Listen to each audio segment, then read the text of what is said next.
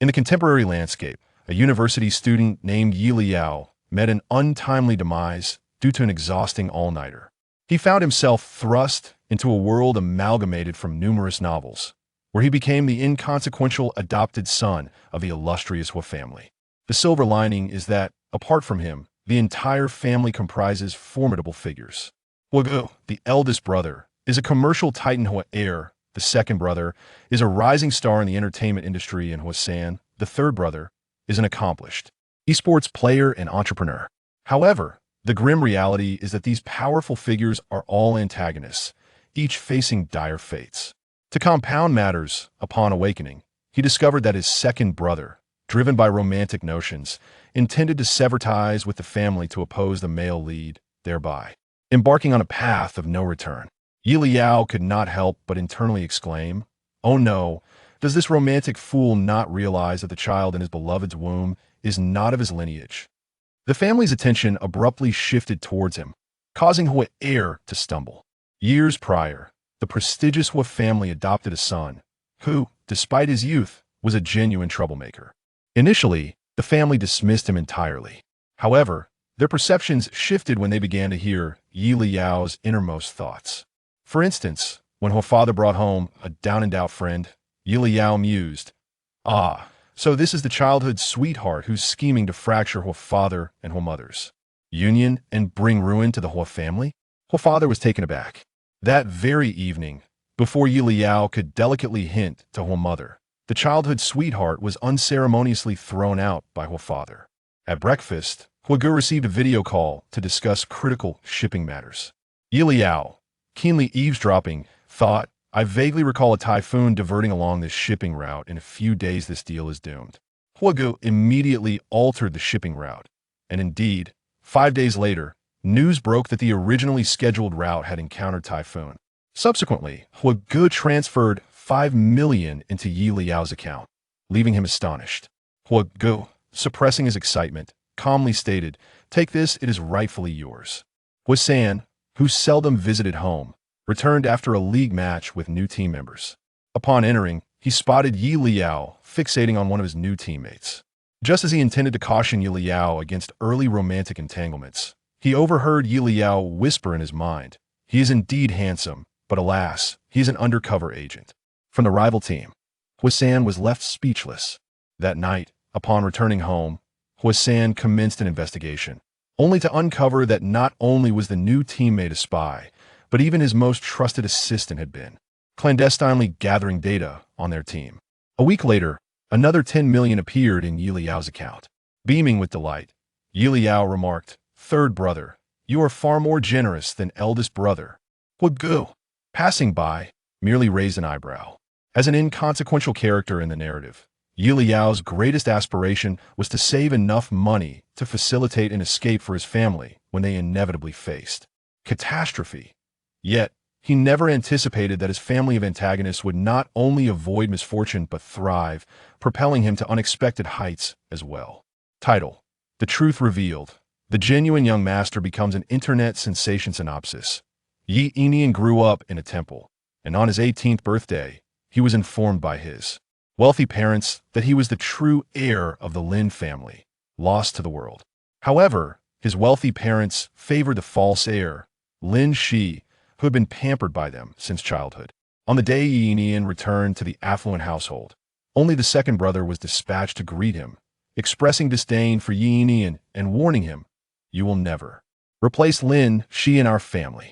Yelaao, unfazed, sincerely wished his second brother a smooth day, only to witness the latter suffer a humiliating fall moments later. Upon returning to the affluent family, Lin father instructed Yelaao, "Lin Shi is sensitive, so we cannot publicly acknowledge your identity. As compensation, we will provide you with a monthly allowance. Do not be ungrateful." Yelaao assured him, "Do not worry, I will not disclose my identity, nor will I reveal your secrets." The following day, Lin father was caught by Lin mother while shopping with his mistress, leading to a marital crisis. Lin eldest brother, disapproving of Yelaao, confronted him during a moment of Lin Shi's distress, threatening, "If I catch you bullying Lin Shi again, you will face consequences." Yelaao calmly responded, "Rest assured, I will not be alone with him again. nor will you. That evening, when Lin mother attempted to comfort Lin Shi, she opened the door to find Lin eldest brother entangled with Lin Shi, resulting in chaos within the Lin household. Afterward, the Lin family collectively deemed Yi Yinyan's return a mistake and offered him a substantial sum to vacate. Yi Yinyan, pleased with this development, quickly became the center of attention as a new live streaming platform emerged, showcasing the truthful live broadcast room. Initially dismissed by viewers, it gained traction when Yi Yinyan accurately predicted the fates of various projects, leading to widespread acclaim. Thus, Yi Yinyan became a viral sensation as viewers realized that his words must be interpreted in reverse. One day, a viewer asked, "Will I find a partner?" Yi Yinyan replied, "No hope you'll die alone." 6 months later, Yi Yinyan, with swollen lips, vowed never to let another man kiss him again, only to find himself in the arms of a man who chuckled, "Dying alone?" Yi Yinyan responded, "So does that mean I'm yours?" Theme: every individual possesses the right to refuse. As Huoyan's words hung in the air, they were abruptly interrupted by a young man beside him, whose voice carried a hint of grievance. "It's all my fault. Please don't blame Brother Yin, uncle and aunt. Brother Yin, you mustn't argue with them because of me. I will take care of myself." Yelao took a moment to scrutinize this unfamiliar young man. He wore an oversized, thin garment, his delicate features marred by traces of unshed tears, his eyes rimmed with red, and a prominent red mole at the corner of his eye that drew attention, portraying an image of sorrow and restraint. In an instant, Yelao discerned the young man's identity. Wasn't he the protagonist from Running with a Ball, The Elder Regrets? The red mole at the corner of his eye was vividly described throughout the novel, leaving a lasting impression on Yelao. With Su Rue present, Yelao's gaze gradually shifted to Huoyan beside him, his pupils widening slightly. Could it be as he feared? Huoyan detested seeing Su Rue in tears. Witnessing his beloved in such a pitiable state filled him with an overwhelming sense of compassion. "Xiao Rue, this has nothing to do with you. You need not feel guilty. I never intended to get engaged to the Qi family, and now is the perfect opportunity to annul the engagement. How can it not be related to me?" Su Rue's eyes were red, his voice soft and laced with grievance as he gently placed a hand on his abdomen. "If it weren't for the child within me, would you be at odds with your family?" Huoyan's gaze fell upon Su Rue's abdomen, his heart aching even more. It seemed he had made a firm resolution as he spoke. "Xiao Rue, rest assured, I will take responsibility for you and the child." Upon hearing Huoyan's words, Huo father grew even angrier, his chest heaving. Huo mother displayed her anger as well, but her cultivated demeanor prevented her from uttering any harsh words. She simply averted her gaze, a mix of fury and annoyance evident on her face. Huo Jing, the elder brother who had remained silent on the opposing sofa, finally spoke up. "Second brother, while it may seem trivial to break off the engagement with the Qi family, are you truly willing to sever ties with your family for the sake of one man?" In a flash of realization, Yelao understood the gravity of the situation unfolding today. The good news was that he was now the adopted son of the affluent Huo family, assured of a life free from want. The bad news was that the entire Huo family played the role of antagonists in the novel, each meeting a tragic end. Running with a Ball, The Elder Regrets was a narrative steeped in melodrama, a tale rife with cliches, yet undeniably captivating. The storyline wove through the torment of the protagonist, culminating in a bittersweet reunion. Yelao had initially delved into the novel merely to pass the time, never anticipating that the deeply affectionate second male lead would become his unwitting brother. The archetype of the second male lead rarely strayed from the realm of deeply affectionate. Huoyan was no exception. The plot was currently at a juncture where the protagonist Su Rue had reached a breaking point and sought assistance from the second male lead, Huoyan, who had harbored feelings for him since university. In a display of devotion, Huoyan not only severed his engagement with the Qi family for the sake of the one he loved, but also stood against his own family, forsaking a thriving acting career to remain with Su Rue. Yet, when had the second male lead ever met with a favorable fate? After enduring a series of emotional trials, Su Rue ultimately opted not for the devoted Huoyan, but instead conspired with the male lead to tarnish Huoyan's reputation. The novel concluded with the family of the White Moonlight, accompanied by their child, encountering Huoyan while he was working in a supermarket. Contemplating this conclusion twisted Liao's expression for a fleeting moment, prompting an internal lament. Isn't the ending of this novel excessively cruel? A sudden voice broke the silence, momentarily stunning the Huo family. Huo mother turned first to identify the source of the voice, which belonged to Yelao. Yelao, the child of her close friend who had perished in a car accident when he was merely 5 years old, had been raised as her own. Although he had turned 18 last month, he still possessed the innocence of youth. At that moment, with one hand propping his chin and the other clutching his phone, his brows were furrowed in concentration. It was evident he had been oblivious to their recent conversation, lost in his own world. Huo mother observed him with a mix of amusement and exasperation, her irritation towards her second son somewhat alleviated. Huoyan, too, had caught wind of Yeliao's previous remark, yet he was far too preoccupied to concern himself with what Yeliao was doing. Why was he being pressured by his parents? If it weren't for Huo father and Huo mother's relentless pursuit, would Huoyan have even considered leaving with Su Rue? Did he not wish to remain with Su Rue at home? It was merely because his parents refused to accept Su Rue. I always said love-struck individuals lack reason. The familiar voice resounded once more. Yeliao, seemingly engrossed in his phone, was actually typing furiously in his notes, recording the unfolding drama while simultaneously critiquing.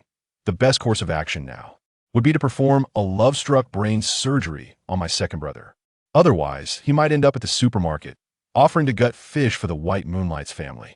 Oh wait, isn't gutting fish free at the supermarket? Given my brother's current state, he might even end up paying for the fish himself and personally escorting them out of the store.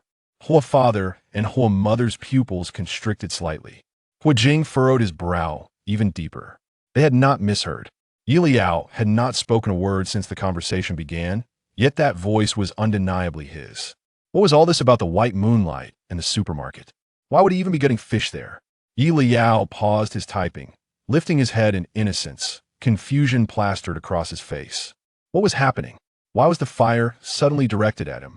I haven't done anything to provoke my brother. Why is he acting like a dragon, spitting fire everywhere? Huo Yan, pondering how he had become likened to a fire-breathing dragon, was about to speak when it suddenly dawned on him had Yelao not spoken at all. Huoyan's eyes widened in astonishment. Meanwhile, Huo father, Huo mother, and Huo Jing were equally convinced that Yelao had indeed remained silent. Could it be that they had just heard Yeliao's inner thoughts? This daring conjecture sent a ripple of shock through the Huo family. A strange silence enveloped the Huo residence, lingering for a brief yet palpable moment. The awkwardness was first felt by Su Rue, who, with his reddened eyes, turned to Huoyan and suggested, "Brother Huoyan, perhaps I should leave for now? Behold, truly, he embodies the pure, delicate flower, perfectly portraying the balance of vulnerability and grievance. His acting is quite commendable." Yelao, engrossed in typing, missed Huoyan's piercing gaze. "Huoyan!" Huo Jing barked sharply. With that, Huoyan rose to pursue. Yelao could no longer suppress his sharp outburst. "I'm sorry, but I can't assist with that." How could he be swayed by Yeliao's nonsensical ramblings? Xiaorui seemed to have gained a bit of weight recently. Gaining weight is a good thing indeed. The fall just now was rather harsh now. Huoyan walked with a sluggish gait. After quite a while, they had only moved 2 or 3 meters away from the Huo residence. Seeing that they had already distanced themselves and assured that their voices would not reach the villa, Su Rue whispered, "Brother Yin, were what auntie and brother said just now true? Are they really planning to?" Huoyan looked up at Su Rue, not perceiving any abnormalities on his face. After a moment's hesitation, he decided to speak the truth. "My family always means what they say." Without the family's approval, Su Rue and his child would inevitably have to live in the shadows, enduring many grievances. Su Rue's steps suddenly halted. Huoyan sensed his pause, a sudden jolt of anxiety gripping his heart. "Xiaorui, what's wrong?" Su Rue quickly composed himself, but when he turned to look at Huoyan, his eyes were already red. "Brother Yin, you need not accompany me for tomorrow's prenatal checkup. I can go alone." Huoyan's expression froze for a brief moment. He thought he had misheard. However, Su Rue abruptly released Huoyan's arm. "Brother Yin, you should stay at home." Huoyan's face darkened, and he stepped forward, attempting to grasp Su Rue's hand. But Su Rue suddenly took a step back. From the sofa in the living room, where the view of the yard was obscured. Yelao, clutching her phone, reached the door and witnessed this scene. Her eyes sparkled, and she couldn't help but sing. Your retreat is serious, isn't it? A small action can inflict such great harm. The off-key melody instantly assaulted the ears of all the Huo family members. Huo Yin too heard the distorted tune, yet he could hardly pay attention. A tightness lodged his chest. He struggled to suppress his emotions, gazing at Su Rue in confusion. Why? I know my family doesn't accept you, which has caused you distress, but Xiao Rue, rest assured, I will definitely. But I cannot be the reason to tear you apart from your family. Su Rue suddenly found his resolve, lifting his head, a hot tear rolling down his cheek. Yelao chuckled softly. What a well-crafted, self-justifying argument. Huo Yin could no longer maintain his smile, his expression forlorn, his heart feeling as if pricked by countless needles. Then, Xiao Rue, tell me, what should I do now? Having read numerous novels, Yelao knew precisely how the plot should unfold at this moment, inwardly shouting, I know. Of course, stay at home and send me money. You should stay at home. It's not worth it to quarrel with my parents and brother because of me. The child in my womb is yours, as well as mine. I will certainly take good care of the baby. He paused, offering a fragile smile. As for everything else, I do not desire much once the baby is born. I will work hard and strive to provide a good environment for their growth. Su Rue stated, Brother Yin, you are the baby's father. I trust you will not neglect me and the baby. Yelao shook her head. See, clearly this is all about money. And yet they claim it's not about money or my love-struck second brother. Su Rue had made his decision, turning to leave, not forgetting to add, do not follow me. Huo Yin, heartbroken, gazed at Su Rue's retreating figure, his face filled with disbelief. It was only when he witnessed Su Rue swiftly exit the villa's yard that he took a step back, deeply shaken, his body swaying unsteadily. Yelao timely commented, second brother looks as if he might shatter. Huo Yin could no longer contain his emotions. Blood surged within him, and as he turned too abruptly, darkness engulfed him, causing him to faint right then and there. Chapter 3. The stubborn donkey. The members of the Huo family were taken aback. Huo Jing and his father were the first to rush out, while the butler and servants had already helped Huo Yin to his feet. The family doctor hurriedly arrived and, after a brief examination, concluded that Huo Yin was suffering from low blood sugar and emotional distress. In simpler terms, he had fainted from anger, after a flurry of chaos. Once it was confirmed that Huo Yin was not seriously harmed, everyone present breathed a sigh of relief. Yelao felt an immense sense of relief. Although he could not fathom why things were turning in a favorable direction without any action on his part, it was certainly a cause for celebration. Despite his brother's unfortunate fall and fainting spell, at least he had not completely severed ties with the Huo family and had managed to see a glimpse of Su Rue's true nature. If only his brother could fully let go of Su Rue, perhaps a series of ensuing troubles could be avoided. With this thought in mind, Yelao mused that his brother's misfortune today was somewhat justified, as it spared him from having to go to the supermarket to kill fish. However, he couldn't help but wonder if his brother's emotional fortitude was rather lacking. Su Rue had merely walked away, and yet it had caused Huo Yin to faint. If Su Rue continued to abandon him, would his brother faint every day? With a chuckle, Yelao thought to himself, from his perspective, my brother is even more delicate than the princess and the pea. Inside the house, the Huo family exchanged glances. Was it possible that it was not Huo Yin's fragility, but rather the hurtful words that had provoked such a reaction? Yet, Yelao was oblivious to this notion, as he continued to analyze in his mind. However, I believe Su Rue will not let this go easily. Now that he has broken up with He Sure. He certainly won T approach He Sure for face-saving reasons. Yet he is still bound by several contracts, and breaking them will require money, as will having a child. If he returns seeking money from my brother, will my love-struck brother comply? As the glucose drip was administered, Huo Yin quickly regained consciousness. The moment he opened his eyes, he heard the words. Struggling to sit up, his eyes glistening with tears, he fixed a fierce gaze on Yelao and slowly articulated, Xiao Rue is not the person you think he is. He must have his reasons, He would never treat me like this. Confronted by Hua Yan's tearful eyes, Yelao instinctively shifted behind Hua's mother, his expression radiating innocence. Brother, it's pointless to explain. The fact remains that Su Rue has already abandoned you for money. A few words sufficed. Then, he met Yeliao's innocent gaze. Hua's mother. Indeed, Yelao said nothing, merely indulged in his internal monologue. Hua Yan was visibly shaken by this statement, gasping for breath. His voice trembling as he spoke. Xiao Rue and I are in love. I have liked him since university, even when he was still with his ex. But now, they have been broken up for 4 months. Yelao listened intently, nodding repeatedly. Yes, so the child in Su Rue's belly is also 4 months along, which makes perfect sense. Hua Yin shuddered, his breath quickening, his neck straining. No, it's impossible. That night.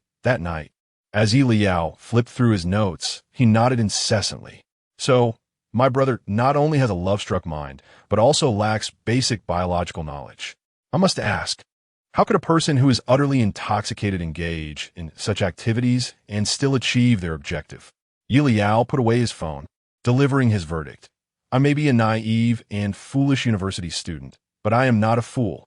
With every word Yelao uttered, Huiyan's complexion grew paler. By the end, Huiyan's mouth hung open, the last vestiges of color draining from his face, his body trembling as he muttered, No. Xiao Rue could never deceive me. Hua's parents, who had been puzzled about how Su Rue could be pregnant, finally began to connect the dots. Seeing Huiyan still unwilling to accept reality, Hua's mother exchanged glances with Hua's father. Hua's father cleared his throat, feeling somewhat embarrassed to speak on such matters in front of the younger generation. After a moment of hesitation, he finally said, Getting pregnant is not as easy as you might think. Back when your mother and I, Yeliao's curiosity ignited, his eyes wide with anticipation. What happened? What happened? Hua's mother shot Hua's father a glare, her eyes urging him to continue. Despite Huijing being 26, he had spent years immersed in his career, leading a life marked by restraint.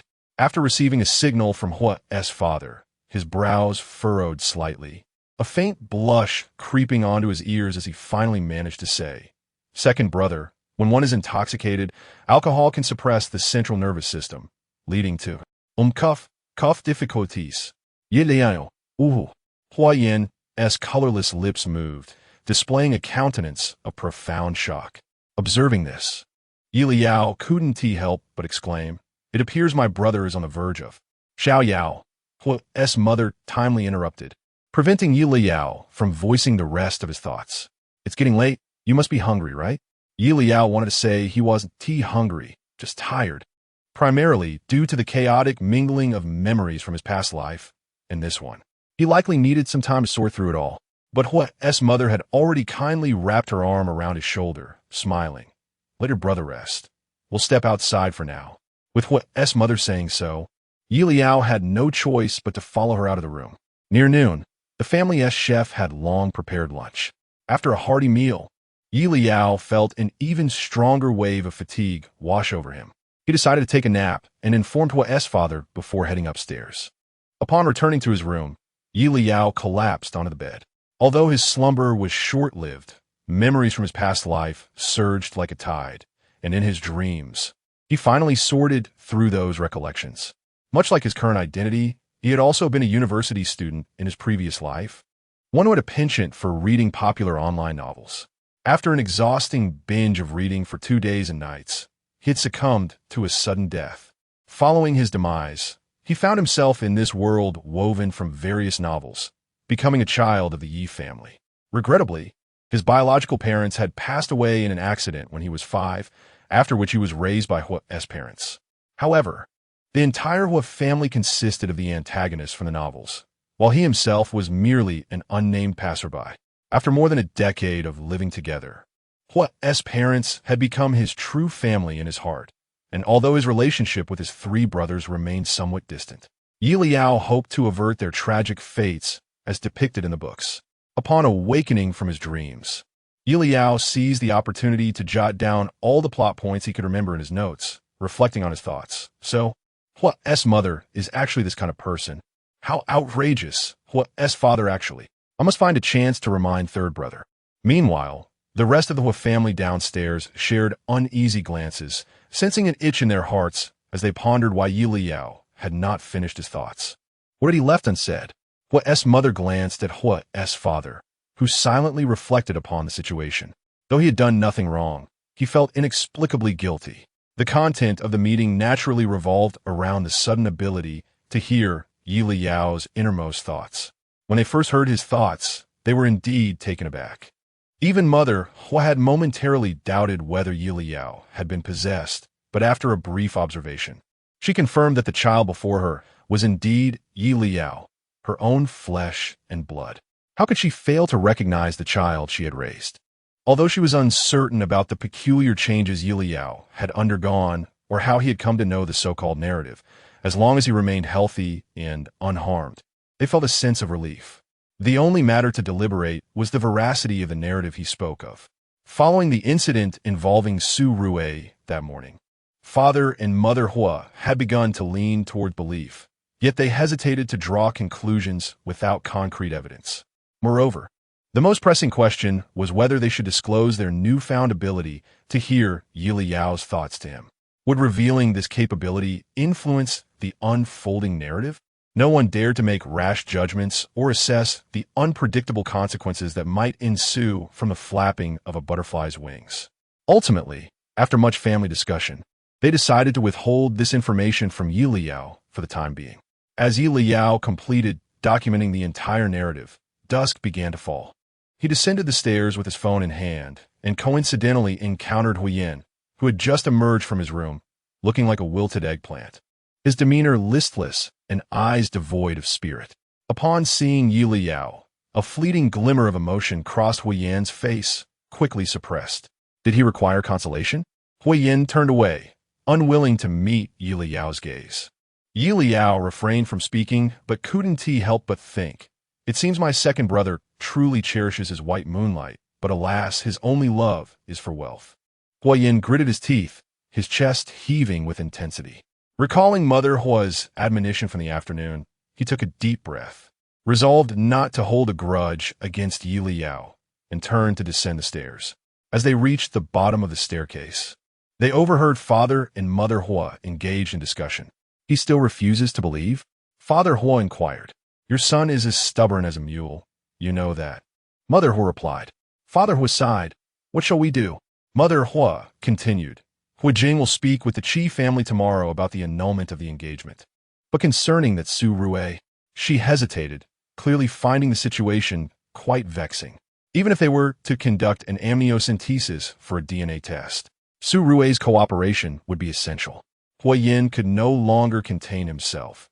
Just as he was about to intervene, he heard a voice behind him exclaim, "What's so difficult about it? Su Rue merely seeks money. To prevent her from bothering my second brother, Mother Huo could simply throw a check at her and boldly declare, 'Here is 10 million. Leave my son alone.'" Huoyin felt a lump in his throat. Mother Huo's eyes lit up. What a brilliant idea. Chapter 4. The Malicious Mother-in-Law. 2 days had passed since Su Rue left the old residence of the Huo family. During this time, he had not received a single message from Huoyin. Su Rue lowered his gaze, lost in thought, and shook his head. This was unexpected. Huoyin had harbored feelings for Su Rue for 7 years. A true romantic at heart, he may not have always obeyed Su Rue, but anything related to him was always his top priority. Even if Huoyin was genuinely upset with him, after leaving the Huo family, Su Rue had already sent a message to apologize, which should have eased Huoyin's anger. The situation was peculiar, indicating that something unexpected had occurred. However, Su Rue could not reach Huoyin, leaving him in a passive predicament. Furrowing his brow, he anxiously placed a hand on his abdomen, recalling the doctor's words from the previous day. "You must make a decision soon. The fetus is already 13 weeks along. If you intend to undergo surgery abroad, preparations should commence immediately." Although domestic medical facilities were available, given Su Rue's status, it would be prudent to avoid remaining in the country unless absolutely necessary. Su Rue took a deep breath, fully aware that his best option was indeed to go abroad. Yet, the reality of leaving was far from simple. Setting aside the 2 television shows he had already negotiated breaching the contracts would incur double the penalty fees. Even if Su Rue managed to pay the breach fees, he would still lack the funds for the exorbitant surgical costs abroad. The arrival of this child was unexpected. He had just broken up with Yishur and was unprepared. By the time he came to terms with it, he could no longer reach Yishur. Su Rue had considered terminating the pregnancy, but this child was a connection to Yishur. At that moment, Su Rue desperately needed someone he could rely on. Huo Yin was, without a doubt, the ideal choice. A handsome, wealthy man who had secretly loved Su Rue for years. There was no one better suited than Huo Yin. The night at the hotel had been a deliberate setup on Su Rue's part, and each step thereafter had been meticulously planned to draw Huo Yin closer. After much effort, he had finally made Huo Yin devoted to him. Yet unforeseen complications had arisen. If only he had known. Su Rue should not have agreed to go to the Huo family that day. He should have focused on securing Huo Yin's allegiance rather than fixating on a title. As long as Huo Yin stood firmly behind him, he would have had a support system. But now that the situation had unfolded, lamenting was futile. Su Rue caressed his abdomen and picked up his phone, attempting to call Huo Yin. Unsurprisingly, the call did not go through. Just as anxiety began to consume him, his phone rang, and he felt a flicker of hope. Without even glancing at the screen, he answered. "Hello? Is this Su Rue?" A voice both familiar and foreign echoed in his ears, causing Su Rue's smile to freeze. It was Huo's mother on the line, with Huo's father beside her. Yelao on her right, and a conflicted Huo Yin seated nearby. The silence did not linger long before Su Rue's hesitant voice broke through. "May I ask who this is?" Huo's mother replied bluntly. "I am Huo Yin's mother. Do you have time to meet with me?" Su Rue's brow furrowed. He had anticipated that the Huo family would reach out. But given that he had no means of contacting Huo Yin, meeting Huo's mother alone was not part of his plan. After a moment's contemplation, Su Rue responded politely, "Yim sari, enti." Huo's mother had anticipated his refusal and, maintaining her tone, interjected, "You haven't been able to reach a Yin these past 2 days, have you?" Su Rue's fingers tightened around his phone, realizing the truth in her words. His expression darkening. "It's you all." Huo's mother glanced at the visibly anxious Huo Yin, a glimmer of amusement in her eyes. "So we should meet. After all, I'll send you the time and place shortly." With that, she ended the call. "How'd it go?" Huo's mother tilted her chin slightly towards Yelao. Yelao beamed, giving a thumbs up. "Fantastic. It really has the flavor of a romantic novel."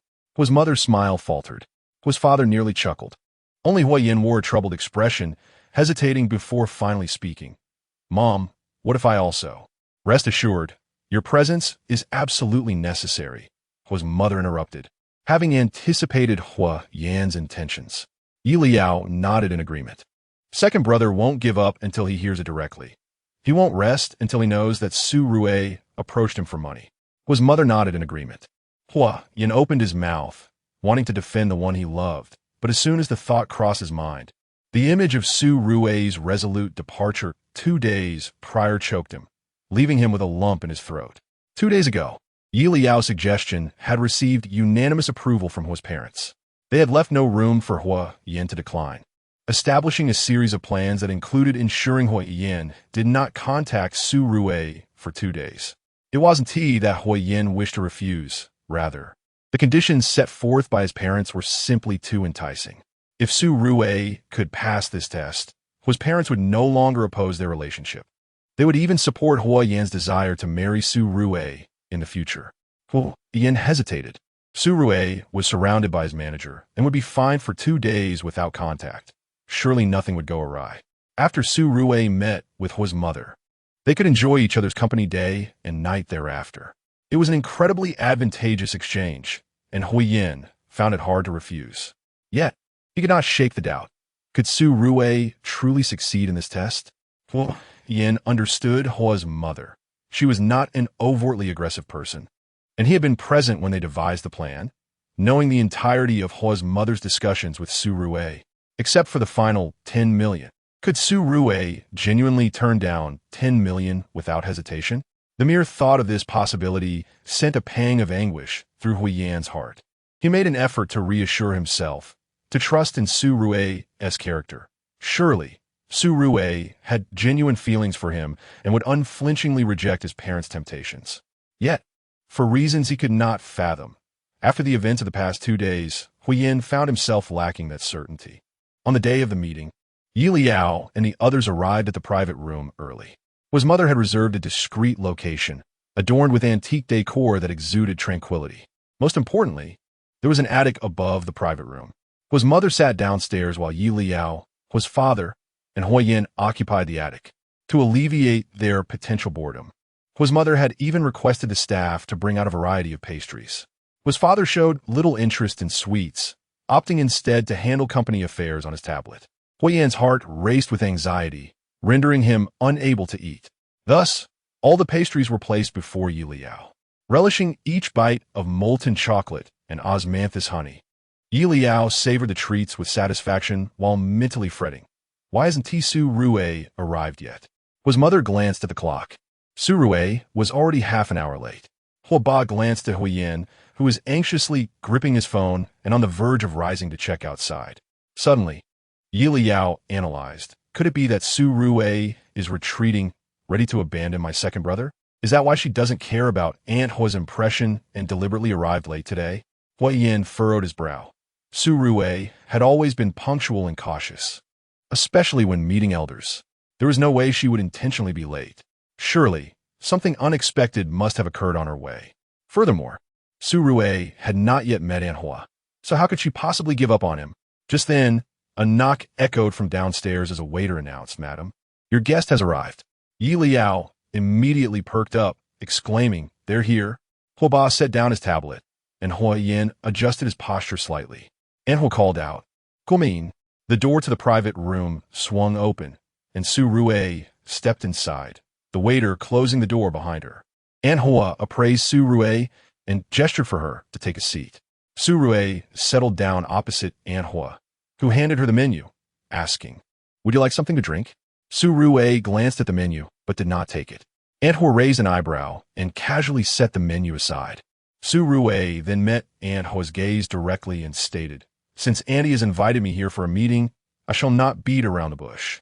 However, I have one question before we proceed." Aunt Hua encouraged, "Go ahead." Having surveyed the private room since her entry and confirming the absence of cameras, Su Rue felt somewhat reassured and inquired, "Our conversation today, Annie, will it remain confidential?" "Of course not," Aunt Hua replied. In the loft above, Huiyin's brow furrowed deeper, and his heart sank. Why was Su Rue bringing up such a topic? Yelao suddenly found the line familiar and quickly opened his notes to review the recorded plot. Suddenly, he exclaimed, "Found it!" When he's sure the illegitimate child of the He family was discovered with Su Rue, Mu approached Su Rue to discuss matters. Naturally, Su Rue was unwilling to part with He Sure, but in order to ensure He Sure's smooth inheritance and the healthy upbringing of their child, Su Rue requested 5 million. Huiyin's expression darkened, and he was about to speak when he heard Su Rue's voice from downstairs. 5 million. Huiyin froze. So we continued. "If you give me 5 million, I will leave your son." In that moment, Huiyin lost his grip, and a glass tumbled to the ground, shattering into pieces. Much like his heart, which had been filled with hope, now splintered into fragments. Chapter 5 completely finished. The noise from the attic was so great that it could naturally be heard downstairs. Su Rue furrowed his brow, despite his frankness. Mama Hua had even brought bodyguards to prevent him. He let out a light scoff. "You are overly cautious." When Mama Hua proactively contacted Su Rue, he realized that the situation was gradually slipping from his grasp. Su Rue had thought that the Hua family was different from other affluent families and would not restrict personal freedom like the He family did. To his dismay, the affluent behaved in a similar manner. The He family acted this way, and so did the Hua family. Since Mama Hua had already approached him, it was futile for Su Rue to continue entangling with Huiyin. It would be better to end it sooner rather than later. Thus, despite feelings of regret and disappointment, Su Rue quickly adjusted his mood and had already devised a plan to maximize his benefits before their meeting. The Hua family merely had one request: for him to leave Huiyin. Instead of being passive, Su Rue should take the initiative to propose leaving Huiyin on the condition that the whole family compensated him adequately. Su Rue did not expect that even with his frankness, Mama Huo would still be so guarded. Fortunately, he was not entirely unprepared today. He immediately spoke coldly. Since I have requested money, once I receive it, I will no longer trouble Huoyan. He paused, revealing a smile. Of course, if you do not allow me to leave today, he continued, the major entertainment sections will announce our joyous news tonight. Mama Huo could hardly suppress her rising smile. Su Rue had stopped pretending and had begun to threaten her. Leyao had not been mistaken. Su Rue indeed approached Huoyan for financial gain. It had only been 2 minutes since Su Rue entered the private room, and Mama Huo had yet to begin her planned strategy. Yet Su Rue had dug a significant pit for himself and leaped right in. Mama Huo looked at Su Rue with unprecedented ease, smiling. So, if I give you the money, you will never appear before us again? Su Rue did not hesitate. Of course, but I must trouble you to specify that it is a voluntary gift. He did not wish to find himself embroiled in any legal disputes. Mama Huo nearly laughed, quickly lifting her teacup to conceal her amusement. Meanwhile, Huoyan, who had been in the attic, could no longer remain seated and hurried downstairs. Yelao was startled. Second brother, are you really going down like this? Aren't you going to listen a bit longer? Why isn't Dad stopping him? I can't. Mama Huo thought to herself that it was better this way. Huoyan should personally come down to discuss matters with Su Rue. The noise of Huoyan descending was too loud, prompting Su Rue to glance over. The hidden door behind the private room was suddenly pulled open, and upon seeing Huoyan, Su Rue's pupils constricted sharply, almost losing his composure. How could Huoyan be here? Without granting Su Rue more time to ponder, Huoyan had rushed to stand before him. The man's eyes were red, filled with disappointment, and his expression betrayed an unending sorrow as he stared unblinkingly at Su Rue, struggling to speak. So, in your eyes, my feelings for you can be measured in money? Su Rue felt a layer of sweat bead on his forehead. He opened his mouth, but could not utter a single word. Yelao, following Dad downstairs, silently mocked in his heart, of course. It could be measured in money. 500,000, after all. It's even less than what Mom and Dad anticipated. Isn't that quite a bargain? Dad nearly burst into laughter. Mama shot him a look, and Dad quickly stifled his amusement. Yin felt as if his heart had been torn open. Bleeding slowly, the cold wind cutting painfully. 500,000. You are with me merely for that paltry sum? My feelings for you are worth so little? Yelao corrected. It's not just worth that little. It's just that since the cat is out of the bag, that's all he can get. At that moment, Su Rue understood everything. Today's meeting was a trap, yet he had jumped into it without even knowing. Faced with Huoyan's accusations, Su Rue was extremely anxious but forced himself to maintain his composure, his mind racing to devise an explanation. He needed to clarify. If he failed to do so, he could very well end up with nothing. Huoyan still had feelings for Su Rue and did not want to force him too tightly, biting his lips stubbornly, waiting for an answer. But Yelao had no such concerns. Seeing Su Rue remain silent for so long, he mumbled in his heart. What is Su Rue taking so long to think of? I wonder, will Su Rue claim that he had no choice but to do this? He mimicked. Of course, Su Rue's proposal of 500,000 to leave Huoyan is also a last resort, merely a delaying tactic. After all, Su Rue is the perfect victim, the most innocent one. As Leyao finished, Su Rue's voice trembled as he began to speak. Brother Yan, I had no choice. I'm pregnant. Leyao burst into laughter. Mama covered her mouth. Dad turned his head away, stifling laughter to the point of tears. Leyao certainly had a way with words. Huoyan found it utterly ridiculous and could no longer suppress his disappointment. Enough. You wouldn't want to say that asking for 500,000 to leave me is merely a delay tactic, would you? Su Rue's eyes widened in shock. How did Huoyan guess what he intended to say? Seeing Su Rue's expression of having his thoughts exposed, Huoyan felt a surge of anger, his chest rising and falling violently, feeling as if the Su Rue before him was a complete stranger, as though he had only just met him today. At this moment, Su Rue was genuinely frightened. If Huoyan could predict his thoughts, did that mean he had already seen through him? What should he do next? Su Rui unconsciously placed a hand on his abdomen. Suddenly his eyes brightened. Yet Leyao beat him to it. Are you going to say you have a stomachache? Su Rui's beautiful brows knitted together. His face filled with anxiety. Brother Yin, my stomach. Mama Hua cleared her throat and pressed the call button on the table. The doctor stationed at the door immediately entered. Mama Hua nodded at the doctor, who then turned to Su Rui. Sir, is there anything I can assist you with? Su Rui looked at the doctor, a lump caught in his throat, his eyes reddening with frustration. Had it been any other time, seeing Su Rui like this would have made Huiyen's heartache. Yet at this moment, Huiyen gazed at Su Rui with unmasked disappointment, showing no intention of offering comfort. Su Rui could no longer maintain his calm. He stopped pretending about his stomach pain and turned to Yin, tears streaming down his face. Brother Yin, so you knew about today's meeting? This was all intentional? Su Rui bit his lip, feeling utterly wronged. Yes, it was indeed my mistake to propose taking money to leave, but I hadn't been able to contact you for 2 days. Shouldn't I consider my child and myself? Don't use the child as an excuse. Your child is not even my second brother's. Mama Hua interjected at the right moment. Let us do an amniocentesis. Su Rui's kraus holtid abruptly. The family doctor explained.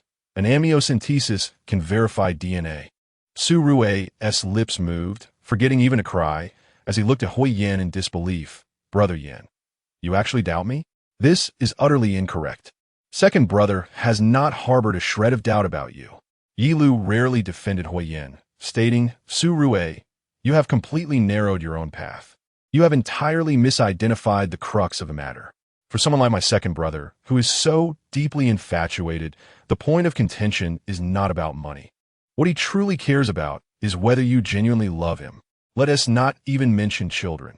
Even if you were caught red-handed cheating in front of him, as long as you sincerely profess your love, he would willingly don the mantle of a cuckold and forgive you.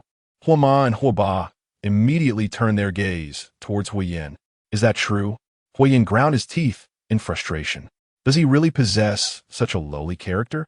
To forgive infidelity right before his eyes? However, Yelao was not entirely mistaken. What Huiyen truly cared about was indeed whether Su Rui held any affection for him. Huiyen was indifferent to Su Rui's past, and even less concerned about her secrets. He humbly wished for her to love him. Unfortunately, that last thread of hope was severed by Su Rui's own hand. In the depths of his despair, Huiyen concluded that Su Rui's heart truly did not belong to him. A bitter smile twisted upon his lips. The depths of his infatuation were matched only by the rationality he exhibited upon awakening to reality. Su Rui. Huiyen's voice was tinged with dryness as he calmly regarded her. Su Rui felt a pang of guilt under his steady gaze, instinctively averting her eyes. Yinga, let us break up. Upon uttering those final 3 words, Yin inhaled deeply, unwilling to witness Su Rui's reaction any longer.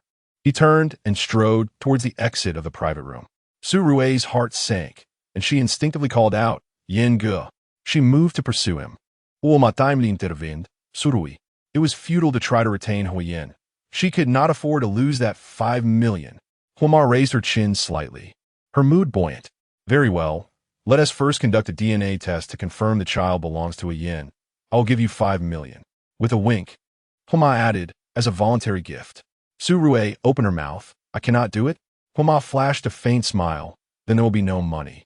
The color drained from Su Rui's face. Huoma beckoned to Yilu, draping her arm around his shoulder as they exited the private room. Huoba cast a cold glance at Su Rui, stating, You have 3 days to consider. If you do not proceed with the DNA test in 3 days, it will be deemed that this child is not of the Huo family line. With that, Huoba quickly departed. Before leaving, the family doctor handed Su Rui a business card. Within 3 days, should you decide to undergo the test, feel free to contact me at any time. The door to the private room was gently closed, and Su Rui's legs buckled, causing her to collapse to the floor. It was over, utterly over. Meanwhile, Yelao was ushered into the car by Huoma. Just as he settled into his seat, Huoma handed him a check. Upon glancing at it, Yilei's eyes widened in astonishment. 5 million. Chapter 6. Cultivating habits, is this for me? Yelao asked. his eyes wide with disbelief as he gazed at the glimmering check. Homa, in a cheerful mood, affectionately ruffled his soft hair and replied, "Of course." Yelao instinctively placed a hand over his small heart, feeling a mix of astonishment and delight. 5 million was not a considerable sum for the Ho family. Yet for him, it represented a substantial fortune. The rationale was simple. The children of the Ho family, including Homa's 3 biological sons and Yelao, the adopted son, had always been raised with strict discipline. From a young age, Homa instilled in him the importance of a strong work ethic and the value of earning money. Thus, his eldest brother, Ho Jing, began apprenticing with their father in managing business affairs before he even turned 16. The second brother, Ho Yin, was discovered by a director at 15 and starred in his first film. Meanwhile, the third brother, Jose, joined an esports training team at the age of 14, participating in various competitions. Consequently, Yelao was the only one in the Ho family who was idle until the age of 18. Before turning 10, Yelao's allowance was a mere 10,000 a month. It wasn't until he turned 15 that Homa increased it to 300,000. Just yesterday, he had glanced at his modest savings, totaling just over 1 million. Thus, when Homa generously presented him with 5 million today, how could he not be elated? "Thank you, Homa," Yelao exclaimed, holding the check and feeling an overwhelming sense of unreality. "Did I do something good today to deserve this reward?" Homa's eyes sparkled with delight. Helping her stubborn son to understand the true nature of Su Rue was certainly a worthy endeavor. As Yelao counted the zeros on the check, his happiness almost rendered him faint. After reveling in his good fortune for a moment, he glanced at Ho Yin in the front seat. "Should I temper my excitement a bit? After all, my second brother just went through a breakup." Oyan, catching a glimpse in the rearview mirror, thought to himself that Yelao had finally developed a sense of empathy, only to hear Yelao's inner monologue continue. "Oh, but love-struck fools aren't worth the sympathy. During his relationship with Su Rue, he must have spent a fair amount of money, right? I really want to ask my second brother what it feels like to lose both love and wealth." Ho Yin felt a surge of frustration choke him. Could Yelao not keep his mouth closed? Suddenly, he realized that Yelao had indeed been silent, until now. Ho Yin turned his head in annoyance to gaze out the window. In stark contrast, Ho Ba and Homa in the backseat were in unusually high spirits. Thanks to Yelao, their stubborn son was spared the fate of having to gut fish at the local supermarket. Just days ago, Yelao had been contemplating how to prevent the entire Ho family from a tragic downfall akin to that of a villain. As long as he had money, even if the Ho group were to face bankruptcy, he could still support Ho Ba, Homa, and his 3 dependent brothers in a comfortable life. Thus, Yelao's primary goal was to save money. However, barely had he settled on this plan when his small treasury received its first influx of cash. But with only 6 million, would that truly be sufficient to support the entire family? Yelao pondered this for a full week. After 7 days of contemplation, with no viable money-making ideas emerging, Ho Ba and Homa could no longer bear the suspense. The reason was simple. If Yelao could quietly reflect, they would certainly refrain from interference. Yet, he was in a constant state of internal debate. At 5 in the morning, while Ho Ba and Homa were still asleep, they were startled awake by Yelao's musings. "What if I invest in stocks? But the market seems rather bleak, and I Haven T studied economics in college. What if I unwittingly lose all 5 million? Absolutely not," he declared emphatically. The last 2 exclamations reverberated in their ears like thunderclaps. Hoba dontet ubai, startled by the unexpected volume of his thoughts. Why can his internal monologue be so loud? Or, perhaps I can invest like my eldest brother? Which industries are thriving now? I can invest in the beauty industry. How clever I am. Homa, rubbing her head, sat up as well. Not only was he amplifying his volume, but he was also varying his tone with emotion. The couple exchanged glances, both recognizing the dark circles beneath each other's eyes. What kind of good child wakes up at 5 in the morning to contemplate making money? Surely, Ho Jing was not this industrious. Sleep-deprived, Ho Ba and Homa felt their vision blurring. During breakfast, Yelao absent-mindedly commented, "The cod-filled soup dumplings are delicious. Should I buy a few cod to raise in Dad's pond?" Ho Ba nearly choked, cough, cough. The koi in his pond were worth over 500,000 each. Why would he want to ruin his fish with cod? And isn't cod a sea fish? Yeliao's attention was piqued. What about health supplements? Dad is only 50, and he can barely handle porridge. Hoba coughed even harder. Who does he think he is?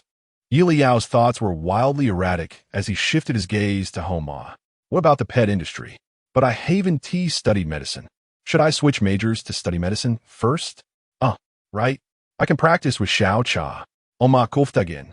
Xiao Cha was her pet dog, now 15 years old. She couldn't withstand such upheaval. After breakfast, Hoba and Homa sat together, their expressions a mix of concern and anxiety. This was not a sustainable approach. Homa spoke first. What if? We let Xiao Yao learn at your company. Hoba's expression changed dramatically. If he is at the company, not only I, but even the eldest would be in trouble. Homa suggested, what if we buy Xiao Yao a house and let him move out? But as soon as she spoke, she shook her head. No, Xiao Yao is different from the other three. They moved out only after establishing their careers. If we suddenly buy him a house, he would surely overthink it. Then, Hoba's eyes suddenly sparkled. What if we send the second brother to take Xiao Yao to the film set? Homa paused the film set. Hoba covered his ears as Yelao began his morning soliloquy again, slightly raising his volume. Isn't Xiao Yao trying to make money these days? Why not let him debut? After all, our family has an industry. Whether he becomes famous or not, it doesn't matter, as long as he has something to do. Homa's eyes brightened as she covered her ears, nodding vigorously. That is a great idea. The couple decided to act swiftly, without waiting for Ho Yin to inquire further. Homa hung up the phone and rushed upstairs to find Yelao. The entertainment industry. Yeliao's eyes widened in realization. Oh, how could I forget about the entertainment circle? The quickest way to make money, aside from legal intricacies, is indeed the entertainment industry. Omae se eyelids twitched. What did he mean by legal intricacies? It seemed that to secure Yeliao's entry into the entertainment industry, they not only needed to find a reputable management team, but also a top-notch legal team. Mom Huo, I'm in. Yeliao immediately agreed. Mom Huo smiled, her eyes narrowing with delight. All right then, I'll have the driver take you tomorrow. The next day, at exactly 5 o'clock, Mom Huo woke to find Dad was sitting up in bed. She paused, noticing the absence of Yeliao's morning voice. Dad Huo, rubbing his throbbing temples, shook his head. No, he's still asleep. I just checked upstairs. Mom Huo, puzzled, asked, then you? Dad Huo sighed wistfully. In 7 days. I have formed a habit. Mom Huo remained silent, turning over. Who could argue with that? Rising at 5 in the morning was indeed a dreadful habit. At 9 o'clock, Yelao finally awoke. After enjoying a delightful breakfast, he bid farewell to Mom and Dad Huo and boarded the vehicle heading to the film set. However, he couldn't shake the feeling that his parents seemed unusually cheerful when sending him off. Perhaps I am mistaken. An hour later, the driver parked the car at the city's film studio. This studio had only been built in recent years, attracting many fans who came to take photos, resulting in tight security. Fortunately, Huiyin had informed the security in advance, allowing the Huo family's vehicle to pass through without hindrance. As they approached the destination, the driver stopped the car and called Huiyin's manager. The call went unanswered, likely because the other party was occupied. The young master might have to wait in the car for a bit, the driver remarked. Yelao replied, then I'll get out and explore. Although he was well-read in novels, this was his first visit to a filming location, and everything felt fresh and exciting. After informing the driver, he stepped out of the car. Under the blazing July sun, Yelao walked along the shaded eaves for a while and noticed a sign reading the launch ceremony of the Ill and Beautiful. Intrigued, he thought, isn't this the dramatic web series from Second Brother's novel? The Ill and Beautiful had dominated the early viewership ratings and critical acclaim, far ahead of its contemporaries. Unfortunately, midway through its airing, one of the male leads portraying the receiver was embroiled in scandal. As Yelao recalled those unsightly phrases, he instinctively took a step back, only to bump into a solid chest. The man, clad in casual attire, tall and imposing, donned a large hat and a black mask, revealing only a pair of deep-set eyes. It's nothing, he muttered softly. Yelao nodded, shifting aside to continue watching the launch ceremony of the Ill and Beautiful, lamenting. What a pity, such a grand production, yet it's doomed to be incomplete. Lost in thought, Yelao failed to notice the gaze directed at him as he mused. I wonder who the investors of this production are. That foolish fellow must be left with nothing. The imposing figure of Qin Yao halted in his tracks. Chapter 7. The tax of the tax. Yelao was engrossed in the commencement ceremony, entirely oblivious to Qin Yao halting behind him. The illness of a beautiful woman is a grand production, and the opening ceremony was particularly magnificent, attracting not only representatives from the funding parties, but also numerous media figures from the industry. The representatives took the lead in offering incense, followed by the director and several main actors who presented their respects in succession. Though the distance was considerable, Yelao was still able to discern the features of the two leading actors. To be fair, although Yu Bai is not exactly a good person, he is undeniably handsome. No wonder so many fans were distressed after his scandal. Hearing the boy's voice once more, Qin Yao finally confirmed that he had not misheard. Yet, what puzzled him was that the boy before him had not spoken. How had he heard the voice? Could it be that his late-night vigil had caused him to hallucinate? Noticing Qin Yao standing still, his assistant could no longer hold back and whispered, "Yao Ge?" The boy's eyes were striking, with long lashes casting shadows beneath them, deep and captivating as if they could draw one in. Yelao assumed he was blocking Qin Yao's view and shifted slightly to the side, continuing to observe the ceremony. Qin Yao gestured for his assistant to proceed inside while he remained rooted to the spot. Only after the assistant had walked away did he tentatively inquire, "Are you a fan of Yu Bai?" The young man before him appeared youthful, dressed casually, with delicate features. A beam of sunlight filtered through the tree canopy, illuminating his cheek, accentuating even the fine hairs on his well-defined face. Qin Yao nodded in affirmation. His voice matched the one he had just heard, with a pleasing timbre. It was then that Yelao took a closer look at the man before him, tall and imposing, wearing a mask and a hat obscuring his face. Yet even the eyes that were visible revealed his striking handsomeness. Yelao mentally reviewed the celebrities he was familiar with and realized he had no recollection of this man, causing him to become wary. Although he was not well-versed in the entertainment industry, he had read numerous novels. The vast film city housed not only industry professionals, but also reporters and possibly even fans who had sneaked in. As a newcomer on the verge of entering the entertainment realm, Yelao was acutely aware of his position. He was there to earn money and understood that to succeed, he must maintain a rigorous self-discipline, no late nights, no scandals, and speak only when appropriate. In short, he must avoid any blemishes on his reputation. Even though Yelao had not yet entered the industry, he needed to remain vigilant. What if he became famous in the future? He aspired to be a flawless artist. "I'm not blind. How could I possibly like someone like Yu Bai, a scoundrel?" Two voices echoed, and Qin Yao gazed at the boy with a complex expression. He seemed well-behaved, yet there appeared to be layers to him. Simultaneously, Qin Yao concluded that the voice he had heard earlier indeed belonged to the boy before him. Had he developed mind-reading abilities after a sleepless night? Qin Yao instinctively touched his forehead, confirming he did not have a fever.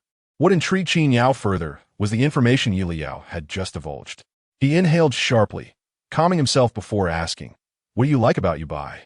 Given Yu Bai's humble demeanor and diligent work ethic, many industry professionals had praised him, which is why Qin Yao entrusted the male lead of the prestigious project The Illness of a Beautiful Woman to him.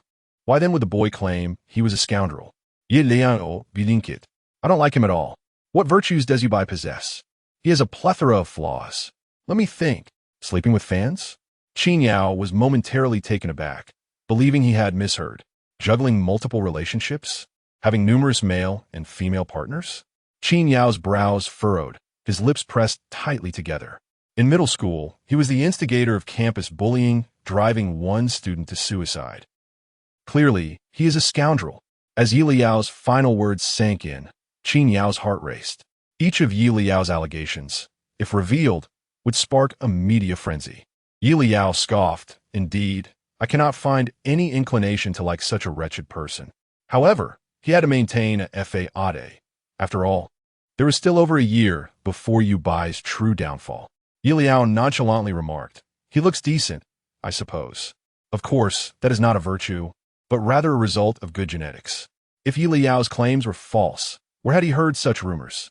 The new drama had just commenced filming. Yet Yubai's camp was already preparing press releases? As this thought crossed his mind, Qin Yao dismissed it. It was unlikely. If it were indeed Yubai's camp, they would have already begun to generate buzz, and the PR department would certainly have received such information. Thus, only one possibility remained. What Yelao spoke was true, indicating that they had not conducted adequate background checks before signing with Yubai. No. The atmosphere around Qin Yao suddenly grew tense. How could Yubai possess the means to conceal such matters? Someone must have intentionally suppressed the information, preventing them from uncovering it. Yelao, oblivious to Qin Yao's emotional shift, resumed watching the opening ceremony. Moments later, Qin Yao had managed to suppress his feelings and regarded Yelao with a more scrutinizing gaze. Yelao knew that his knowledge of Yubai was merely coincidental, when suddenly, a familiar voice called out, "Yelao, why are you running off?" Qin Yao turned to see Huyen, still in his costume, rushing toward them. Noticing Qin Yao's gaze, Huyen looked over, his brow furrowing. "President Qin?" Yelao quickly glanced at the man beside him. "Oh, you know him, ergo?" Huyen shot a disapproving look at Yelao. "Qin Yao, the esteemed actor, don't tell me you don't know him." Yeleao's eyes widened in surprise. "He really is someone from the industry. Thank goodness I didn't say anything foolish." Huyen. Qin Yao.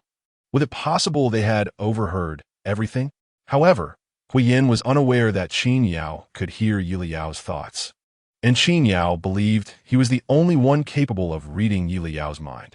After a brief exchange of pleasantries, Huyen led Yelao away. "By the way, why didn't you answer my call?"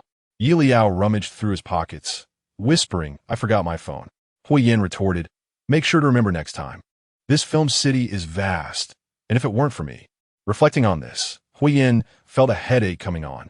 After experiencing a romantic setback, he had indeed wallowed for a couple of days. Yet, he hadn't lingered in despair for long. His manager had personally come to retrieve him for the shoot. Once engaged in filming, the pain of heartbreak was momentarily cast aside, and over time, Huyen found himself adapting.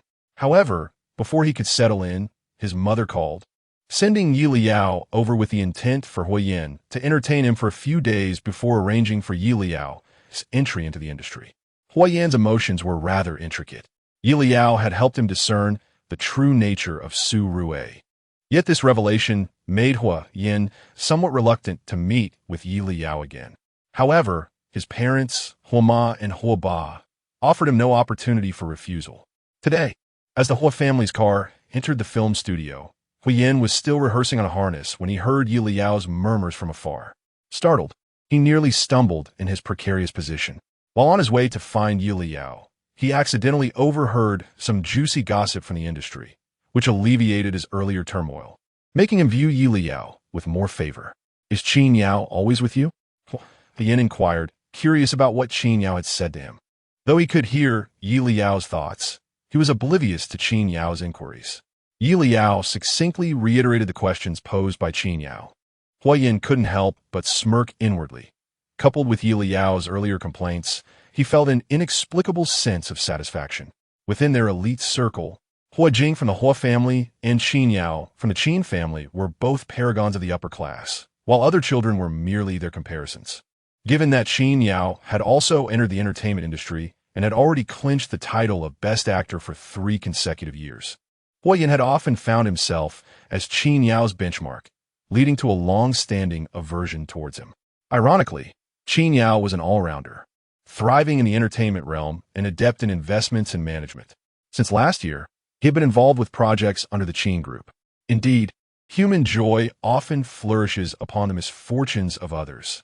Huyen desired to delve deeper into the gossip regarding Yubai, and thus asked, "You cannot let Yelao know that they can hear his thoughts." He rephrased his inquiry more delicately. "Were you just watching Yubai?" Yelao suddenly lifted his head, scrutinizing Huyen from head to toe. Huyen felt bewildered by his gaze and queried, "What is it?" Yelao merely shook his head, but inwardly mused, "I never expected my second brother to fall for someone else so quickly. His taste is indeed questionable." Huo Yin kicked a small stone, losing his balance momentarily. Yelao hurriedly caught him. Second brother, are you all right? In Yelao's heart, he pondered what kind of scoundrel he truly was. Huo Yin nearly bit his tongue in frustration. He should never have consented to let Yelao come. Was he merely inviting trouble upon himself? Upon returning to the set, Huo Yin had no time for idle chatter with Yelao and left him with an assistant to continue filming.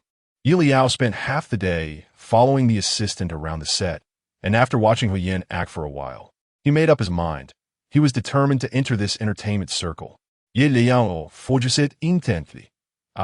Isn't this the aunt who seems envious of how well Huo Ma has married, flaunting luxury goods every month at the Huo residence? Chapter 8. How thrilling. Lin Xueqing had always been aware of her jealousy towards Huo Ma. But stealing? What had Lin Xueqing pilfered from her? Huo Ma smiled in response. Yet before she could articulate her thoughts, Lin Xueqing, sitting nearby, cast a disdainful glance at Yelao, scoffing as she remarked, "Indeed, a child not born of blood cannot be nurtured properly." Huo Ma's expression shifted slightly, issuing a warning glance at Lin Xueqing. Lin Xueqing was mocking Yelao for still addressing her as Huo Ma instead of mother. Yelao's parents had tragically perished in a car accident when he was merely 5 years old, a time when he could still recall memories. Huo Ma and Yelao's mother were close friends. After the child's birth, she had taken on the role of a godmother, and as Yelao began to speak, he had always referred to her as Huo Ma. Therefore, even after Huo Ma adopted Yelao, she did not compel him to change how he addressed her. Concerned that Yelao might feel sorrowful, she had strictly ordered the entire family not to mention the matter in his presence. Even as Yelao grew older, discussions about this topic remained scarce, let alone any expectation for him to alter his address. The entire Huo family had no objections. Why should Lin Xueqing voice her dissatisfaction? Huo Ma felt a surge of anger, but with Yelao present, she refrained from expressing it. Just as she was about to divert the conversation, she suddenly heard Yelao's puzzled voice. Wait, does my aunt know that the adopted son she took in is actually the illegitimate child her husband fathered outside? Huo Ma's expression changed instantly. What? Is that why my aunt agreed to adopt a child? But this child is not from an orphanage. He is the illegitimate son of my aunt's husband. If I recall correctly, that mistress might even live in the same neighborhood as my aunt. Huo Ma's eyes widened in shock, her anger dissipating somewhat. Could it be true? Yes, indeed, I remember correctly. My aunt's husband did buy a house in the same neighborhood for the mistress. He claims to be taking the adopted son to foreign language classes, but in reality, he is just taking him to his biological mother's place. The adopted son must be distressed, wanting nothing to do with her, as a mother presumably realizing that my aunt is not his real mother. Especially since my aunt is quite strict with him while the mistress showers him with affection. So, is my aunt feeling betrayed? Yet, even if she feels betrayed, stealing from Huo Ma is still unforgivable. A total of 2 million. Yelao furrowed his brows. That 2 million exceeded his previous savings. Huo Ma's gaze towards Lin Xueqing was initially filled with pity, but upon hearing this, she was instantly taken aback, her eyes widening in disbelief. Stolen? You mean stolen? 2 million. Just how much of her jewelry had Lin Xueqing pilfered? Huo Ma felt a pang of pain in her chest. Lin Xueqing was not Huo Ma's biological sister, but rather her cousin. When their uncle was busy with business in his youth, Lin Xueqing was often fostered in Huo Ma's household.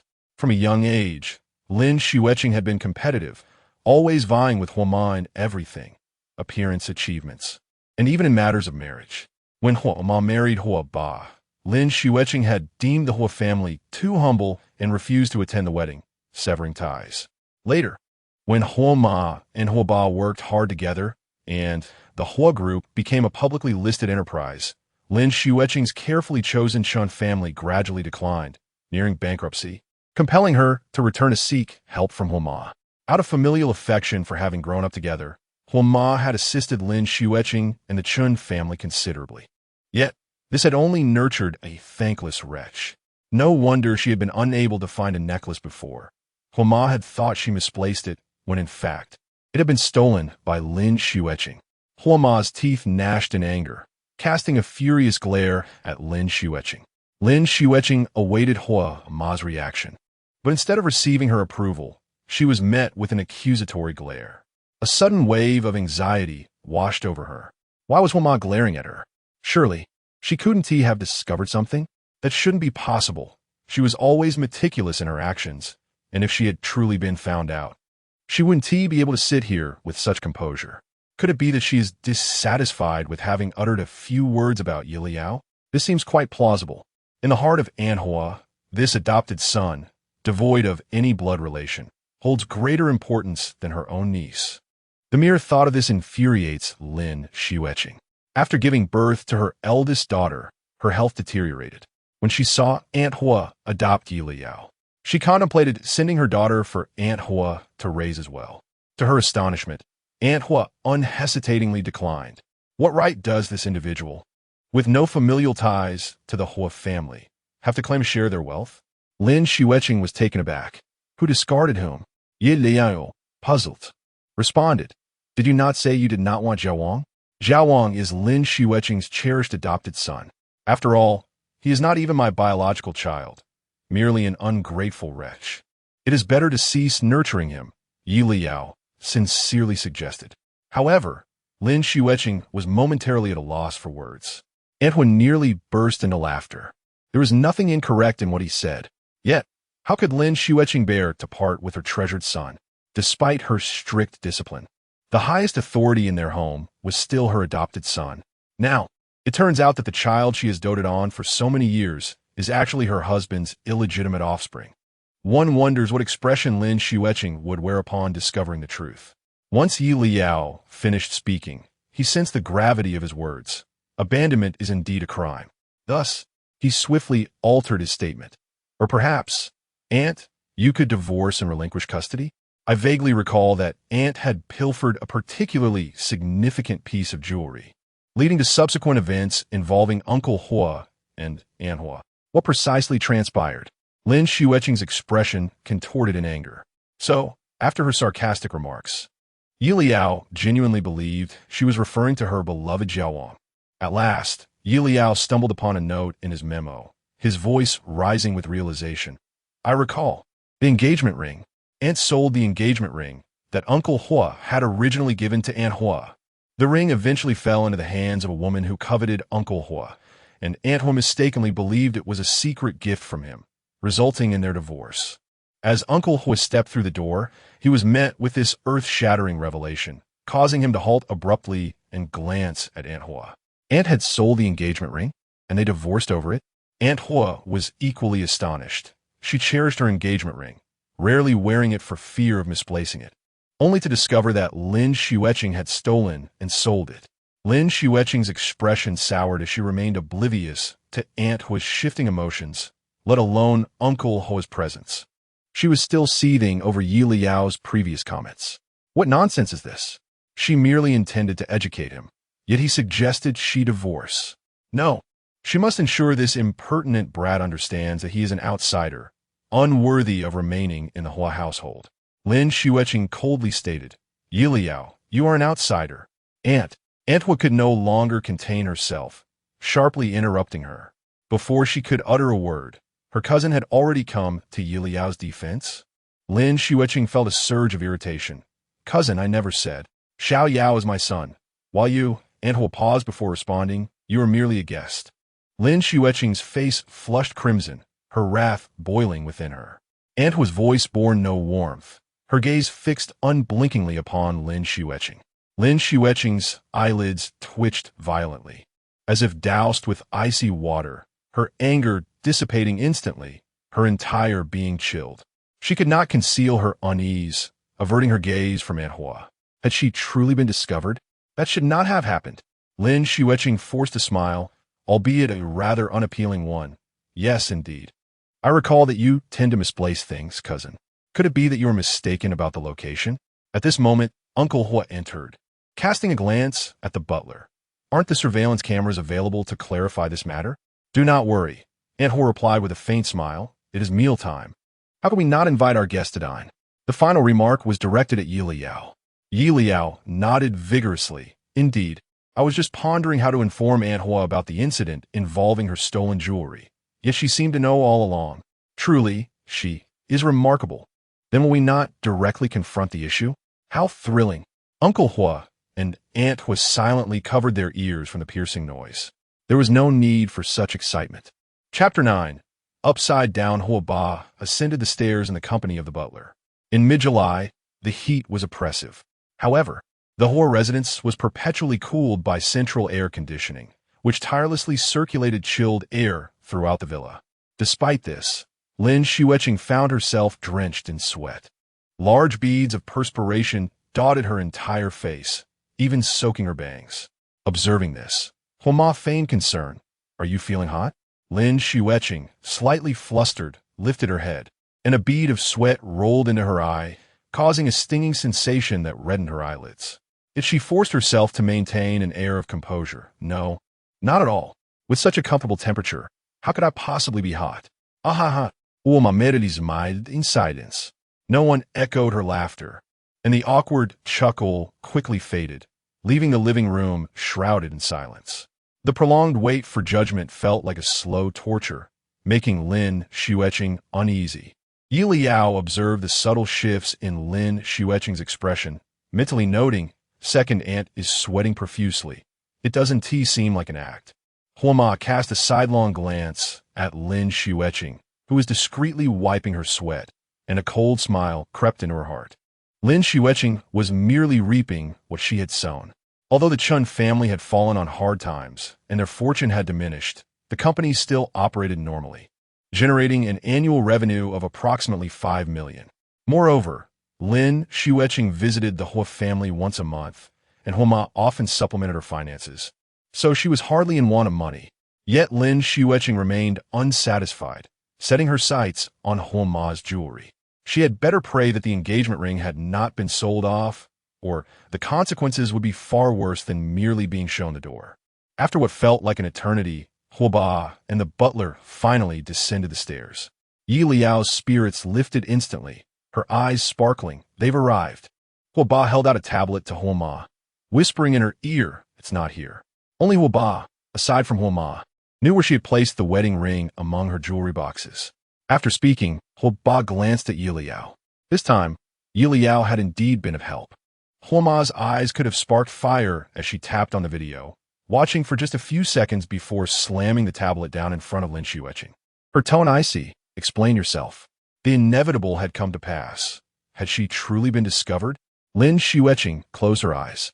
For reasons unknown, her anxious heart suddenly found a semblance of calmness at that moment, her neck stiffening in a manner reminiscent of a pig not fearing boiling water. Upon opening her eyes, she was confronted by the tablet, and, at the sight of it, she became momentarily stunned. At this juncture, Lin Xueqing's taut nerves relaxed for a fleeting moment. She fixated on the video, watching it twice. The more she observed, the more her demeanor softened as she leaned back against the sofa, even shifting to a more relaxed posture. What did my cousin want me to explain? Lin Xueqing casually wiped the sweat from her forehead, her tone light, a hint of a smile gracing her lips.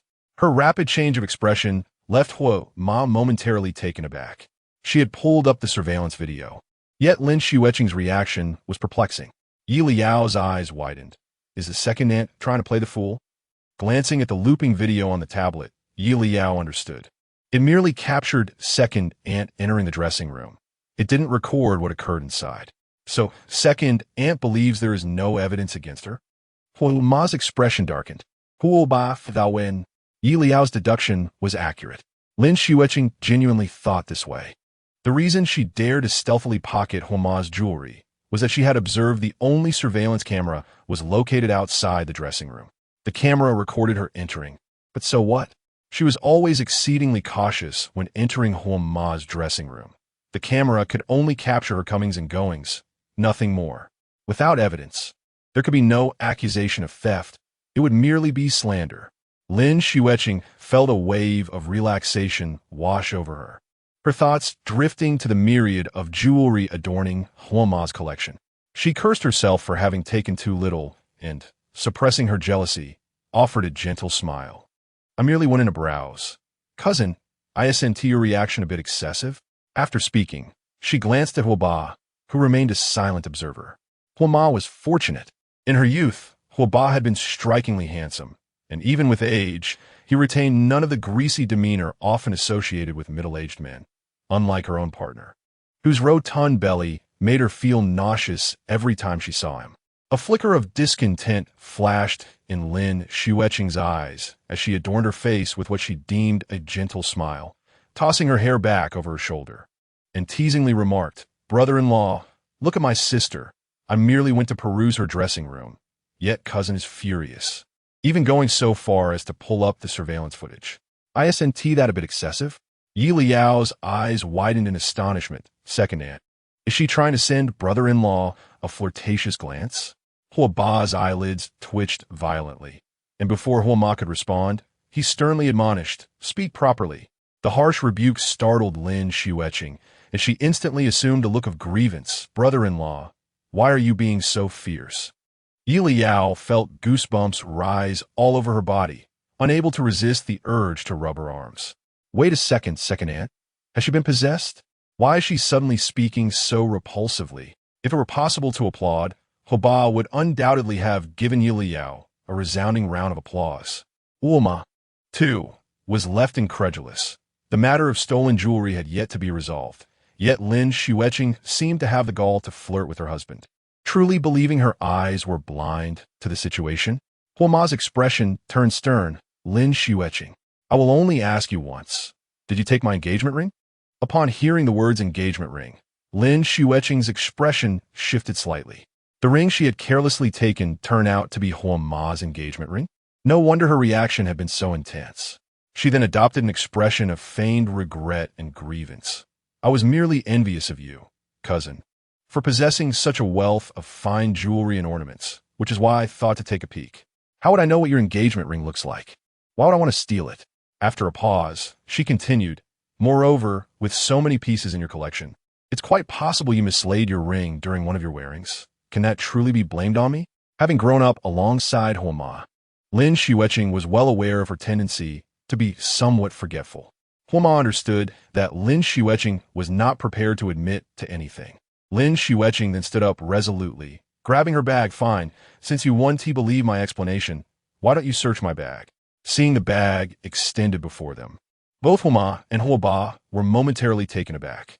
Lin Xueqing dared to offer her bag for inspection, clearly confident they would find nothing. "Indeed," Yelao murmured softly. "The ring is unlikely to be in second aunt's bag. She is quite cautious." Noticing Huoba and Huoma's hesitation to accept the bag, Lin Xueqing raised an eyebrow. "It seems cousin still trusts me, doesn't she? Right?" Lin Xueqing smiled with a sense of triumph. Huoma's hand, which had been resting at her side, slowly tightened as she fixed her gaze on Lin Xueqing. "If it's not in your bag, it must be on your person." Lin Xueqing's eyes widened in shock, and after a moment, she laughed derisively. "Cousin, are you intending to search my body? If you truly didn't take it," Huoma stated, "you certainly wouldn't fear being searched, would you?" Lin Xueqing crossed her arms defiantly. "But what if nothing is found?" Huoma fell silent.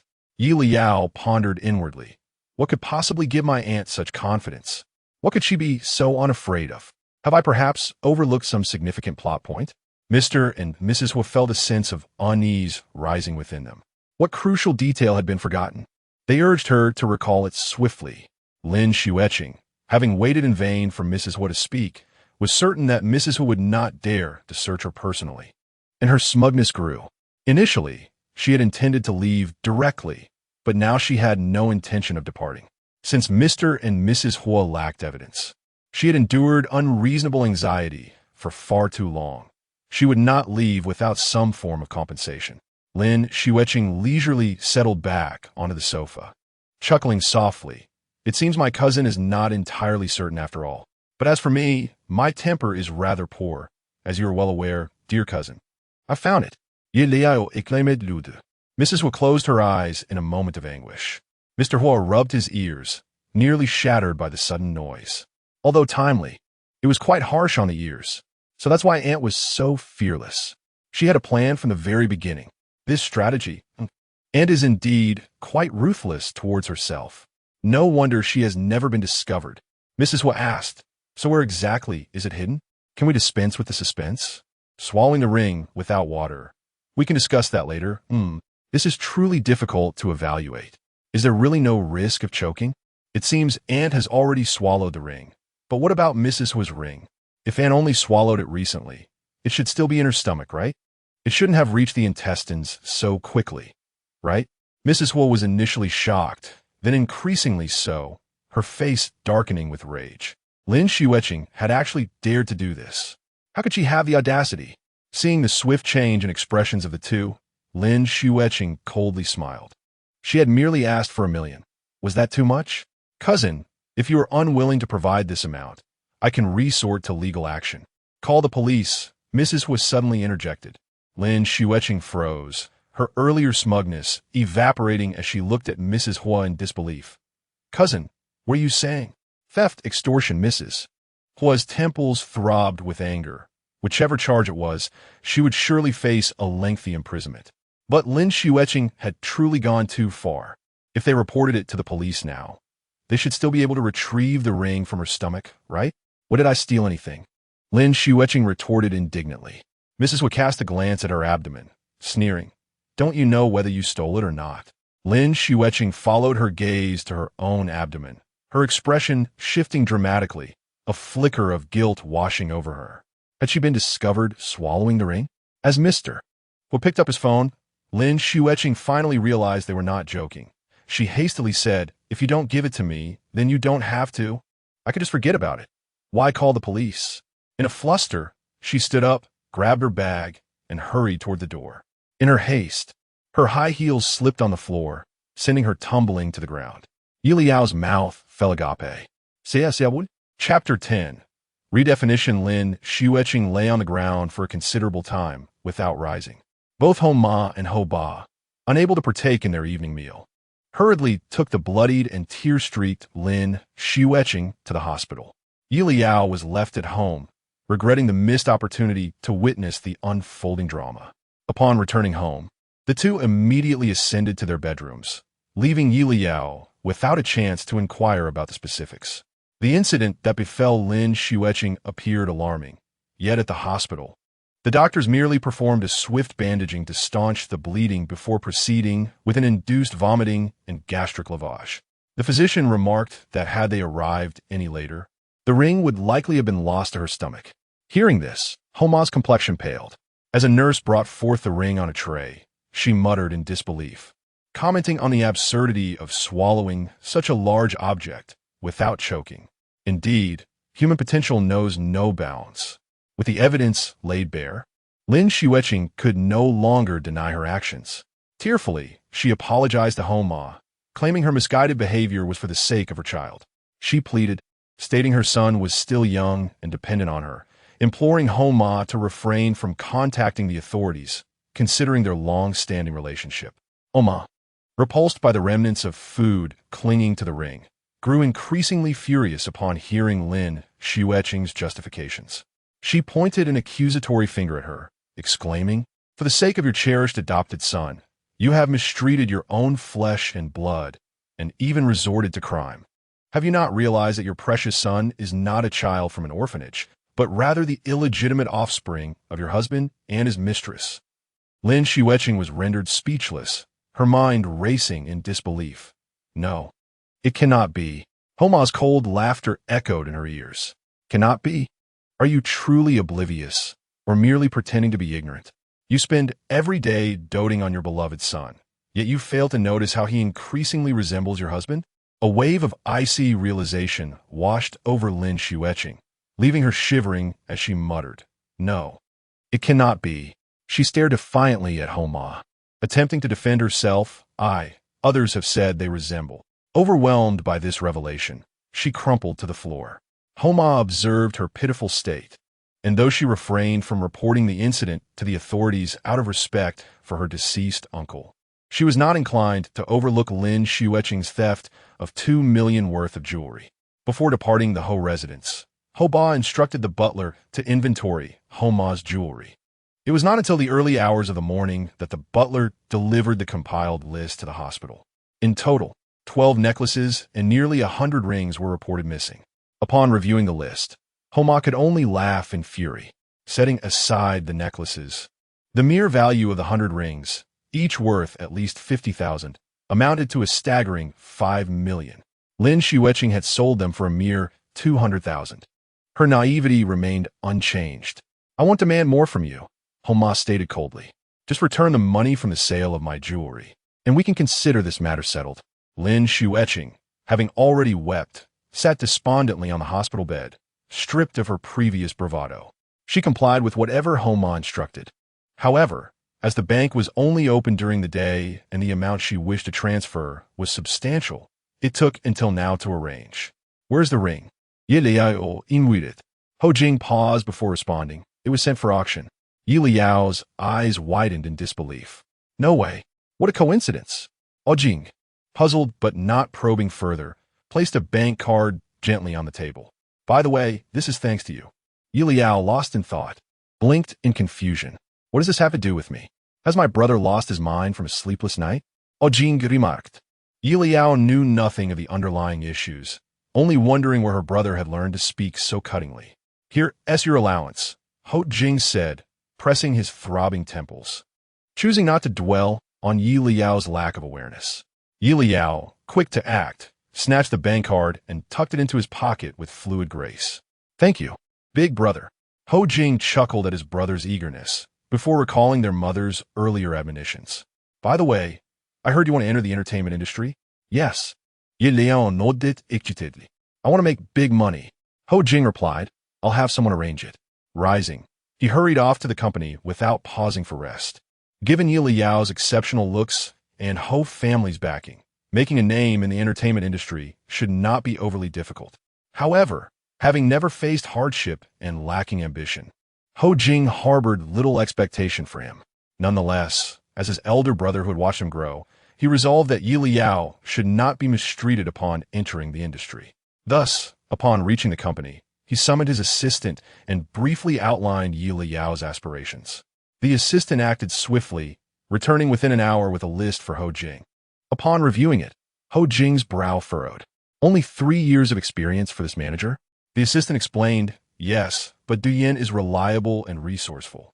If he were to manage the young master, aside from some resource limitations, why should he suffer resource limitations?" Ho Jing interrupted. The assistant hesitated. "Did you not say the young master merely wanted to play around in the industry?" Ho Jing retorted, "Playing around doesn't mean he should be deprived of resources. Our subsidiary has several projects this year. Why not allocate them to him?" "But that was your instruction." The assistant protested, feeling the urge to report the situation. In 10 minutes, Ho Jing reviewed the assistant's list and crossed out every name. The assistant, now understanding the true meaning of playing around, submitted a revised list of management teams. At the helm was Li, a manager with a decade of experience and the top agent at the Ho family's entertainment subsidiary, among the 4 most popular stars in recent years. 2 were nurtured under her guidance. The public relations and legal team was even more impressive, tasked with managing all public relations and legal affairs of the subsidiary. Ho Jing, satisfied after reviewing the list, nodded affirmatively and handed it back to his assistant. "This will suffice for now." The assistant, relieved, acknowledged the new directive. In a moment of confusion, Assistant Feng wondered why Yu Bai, a rising star this year, was being withdrawn from the project. Fans echoed the same confusion when, at noon, the official Weibo account for the Sick Beauty's wealthy Old Flame production announced that, due to certain reasons, Yu Bai would no longer be participating in the role of one of the male leads, and auditions for the character would be reopened. The news caused an uproar among Yu Bai's fans. A multitude of individuals flocked to the official blog of the Ailing Beauty, demanding an explanation. Yet the blog appeared to feign ignorance, remaining unresponsive. Shortly thereafter, the news surged to trending status, igniting fervent discussions among netizens. Some irrational fans even ventured to the official blog of Changheng Entertainment to seek clarity. The assistant at Changheng diligently reported the online uproar to Qin Yao, who had just concluded a call from the investors demanding accountability. The Ailing Beauty's aristocratic husband is a grand production, backed by numerous investors. Yubai had been unanimously chosen as the male lead. With the lead now replaced, investors not only sought an explanation, but some even asserted that had it not been for Yubai's involvement, they would withdraw their funding altogether. Within a mere 2 hours of the situation escalating, a significant portion of the investment was retracted, while the remainder pursued Qin Yao for compensation. After hearing the assistant's report, Qin Yao nodded, signaling him to leave. The assistant hesitated for a moment, but couldn't restrain himself. We have uncovered some evidence. If we release it now, public opinion will swiftly shift. Qin Yao replied, now is not the time. While they had indeed found some evidence, it was insufficient to definitively tarnish Yubai's reputation. Prematurely releasing it would likely lead to accusations of malicious defamation, ultimately downplaying the issue. Moreover, Qin Yao's objective was not solely to replace Yubai. He also aimed to uproot the individuals supporting him. Meanwhile, Yelao's eyes sparkled upon seeing the trending topic, prompting her to call her elder brother, Huo. Brother, did you know that the leading man from the neighboring production has been replaced? Yelao exclaimed excitedly. Huo, who had just finished filming and was utterly exhausted, perked up at the news. Yubai has been replaced? Qin Yao is in trouble. What splendid news! Surprised that Huo was unaware, Yelao succinctly explained the situation. Huoyan's smile widened.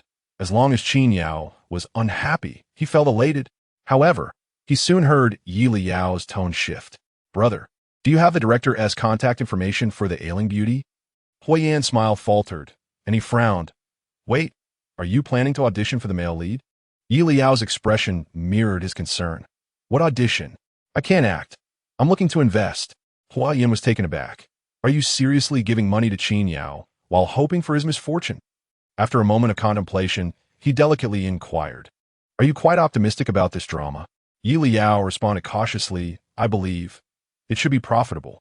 Huoyan wrestled with the dilemma of either partnering in profit or relishing Qin Yao's misfortune, ultimately nodding slowly. After all, who could turn away from the prospect of wealth? That evening, after concluding his business affairs, Qin Yao unexpectedly received an invitation from Huo. Although he was reluctant to meet him, he was quite eager to see Yelao, who had been taken away by Huo, hoping to ascertain whether he could still hear her innermost thoughts. The following day, the three convened at a discreet CF. Yelao and Huo arrived first. When Qin Yao was ushered in by the waiter, his gaze met Yelao's just as a resounding tenor pierced the air, shattering the silence. I'm about to get rich. Congratulations to me. Good fortune is coming my way. Qin Yao. Huo, seated beside Yelao, appeared utterly resigned. Upon hearing the door open, he looked towards it with a pallid countenance, his tone laced with a hint of reproach. Why are you so late? Qin Yao. Was he even on time now? Chapter 11. The false young master time was of the essence.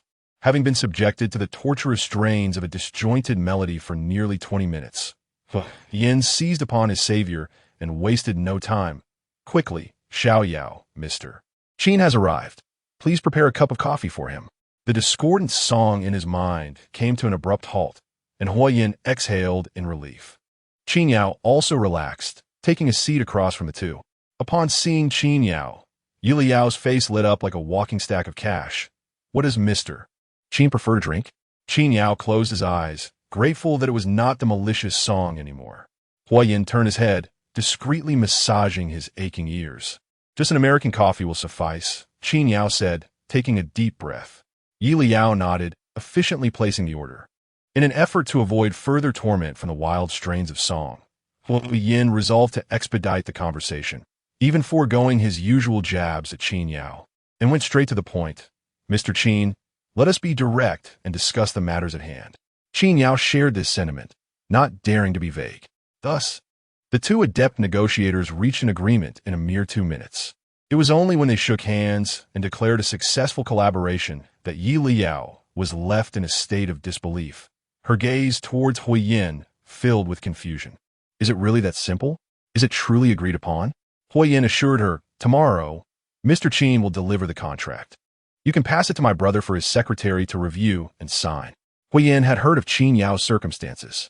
Although he had managed the subsidiary for over a year, he still faced resistance from certain obstinate individuals, which hampered his efforts. With the recent turmoil surrounding the U-by situation, while Qin Yao's situation was not dire, he certainly needed funds. Thus, Hui Yin anticipated a smooth negotiation today. However, he cast a wary glance at Leyao, wishing she hadn't accompanied him. Had it not been for her 20-minute serenade, he might have had the energy to tease Qin Yao. Now, all he longed for was a place to cleanse his ears. Yelao scrutinized Hui Yin from head to toe. Hui Yin rubbed his still painful ears, feeling a touch of apprehension. Is there something else? Yelao quickly shook her head. No. In her heart, she mused, I thought my second brother was only good at love and getting swindled. But it turns out he is quite reliable in business matters. Hui Yin gritted his teeth. Do not think you can ridicule me in your thoughts without my awareness. Qin Yao, upon hearing this, smirked slightly, recalling the rumors he had heard a few days prior as he took a sip of coffee. I assumed you had invited me today to advocate for Su Rui's role. Yet it appears you are here to discuss collaboration. Mentioning Su Rui made Hui Yan's expression stiffen. If he has not yet seen through Su Rui's true nature, my brother might indeed lower himself to plead for that role. Qin Yao discreetly perked up, while Hui Yin gripped his coffee cup so tightly that his fingers turned white. What does it mean to lower oneself? He had no need to do so. The words were nearly spat out through clenched teeth. Hui Yin feigned nonchalance. Looking at Qin Yao with a smile, I ended things with her. Qin Yao expressed just the right amount of surprise. Why? Because Su Rui was merely after my brother's wealth. The damage to a love-struck mind was considerable. Qin Yao struggled to suppress a grin, hastily sipping his coffee to steady his composure. Hui Yin forcefully placed his coffee cup on the table, causing a few drops to spill. As he felt his neck flush at Liao's words, needing to concoct an excuse, it was simply a matter of incompatibility. The universal excuse. A man who is steadfast even in the face of adversity, Yelao silently added. Well, my second brother did help me earn some money, so I shall refrain from exposing the embarrassing truth about his breakup being due to the fact that the child in by Yue Guang's womb is not his. Qin Yao raised an eyebrow, unable to suppress his smile any longer. So that was the case. If eyes could set fire, the blaze in Hui Yan's gaze would surely have ignited the CAF. He shot a furious glare at Yelao, who, engrossed in her cake, was blissfully unaware of her brother's displeasure. Hui Yin closed his eyes, feeling immensely grateful that Qin Yao was unable to hear Yelao's inner thoughts. After a moment, he recalled the primary purpose of his visit and turned his gaze to Yelao, who was savoring her dessert. The fact that the Huo family had an adopted son was common knowledge in the business circle. However, the adopted son rarely made public appearances. Many speculated that Yelao was not favored in the Huo family, which explained his absence from public view.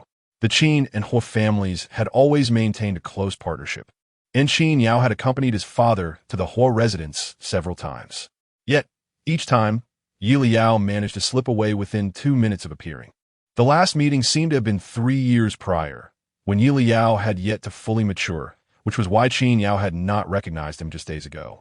Now, upon closer inspection, the more Qin Yao looked, the more pleased he became. Unlike the sharp features of the Huo family, Yelao's eyes and brows were softer and more refined, with a pair of bright almond-shaped eyes that sparkled even more when he smiled, lifting the spirits of those around him. If such a person could be signed to his company. Yelao looked up, chocolate smudged on his lips. What variety show? Could it be that my fortune is finally turning? Just as I am about to enter the entertainment industry, someone is already offering me a pillow. Hui Yin was taken aback by Qin Yao's initiative. He spoke. My brother has already arranged for a management team. This implied that there was no need to sign with Qin Yao's company. Qin Yao displayed a wistful expression, yet still produced the prepared variety show materials, a travel variety show with a confirmed lineup of regular guests. Yelao glanced down at the title, Let Us Go Travel. He was startled. Is this the show? Qin Yao's smile deepened. The fact that Yelao recognized it indicated that the preliminary promotions had been effective, generating high viewer anticipation.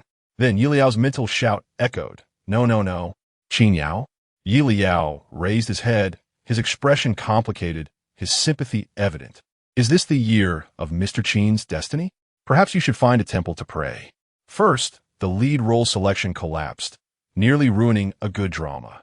And now this show. Well, it certainly has garnered attention, albeit for all the wrong reasons, with the entire cast being vilified and facing widespread backlash. Alas, such luck, even a dog would shake its head in disapproval. Qin Yao. Under the table, Qin Yao's hand clenched tightly. After lamenting in his heart, Yelao finally spoke. Never mind. Thank you, Mr. Qin. The refusal was unmistakably clear. Huo Yin extended his hand, covering his subtly rising smile. His mood had suddenly brightened. But how could he pass up such an excellent opportunity to kick someone while they were down? After a fleeting smile, he quickly lowered his hand and feigned confusion, asking Yelao, why aren't you going? This is a splendid opportunity. Yelao also conjured an excuse. Isn't my brother preparing a management team for me? I'm waiting for his arrangements. In any case, I definitely will not participate in this variety show. The promotion claims there is no script, yet on the first day of recording, the permanent guest faltered, and on the first day of broadcasting, the guest star stumbled. Thereafter, on the eve of each airing, another artist met the same fate. As if cursed, none survived. This show should be renamed Our Travels. Or rather, My Daily Travels with the Mosaics. Upon hearing the conclusion, Huo Yan's lips were nearly drawn tight in a smile. He must not laugh. Absolutely must not laugh.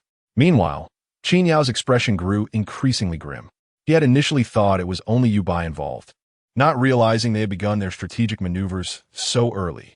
The thought of his hard work, almost going to waste, nearly betrayed his composure. Simultaneously, he shared the same sentiment as Huo Yin. Thankfully, Huo Yin could not hear Yeliao's true thoughts. The trio ceased their emotional exchanges, finished their coffee, and parted ways. In the living room, Huo's parents were seated, accompanied by several staff members from a luxury brand store. Before them stood a large clothing rack, adorned with the latest collections from prominent designers. Yelao hurried over and linked her arm with her mother-in-law, asking, Mom, why the sudden need to choose clothes for me? Her mother-in-law replied with a smile, Aren't you preparing to enter the entertainment industry? Your wardrobe must be replenished. Coincidentally, your father and I need to select an outfit for a banquet tomorrow, so we had them bring over the new arrivals. Huo Yin had little interest in such matters, especially since he was now a top-tier actor in the industry, typically donning outfits from brands he endorsed or those seeking a partnership with him. Thus, he barely glanced at the clothes before heading upstairs to rest. As he stepped onto the stairs, he overheard Yelao inquire of her mother-in-law, Mom, whose banquet are you attending? Yelao asked casually, as she generally disliked such gatherings and avoided them whenever possible. Surprised by her inquiry, Huo's father explained, Did you hear that old Su's long-lost biological son has been found? They are hosting a welcome banquet and inviting us to attend. Are you interested? Huo's mother added, I recall that old Su's younger son was a high school classmate of yours, Xiaoyao. Are you going? Yelao thought of Su Chun and pouted. I don't like Su Chun. Wait, a biological son found? Old Su. This plot seems oddly familiar. Huo Yin halted in his tracks. Huo's parents perked up. Oh my heavens, how thrilling is this? They simultaneously turned to him. What on earth was this about? Could he please expound without prolonging the suspense? So, the faux heir who enticed his adoptive father and was caught in bed by the true young master along with his wife and family is actually Su Chen's elder adoptive brother. The revelation struck the Huo family like a thunderclap, their pupils dilating in shock. What? What did you just say? Wasn't the confrontation supposed to occur at the banquet? It couldn't possibly be that coincidental, could it? Tomorrow, perhaps. Yelao fait had resolve vaviting. Should I join the fray? Huo's parents exchanged glances, each finding a glimmer of anticipation in the other's eyes. Who said it wasn't possible? Chapter 12. Mandatory awakening. Ultimately, adhering to the principle that one must join in the revelry, Yelao consented to accompany Mr. and Mrs. Huo to the banquet. This brought them great joy, not solely because of the prospect of indulging in fresh gossip, but also due to Yeliao's long-standing aversion to attending various gatherings. Even during family-hosted events, he had always managed to find an excuse to slip away. This marked Yeliao's first agreement to attend a banquet, and although it was primarily for the sake of gossip, the whole couple was still elated. Thus, the following morning, before Yelao had fully awakened, he was roused by Huo Yin. Clutching his blanket, he appeared utterly bewildered. Second brother, is it really this early? Hui Yin raised an eyebrow, of course. Rise and prepare yourself. Yelao clung to his blanket stubbornly. Hui Yin attempted to tug at his arm. With eyes barely open, Yelao exclaimed, "Can I sleep a little longer?" "Absolutely not. We're going to join the festivities and must leave early." Yelao protested, "I refuse to get ready." Hui Yin insisted, "You must." Without regard for Yelao's reluctance, he forcibly pulled him up. As Yelao emerged from his room, he muttered softly to himself, "Is it really this early? And why must I get ready for just a banquet? Is it truly necessary?" Once these thoughts crossed his mind, his drowsiness began to dissipate. He lifted his gaze to meet Hui Yan's questioning expression. Then, with a tone of sudden realization, he mused aloud. Could it be that second brother has set his sights on someone? Thus, the need to dress up like a peacock. Hui Yan could no longer restrain himself and pinched Yelao's face, silencing him before he could finish, and sternly commanded, "Hurry up." Startled by the pinch, Yelao shook off the remaining sleepiness and groggily followed Hui Yan downstairs. "Why are you still grumpy?" "I was forced awake, and I'm not complaining." Hui Yan took a deep breath, reminding himself not to lose his temper so early in the morning. Upon reaching downstairs, Yelao was surprised to find that both Mr. and Mrs. Huo were also awake. He glanced at the clock on the wall, 5:30 a.m. Why are Mr. and Mrs. Huo up so early? Aren't they tired? The routines of middle-aged individuals are truly enviable. Mrs. Huo, who was conversing with a makeup artist, wore a slightly stiff expression. Mr. Huo paused momentarily. The couple exchanged glances and sighed inwardly, wondering who was responsible for their early rising. What was there to envy? Who wouldn't he want to sleep a little longer? Unbeknownst to the oblivious Yelao, who yawned as he settled in front of the mirror, the makeup artist set to work. 3 hours later, the family boarded the vehicle heading to the Su residence. In order to emphasize their regard for the true young master, the Su family had organized a grand affair, renting out the entire hotel estate and inviting nearly everyone from the business district, even extending invitations to several media reporters. The Huo family arrived not too late. However, they still found themselves waiting at the entrance for nearly half an hour before disembarking. As soon as they stepped out of the vehicle, Yelao spotted the host family welcoming guests at the entrance. His gaze swept over the crowd before finally resting on a young man standing close to Mr. Su. With a hint of excitement, he exclaimed, "That's him." The rest of the Huo family shared his enthusiasm and turned to look. Standing beside Mr. Su was Su Yao, the Su family's faux young master. Dressed in a pristine white suit, he appeared to be slightly bowed, seemingly in a low mood. Mr. Su immediately sensed his discomfort and looked at him with concern, even discreetly squeezing Su Yao's hand. Yelao's eyes widened in surprise. Holding hands in front of so many people? Mr. and Mrs. Huo could not help but nod in agreement. The fact that Mr. Su was concerned for his adopted son, while his biological child stood right beside him, clearly indicated an unusual relationship. The Huo family had long been in partnership with the Su family, and Mr. and Mrs. Huo had previously met Su Yao, finding him quite composed and capable. Yet today, in such an important setting, Su Yao was throwing a tantrum in front of guests, revealing his pettiness. In contrast, the true young master, Su Yunji, stood beside Mrs. Su, seemingly oblivious to the subtle exchanges between Su Yao and Mr. Su. His demeanor was dignified and composed, earning him admiration. After ushering the previous group of guests inside, Mrs. Su lifted her gaze and met Mrs. Huo's eyes, smiling. "You finally arrived." Mr. and Mrs. Huo, accompanied by Hui Yin and Yelao, approached. Although Yelao seldom made public appearances, he was quite familiar to Mr. and Mrs. Su since he was classmates with their second son, Su Chun. Mrs. Su was somewhat surprised to see Yelao. "It's rare for you to join us." Su Chun is inside attending to the guests. "Shall I have him show you around?" Yelao quickly shook his head. "No need. I'll just wander about by myself. I'm merely here for the excitement and gossip. What if Su Chun insists on keeping me around?" Mrs. Huo added, "Little Yao can stick with us. There's no need to trouble him." Mrs. Su, merely being polite, did not press further upon their polite refusals and shifted the conversation. After a brief exchange, the Huo family entered the hotel lobby. Once inside, Mr. and Mrs. Huo were quickly surrounded by acquaintances, and many curious eyes turned toward Yelao. Feeling uncomfortable, he excused himself from his parents and slipped away. Hua Yin intended to follow, but was also quickly caught up in conversation. Yelao made his way undeterred to the hotel's rear garden. The Su family's banquet was set to last the entire day. So not only was there a buffet in the hotel lobby, but the courtyard in the back garden was also adorned with various delicacies. The scandal was expected to unfold around noon, and as it was still early, Yelao had hardly eaten anything that morning. So he headed toward the courtyard in search of some sweets. As he approached the courtyard, he spotted a familiar figure. Yelao frowned, contemplating turning away. But the person called out, "Yelao." As the name echoed, all eyes turned toward him. Yelao sighed inwardly. Had I known, I wouldn't have come. Now that he had been called out, Yelao could not simply walk away and was obliged to approach. Su Chan swiftly made his way over, scrutinizing Yelao with undisguised disdain. Leaning in closer, he whispered, "Oh, look who decided to attend the banquet," and with a new look no less. "What is this? Have you developed a crush on my elder brother?" Yelao rolled his eyes.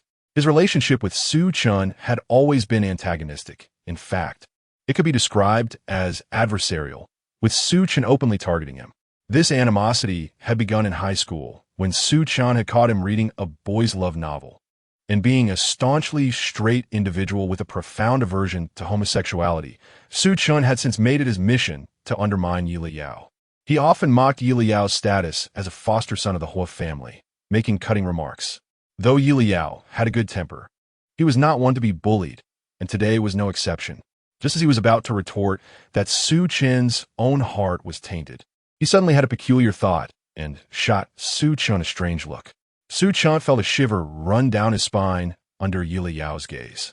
What kind of look was that? Usually, whenever he brought up Yelao's fondness for men, Yelao would effortlessly leave him speechless. Yet today, he remained silent, gazing at him with a tender expression. If Su Chan could hear Yelao's inner thoughts, he would understand the explanation. Forget it. I won't bother arguing with this fool today. After all, he's about to have two fathers. I shall forgive him. At that moment, Yao, who was walking toward them, paused. What did it mean to have two fathers? Su Chan was even more perplexed. Yelao not only refrained from refuting him, but also walked past him toward the courtyard. Could it be that he had indeed guessed correctly? Yelao was truly here for his elder brother today? Yelao halted and asked, "Which elder brother are you referring to?" Su Chan was taken aback. Yelao blinked and continued, "Aren't you supposed to have two brothers now? Which one is your elder brother?" Su Chan stood there in a daze for a few seconds before quickly realizing that Yelao was being deliberately provocative. He would not give in to Yelao's wishes. Gritting his teeth, he replied, "They're all my elder brothers. But Yelao, I warn you, I know my brother Su Yao is exceptional. So you're not to get close to him, understand?" Yelao frowned at this. Su Yao? Exceptional? What kind of enchantment had Su Chan been fed? What? Who was trying to seduce him? Was Su Yao attempting to entice their adoptive father? Qin Yao's eyes widened in shock. Su Chan continued to chatter in Yelao's ear, singing praises of Su Yao while warning him not to approach his elder brother in the time to come. Yelao, overwhelmed, felt exasperated. Surely, my taste cannot be that poor. The more Qin Yao listened, the more astonished he became. Just as he was about to greet Yelao, he overheard a shocking secret. The Su family had dealings with the Qin family, but this collaboration was not established with Qin Yao. If today's events escalated, it would bring him nothing but trouble. Taking a deep breath, Qin Yao approached and said, "Leyao? Ah, a savior. Quickly, take me away." Qin Yao, with a hint of laughter in his eyes, obliged. "Do you have time now? I would like to discuss that variety show we talked about previously." Yelao eagerly replied, "Yes, yes, yes. As long as I can shake off Su Chan, I'm willing to discuss anything."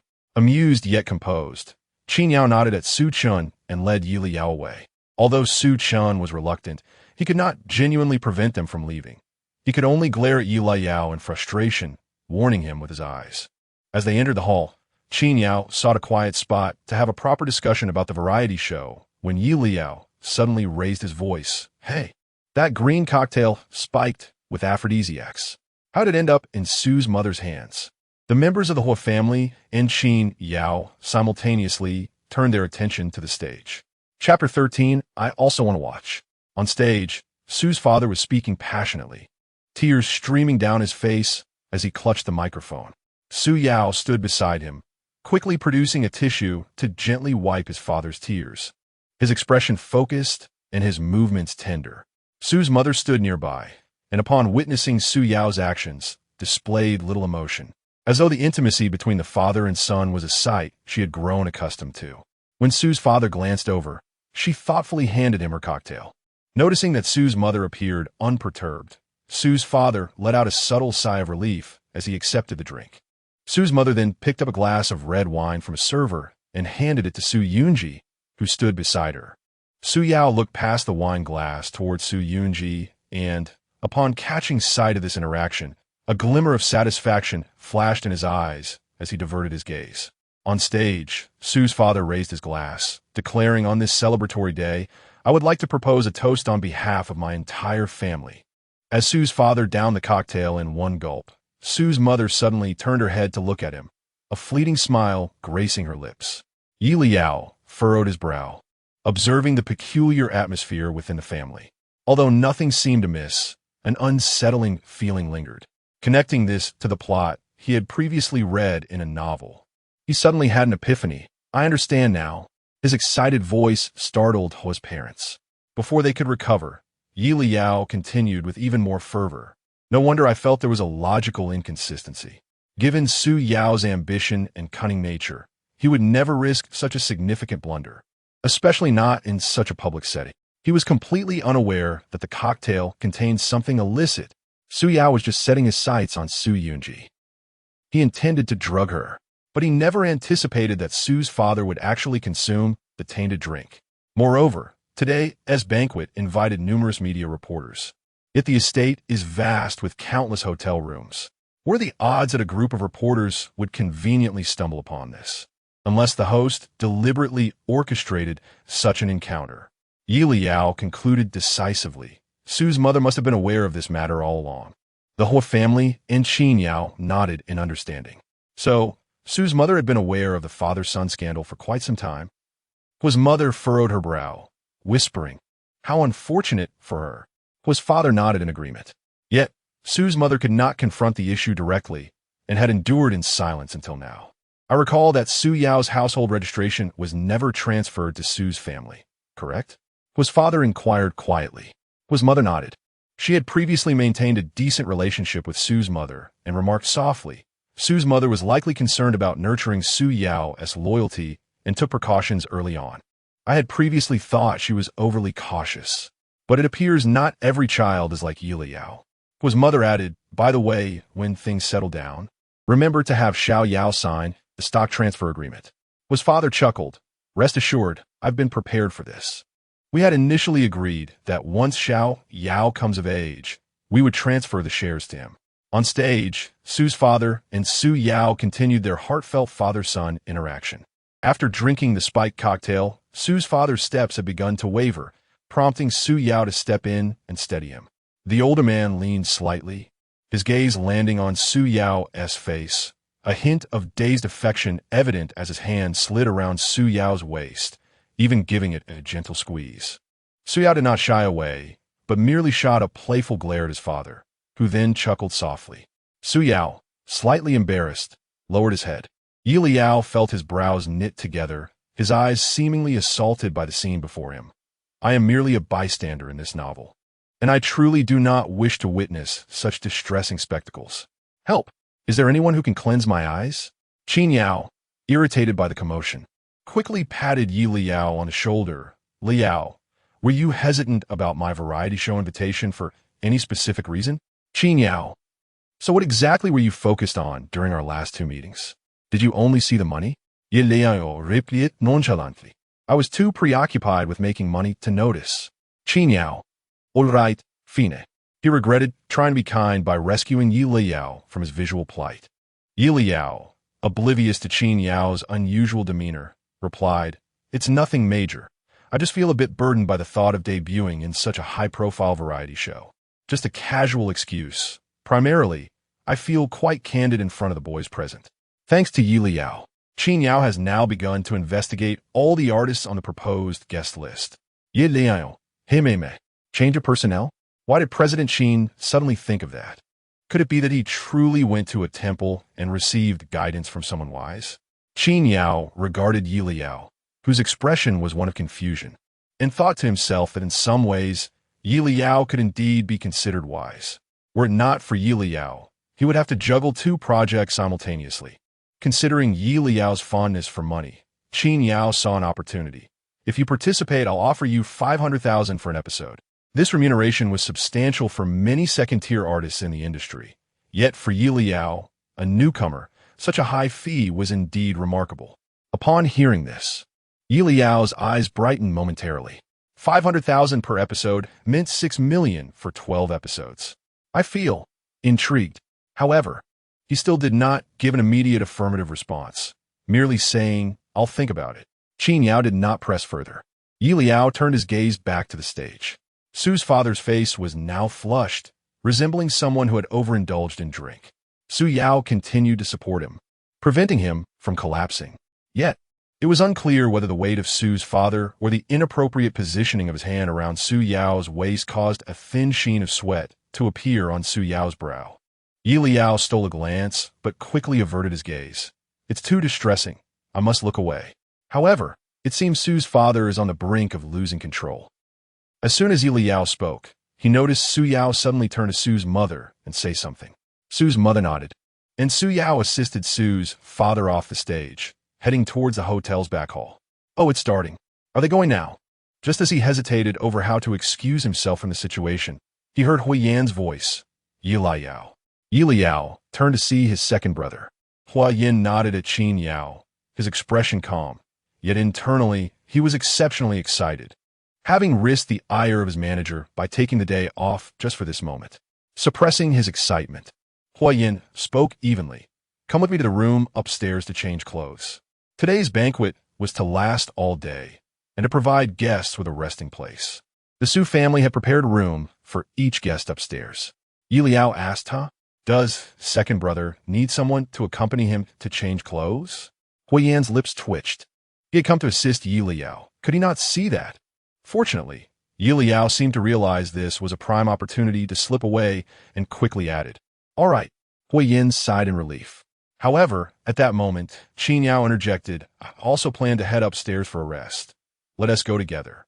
Seizing such a splendid opportunity to indulge in gossip, he certainly would not let it slip away.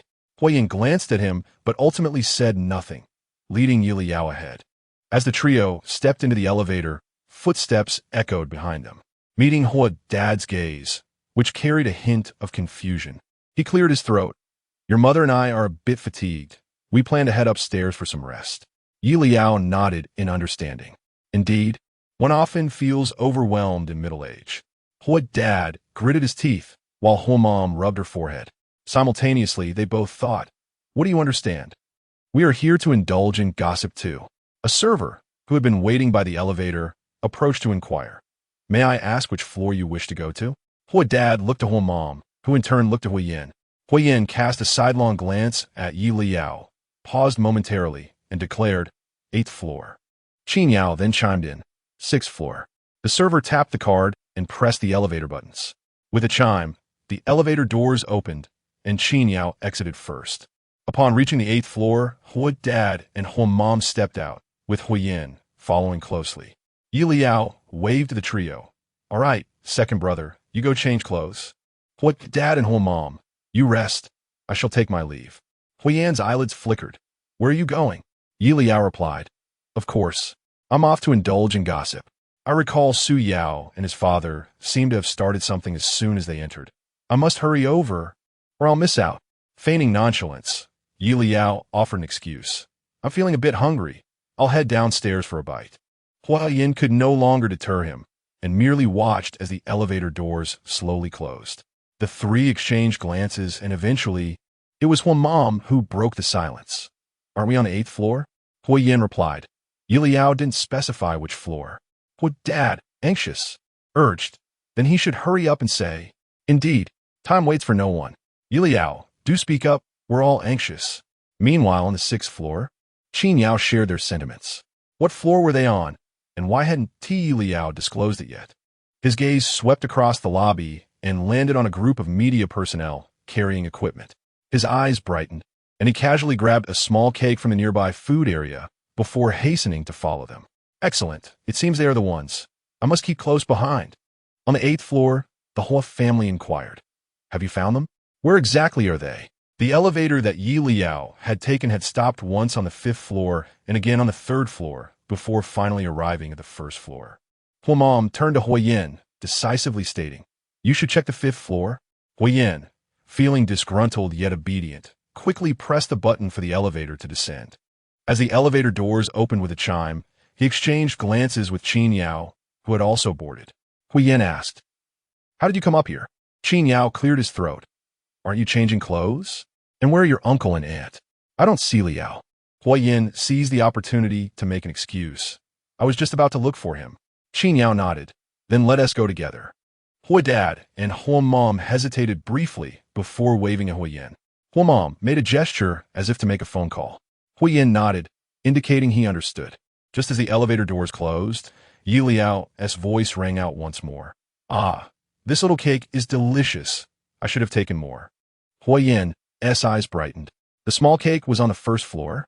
Huo Dad and Huo Mom immediately boarded an elevator. Qin Yao pressed the button for the 1st floor. I'll go downstairs for a bite. Huoyin's gaze lingered on the 5th floor button he had just pressed, grinding his teeth in frustration, regretting the haste with which he had pressed the elevator. Upon reaching the 5th floor, Huoyin wasted no time and bolted from the elevator, then quickly pressed the button for the adjacent elevator as soon as Qin Yao's elevator departed. All three parties hastened towards Yelao at the utmost speed. As the elevator descended to the 1st floor, Qin Yao's keen eyes caught a glimpse of Yeliao's clothing corner around the corridor's bend. He sprinted after it, only to soon encounter a group of jovial reporters. Let us take a break first. We'll be ready for the interview shortly. How is your interview script prepared? All set. Rest assured, I prepared it a week in advance. Just waiting to interview Mr. Su. With a chime, the door before them swung open, and the reporter's chatter abruptly ceased. Two ambiguous voices echoed down the corridor. Don't. You can't. We still need to go out later. It's fine, Xiaoyao. Just help me. It'll be quick. The muffled sounds of intimacy mingled, halting the reporters in their tracks. The camera operator trailing behind dutifully raised his camera. Yelao leaned forward, peering through the crowd. Wow, disheveled clothing, the atmosphere is thick. Upon closer inspection, he exclaimed, I'm dirty. Quickly, pull your hand out of his pants. Behind Yelao, Qin Yao muttered, My eardrums might burst. Just then, Huo Dad and Huo Mom arrived, wide-eyed in shock. And Huoyin, who was still rushing over, Wait for me. I want to see too. Yet, faster than Huoyin was the hurriedly approaching Su mother, who squeezed through the crowd, her eyes ablaze as she beheld the disheveled duo within the room, tears threatening to spill. Yet she held back her collapse, shouting, What on earth are you doing? Chapter 14.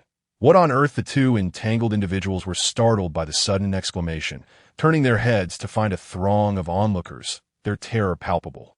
Simultaneously, the incessant clicking of cameras filled the air, blinding flashes illuminating their flushed faces, which quickly turned pale.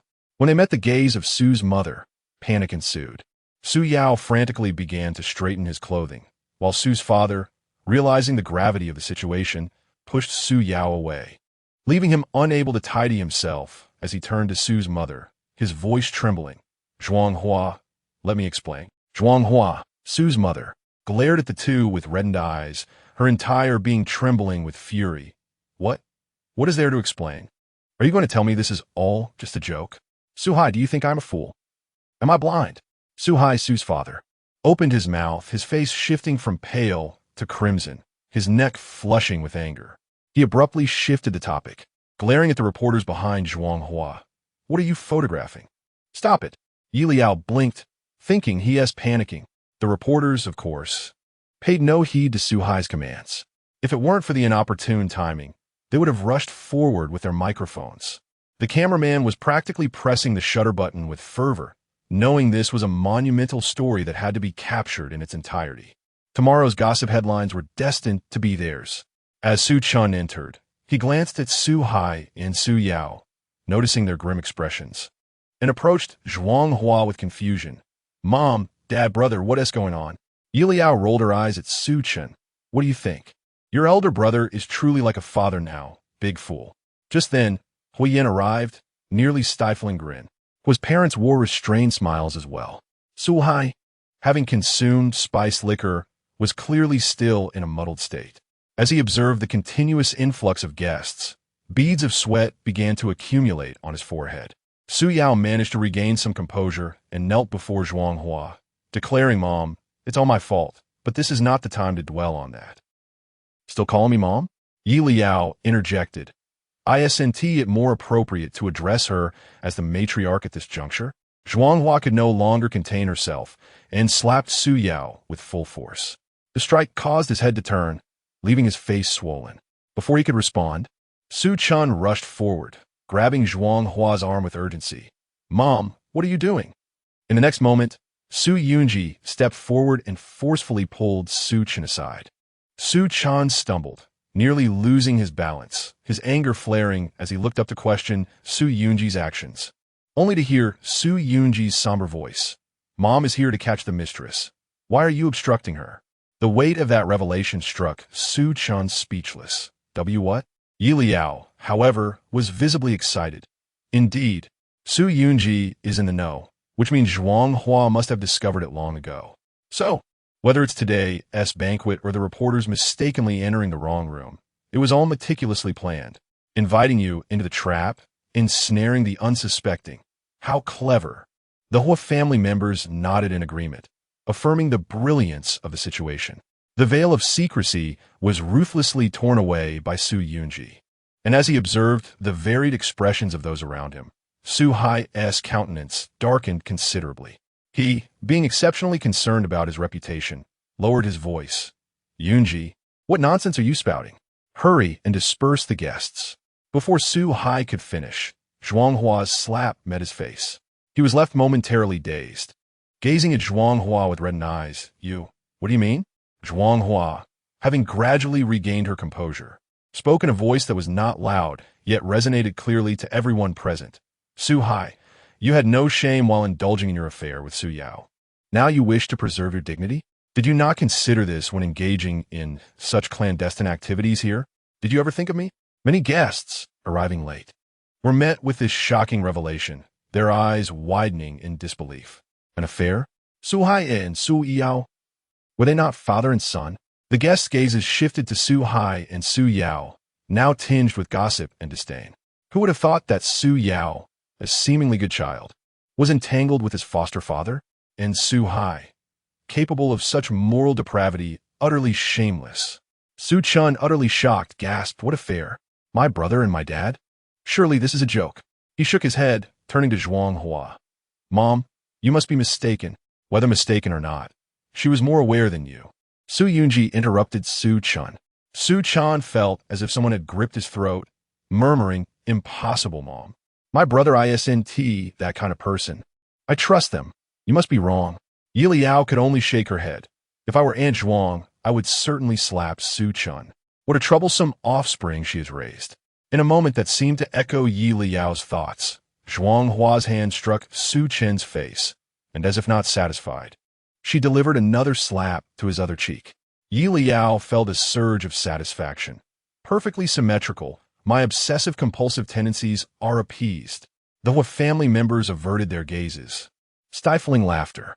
Looking at Su Chun's face, now swollen and resembling that of a pig, they found it quite amusing. Su Chun was left bewildered by the two slaps, covering his face in disbelief. Mom, you hit me? Zhuang Hua refused to look at Su Chun any longer, turning her cold gaze towards the crumbling Su Yao and the ashen-faced Su Hai. Under the scrutiny of so many eyes, their faces were already devoid of dignity, and the number of guests approaching only increased, including those from the Huo family, leaving them utterly panicked.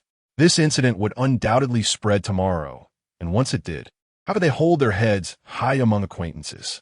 Su Yao looked pleadingly at Zhuang Hua, his eyes filled with desperation. Mom, I beg you. Do not call me Mom, Zhuang Hua interrupted coldly. You disgust me. and I cannot bear your address. Tears streamed down Su Yao's face. The onlookers could no longer contain themselves. They were all prominent figures in the business circle, having encountered various scandals. Yet this was a first of such absurdity. How shameless! Zhuang Hua, too, felt pity. Having raised a white-eyed wolf for 20 years, every word and phrase struck Su Hai and Su Yao like daggers. Su Hai could no longer hold back, shouting, "What are you all staring at? What are you photographing? Get out of here now!" Yelao instinctively took a step back. Is he about to lose it? I hope this doesn't involve me. Qin Yao and the Huo family members also cautiously retreated a significant distance. When witnessing scandalous events, safety comes first. Su Hai stepped forward and directly began to shove the surrounding journalists, who, unable to retaliate, could only retreat repeatedly. Soon, a group of people was pushed into the corridor by Su Hai. After pushing the journalists, Su Hai attempted to push Zhuang Hua, but she stood her ground, refusing to budge. Frustrated and unable to close the door, he contemplated resorting to physical force.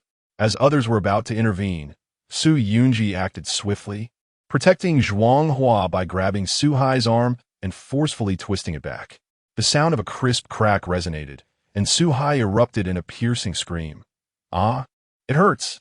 Su Yunji, have you lost your mind? I'm your father." Yelao, observing Su Chen's bewildering antics, frowned, thinking, is Su Chen out his mind? Not only does he refuse to assist Aunt Zhuang, but he also shows concern for the scoundrel and his stepfather. Mr. and Mrs. Huo nodded in agreement. Someone in the crowd remarked, "Su Chen is clearly biased." It appeared that Zhuang Hua had raised two ungrateful children. The discussions were unabashed, causing Su Chen's face to flush crimson. Su Yunji turned to Su Chen, her voice grave. "At this point, you still wish to defend them?" Yelao commented, completely clueless. Mr. Huo concurred exactly. Yelao added, "If Mr. Huo dared to treat Mrs. Huo that way, I would be the first to rush in and confront him." "Mr. Huonada, right? Wait a minute," Mr. Huo exclaimed. "No. Who told you to compare me to him? Such matters cannot be compared recklessly. He is leagues better than that scoundrel Su Hai." Mr. Huo clenched his jaw. Meanwhile, Mrs. Huo smiled in satisfaction. Indeed, their family was the most considerate. Hua Yan glanced at Mr. and Mrs. Huo, unable to suppress his imagination of what would transpire if Mr. Huo were to betray Mrs. Huo. Ahem. He would undoubtedly side with Mrs. Huo. Confronting one's father was a skill that improved with practice. Fortunately, the entire Huo family could only read Yeliao's thoughts. Otherwise, if Huayan's sentiments were to spill, it would surely lead to a raucous uproar. "Let him go," Zhuang Hua suddenly spoke, realizing that the situation had escalated as she had anticipated, with more and more guests gathering. She felt weary and merely cast a fleeting glance at Su Chen. Su Chen, caught off guard by Zhuang Hua's gaze, felt a sense of foreboding wash over him. Yelao understood.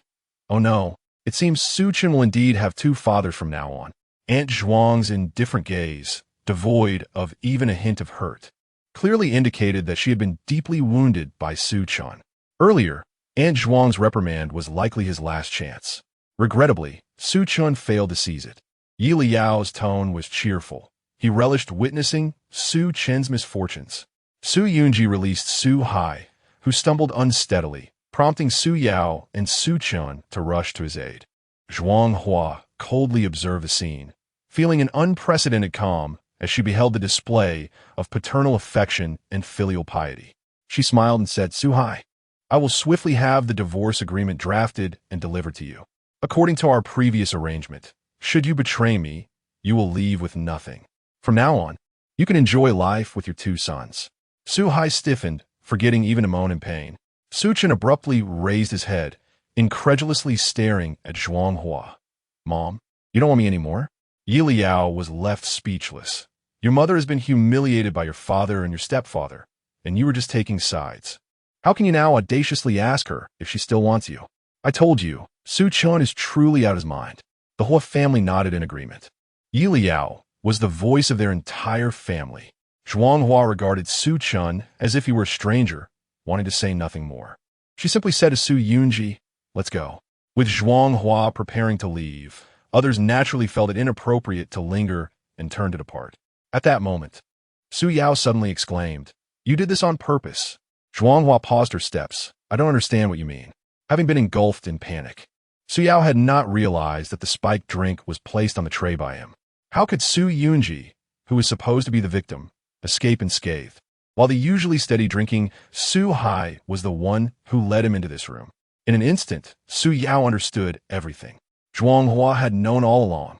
In that moment, Su Yao felt utterly drained, collapsing to the ground. Seeing this, Su Chun hurried to assist Elder Brother Yu. The crowd dispersed, and Yelao, still watching the commotion, had not yet left, suddenly catching Su Chen's eye. Su Chan trembled, indignantly glaring at Yelao. Yu. Qin Yao was about to step forward when Yelao delivered a heart-wrenching remark. Congratulations. Now you only have one elder brother left. Su Chen's breath caught in his throat. You. Yelao blinked, offering him a polite smile. Sorry, I simply enjoy settling scores on the spot. Qin Yao observed the joyful, bouncing figure of Yelao, a smile creeping onto his lips. Chapter 15. The scandalous boyfriend recognition banquet unexpectedly transformed into a scandalous affair. A twist none could have anticipated. Within mere moments, news of Su Hai and Su Yao's illicit relationship spread throughout the hotel, reaching nearly all the invited guests. However, not everyone was privy to the impending drama like the members of the Huo family, who had arrived early to savor the unfolding spectacle.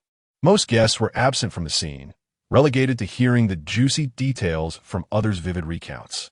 Many were left unsatisfied and yearned to witness the chaos firsthand, only to find Zhuanghua and Su Yunji emerging to bid farewell to the departing guests. With the hosts present to see them off, the guests could only suppress their burning curiosity and take their leave. As the guests departed, Zhuanghua took the opportunity to implore everyone to keep the events of the day under wraps. Many guests, having business ties with Su's company, were reluctant to offend Zhuanghua openly and readily agreed to remain discreet. Yet, they all understood that the truth would inevitably surface. A scandal of this magnitude could not be contained. The grandeur of Su's recognition banquet had drawn nearly every notable entrepreneur from the business sector, and numerous journalists were present during the shocking incident, capturing unsavory moments on camera. Even if they managed to silence the gossip, what about the media? Who could guarantee that those images would not circulate? As anticipated, the banquet had scarcely concluded when anonymous forums and short video platforms began buzzing with revelations, garnering significant attention. It did not take long for netizens to trace the scandal back to Su's recognition banquet. However, the initial reports were scant, leaving many unsure of the identities of the scandal's protagonists. The following day, the discussion intensified as more users joined in, including marketing accounts that boldly named the scandal's key figures, Su Hai and Su Yao. The news erupted online, and upon receiving such sensational gossip, the modern-day detectives among the netizens wasted no time in digging up every photo of Su Hai and Su Yao together from the past year, uncovering intriguing clues. Further analysis led them to conclude that the two had been entangled for at least 6 months prior to the banquet. Soon, a blurred photo from the event was leaked, solidifying the rumors. The online discourse grew overwhelming, impacting the stock prices of the Su Group, which began to fluctuate. In response, the company's executives convened an emergency board meeting. By the end, Su Hai was removed from his position as chairman, with Zhuanghua stepping in as the new head. Simultaneously, Su Yunji was appointed as the new CEO of the group. It was at this moment that Su Hai truly believed Su Yao's word from the previous day. Zhuanghua had indeed known all along, and they had been outmaneuvered. Regret came too late, as under Zhuanghua's deft manipulation, the Su Group was now firmly under her and Su Yunji's control. Although Su Hai retained 20% of the company's shares, those two would belong to Zhuanghua upon the signing of the divorce agreement. Overwhelmed by these thoughts, Su Hai's fury culminated in him fainting. Meanwhile, Yelao found himself engrossed in the unfolding drama online, akin to a curious spectator in a field of gossip. Upon encountering the latest headline, he could not help but chuckle. How is it that he didn't faint when caught in the act, but now collapses upon being dismissed? The man's tolerance is quite pathetic, but I revel in this. Downstairs, Huo Ba and Huo Ma exchanged knowing glances, their lips curling into satisfied smiles. Thanks to Yelao, They had kept up with all the juicy gossip without lifting a finger. After perusing the news, Yelao swiftly moved on to the next piece of information, continuing to scroll for nearly half an hour before reluctantly exiting Weibo to check his circle of friends. Upon entering, he spotted a familiar avatar, Su-chun. The accompanying text was a simple yet poignant line. I feel like a ball being kicked around. I have no family left. Yeliao's eyes widened in intrigue. No family left? Could it be that Su-chun's parents have cast him out? Just then, Huo stepped into the Huo residence, catching the tail end of the conversation between his parents. Huo remarked, I haven't heard that Su Hai kicked Su-chun out. Could it have been Su Yao? Huo Ba frowned, shaking his head, uncertain of the truth. If it was Su Yao, his actions were indeed ruthless. Yet, this predicament was of Su-chun's own making, having severed the last thread of affection from Zhuanghua. Noticing the commotion at the entrance, both parents turned their attention to Huo as he approached. What's going on? Huo asked as he took a seat. Huo Ba glanced at assistant Feng, concealing their prior knowledge of the unfolding events from Yelao, and recounted the recent happenings to Huo. Assistant Feng listened, wide-eyed, thoroughly entertained. Do wealthy families really have so many intriguing scandals? Can you share more? Huo frowned, his gaze questioning. Did Yelao tip you off? Uoma nodded slightly. Otherwise, how could they have so fortuitously stumbled upon the latest gossip? Huo nodded, recognizing that such matters were not his concern. His focus remained on the potential strategic changes under Zhuanghua and Su Yunji's leadership at the Su Group, as long as their decisions did not affect their collaboration. After a brief moment of contemplation, Huo inquired, Is Yelao upstairs? Upon learning of Huo's intent, Huo quickly rose to summon Yelao down. As Yelao descended with his phone in hand, he noticed a handsome stranger seated on the sofa. His eyes lit up with excitement. Huo Ba, cough, cough, cough, cough. Huo, what is wrong with Huo Ba? Did he choke on his drink? Ma. Isn't it your fault for making such shocking remarks? Thankfully, Assistant Feng was oblivious to this exchange. Otherwise, he would have been the one flustered. Realizing his misunderstanding, Yelao thought back to his prior readings where he had only heard of his older brother having a mysterious boyfriend, but never of a genuine romantic relationship. With a soft O, he moved closer to Huo and sat on the sofa. Assistant Feng, unaware of Yelao's prior confusion, smiled at him and began explaining a document he had prepared regarding Yelao's future career in the entertainment industry. Yelao listened intently, while Assistant Feng could not help but marvel internally. It was no wonder his boss wanted to pair him with such a charming and humble young man. Who wouldn't he be fond of him? Though, he couldn't help but think his own brother was still the best. Haha. Assistant Feng admired Yelao and spoke at length. Although the development plan for the young Master's future has already been mapped out, it remains merely a plan. Ultimately, the actual trajectory will rely heavily on his subsequent progress in the industry and the audience's initial impressions of him. The persona, after all, is something that can be crafted. Yelao suddenly lifted his gaze to look at Assistant Feng. He had found Assistant Feng rather handsome, as if he had seen him somewhere before. Upon hearing that Assistant Feng had a younger brother, Yelao was somewhat surprised. What a coincidence! The other members of the Huo family turned to look in unison. After Assistant Feng enthusiastically praised his brother, Yelao finally inquired, Is this your biological brother, Assistant Feng? Assistant Feng smiled shyly, feeling a bit embarrassed. Yes. His name is Feng Ziki. Once the young master enters the industry, there might be an opportunity for collaboration with him. A hint of unspoken meaning flickered in Yelao's gaze as he looked at Assistant Feng. What an incredible coincidence. Huo set down her cup. What could possibly be this coincidental? Was there something they were unaware of? Huo also felt a sense of urgency. Please, hurry and tell us that Feng Ziki. Isn't he an artist under the eldest brother's company? Huo suddenly recalled Feng Ziki. It wasn't he because he was an exceptionally talented artist with great potential under the subsidiary, but rather because Assistant Feng occasionally shared casual conversations with Huo, inevitably mentioning his brother. Over time, Huo had come to remember him. The three of them fixed their eager gazes on Yelao, patiently awaiting the revelation. Let me search for a photo. Yelao picked up his phone and scrolled for a while, finally lifting his head to look at Assistant Feng again. Assistant Feng beamed. Yes, this is my brother. He has been in the industry for a year and is about to become a breakout star. Speaking of Feng Ziki, Assistant Feng was particularly proud, his chin slightly raised. Yelao remarked, "That is quite intriguing." What is so intriguing? The ellipses could encompass a multitude of details. Don't leave anything out, just tell us quickly. The three members of the Huo family felt a growing impatience. Suddenly, Yelao turned to glance at Huo Jing, the eldest young master of the Huo family, who commanded great influence within the Huo group. Felt an unsettling chill run down his spine. He had never felt this anxious, not even when the stock prices of the Huo group plummeted. It was as if he were awaiting a final judgment, and Huo Jing even held his breath for a moment.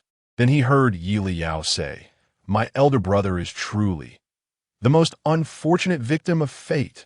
How should I remind my elder brother that Feng Ziki, upon his debut, has adopted the persona of a noble young master, packaging himself as the rumored boyfriend of the heir to the Huo group, wielding power in the industry, and has even utilized Assistant Feng's connections to obtain the keys to my elder brother's villa in Jiangbin. Wait, at this moment, isn't Feng Ziki participating in a reality show?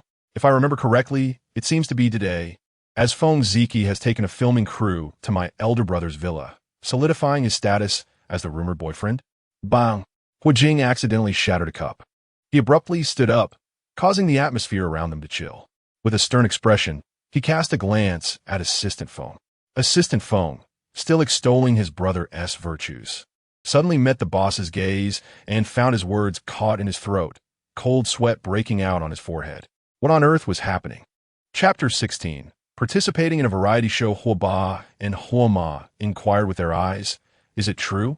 Huo Jing's expression darkened. How would he know? He was usually so busy with work that he barely had time to surf the internet and see any rumors, not allowing Assistant Feng to ponder where he might have offended his boss. Huo Jing gritted his teeth and said, "I recall your brother Feng Ziki is currently recording a variety show. Regardless of its authenticity, wouldn't a personal visit clarify everything?" Assistant Feng, slightly anxious, responded, "Yes. The show is called Let's Go on an Adventure. It is a new adventure challenge program launched by the company this year. And today happens to be the recording of the first episode." Huo Jing glanced at Yelao, who appeared puzzled. Why is my elder brother suddenly inquiring about Feng Ziki? Could it be that he already knows about Feng Ziki spreading rumors about us? Huo Ba and Huo Ma suddenly became excited. Great! They had been longing for an opportunity to witness the drama unfold live.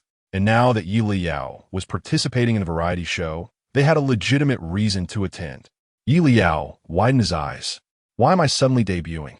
Assistant Feng, equally surprised, looked at Yelao, but the young master isn't prepared for anything yet. Will it be all right? Huo Jing replied, "Leyao possesses excellent physical attributes. It's merely a day of recording a variety show. What is there to prepare?"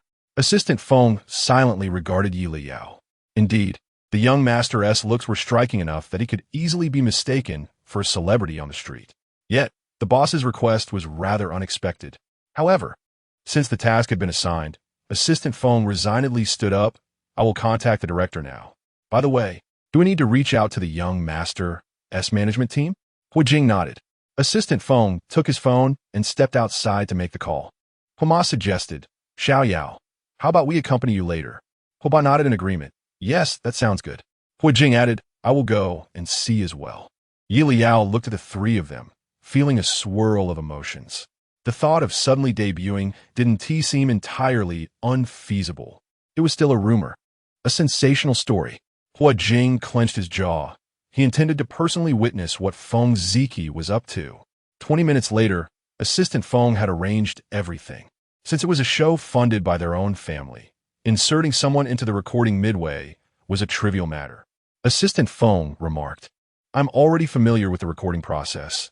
The director's team will soon send someone over to start the first scene.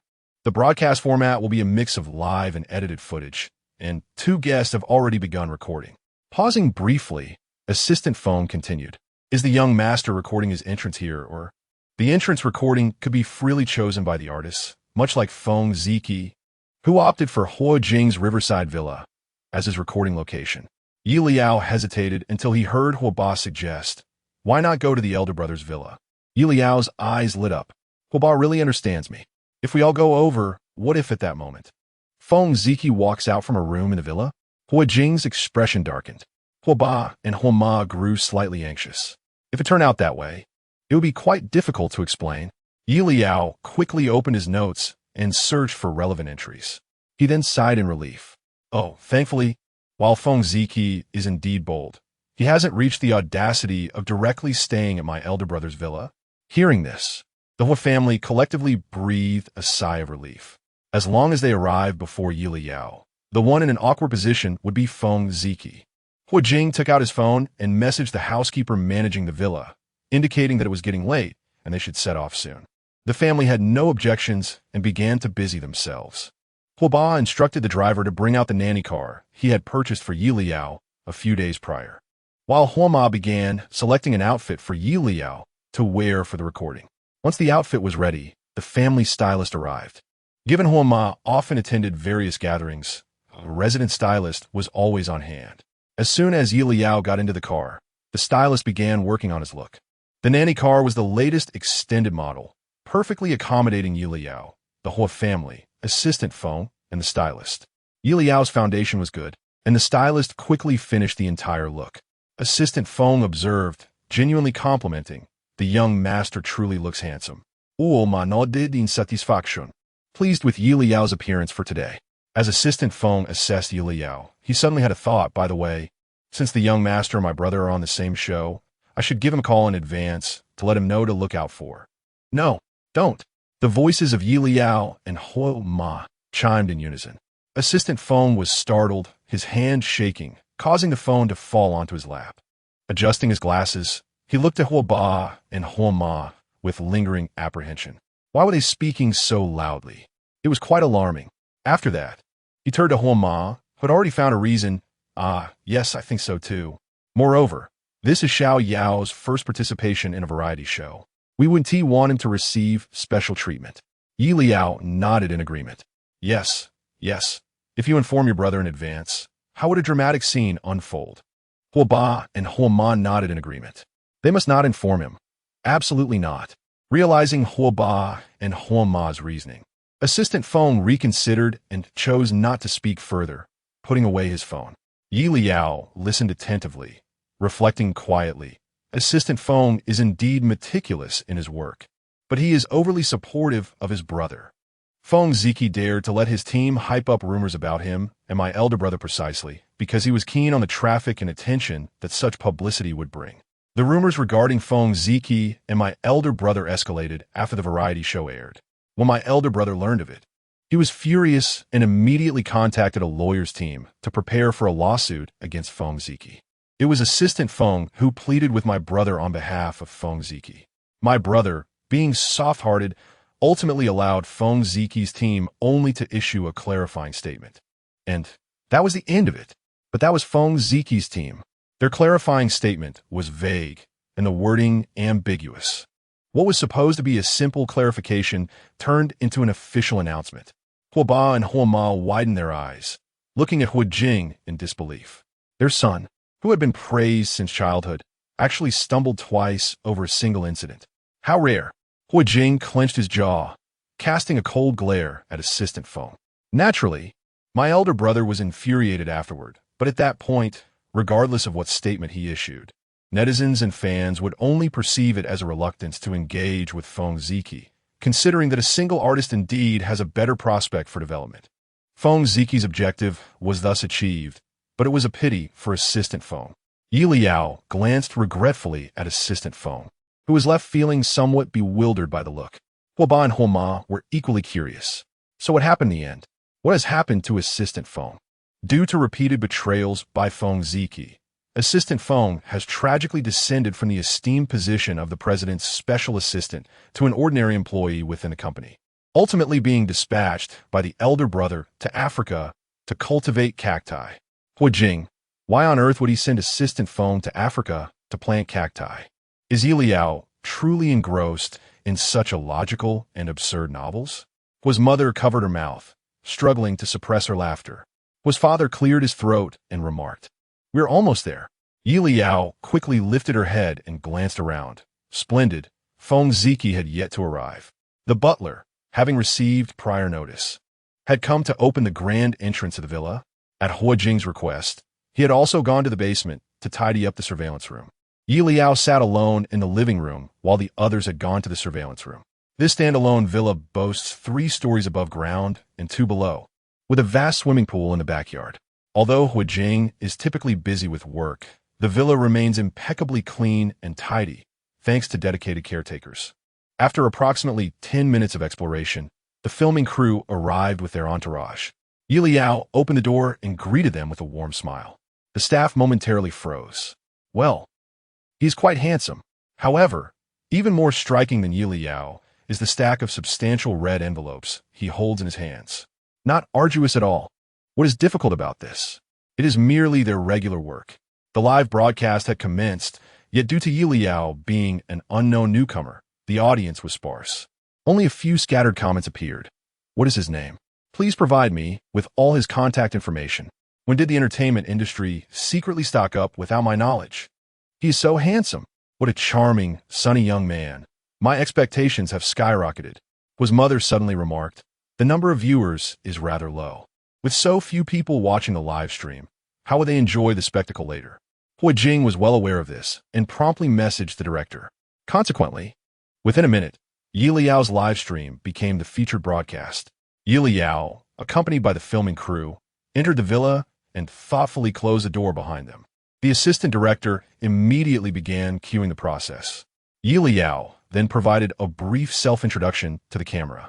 After years of working in this industry, the assistant director genuinely cherished collaborating with such an accommodating artist.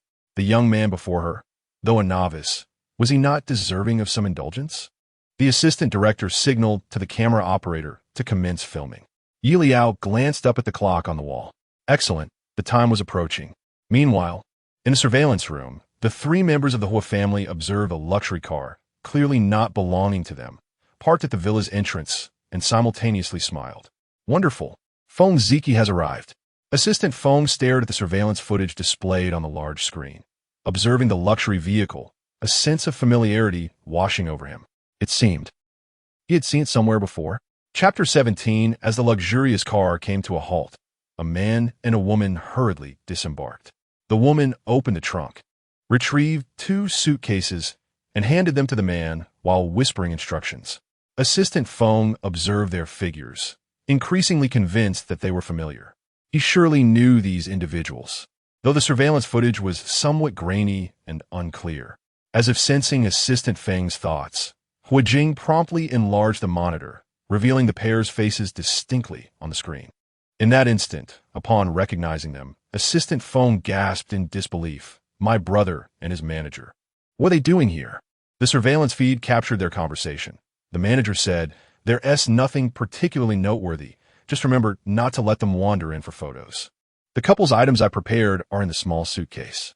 Once you enter, quickly set them up in the master bathroom to create a cohabitation ambience. Also, don't worry. Feng Ziki waved her hand confidently, assuring, I will handle everything. You should leave promptly.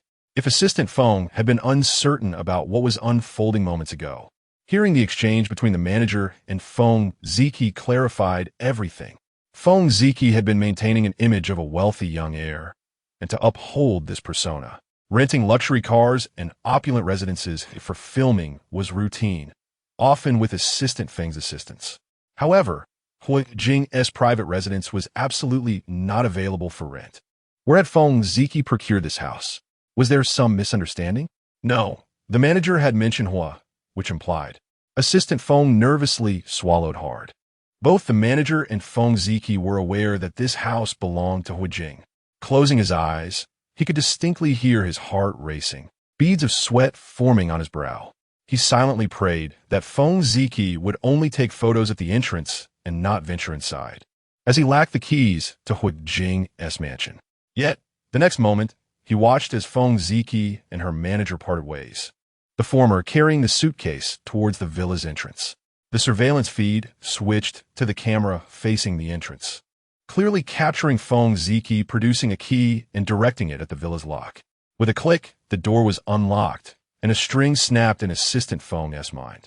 His heart surged, his face flushed crimson, and his eyes filled with blood.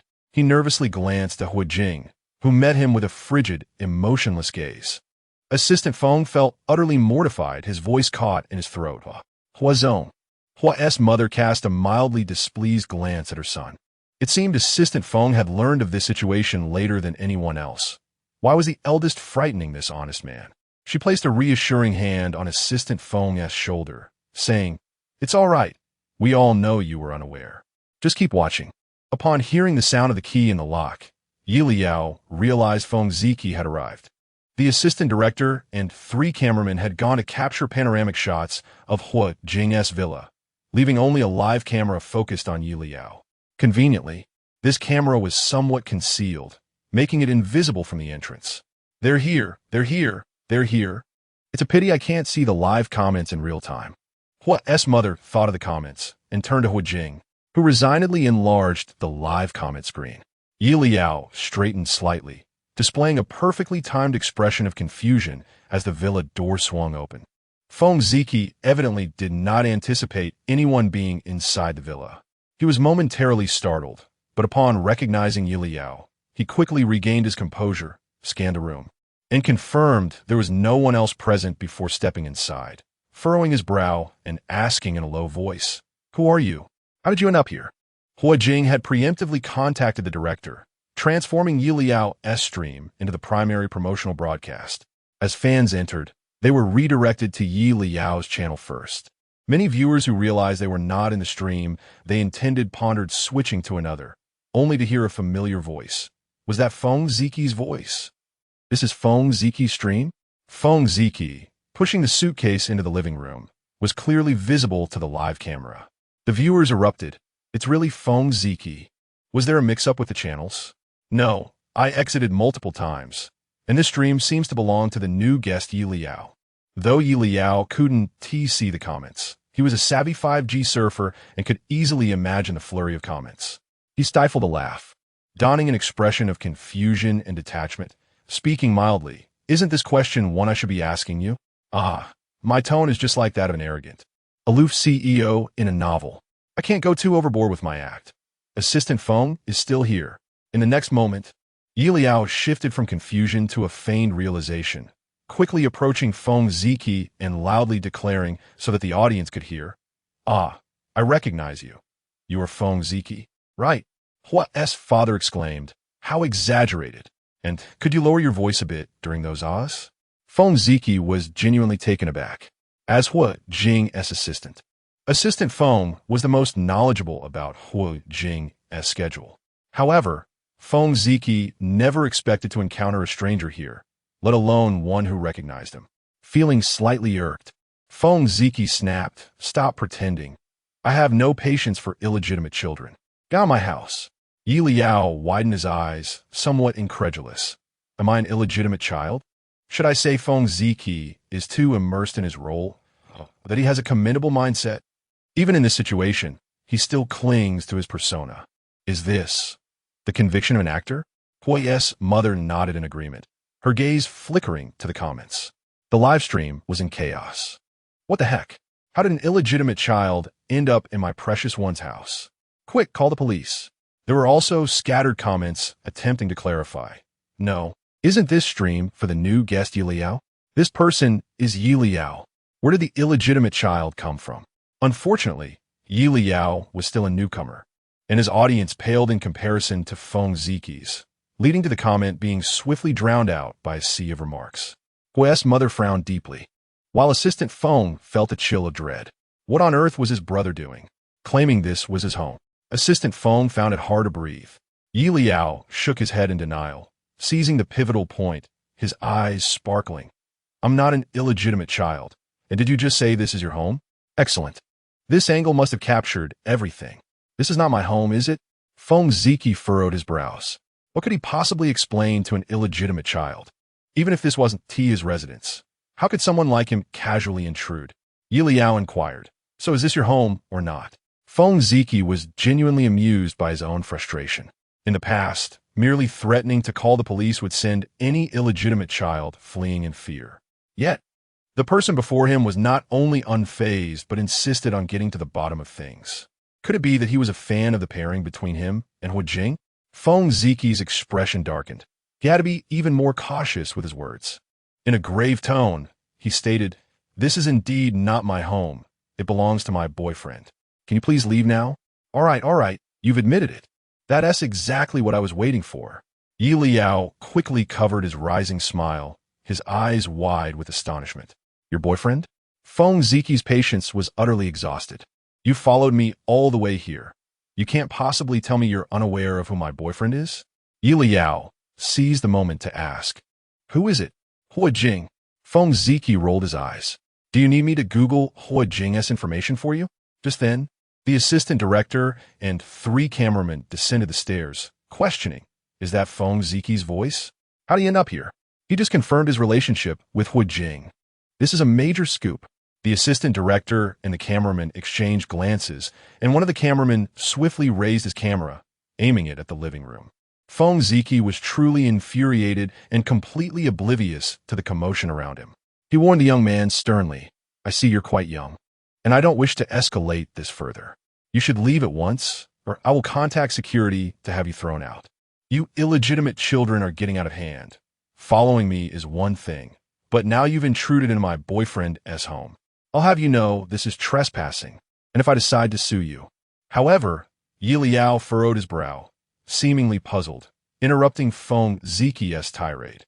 In a voice that was not loud, yet perfectly audible to the live stream and the cameraman lurking at the staircase, he asked, "Why haven't I heard my brother mention he has a boyfriend?" Upon hearing this, Feng Ziqi froze in place. Yelao was laughing internally, struggling to maintain a confused expression on his face, while his heart soared with delight. "Sweating bullets now? Aren't you burnt year?" The smiles of Huo's parents widened. Huo Jing's eyes sparkled with amusement. Meanwhile, Assistant Feng, narrating the scene, buried his face in despair. This was it. His worst fear had come to fruition. Chapter 18, Is There Evidence? Silence. In the prolonged stillness, Feng Ziqi could only hear the buzzing in his ears, his heart racing wildly, and a thin layer of sweat forming on his forehead. Huo Jing's brother? Surely this is a jest?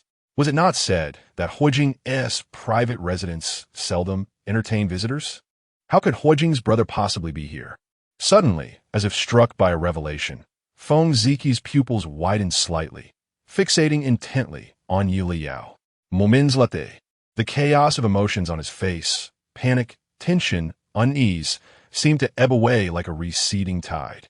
He exhaled softly, his expression gradually calming, a hint of mockery creeping into his gaze directed at Yelao.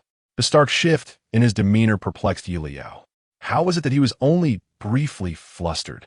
Could it be that he does not believe my brother is Huo Jing? The Huos in the surveillance room fell silent as well. You must admit, it's quite possible Feng Ziqi genuinely thinks this way. As Huo Jing's adopted son, Yelao neither bears the Huo Jing surname nor enjoys public appearances. Coupled with the excessive protection from his adoptive parents before he came of age, only a select few close family friends were privy to Yelao's true identity. Even many partners who had established deep cooperation with the Huo Jing family were merely aware that they had adopted a son years ago, entirely ignorant of the specifics of his identity, let alone the general public and the entertainment circle. Assistant Feng was indeed aware of Yelao's existence, but prior to today, he had never encountered him. Given their professional spheres rarely intersect, he had no reason to mention Yelao in front of Feng Ziqi. Thus, it is plausible that Feng Ziqi truly remains unaware of Yelao's identity. The reality aligned with the Huo's suspicions, given that he intended to leverage Huo Jing's influence. How could Feng Ziqi not conduct a thorough investigation into Huo Jing's background? However, Huo Jing was notoriously discreet, and the information Feng Ziqi could obtain was exceedingly limited and largely accessible to the general public. Such data could hardly convince anyone that he was indeed Huo Jing's romantic partner. Consequently, Feng Ziqi's gaze turned toward Assistant Feng. Having a brother working closely as Huo Jing's personal assistant would undoubtedly make it easier to acquire information unknown to others. Feng Ziki was aware that the Huos had 3 sons. Huijing, the eldest, followed by 2 younger brothers, one a celebrated actor, Huiyin, and the other a renowned esports prodigy, Huoze. Both were public figures. Feng Ziki had seen their photographs, but had never met them in person. Yet, the young man before him was neither Huiyin nor resembled Huoze. How could he be Huijing's brother? Initially startled by Yelao's words, Feng Ziki had succumbed to a brief bout of confusion. Do you truly believe I have not encountered Huijing's brother? Feng Ziki spoke again, now entirely composed, his gaze directed at Yelao, filled with disdain and impatience. If you do not leave, I shall indeed contact security. The fans in a live stream could no longer contain themselves, their comments flooding in. Is he out of his mind? What audacity! In this day and age, even the heir of the Huos dares to challenge authority? Ziki has an unusually good temper. If it were me, I would have contacted security by now. Hurry and call security. I no longer wish to see him. 1. Forget about that delusion. Did anyone else catch Ziki's first words? He has seen Huijing's brother. The comments erupted once more, the screen ablaze with reactions. Huijing's expression darkened further. Huijing's parents wore expressions that teetered between amusement and concern for Assistant Feng, who, at that moment, was metaphorically digging his toes into the floor. Ever since his brother acknowledged Huijing's relationship, Assistant Feng had felt an overwhelming urge to faint. Now, witnessing his brother speak to the young master with such audacity, he was consumed by shame and indignation. Chairman, Madam, President Huo. Assistant Feng stammered, perhaps I should go out and clarify. Well, it seems Feng Ziki genuinely does not believe I am my brother's sibling. Yelao converged. Should I now summon my brother? Yelao furrowed his brow in contemplation for a moment. No, it is not yet time for my brother to make an appearance. If he does now, Assistant Feng will surely follow suit, and knowing his tendencies, he would likely cling to my brother's leg, pleading for a peaceful resolution. Although it is indeed not a grave matter, this presents a splendid opportunity for Assistant Feng to liberate himself from his parasitic brother. The Huo leaned in, all ears. Assistant Feng's backstory evoked a collective sigh. From a young age, he was subjected to manipulation by his stepmother and neglectful father, who instilled in him the necessity of being kind to his brother, fostering a personality geared towards pleasing his sibling. Yet, throughout this ordeal, neither Feng Ziki nor their parents have ever regarded him as a true family member. If memory serves, Assistant Feng has yet to purchase a home, correct? Huijing's parents immediately turned to him. Is that true? Huijing nodded slowly. As the president's assistant at Huo Group, excluding year-end bonuses, his taxable salary exceeds $1 million. Having served alongside Huijing for over 6 years, it is astonishing that he has yet to acquire a home. One can only imagine how much his family has drained from him. If we do not seize this opportunity to reveal Feng Ziki's true nature to Assistant Feng, I fear he may ultimately find himself sent to Africa to cultivate loquats on my brother's behalf. Huijing's parents exchanged glances. Did you not previously mention sending him to Africa to cultivate cacti? Yet, upon further reflection, it is clear that the Feng family is not composed of virtuous individuals. Observing the anxious Assistant Feng nearby, Huijing's father offered a rare word of comfort. There is no rush. Let us observe for now. Huijing's mother added with a smile, Little Feng, we are well aware of your character. There is no need for concern. Assistant Feng was momentarily taken aback, looking at Huijing's parents with surprise. However, they had already turned their attention back to the surveillance screen, excitement radiating from them. Feng Ziki awaited Yelao's departure, yet Yelao remained seated on the couch, motionless for a considerable time. It was then that Yelao suddenly spoke. I'm a love child. Feng Ziki was taken aback for a moment before quickly frowning. You admit it? Then you should. Yet I must clarify one question, or I shall not leave today, Yelao asserted. The assistant and 3 cameramen lurking at the stairwell were momentarily stunned. What does being a love child have to do with anything? ISNT Yelao, the new guest? They had just interviewed him. What's going on here? The assistant and cameraman exchanged puzzled glances, yet a sharp instinct told them that they must not leave at this juncture. To conceal themselves better, they stealthily crept a few steps back toward the stairwell, pausing carefully. Meanwhile, the viewers in a live stream expressed their outrage. I have never encountered such an unapologetic love child. Ah, I can't take this anymore. Call security quickly. I am about to report Ziki, just because I know you are not Huo Jing's boyfriend. And I am also aware that you have an older brother who is Huo Jing's assistant. Does this reason suffice?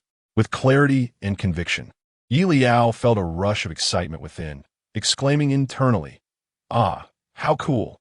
Is this what it feels like when protagonists in novels confront their rivals? I revel in this." Now, Ziki should be in a panic. Tremble, villain. Indeed, the moment those words left her lips, Ziki's hand trembled, causing his phone to crash onto the wooden floor with a dull thud. The viewers in the live stream were taken aback. What? What nonsense is this person spouting? Wait, why is the private life of Who talking nonsense making Ziki panic? Ziki's voice betrayed his anxiety, beads of cold sweat trickling down his forehead, completely contrasting his earlier arrogance. Now it was the fans in the live stream who were left dumbfounded. Did Ziki just admit it? Huh? Is this a twist? I don't understand this development. Yelao reflected on her recent words. It seems I wasn't direct enough. I must learn to strike at the heart of the matter. Huo's parents, you think your words aren't direct enough? You've pierced through the heart several times already. However, it sounds pleasant, so do keep speaking. Ziki had assumed the boy before him was merely an ordinary private individual, never anticipating that Yelao was privy to such insider information. Now utterly flustered, Ziki looked at Yelao and asked, "What do you want? Money? If it's for money, Yelao sukofud. Though I am in need of funds, I truly have no interest in your meager wealth." Ziki's initial composure evaporated. Upon hearing Yelao's words, he blurted out without thinking, "Really? You're just going to ask me one question and leave? But how can I trust you?" "Rest assured," Yelao interrupted with a radiant smile and sincere tone, "I shall not disclose this matter to anyone. After all, we are currently live streaming. I need not say anything. The camera will speak for me." Ziki's eyelids twitched, his instincts warning him that Yelao would not pose a benign question. Yet he found himself with no alternative. The production team was on their way, and if Yelao did not depart, he would be in deep trouble. After all, he was merely asking one question. With this thought, Ziki gradually regained his composure, fixing his gaze on Yelao. "What do you wish to ask?" Yelao's lips curled into a smile. "It's quite simple. I want to know if the scheme to bind Huo Jing for publicity was conceived by you and your team, or was it your brother's idea?" Ziki was taken aback. He had not anticipated that Yelao would pose such a question. What was the purpose behind this inquiry? Could it be that Assistant Feng's competitors, seeking to incriminate him, had sent this boy to displace him from his position? It was indeed plausible. After all, aside from those in the whole group, who else could know about his relationship with Assistant Feng? Furthermore, regarding this private residence, Ziki could not fathom who else possessed the means to enter. Realizing the crux of the matter, Ziki felt enlightened. If that were the case, then the situation could be easily resolved. After all, his useless brother had assisted him countless times, so placing the blame upon him bore no psychological burden for Ziki. Bang! Assistant Feng's hand slipped, causing his phone to crash against the steps, shattering into pieces. Yelao glanced at Huo Jing behind Assistant Feng, her eyes lighting up as she called out, "Brother." Simultaneously, she could not help but derive pleasure from the situation. Now, it truly seems like it's time to break into a sweat. Chapter 19. The pincer attack which brother? Yelao wondered whom he was referring to.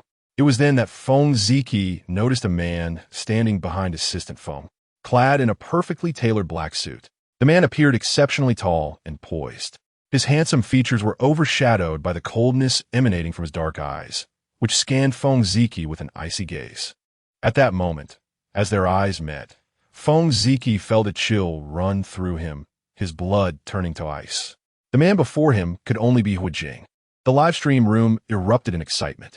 "Brother? Is he Ziki's brother? This man looks familiar. Is this not Huo Jing?" The revelation sent shockwaves through the audience. "Huo Jing? No way, no way. Could the CPI ship actually be real? Has the upstairs crew lost their minds?" Just moments ago, Feng Ziki admitted that he and Huo Jing were merely creating hype. So what is happening now? My CPU is about to overheat. Aren't we just watching the premiere live stream of Adventuring Together?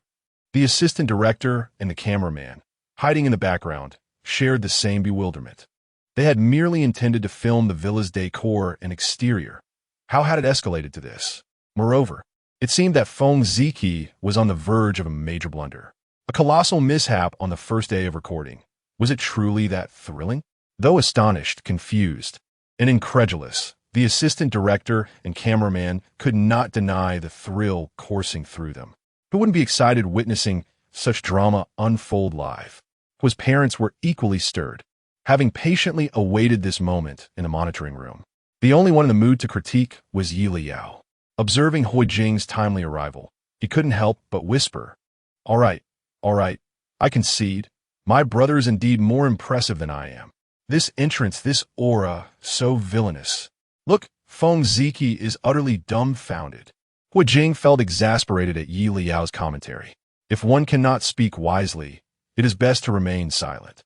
He glanced at Feng Ziki, who stood frozen, staring at him in shock, unable to mask his astonishment. It was evident he was rendered speechless. Now, upon hearing his beloved younger brother's accusations, Assistant Feng should surely come to his senses, right?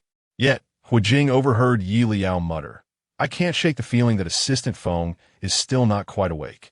Huo raised an eyebrow, glancing over. Assistant Feng had just bent down to retrieve his phone, his fingers trembling slightly, his complexion pale, clearly agitated by Feng Ziki's words.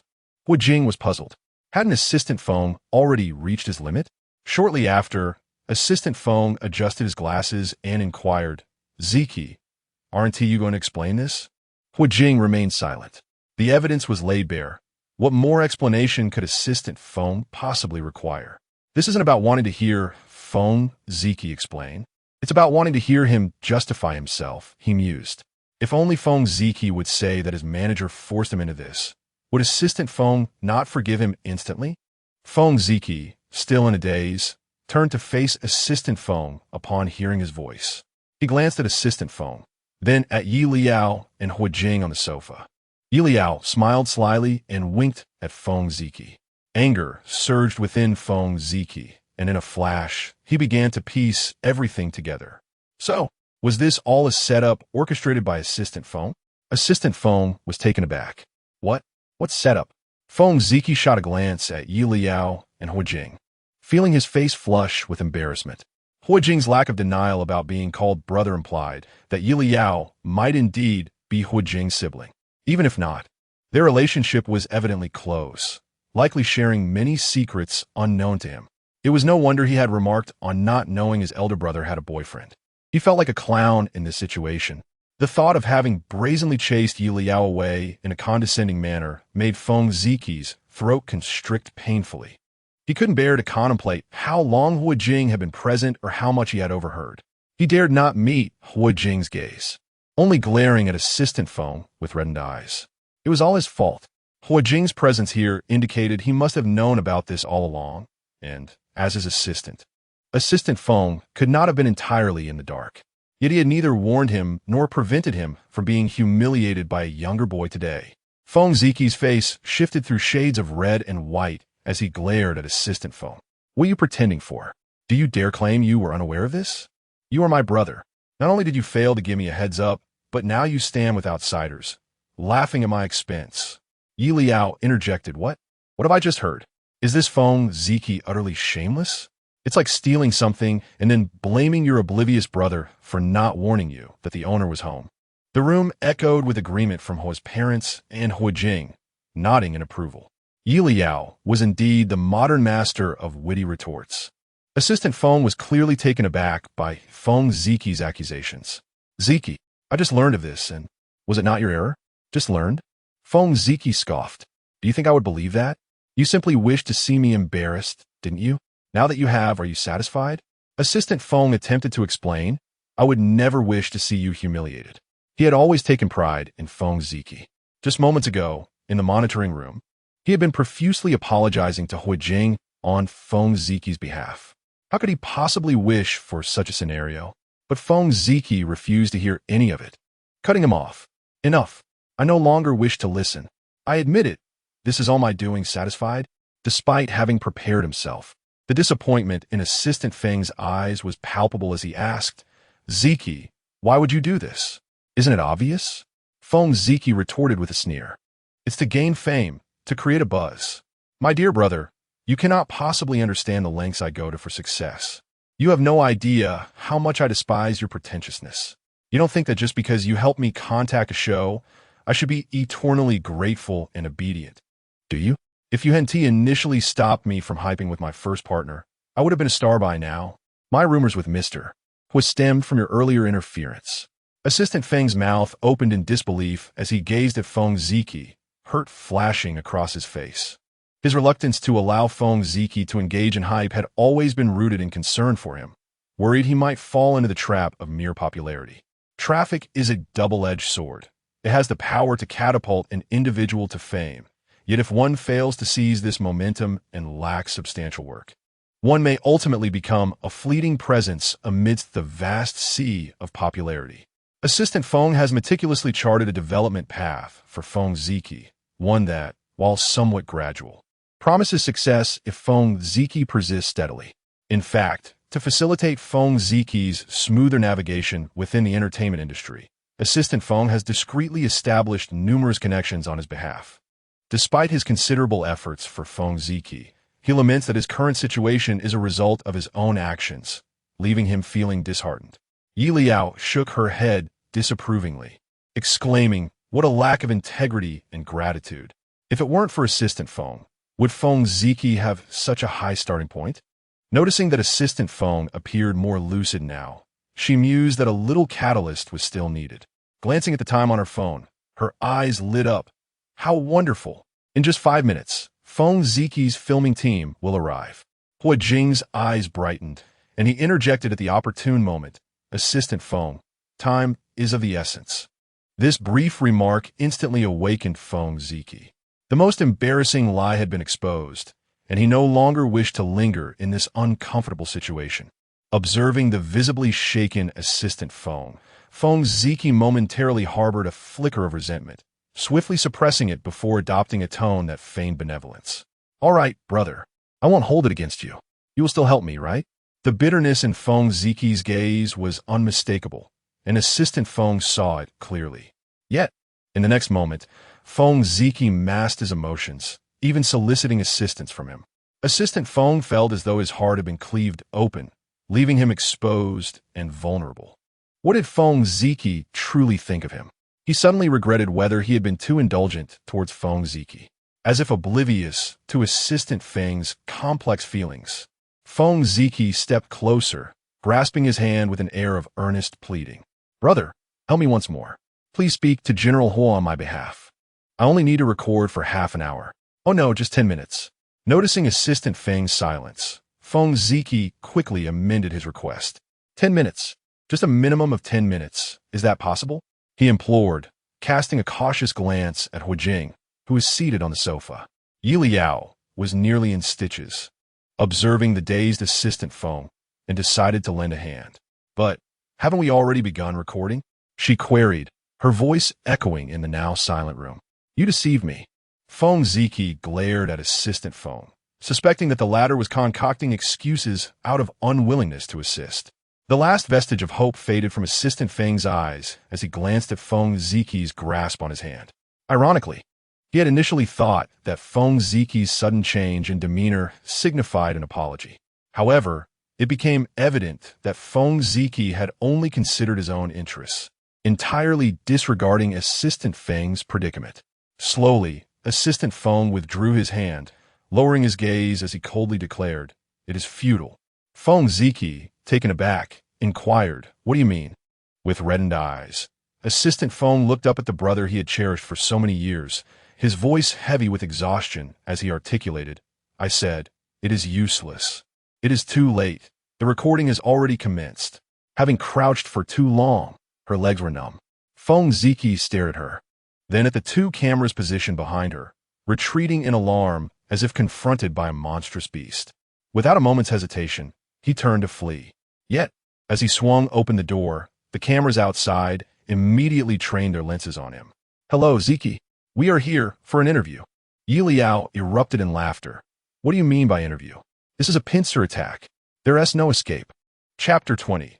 A complete downfall. The newly arrived assistant director and cameraman were utterly oblivious to the turmoil within the villa. Upon spotting Feng Ziki, the cameraman thrust the camera aggressively towards his face, eager to capture every pore with precision.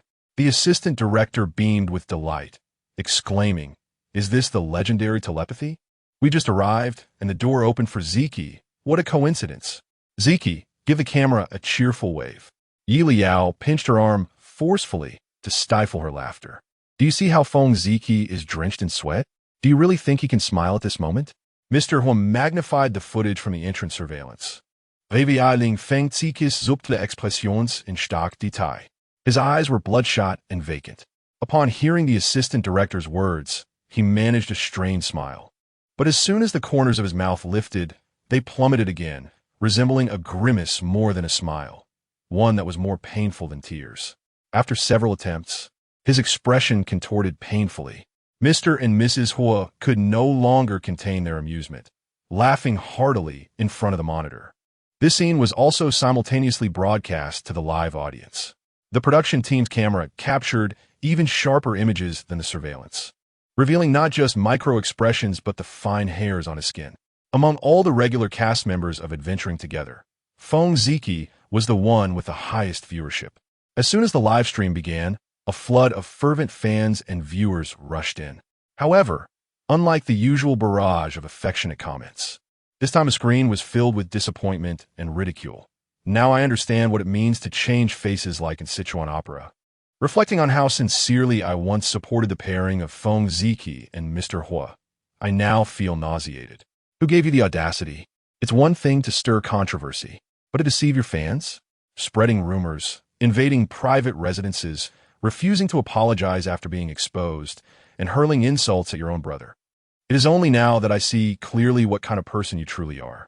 Feng Ziki, I am profoundly disappointed in you." The production team placed significant importance on this live broadcast, equipping each guest's filming team with a large LED screen to monitor the audience's comments in real time. However, due to prior arrangements made by Huo Jing, Yeliao's team did not have such a screen. In contrast, Feng Ziki's team was different. He often enjoyed interacting with fans during live streams. Before this filming, he had specifically instructed his manager to ensure the comment screen was prominently displayed. Thus, when Feng Ziki opened the door, not only was the camera thrust in his direction, but the massive comment display was also positioned right in front of him. The thought of his carefully curated persona collapsing, knowing that an endless stream of netizens would soon be aware of this incident, and even his competitors would mock him for it, filled him with despair. His chest felt tight, his eyes reddening, and his breath quickening. No, this cannot continue. He must devise a strategy. Feng Ziki's heart sank to the depths of despair. Could it be that Assistant Feng had also given up on him? In disbelief, he shook his head. No, that cannot be. Assistant Feng would surely help him. Whether in childhood or now, whenever he sought assistance, he always delivered. Stepping forward slowly, he distinctly saw Assistant Feng retreating a significant distance. The last thread of hope in his heart was severed without hesitation, and darkness enveloped him as his mind buzzed, his body swaying unsteadily. Why does the scene feel oddly familiar? When Su Rue abandoned his second brother, didn't his second brother react similarly? Almost as soon as Yelao finished speaking, Huo Jing had yet to respond when a thud echoed. Feng Ziki had indeed fainted. Chaos erupted on sight, and the feeds from both live streams were abruptly cut. Although the live broadcast was halted, the viewers remained connected. From the beginning to the end of Yeliao's stream, which lasted a mere 40 minutes, aside from the initial 10-minute interview, the subsequent half-hour was filled with high energy, capturing every moment of Feng Ziki's downfall. The spectators were in an uproar. This is a complete, unprecedented revelation. Which other scandal in the industry has been laid bare by the principal party themselves? Feng Ziki, you are my only brother. I shall refer to you as the self-destructing star. Ha ha, indeed. I was present at the scene. I could hardly keep up with the speed of my commentary as the reality unfolded. What a thrill! Within an hour of the video being uploaded, views soared past 1 million. Various marketing accounts went into a frenzy, and even a short video platform utilized Feng Ziki as inspiration, crafting a novel-based video. Viewers laughed heartily, commenting, "You may think you're clever, but I see through your disguise." Yelao found herself thoroughly amused when she stumbled upon this adapted novel. Unable to resist reading aloud with fervor, "I may have erred, but you are my brother. How can I not ask you to take the blame for me? ISNT, what brothers do to help each other? You may have lost a job, but I have lost a chance to show off." Downstairs, Mr. and Mrs. was sighed simultaneously. When would Yelao learn to control her volume? However, they found the adaptation quite remarkable, with a smooth narrative that amplified certain key moments. And they listened with keen interest. As for Feng Ziki, he had thoroughly crashed. 2 days had passed since the filming, yet the incident remained a hot topic, marking the most notable event of his career. Regrettably, this newfound fame signaled the end of his journey in the entertainment industry. In the aftermath, Assistant Feng gained clarity regarding his family's true nature. After the live stream was cut, Feng Ziki was taken to the hospital. The doctor ultimately diagnosed him with mere stress-induced agitation, assuring that rest and a positive mindset would facilitate a swift recovery. Assistant Feng stayed by the bedside for half the day until Feng Ziki regained consciousness. However, the moment he awoke and saw Assistant Feng, his first reaction was to demand he leave, blaming him for his current plight and accusing him of ulterior motives. The words of insult were harsh, yet Assistant Feng did not retaliate, merely listening in silence. Eventually, a nurse, unable to bear the scene, intervened. Given the gravity of the situation, Feng Ziki's father and stepmother soon arrived.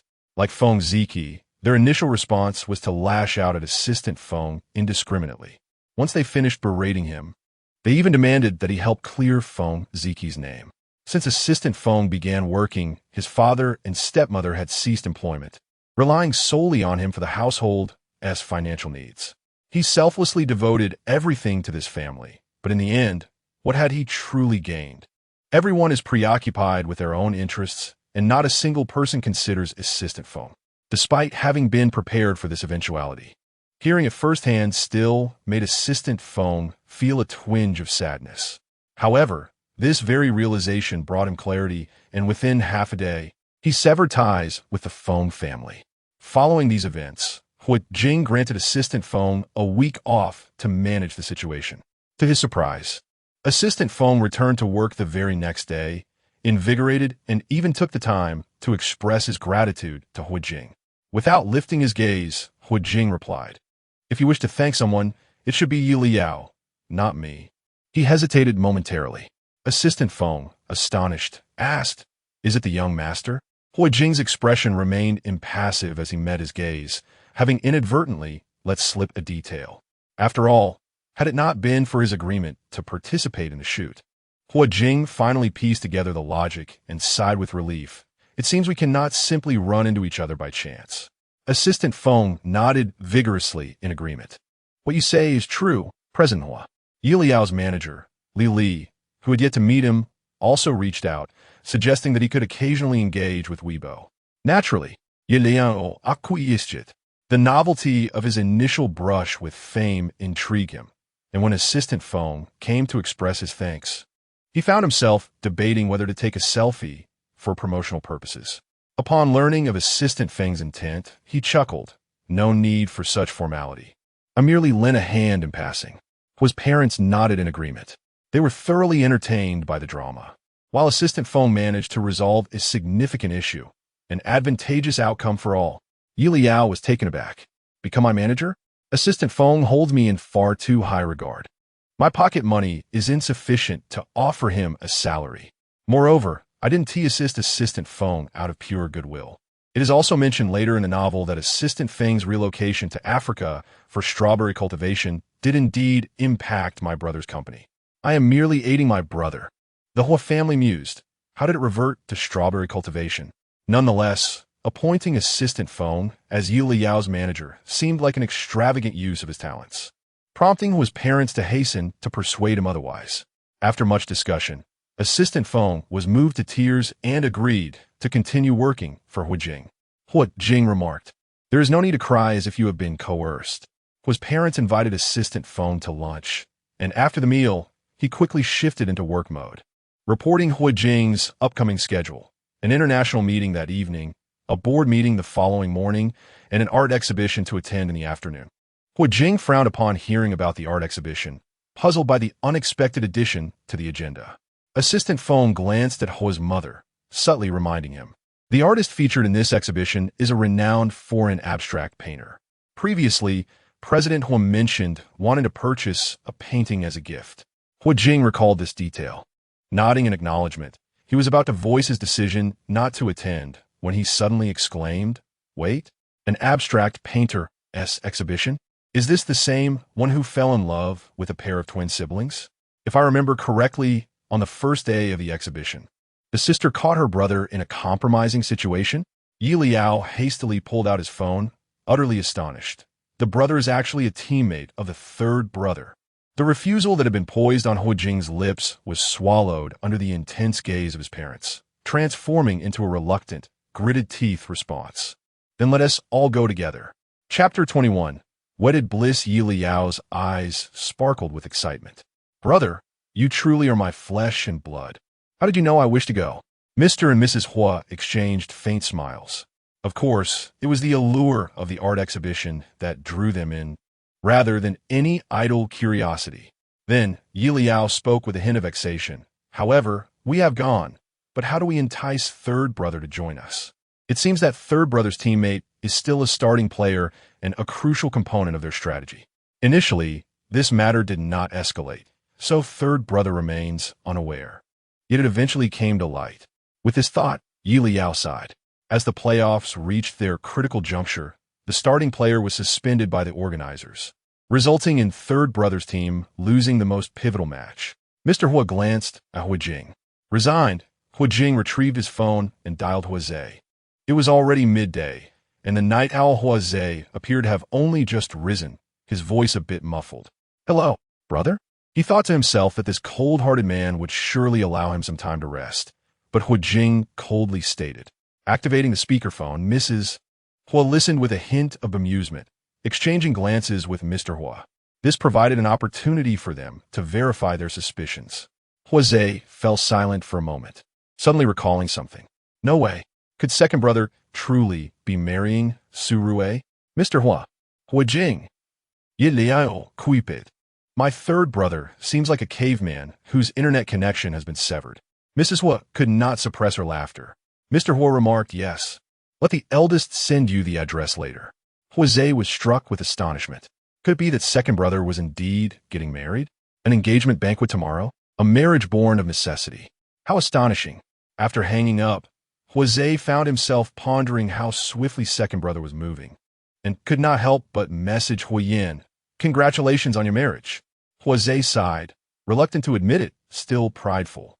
Thankfully, Yeliao was unaware of this development. Otherwise, he would undoubtedly retort, "Second brother must have sat up in bed at midnight. Isn't he sick?" Huazhe, lacking the habit of returning to sleep after waking, decided to freshen up and head to the training room. Upon opening the door, he spotted their team's ADC, Ning Su, from behind. Though Huazhe was also a player on the team, he was simultaneously its owner, with his room situated atop the villa. This was the only room there, so Ning Su must have come to find him. "Do you need something?" Huazhe called out to Ning Su, waving his hand dismissively. "I was awakened by my brother's call. What is the matter?" Ning Su nodded before saying, "I would like to request a day off tomorrow." After Huazhe agreed, Ning Su thanked him and headed downstairs. At that moment, Huazhe's phone vibrated. It was the address from Hu Jing. Frowning, he muttered, "An art exhibition venue? Second brother certainly knows how to pick a location." He was so engrossed in reading the message that he failed to notice Ning Su momentarily pause, looking somewhat apprehensive upon hearing art exhibition venue. The following morning, the entire Hua family was prepared for their outing. Since they were off to witness the spectacle, they had to set out early. Upon arriving at the exhibition venue, they found it just opening its doors, with the artist Zhao Wei standing at the entrance to welcome guests. Yelao cast a distant glance, noting that the abstract artist appeared to be in his 30s, with captivating peach blossom eyes that exuded charm. "Ah, it's evident he is quite the flirt." Mr. Huan nodded in agreement. He bore a striking resemblance to old Su, neither appearing particularly reputable. Suddenly, Mrs. Huo, walking ahead, halted in her tracks. Before she could finish her thought, a deliberately elevated female voice exclaimed, "I wonder why you look so familiar. It's you, Jinnie's family."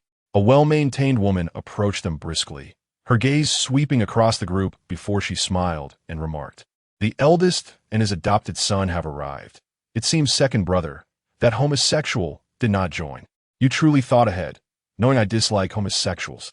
Upon hearing the term homosexual, Yelao instantly looked up. This person has no emotional intelligence whatsoever. Let me check the introduction.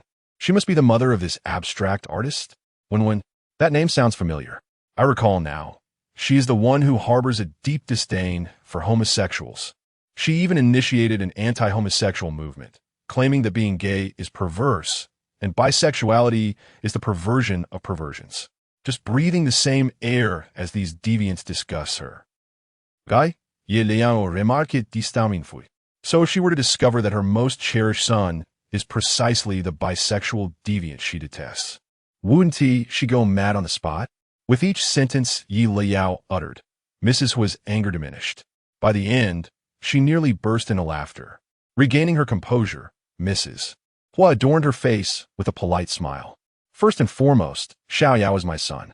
Secondly, it appears that despite the passage of years, you have not changed one bit.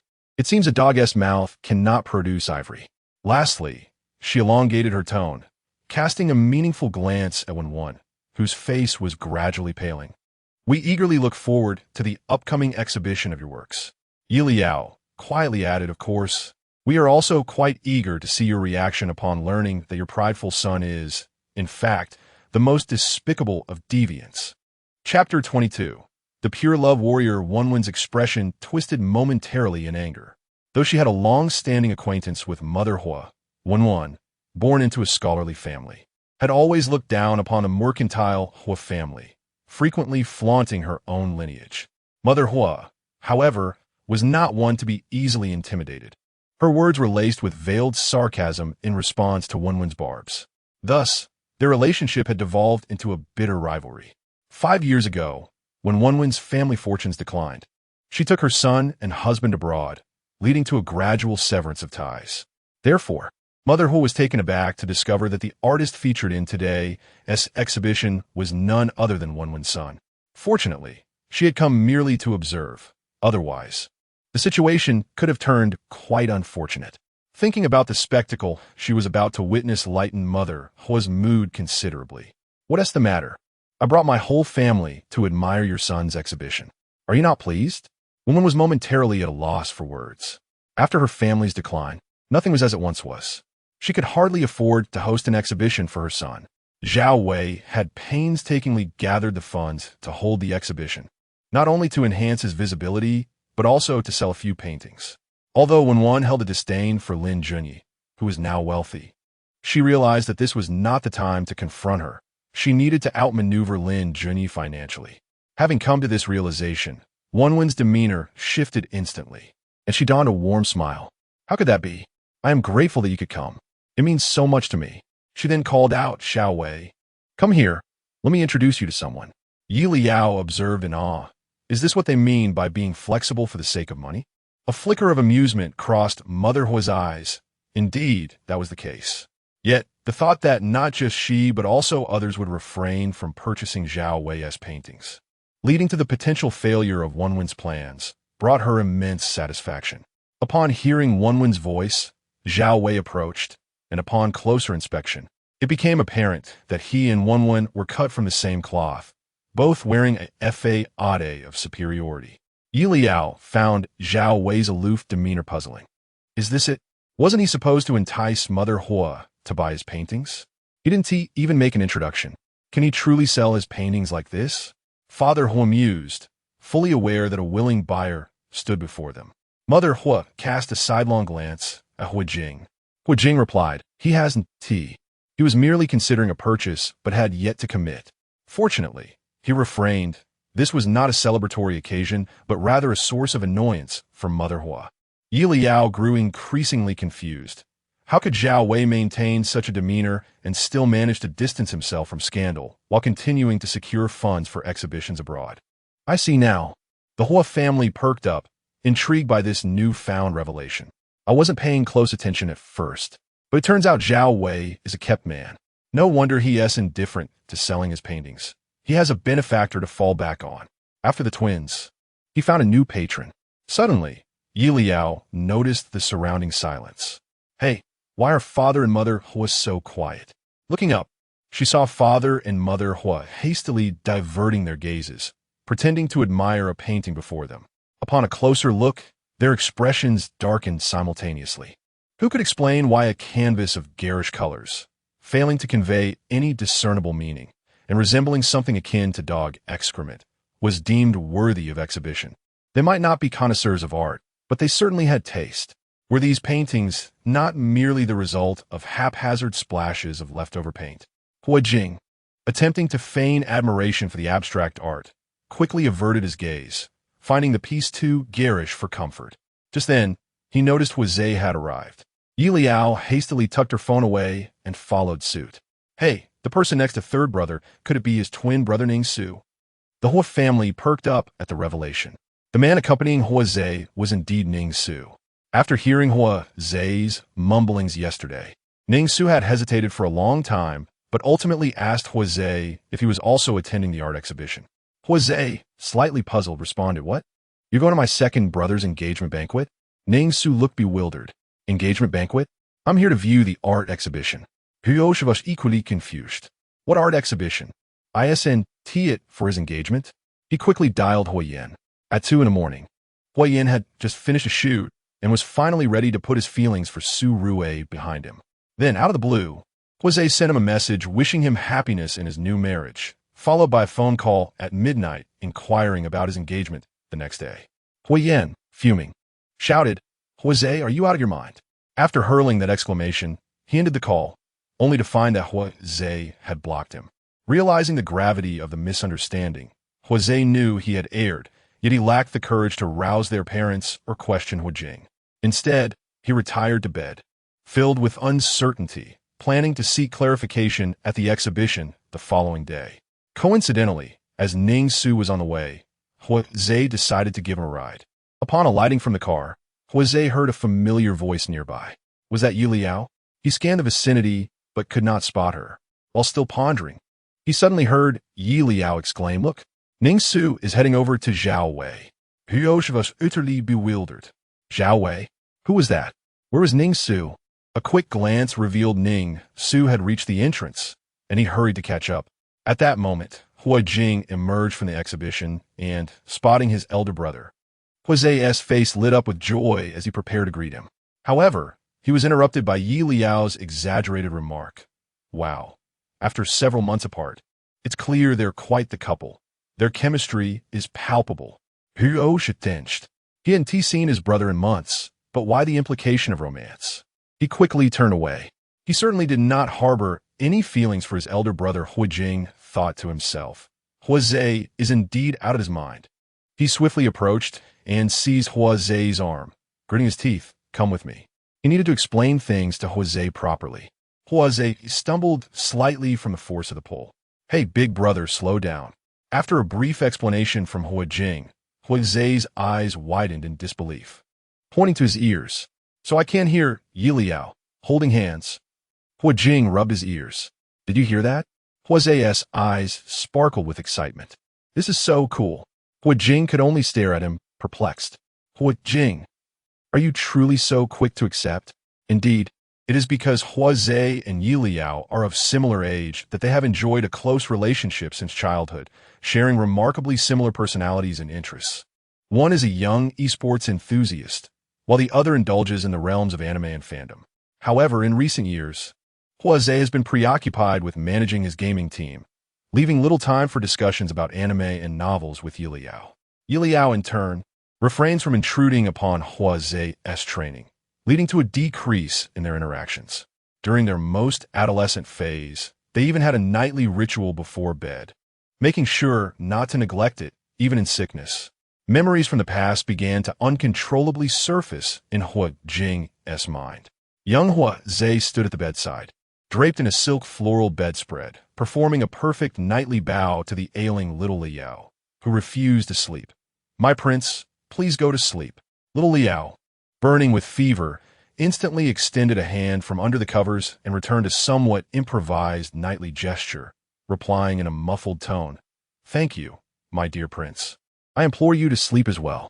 As these dust-covered memories resurfaced, Hua Jing felt a wave of embarrassment wash over him, as he furiously dug his toes into the ground.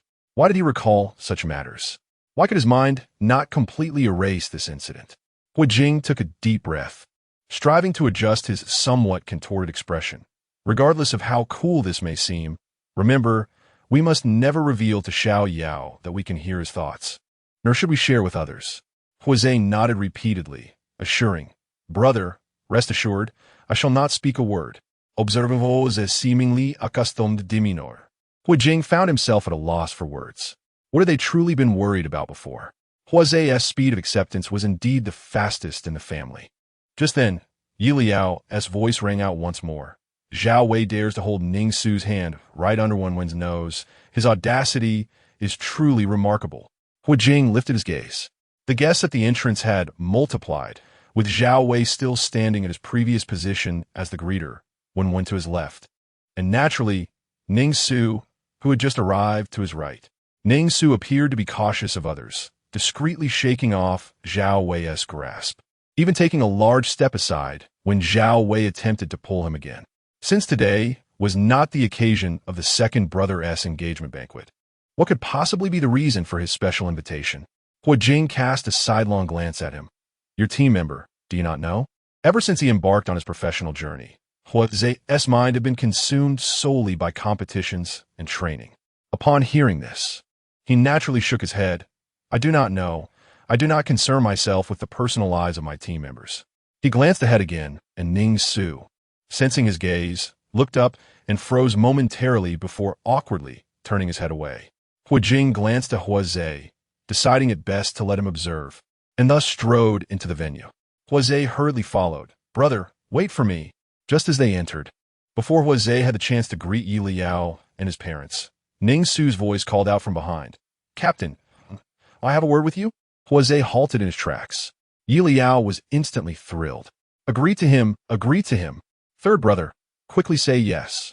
Let me eavesdrop." Hua Zhe found it amusing but acquiesced to Yelao's wishes, smiling as he said, "All right, shall we go ahead?" Ning Su nodded and politely bid farewell to the Hua family before departing. Hua's mother couldn't help but praise. "This child is quite courteous." Yelao nodded in agreement. "Of course, you should know that Ning Su is the only player in the Third Brothers team who doesn't curse while gaming." Hua's parents exchanged glances. If he could refrain from swearing while gaming, Ning Su's temperament must be exceptionally admirable. Such a character could hardly be at odds with the boyfriend of his sister. Yelao's voice drifted in. "What a pity that such a wonderful person has been deceived by that scoundrel Zhao Wei." So Ning Su was unaware that Zhao Wei's girlfriend was his sister? Hua Zhe was further astonished. Zhao Wei, scoundrel? Deceived? Hua Zhe felt perplexed but maintained a composed fa as he followed Ning Su to a secluded area. Long before deciding to inquire whether Hua Zhe intended to attend the art exhibition, Ning Su had prepared to disclose everything. Prior to joining Hua Zhe's team, Ning Su was merely an ordinary gaming streamer who, due to his excellent skills and keen awareness, was swiftly signed by a prestigious team and became a trainee. However, at that time, Ning Su was too young to comprehend the intricate clauses in contracts and struggled with social nuances, resulting in his subsequent isolation by teammates shortly after joining the training squad, which eventually led to psychological issues. The outcome was that the psychologically troubled Ning Su was not only relegated to the bench, but also faced potential litigation from the prestigious team for breach of contract due to undisclosed mental health issues. Just as Ning Su was beginning to recover, Hua Zhe had confidently placed him in a starting position. It could be said that without Hua Zhe's support, Ning Su might have been crushed under the weight of exorbitant breach fees, with no opportunity to pursue a professional career. Although the team did not prohibit members from dating, Ning Su felt a twinge of anxiety when he first started dating Zhao Wei. He had even contemplated revealing this to Jose and was somewhat distressed about possibly breaking up with Zhao Wei. But it was Zhao Wei who persuaded him otherwise. He told me he was afraid that if I disclosed our relationship to you, you would worry about my performance being affected and wouldn't let me start. Which is why I didn't tell the captain or make it public to the fans. Ning Su spoke softly. He is not worried about your playing time. That scheming scoundrel is afraid that if your relationship is made public, he would be exposed for playing both sides. Jose was taken aback. Playing both sides? Wait a moment. Where was Yelao eavesdropping? Jose looked ahead and noticed a nearly 2-meter-tall artistic vase nearby, revealing a corner of Yelao's garment. Hiosha. You chose such an obvious spot to eavesdrop? Do not speak so definitively, young man. Your competitive state is undoubtedly unaffected, likely because you have yet to reach the point of heartbreak. Jose nodded in agreement. Naturally, your performance will not be affected as long as your relationship remains stable. But what if issues arise? Ning Su hurriedly interjected. That will not happen. As he spoke, Ning Su lowered his head shyly, his cheeks slightly flushed, confessing to the captain, "We have been together for 3 months, and we have never fought even once. He is very patient and understanding with me." What kind of patience and understanding does one expect from a man trying to swindle you out of money? Yelao sighed. Jose was somewhat astonished. You've been together for 3 months? But haven't we been competing for the past 3 months? Where did you find the time for romance? Ning Su grew even more bashful, mumbling, "Well, it's an online relationship." This time, Yelao was shocked. An online relationship, and you spent $1 million on him? What? Jose's parents, who had followed along, widened their eyes in disbelief. You mean to say, in just 3 months of an online romance, you have spent $1 million on a man you have yet to meet in person? Why not let Wang Baochuan step down and crown you the reigning champion of love-struck fools? Jose found it utterly unbelievable. Why had he not realized sooner that Ning Su was such a hopeless romantic? Even Jose felt a twinge of pain for Ning Su. The narrative concerning the twins was rather sparse, focusing primarily on the consequences of this predicament. Jose's team had lost a crucial match in the playoffs. I had thought that Ning Xing's expenditure of 800,000 on Zhao Wei was excessive, yet Ning Su had gone so far as to spend 1 million. It must be said, you two truly are siblings, each more love-struck than the other. Perhaps you both ought to go forage for some wild vegetables to regain your composure. However, Ning Su was even more infatuated than his sister. At least Ning Xing was acquainted with Zhao Wei in real life, albeit without a complete understanding of his background. Whereas Ning Su was involved in an online romance. Listening to Yelao's continuous complaints, Jose grew increasingly astonished. Wasen Ning King Ning Ku's sister. Were they both romantically entangled with Zhao Wei? What kind of person was this Zhao Wei? They were about to enter the playoffs, and if Ning Su's performance were adversely affected by this scoundrel, he would ensure Zhao Wei faced consequences. Taking a deep breath, Jose attempted to compose himself and spoke more delicately. Have you ever considered the possibility that perhaps Zhao Wei is not the virtuous individual he appears to be, but rather someone who plays both sides and deceives you financially? Ning Su's eyes widened, and he murmured, "That's impossible. He treats me well and claimed he merely encountered some financial difficulties and would return the money as soon as he could." After some contemplation, Ning Su added, "Zhao Wei doesn't seem like a fraud, and if he were truly short on cash, how could he afford to host an art exhibition? That does make sense, but may I inquire, did he provide you with an IOU? Furthermore, have you considered that the funds for his exhibition may actually be sourced from you and your sister, both of you love-struck fools?" Huo was inwardly sheathing. Yet, he hesitated to directly inform Ning Su that he was being deceived. Not only was Ning Su at risk, but his sister was also. Noticing Huo's silence, Ning Su pondered for a moment before attempting to speak again when his phone rang. "Captain, I need to take this call," Ning Su said. Zay waved him off. He too needed a moment to collect his thoughts. Ning Su walked towards the vase where Yelao was hiding, causing her to startle and consider fleeing.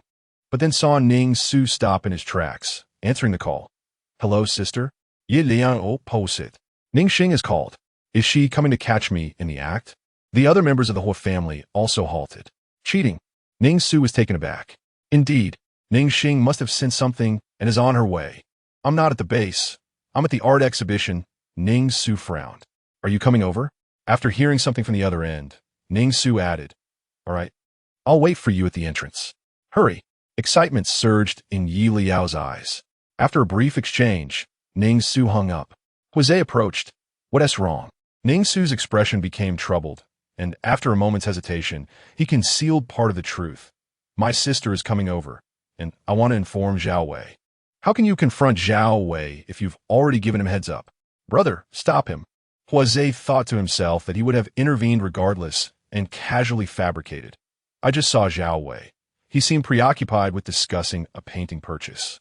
Ning Su immediately furrowed his brow. Jose seized a moment to inquire. What's going on? Ning Su shook his head. This matter is too complex to explain in a few words. I'll need to wait for my sister to arrive. Jose replied, then I'll accompany you. Yelao then emerged, grasping Jose's arm. Brother, where are you going? I want to go too. Just to the entrance. Jose replied. Yelao smiled brightly, glancing at Ning Su. It's too boring inside the venue. Can I join you while we wait for Ningxing? Having another person wound T hurt, and with Yeliao's appealing looks, Ning Su nodded without a second thought. Watching Yeliao follow Jose and Ning Su, Hua Ma's eyes lit up, and she turned to Hua Jing. Hua Jing was puzzled.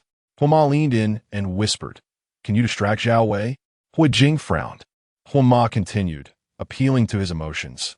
Ning Su is such a pitiful child. Not only has he been deceived in love, but now he's also been swindled out of money. His sister is equally unfortunate. 80,000 is no trivial sum. Hua Ba reasoned. Moreover, this concerns Jose's team. I recall they're the top seed this season with the best chance of winning the championship. If Ning Su's performance is affected by this incident, Jose may miss the trophy again. With the stakes laid bare, Hua Jing had no grounds to refuse. He slowly nodded, selecting the most visually appealing of Zhao Wei's chaotic artworks, and instructed the staff to contact the artist for a deeper discussion about the creation's intent. Watching Hua Jing depart with the staff, Hua Ma smiled with satisfaction. Now it's my turn. Hua Ba was surprised. What are you going to do? Aren't we supposed to eavesdrop? Hua Ma winked. Of course, I'm going to chat with Wen and inquire about her son's marital prospects. Hua Ba suddenly understood.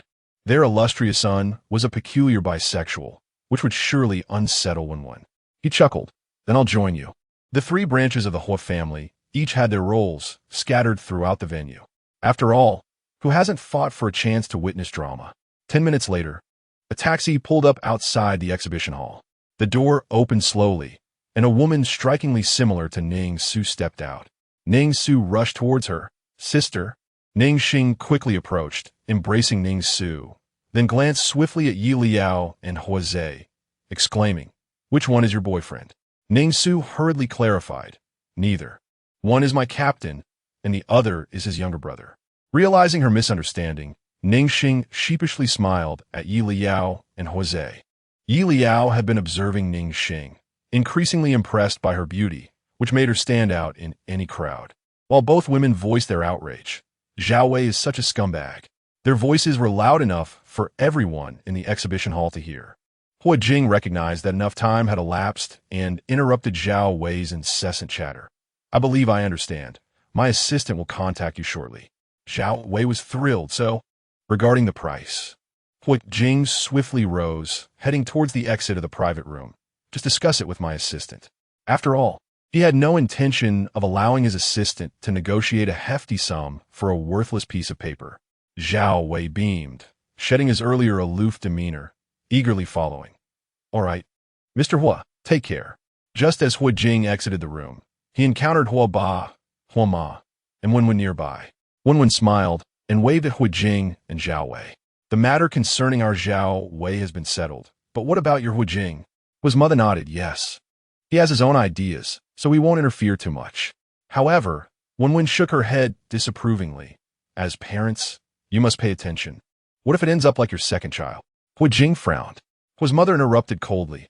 All right, let's not discuss Hua Jing any further. Tell me more about your future daughter-in-law.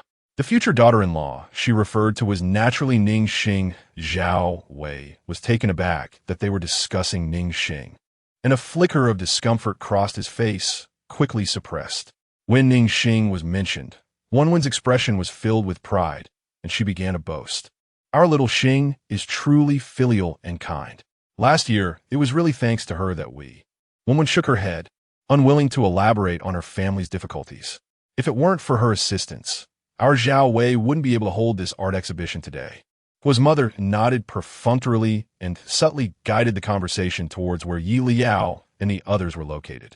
She casually inquired, "Why haven't you mentioned little Xing?" Liao's voice echoed, and Huo's parents immediately understood. So it was like this. Huo's mother looked at them with contempt, but chose not to expose the situation. By 10 in the morning, the flow of people at the art exhibition reached its peak. Not only were there artists with profound knowledge of art, but many news media journalists arrived, and even some bloggers with equipment made their way there. As Huo's parents walked along, they encountered at least 10 reporters carrying cameras and 5 or 6 live-streaming hosts. The closer they got, the clearer Liao's voice became. Ningxing has only been with Zhao Wei for 6 months? No wonder. One sibling feels the relationship is unstable after only 6 months, while the other thinks online romances are unreliable. Plus, Zhao Wei has been constantly brainwashing them, so neither of them wants to introduce their partners to each other, naturally unaware that they are both dating the same person. I must say, Ningxing's intuition is truly sharp. Just around the next corner, Huo's mother was the first to halt her steps. Wan, who was beside her, asked, "Do you like this painting?" Ning Su's voice called from a distance. "Why not take a look at my boyfriend first?" "Aren't you going to?" The words catch him in the act remained unspoken. Ning Su thought better of it and picked up her phone to call Zhao Wei. As the phone rang, Liao's keen ears detected the sound ahead and quickly pulled Huoze forward. Ning Su and Ningxing followed closely. In the next moment, the 4 of them bumped into Huo's family. Here they are. Ning Su spotted Zhao Wei and immediately hung up the phone, waving to him, "Zhao Wei." Ningxing lifted her gaze, and in an instant, her smile froze.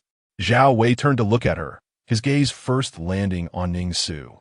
And just as he was about to greet him with a smile, he suddenly realized something and turned to Ningxing. Their eyes met. Zhao Wei instantly panicked, instinctively wanting to turn and flee. Wen was equally surprised to see Ningxing in front of her. "Xiaoxing, didn't you say you were busy with work and had no time?" Before she could finish, Ningxing stepped forward and delivered a solid slap to Zhao Wei's face. Yelao, exclaimed it. Huo's parents covered their mouths simultaneously. That felt satisfying. "Zhao Wei, have you lost your mind?" Ningxing's tears streamed down, her voice trembling. Zhao Wei covered his swollen face, still at a loss for words in defense. As he saw Ningxing's red eyes filled with grievance, "Xiao Su, don't you understand? We've all been deceived by him." In an instant, Ning Su comprehended everything, the color draining from his face as he looked at Zhao Wei, detecting an undeniable hint of panic in his expression. Ning Su's heart sank, his body trembling uncontrollably so. "Zhao Wei, you're also my sister's boyfriend?" Yes, exactly. We've hit the nail on the head." The sudden turn of events caught Wen off guard as she witnessed her beloved son being slapped publicly by the future daughter-in-law she valued. Wen exploded, stepping forward to Sove Ningqing. "What are you doing? What are you in such a hurry for? You'll have your turn to go mad later." Yelao retorted. "Her, tonne dissatisfied." Huoze nearly burst into laughter, while said, "Scold her more, I love it." Ningxing stumbled back a step from the push, a smile breaking out on her face. "Am I going mad?" She pointed at Zhao Wei, tears glistening in her eyes as she looked at Wen. "Shouldn't you ask your son what he's done? As a competent mother of a prince, it is imperative to uphold the principle that whenever the prince suffers, the mother must defend him." Therefore, Wen almost immediately retorted fiercely, "No matter what he did, you should not lay a hand on my son in public. Otherwise..." She raised her hand. "What do you want?" Ning Su stepped forward, shielding Ningxing behind him, his expression darkening. Yelao couldn't help but grip Huoze's arm tightly. Ning Su is truly a good person, although he has a severe case of love brain. He resolutely defends his sister. Much better than that idiot Su Chun. Huo's parents and Huojing nodded in agreement. Only Huoze wore a pained expression, muttering through gritted teeth, "Can't you just pinch your own arm?" Yelao blinked apologetically at him. Wen glared furiously at Ning Su. "What do I want? Ningxing hit someone, ruining our exhibition. I can just call the police and have her arrested." "Fine, go ahead and call the police." Ningxing was genuinely upset, tears streaming down her face her voice trembling even more. She never expected Zhao Wei to be so audacious, dating her while simultaneously hiding his relationship with her own brother. However, she was grateful for his audacity. Otherwise, they would have remained oblivious for much longer. I also want to ask the police if pretending to be single while soliciting large transfers from both me and my brother constitutes fraud. Wenwen's expression changed. What do you mean? Ninggu, I'm begging you, don't say any more. Zhao Wei urged in a panic. Ning Su continued unabated. Your foolish son is dating me while simultaneously dating my sister, isn't he? Wenwen stood frozen in place, her mind buzzing. What had she just heard? The commotion had attracted attention, and as the situation unfolded, more and more people surrounded them. Zhao Wei and Wenwen's life-size cutouts still stood at the entrance of the exhibition, so the crowd immediately recognized them. Upon hearing Ning Xing's loaded statement, the onlookers gasped. Playing both sides? Is he bisexual? And with siblings? What a shameless scoundrel. It was only then that Wenwen came to her senses. You are not allowed to speak nonsense. My son is not that kind of pervert. Panic written all over her face, she rushed towards a recording journalist. You are not allowed to film. Hearing the earlier remarks about others losing their minds, the parents of Huo took a step back in surprise. Watching Wenwen's unraveling was quite amusing to them. They needed to maintain a distance to observe closely. Not a pervert? Ning Su chuckled in anger. What evidence do you wish to see? The photos he sent me flaunting his abs, or perhaps the flirtatious messages, or even the records of money I transferred to him. A chill ran down Wenwen's spine as she shook her head vigorously. Her eyes bloodshot and fixed on Ning Su and Ning Xing. Impossible. Absolutely impossible. Seeking solace, she turned to Zhao Wei behind her. Zhao Wei, you must say, he is definitely lying, right? You are not a pervert, nor are you homosexual, are you? How could her most cherished and flawless son possibly be gay? She continued to shake her head in denial. No, she would never accept that her son was homosexual. Zhao Wei, covering his face with his hand, trembled at Wenwen's words, too frightened to lift his gaze. Around them were attendees of the exhibition, including fellow artists, media reporters, and bloggers, all observing him with their piercing stares and cold cameras. If today's events were to leak, it would spell disaster for him. Not only would he be unable to host another exhibition, but he might even struggle to sell his artwork in the future. His dream of becoming a painter would be shattered if he couldn't sell even a single piece. The thought of the impending future made Zhao Wei's vision darken. Therefore, he absolutely could not admit the truth. Yes, a glimmer of realization sparked in Zhao Wei's eyes. As long as he did not confess, everything would be fine. Zhao Wei lowered his hand and quickly glanced at Ning Xing and Ning Su before diverting his gaze back to Wenwen, his voice barely above a whisper. I am not like them. I am not a homosexual pervert. Excuse me, how is being homosexual perverted? Someone interjected. Homosexuality is simply a sexual orientation. My brothers and I are all gay. Where is the perversion in that? You, on the other hand, are the one straddling two boats and deceiving others. Now that's a true fraud. Absurd, Yelao exclaimed, her voice brimming with indignation. Meanwhile, Huo's parents were utterly astonished. The eldest and the youngest are gay too? Huo Jing and Huo Zhe exchanged bewildered glances, equally at a loss. How could they have been unaware of their preferences? However, Yelao was not wrong. They had no throne to inherit. So what was the issue with liking men? Ning Su and Ning Xing were infuriated by his shameless remarks, but before they could retort, the onlookers could no longer tolerate the absurdity. What era are we in? And yet there are still fools who lack respect for other sexual orientations. So, your prior advocacy for respect and equality was merely lip service? You, in fact, harbor discrimination against homosexuals? How disappointing to be exposed in such a manner while attempting to argue your case. How could someone possess such a lack of character? Scumbag. The two simple words struck a nerve in Zhao Wei, prompting him to shout, Do not slander me. I am a god of pure love. Do you understand that your baseless accusations could lead to defamation charges against you? Yelao's eyes widened in disbelief. The god of pure love? An affront to pure love. If the god of pure love were genuine, he would have reported this by now. Infuriated, Yelao suddenly recalled something. Wait, I remember now. Zhao Wei is not only a scumbag, but also quite promiscuous. He seems to have uploaded numerous videos himself. Then, it should be possible to find them? Hua Zai's eyes lit up. This made the situation much easier to handle. Chapter 23, waiting for someone before Hose could retrieve his phone to seek assistance in verifying the evidence. A commotion erupted from outside the crowd. A sharply dressed man, accompanied by several security personnel, pushed his way in, shouting angrily, "What are you all doing here? Are you trying to stir up trouble?" Wen and Zhao Wei simultaneously looked up, their expressions transforming as they spotted the man, akin to finding a beacon of hope. Yelao was puzzled when he noticed both Zhao Wei and Wen rushing forward. "Dad, honey, you finally made it," Wen exclaimed, her eyes glistening with tears as she pointed at Ning Su, Ning Xing, and the surrounding onlookers.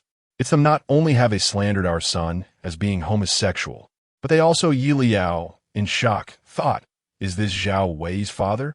So, Wen is still unaware that she is the wife of a cheating husband? Ho's parents were equally astonished, glancing at each other.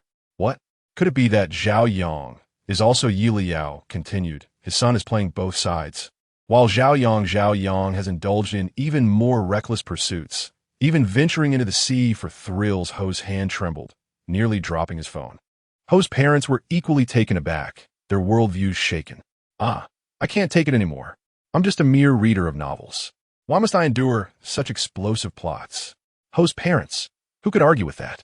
They didn't even read novels. Yet, the dramatic events unfolded in their lives daily. Nevertheless, they certainly enjoyed the drama. Hose, grasping his phone, wore a complicated expression. The good news, evidence of the father-son duo, was plentiful online.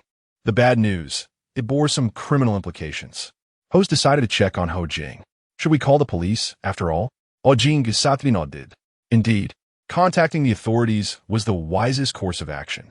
With his brother's affirmation, Hose wasted no time in taking out his phone, messaging a tech-savvy friend to compile and organize the evidence as swiftly as possible. On a workday morning at 10 o'clock, many workers were indulging in their golden hour of slacking off. In an era dominated by short video live streaming, numerous individuals favored such platforms for their recreational escapes. It was during this time that an astute observer noticed a new art streamer on the Entertainment Live broadcast homepage. Many netizens clicked in. Should we report this to the admin? Hey, streamer, hold still. That person who just flashed by looked like Su Shun.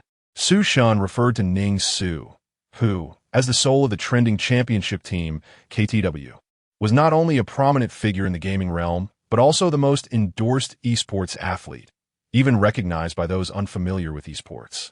Upon reading this comment, the viewers were momentarily stunned. Upon closer inspection, the individual on the screen bore a striking resemblance to Z-Team's player, Hose, whose gaming ID was Z. Mistaking Su Shun was one thing. Could they have possibly misidentified Z-Team as well?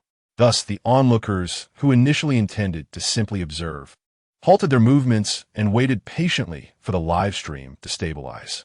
The streamer's hand trembled for several seconds before the camera finally steadied, and the previously distorted audio emerged from the live room. What is there to explain? Upon discovering he had been deceived, Ning Su felt a twinge of sadness, which rapidly transformed into fury upon witnessing the family's unabashedness. Your son is cheating on both sides, and you expect my sister to offer an explanation? Yelao echoed his indignation. Is it victim blaming? How absurd, old dang. The live audience quickly recognized Ning Su's voice. It's truly Su Shun. Streamer, could you adjust your camera? The barrage of question marks flooded the live chat, yet the streamer remained uninterested in clarifying the situation.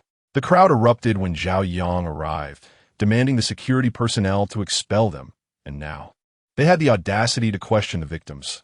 We all purchased tickets to attend the art exhibition. On what grounds do you dismiss us? Indeed, are you too ashamed to face this? The audience was outraged, while Wen felt a wave of relief wash over her. With Zhao Yang's arrival, she felt emboldened and supported. Looking at the onlookers, her eyes were filled with disdain. You are merely envious of our Zhao Wei. Wen shielded Zhao Wei behind her, disdainfully glancing at Ning Su. Isn't it merely because Zhao Wei has achieved some success? Must you slander my son so? Her son was exceptional. How could he possibly be homosexual? And as for you, Ning Xing, Wen directed her disdain towards Ning Xing, her gaze sweeping over her with contempt. I told you before, when meeting your father, do not dress so flamboyantly. No wonder I always thought Wen was a bit unhinged. She is truly the archetypal pampered wife.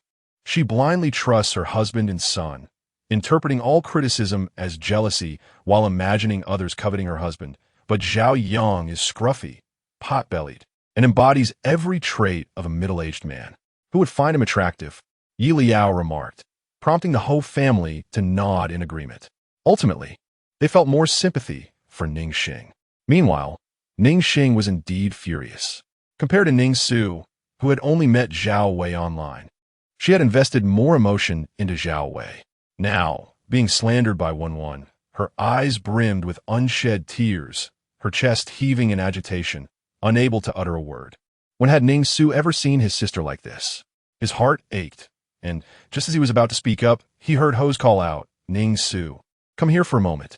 With so many eyes and cameras upon them, Ning Su understood that even if they were in the right, the onlookers would side with them. But until they could present concrete evidence, he could not act impulsively. Glaring at Zhao Wei, who was hiding behind Wen, Ning Su took Ning Xing's hand and approached. The fans in the live room finally confirmed. Those two voices belonged to Ho's and Ning Su. But could someone explain what was happening? Why was Ning Su accusing Zhao Wei of cheating? Could it be that Ning Su had been betrayed? Fans were instantly enraged and curious. The streamer remained silent as Wen's voice rang out again. Are you all gathering to discuss how to handle the situation after slander my son? Let me tell you, just because you've caused a commotion doesn't mean it ends here. I will not let this go. You two must compensate us for all the negative impacts brought upon the art exhibition, including that slap Ning Xing just delivered. Otherwise, I will certainly engage a lawyer to sue you, Wen declared fiercely. Yelao was once again taken aback by Wen's audacity, and as she observed her demeanor, it felt all too familiar. Is this the privilege of the powerful? Has Wen perhaps gone a bit overboard? Ho's mother chuckled softly. It must be said, Yeliao's descriptions remained astutely accurate. Ho's led Ning Su aside, whispering to him. Unexpectedly, the seemingly eccentric young esports enthusiast, Sango, has exhibited a glimmer of reliability. He even considered reporting to the authorities. Such growth is commendable. Previously, I had thought he would gravitate towards the path of the fiery youth. Huosha.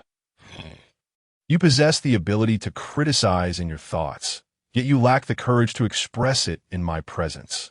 Besides, no matter how eccentric this esports youth may be, he pales in comparison to your own blatant otaku tendencies. Though Ning Su was astonished and confused by Jose's remarks, he chose to unconditionally trust him, grabbing his phone and heading to the side with Ning Xing to make the call to the authorities. At that moment, Jose's phone vibrated, and his friend sent over the necessary information. Feeling elated, Jose decided to temporarily overlook the antics of Yelao.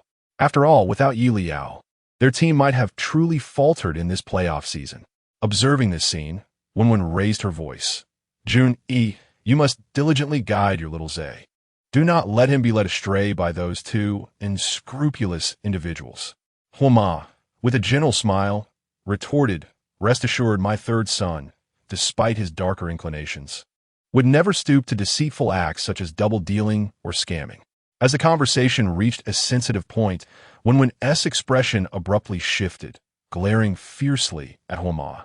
She coldly scoffed, "What evidence do you possess to prove that my Xiao Wei is leading a double life? Moreover, Xiao Xing willingly spends money on my son, unlike you, who blindly believes the words of others. Be cautious not to be deceived." Fortunately, Huoma maintained a composed smile, stating, "I have always been astute. I am rarely deceived. Unlike you." She cast a significant glance toward the Zhao father and son. Zhao Yang and Zhao Wei felt an uneasy chill run down their spines. What could Huoma possibly know? Zhao Wei, feeling anxious, swallowed hard and couldn't help but grab Zhao Yang's arm. "Dad, perhaps we should just let this go." "Fear not," Zhao Yang whispered. "Your mother is oblivious." Besides, he lowered his voice further. "Those matters are foreign affairs. How can they be managed domestically? And your mother is not entirely wrong. You will inevitably sever ties with Ning Xing. So why not seek some compensation while you still have contact? After contemplating Zhao Yang's words, Zhao Wei deemed them sensible. His art exhibition had been disrupted by Ning Xing and Ning Su, and if he didn't secure some compensation, how could he continue his studies abroad? Zhao Yang then turned towards the security personnel. Why are you standing there? Expel them all. If anyone dares to take another photo, smash their equipment. His words incited a wave of outrage. Attendees of the art exhibition were prominent figures in the art community, and the live stream exploded with comments. This person must be seriously ill. Go ahead and try to smash something. If I were the streamer, I would just lie down right now to see what they would do. The security guards, hearing these comments, felt equally bewildered. They were merely ordinary workers earning a modest wage, not high-priced bodyguards, and they had no intention of expending unnecessary effort for little reward. Thus, the viewers heard the security's voice. Please step back and do not crowd together. If someone accidentally steps on your foot, it will only cause you pain. Ah yes, the angle from that corner captures better. They added, it's just one photo, it won't hurt, yet they're overreacting, do cooperate a bit. How could they not hear? The exhibition hall had grown quiet. If they truly couldn't hear, they could go to the monitoring room, where my colleague is. Just mention my name to access the footage. Yelao nearly laughed himself into a frenzy. The security uncle did splendidly. Exactly, it's just a photo. It won't cost you anything. Why be so stingy? As if hearing Yelao's thoughts, the streamer suddenly jolted, and the camera, which had been focused on the ground, swung to capture Yelao's beaming face. In an instant, a barrage of comments flooded the live chat. Isn't that Yelao? Unfortunately, the comment was quickly drowned in a sea of others. In the exhibition hall, Zhao Yang and Wen were particularly incensed by the security's inaction.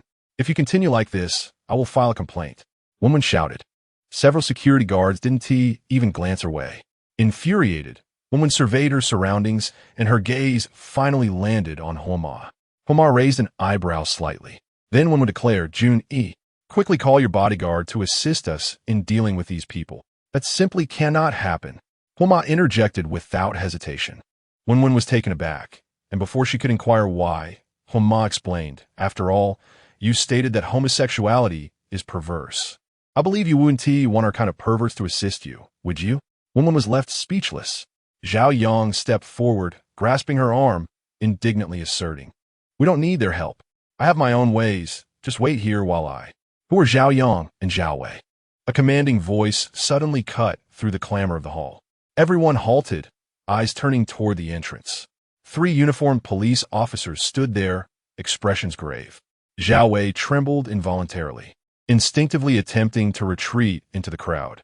Zhao Yang's expression shifted dramatically as he followed suit. Ning Su suddenly spoke up, pointing at the two. They're the ones. I am the whistleblower. The police nodded slightly toward Ning Su before turning their attention to Zhao Wei and Zhao Yang. Their voices low yet clear enough for all to hear. We have received a formal report accusing you both of fraud and the production and dissemination of obscene videos. Please accompany us. Zhao Wei's legs buckled, and he felt his knees. Zhao Yang's face turned ashen, devoid of color. Wen glanced between the police and the father-son duo, her expression frozen. This can't be a mistake? How could that be? The police wouldn't come to apprehend someone without solid evidence. We await the police. What are you doing? Yelao observed the pallor of Zhao Wei and Zhao Yang with great satisfaction. And if I were to reveal to Wen what her husband has truly done? Before Yelao could finish his thought, Homa stepped forward, standing beside Wen, and spoke loudly enough for all to hear. Do you know what kind of obscene videos Zhao Yang and Zhao Wei have been disseminating? Wen, incredulous, turned to Homa. Do you know? Homa smiled warmly. It's the very kind of homosexual videos you despise. Wen shuddered, her expression one of utter shock, and she screamed, impossible. Chapter 24. I have decided. Yelao's lips curled into a smile. If not for the inopportune timing, I would truly relish the opportunity to interview Wen. What must it feel like to witness one's most cherished son and beloved husband transform into the very figures one detests the most? It seemed that Yelao's sharp tongue had its match in Jose, whose own lips also curved into a smile. Yet, He too harbored a curiosity to inquire of Wen. You must be deceiving me. I refuse to believe it. You are certainly lying. Wen glared fiercely at Huo, as if attempting to convince herself, murmuring, You must be lying. I can't accept that they would be. The words sick perverts lingered unspoken, even as Wen refrained from directing them at her husband and son. Even now, she remains in denial, which only underscores her exceptional self-PUA abilities. Huo found it hard to disagree. Although she held a disliking for Wen, she acknowledged that in the realm of marriage, she was indeed a victim. She had contemplated that if only Wen could awaken to her situation and divorce Zhao Yang, she would not be averse to offering assistance. Thus, we must distance ourselves from such individuals. It is not that her plight lacks sympathy. Rather, a wife adept at self-manipulation will firmly believe that the issues in her relationship are caused by others. Should you offer her help, not only will she resent your interference, but upon reconciling with her husband, she will blame you for sowing discord, ultimately casting all blame upon you while she continues her sweet entanglement with her scoundrel. In any case, her cognitive framework is fundamentally flawed. I shall maintain my distance. I truly fear she might descend into madness. Without hesitation, Huo took a significant step back. Huo looked at her quizzically. Huo took a deep breath and explained, Respect others' destinies. Enjoy a joyful life. Huo. While her words were not without merit, what prompted this sudden reflection? Before Huo could inquire further, Wen abruptly turned to Zhao Wei and Zhao Yang. Having surrendered after several police officers approached to subdue them, they recognized the futility of resisting. After all, the police had arrived, undoubtedly possessing concrete evidence. Further struggle or denial would prove futile. It was better to acknowledge their guilt and seek leniency. However, Wen was unconvinced. Witnessing the police prepare to take them away, she could no longer contain herself. In a frenzy, Wen charged forward, shouting, My husband and son cannot possibly be homosexuals, nor would they engage in such shameless acts. You cannot take them away. Isn't it clear? If you accompany them to the police station, you'll understand. Ning Xing, having regained her composure after hearing so many revolting revelations, found that the scoundrel was not worth her tears. Observing the scene, she felt an immense sense of vindication. Silence. Wen's eyes burned with fury as she glared at Ning Xing, seemingly piecing together the events. It's all your fault. If it weren't for you, that wretched woman, my husband and son would not have been arrested today. I will kill you. As her rage intensified, Wen lunged at Ning Xing. What do you intend to do? Ning Su swiftly positioned himself in front of Ning Xing. Yet the police were quicker, restraining Wen. Do you wish to cause a disturbance while we stand here? Release me. On what grounds are you arresting me? Let me go at once. As she spoke, Wen began to struggle violently, even attempting to strike the officers. The bystanders, as well as the officers restraining her, were taken aback. Obstructing justice and assaulting an officer. Take her away. The lead officer declared sternly. I have not obstructed justice. You're the ones arresting innocents.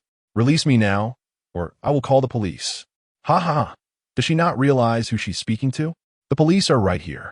Whom does she intend to report? Yelao erupted into laughter.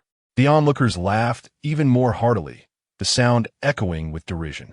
Amidst the uproar, Zhao Yang and Zhao Wei could only lower their heads in shame. Meanwhile, Wen continued to shout, My husband and son are absolutely not homosexuals, nor would they disseminate obscene videos. They are innocent. They have been wronged. Zhao Wei buried his head deeper, resembling a turtle retreating into its shell. Zhao Yang, filled with anger and frustration, found himself powerless, his face reddening as he mirrored Zhao Wei's posture, wishing he could disappear into the ground. Yelao laughed until she gasped for breath. Why shout so loudly? Do you think Zhao Wei and Zhao Yang have not suffered enough humiliation? Ha ha ha. I wonder how the live broadcast is faring at this moment. The online viewers were certainly laughing even harder, having witnessed the once arrogant father and son duo transform into suspects. Who wouldn't find joy in such a reversal? Tears of laughter were nearly shed. If only they could continue to encourage the host to witness the spectacle. Alas, I shall instead linger at the police station's official account for updates. Meanwhile, the police swiftly escorted the three individuals away, with Ning Su, Ning Xing and Yi following to provide their statements.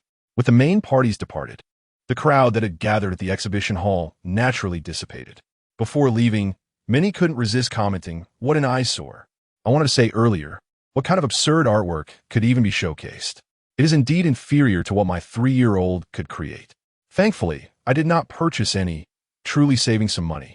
Following this incident, Zhao Wei's reputation was irreparably tarnished. Due to the implications of criminal activity, he would be unable to escape abroad to evade the fallout, marking the end of his artistic aspirations. Though the venue had emptied, the online audience remained eager for gossip. Unlike those present, the viewers lacked advanced insights from Yelao, and after waiting for so long in the live stream, they had not heard a single explanation from the host. Ultimately, the broadcast abruptly ended after the police arrived. As a result, the viewers scoured the internet for information, frantically seeking the complete story. They only knew that the incident involved Ning Su and his sister, as well as Huo, and that Zhao Wei had deceived others for both money and affection, leading to his and Zhao Yang's arrest by the police.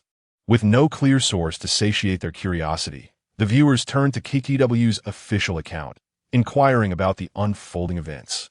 Soon, the highly anticipated playoffs approached, and their tactical core, Ning Su, must not face any obstacles. More worried than the viewers was Yelao. After Ning Su and Ning Xing went to the police station, Huo followed suit. Upon returning home, Yelao began messaging Huo, urging him to keep her informed of any developments. The resolution of this matter could be attributed largely to Yelao's efforts, and thus Huo communicated openly, relaying updates as they arose. They have admitted it so quickly. I expected Zhao Wei and Zhao Yang to deny everything vehemently. Huo took a sip of tea. Could they deny it? The evidence is all in hand. Now, if they confess honestly, they may still hope for leniency, if they persist in their lies. Huo shook his head. Then they will face severe consequences. Ha ha ha ha ha. One Win's detention is well-deserved. Yet, I believe it will be of little use to her, unless she sees a court verdict. She will remain in disbelief. Huo's mother nodded in agreement. In her perception, both Zhao Yang and Zhao Wei were exceptional individuals. How could such remarkable people possibly be associated with the deviant image she had in mind? Huo's mother turned her attention to Huo Jing. Both Huo's father and mother felt a sense of relief. The only concern now was that this incident had garnered significant attention online, and once Ning Su and Huo emerged from the police station, a bit of public relations would be necessary. Huo shared the same thoughts as his parents. After a brief discussion, once Ning Su completed his statement at the police station, it was decided that Ning Su would simply inform his followers on his personal Weibo account about the truth of the situation. The onlookers, who had been eagerly waiting for the truth, were finally met with revelations that left them both heartbroken and astonished. Wait, how much money are we talking about? The siblings were deceived by the same scoundrel, both financially and emotionally? Are you telling me, Su God, that you lent all your competition earnings to this rogue? It seems highly probable. What should I say about your romantic naivety? Thankfully, you've come to your senses. Su God is actually dating behind Z-Team S-Back. How delightful. I can savor this drama while shipping my CP. What transpired? What live stream? What did I miss? Is there a link to the morning's live stream? That evening, after a long day of work, Yao stumbled upon the trending topic and clicked on the first video, a montage cut. Without hesitation, he pressed play. Halfway through, a familiar face flashed by. Yao quickly paused and rewound. Upon rewatching, he confirmed he had not been mistaken. It was indeed Yelao. The live comments revealed that several netizens, eager for gossip, recognized Yelao as well. The comments echoed Yao's thoughts. Upon reflection, it was reasonable for Yelao to know certain details that others did not, especially since this matter involved Huo.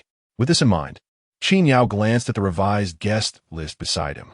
After a moment's hesitation, he decided to call Huo Jing. The incident regarding Ning Su's online romance scam of 1 million ultimately ignited a fervent discussion for 3 days, after which the topic gradually subsided. On the 4th day following the incident, KTW faced their final match in the group stage, a victory that was crucial for their playoff ranking. Before the match, many fans expressed concern over Ning Su's state, fearing the recent events would affect his performance. Ultimately, KTW triumphed with a decisive score of 2 o'clock. Post-match interviews featured Jose alone. The host inquired, "What do you think of Su Goddess' performance today?" The host and the live audience shared a laugh. The host then asked, with KTW advancing as group leaders, "Is there anyone from Z Team you'd like to thank?" Jose pondered for a moment before responding. Yelao, perhaps. The thought that the team's core member had nearly encountered disaster sent chills down Jose's spine. Had it not been for Yelao, the situation could have been dire. Upon hearing this unfamiliar name, both the audience and the host were taken aback. Who is this? I've never heard of him. However, Jose offered no further explanation, merely smiling mysteriously. Even before the interview concluded, fans began searching for Yelao's name. The search results revealed a similarly named account with only 500,000 followers, and upon clicking, it displayed a sparse profile with nothing but a selfie. The young man in the photo was undeniably handsome. But did this Yelao have any relation to the one Jose mentioned? He even followed Jose and seemed to be merely an aspiring artist in the entertainment industry, lacking any official verification. Surely, there must be some confusion. The post-match interview sparked only a minor wave of discussion within the esports community, while the subject of it all, Yelao, remained blissfully unaware. At that moment, he sat on his sofa, reviewing a variety show proposal he had already seen. A grand production titled Let Us Go Travel, heavily promoted by Qin Yao's company for the upcoming half-year. A few days prior, Qin Yao had reached out to Hu Jing, expressing a desire to invite Yelao to participate in a variety show. Initially, Hu Jing was reluctant to agree, as their own show, Let Us Go on an Adventure, was already being restructured and would soon resume filming. Having just turned 18 and being doted on by Hu's parents, Hu Jing believed it was safest to keep Yelao close. After 2 days of contemplation, Hu Jing finally allowed Qin Yao to send over the proposal. Yet, he never anticipated that Yelao would remain silent for so long upon receiving it. Is he disinterested, or why hasn't Qin Yao given up yet? Hu Jing was taken aback, his brow furrowing. Was it possible that Qin Yao had contacted Yelao privately before reaching out to himself? Hu Jing's expression darkened, displeased with Qin Yao's approach. Just as he was about to express his desire to decline the invitation, Yelao interjected, "However, I would like to meet with President Qin for a discussion, if possible." Hu Jing. The meeting was scheduled for the following day at the Huo residence. Early the next morning, Qin Yao arrived with the variety show materials and contract in hand. Since Hu Jing had arranged the meeting, it seemed likely that Yelao had changed his mind. Did this imply that Qin Yao's choice of role was indeed appropriate? The mere thought of this possibility filled Qin Yao with joy. As the butler ushered him into the living room, Qin Yao noticed not only Hu Jing and Yelao present, but also Hu's parents. After greeting them, he took a seat on the sofa opposite Yelao. Before he could speak, he heard Yelao mutter, "Still smiling? I wonder if President Qin will still be able to smile after this." Yelao sighed deeply. Qin Yao's smile faltered instantly. Unable to smile? Why? Wasn't he called to Hu's home to sign a contract? Could it be that his choice of role had encountered another problem? Striving to maintain a composed demeanor, Qin Yao asked, "Leyao, what are your thoughts?" "Well, my thoughts. Clearly, I don't wish to participate. Is my expression not clear enough?" Yelao silently screamed within, while maintaining a light smile on his face. "I've only glanced at the preliminary proposal. I haven't seen the guest list yet. Did President Qin bring it?" Now it was Qin Yao's turn to be puzzled. He turned to look at Hu Jing, who explained, "I only brought the proposal for Xiao Yao to review." After all, he wasn't aware that Qin Yao had contacted him previously. I wanted to hear Yelao's perspective first. If he confirmed his participation, I would then provide him with detailed information about each guest. Qin Yao felt a weight lift from his shoulders. So, the new guest list hadn't yet been shown to Yelao. He had been startled for no reason. He had feared that the chosen guests might all be unsuitable again. Yelao was confused. New guests? Has President Qin finally realized that the guests he selected were problematic? Yelao suddenly became intrigued and took the guest list to peruse. Upon opening the first page, she thought, this male star's name seems somewhat familiar, yet unfamiliar. After having previously faced setbacks, Qin Yao had narrowed his casting choices considerably, cautious of selecting overly famous artists and instead opting for those from the third or fourth tier. This male star was among the more popular guests in this group. He starred in a BL web series. Yelao's fingers paused, and her eyes sparkled with interest. Qin Yao felt a sudden twitch in his eyelid, an inexplicable sense of foreboding washing over him. Indeed, the next moment, he heard Yelao exclaim, "I remember now. He is the one who fancied his good friend's mother, attempting to shortcut his way into becoming a stepfather while planning for an early retirement. A muscle-bound star who adores fitness." Mr. and Mrs. Huo widened their eyes in astonishment. Qin Yao struggled to keep up with the unfolding conversation. "Wait, what did you say about the good friends, mother?" "Huh?" Qin Yao's smile vanished in an instant. Huo Jing swiftly turned his head, anxious that Qin Yao might notice the corners of his mouth curving upward. Yelao flipped to the next page. This male artist's name also rings a bell. Qin Yao's heart skipped a beat, suddenly lacking the courage to continue listening. Yet, Yelao continued to muse. He resembles the pure and innocent male lead from a novel. I remember. He is the one who speaks softly to everyone, dubbed the gentle white moonlight by his fans. She added, but no one anticipated that this persona would last less than a year. Soon his secondary Weibo account would be exposed, revealing that the polite and gentle young man in public is, in fact, a notorious sharp-tongued critic, having lambasted nearly all the artists he collaborated with. His talent for insults is indeed commendable. Mrs. Huo's shoulders trembled slightly. Mr. Huo raised his teacup, bewildered at how quickly it had emptied. Qin Yao felt the air in the room suddenly grow thin. Yelao turned the page once more. Another one with a crafted persona, a foodie persona? ISNT that the most likely to backfire? I recall a female star with the surname Yang who established a foodie image, only to be exposed for inducing vomiting after her live streams. Wait, her surname is also Yang? Could it be the same person? Huo Jing suddenly stood up. Yelao's eyes widened. Huo Jing hastily turned away, not wanting anyone to see the smile creeping onto his face. I need to use the restroom. Mrs. Huo pinched Mr. Huo's arm, realizing she should have thought of this excuse. Mr. Huo turned to look at Mrs. Huo in pain. Easy now. That really hurts. This guest seems to enjoy moral superiority and manipulation. Yes, this one has a princess complex. And the last one, well, among all these guests, his temper seems to be the worst. Apparently, he even got into a fight with his manager over differing philosophies. Qin Yao closed his eyes in despair. So, there isn't a single one among the six without issues. Mrs. Huo regarded Qin Yao with a gaze tinged with pity. This child's judgment in selecting talent. Is it merely lacking? Yelao closed the guest dossier and handed it to Qin Yao. He took it, devoid of any hope, and stood up to take his leave. Suddenly, he heard Yelao declare, I've made my decision. Qin Yao replied, it's fine. If you don't want to participate, it's no problem. Who said, I don't want to participate? Yelao looked at Qin Yao in confusion. Now it was Qin Yao's turn to be astonished. Even Mr. and Mrs. Huo looked at Yelao in bewilderment. With 6 guests, each bearing significant flaws, why would Yelao choose to partake in this variety show? Yelao smiled brightly, brimming with anticipation. Though each of these individuals may not be perfect, who among us is?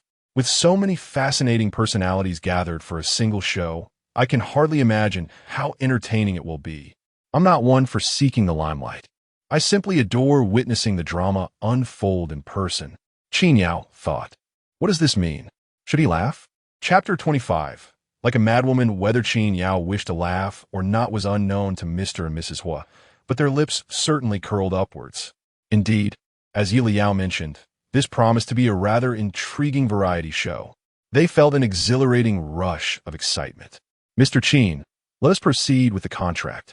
Yelao's eyes sparkled, and her demeanor shifted from previous hesitance to one of brisk decisiveness. To gather such a multitude of fascinating individuals, Mr. Qin must possess some remarkable talents. I've already begun to anticipate the recording of the show. Qin Yao, such praise he truly did not require. His grip on the contract tightened slightly, and it was not until he caught the quizzical glances of Mr. and Mrs. Huo that he tremblingly retrieved the contract and presented it to Yelao. She glanced at the document, then raised her gaze to assess Qin Yao, pondering, why does Mr. Qin appear somewhat displeased? Or perhaps he is naturally a serious person, disinclined to laughter? Perhaps that was the case. Qin Yao closed his eyes. Yet perhaps he should indeed allow himself a smile, looking on the bright side.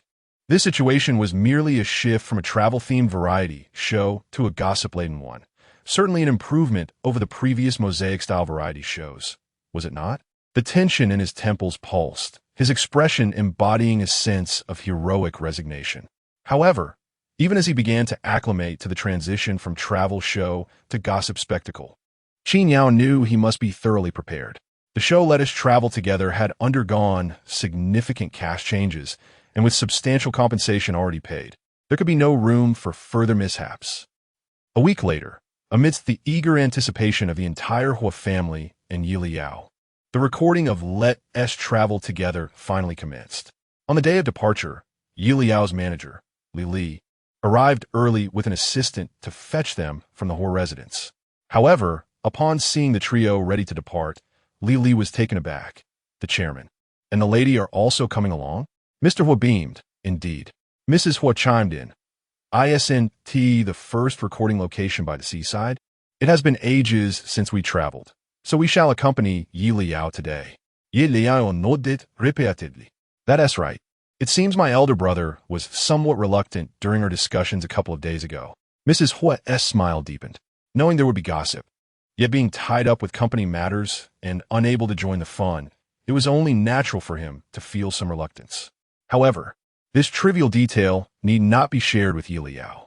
Though Yelao had already gained half a day's experience in variety show recordings, it was still only half a day. Thus, before disembarking the plane, Li reiterated several important points. Yelao listened attentively with a humble attitude. Seeing this, Li felt a sense of relief. After all, she had previously dealt with wealthy heirs, but those young masters and ladies entered the industry merely for amusement. It was a stroke of luck if they did not create chaos. What Li did not realize was that Yeliao's earnestness stemmed from the approving nods of Mr. and Mrs. Huo nearby.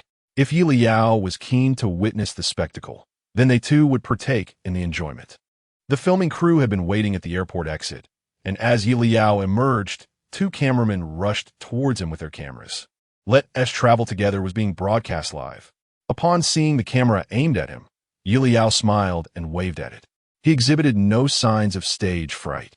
Li was quite pleased, prompting her to board the staff vehicle with her assistant. The staff pointed to the bus across the way, and Yelao expressed his gratitude before dragging his suitcase over. As he boarded the bus, he realized there was another person already inside. Li had previously shown Yelao all the guest profiles on the plane, and with his anticipation for the recording, he recognized the man before him at once. The gentle white moonlight in the eyes of fans was, in reality, a sharp-tongued king of sarcasm, the popular star Song Jihan. Upon hearing the commotion, Song Jihan immediately stood up, and before he could clearly see Yelao, a practiced gentle smile graced his lips. Hello, do you need any assistance? Yelao quickly shook his head. No. Despite Song Jihan's courteous demeanor and seemingly warm-hearted nature, that is merely his persona. One must not be deceived by appearances. He cannot afford to break character. Thus he must be polite to everyone, but I must not take it to heart. Regrettably, others who are not me might mistakenly believe he is genuinely kind-hearted, only to end up facing his wrath through his social media accounts. Yelao had no desire to become entangled in any drama. He needed to focus on earning a living in the entertainment industry. Meanwhile, in the staff vehicle, Li watched the live broadcast and nodded in agreement, unable to resist glancing at Mr. and Mrs. Huo beside her. They had claimed to be traveling, yet here they were, boarding the staff vehicle alongside Li. Unfortunately, both of them were her superiors, leaving Li with no room to voice her thoughts or inquire further. Finally, with a topic to discuss, Li spoke. It's perfectly acceptable that Yelao declined Song Jihan's assistance upon their first meeting. However, Song Jihan is known for his helpful nature. Even if Yelao had accepted, it would not be an issue. As soon as her words fell, Mr. and Mrs. was simultaneously turned their heads toward Li. Taken aback, she wondered, what? Did I say something wrong? This is a delicate matter. Li felt bewildered, but seeing that the couple had no intention of speaking, she could only force herself to turn back to watch the live stream. Although the live broadcast of Let's Travel Together had just begun, due to effective pre-show promotion, the number of online viewers had already surpassed 10,000 and continued to grow. The moment Yelao appeared on screen, the barrage of comments erupted. So handsome. 1 minute. Give me all his contact information. Yelao? That name sounds familiar. Hearing Yelao's self-introduction, Song Jihan smiled and echoed the comments. I feel like I've heard your name somewhere. Yelao, who was not adept at small talk, could only manage a polite, awkward smile. Is that so? Internally, he was in turmoil. Oh no, oh no. Is there anyone who can rescue me? I am utterly hopeless at conversing with others, especially sitting here chatting with the king of sarcasm, Song Jihan. What if I accidentally offend him and he starts dissing me online? Just as Yelao was in a state of panic, a female voice suddenly cut through the tension from outside. Ugh, I'm so exhausted. Upon hearing the sound, both Yelao and Song Jihan looked up simultaneously. They waited in silence for several seconds, yet no one boarded the bus. Yelao's brow furrowed in confusion. He and Song Jihan were seated toward the back of the bus, unable to see what was happening outside. Song Jihan stood up and moved toward the front. Is it a new guest? Yes, why are they taking so long? Young man, come give us a hand. Yelao's eyebrows instantly perked up. Could that be, do you kill? If one was to join the fun and indulge in gossip, they certainly needed to prepare in advance. Upon hearing the name, Mr. and Mrs. Huo immediately recognized it. This is the old artist who enjoys flaunting their seniority and ordering around younger individuals in the industry. Just moments ago, Yelao was hesitating whether to follow along. But now he simply leaned back against the chair, fully resolved not to move. The viewers in a live stream were momentarily taken aback. Song Jihan has gone to help. Yet Yelao remains immobile. Could this foolish child be unaware of social etiquette, being a newcomer to the variety show? Even if one is oblivious to such norms, shouldn't they at least lend a hand? In the staff's vehicle, Lily furrowed her brow with concern upon witnessing this scene. Although it was their first meeting and not helping was certainly understandable, there was no doubt that some would later blow this out of proportion. Lily couldn't help but glance at Mr. and Mrs. Huo again, only to find them seemingly oblivious to any impropriety with Mr. Huo even nodding in agreement. Not helping is indeed the right choice. Mrs. Huo smiled, yes. Lily. Huh, you. Never mind. Since the parents have spoken, she dared not voice her thoughts. In another vehicle, Du Yueqin expressed her dissatisfaction upon seeing Song Jihan emerge, reprimanding him. You're quite late. After saying this, she did not even glance at Song Jihan's expression, immediately handing over all her bags to him. Hurry, carry these inside. Song Jihan stared at the sudden load in his hands, veins throbbing on his forehead. This was his first encounter with someone so discourteous. However, he constantly reminded himself to maintain his persona, and despite feeling uncomfortable, he forced a gentle smile, saying nothing, dutifully assisting Du Yueqin with her luggage. Fans watching felt a pang of sympathy. Poor Jihan, carrying 3 suitcases alone. What a display of boyfriend strength. You're amazing, unlike some people who can actually just sit there. And indeed, Yelao remained seated, observing Song Jihan's expressions closely. Yelao clearly noticed that several times. In areas where the camera could not capture, Song Jihan's face darkened. 3 times, yes, I saw it right. He darkened his expression 3 times. Yelao even counted. Only then did Du Yueqin leisurely board the vehicle, all the while admonishing Song Jihan. Look at you, drenched in sweat. Song Jihan, still wearing a gentle smile, was about to say it was all right and that he should do it when Du Yueqin shifted her tone, saying, just carrying a few bags has made you this exhausted? Look at your little frame. TSK, TSK. Du Yueqin shook her head, insisting, you need to exercise more. If you carry more bags in the future, you won't tire out this easily. How dare you say men are weak? Yelao nearly burst out laughing, quickly propping his chin up with his hand, feigning interest in the scenery outside. Song Jihan looks utterly bewildered. Ha ha ha ha. Song Jihan was indeed a bit dazed, even forgetting to uphold his persona. Staring incredulously at Du Yueqin, she continued her relentless lecture. Well, you shouldn't just stand there. Find a place to sit. You're all sweaty and so close to me. As she spoke, she pinched her nose in mild disgust. At that moment, Song Jihan's face turned as dark as a pot bottom, and the signature smile he wore faded away. The fans in the live chat erupted. Really? Is Du Yueqin out of her mind? Who do you think made Song Jihan sweat? It's nearly 40 degrees outside, and he helped you carry 3 suitcases, and now you're complaining? I'm about to explode. How can such a person exist? Yelao could hardly contain his laughter. That's just how Du Yueqin is. She not only enjoys flaunting her seniority, but also uses her status to pressure others, believing that everyone's assistance is a given. Hence, I refuse to seek discomfort proactively. What are you standing there for? Seeing that Song Jihan was still rooted to the spot, Du Yueqin frowned. Song Jihan clenched his jaw, suppressing the various expletives that threatened to spill out, forcing a somewhat strained smile. It's fine. After saying this, he turned and sat heavily across from Yelao. And the moment he sat down, the smile vanished from his face. It's truly exhausting to maintain a smile for so long. Yelao cautiously glanced si device. Noticing Song Jihan pulling out his phone, his fingers dancing rapidly across the screen as if composing something. Could it be he's about to post on his secondary account? Yelao felt a surge of curiosity. I want to know what Song Jihan is saying. I recall the storyline mentioning his secondary account, but I seem to have forgotten the name. In the staff vehicle, Mr. and Mrs. Huo were beginning to fidget. What is the name of the secondary account? You're busy recording now. Just tell us the name, and we'll look it up ourselves. Mrs. Huo had even taken out her phone, ready to search. Suddenly, they heard Song Jihan's voice from the screen. Why didn't you come help earlier? Mrs. Huo quickly looked up at the screen. Yelao, clearly unprepared for this question from Song Jihan, blinked his almond-shaped eyes and sincerely replied, You didn't ask me to help. I don't like meddling in others' affairs. I highly value respecting others' circumstances. Song Jihan was momentarily speechless.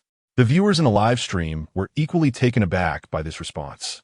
Just moments ago, they were ready to criticize Yelao for his lack of awareness. But now, after witnessing Song Jihan's predicament, they fell silent. To be honest, I think Yelao has a point.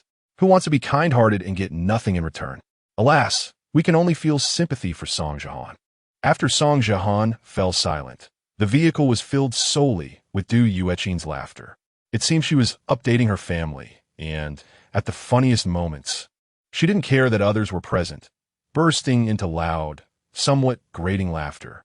The more Song Jihan listened, the more his head throbbed, and he pulled out his phone once more.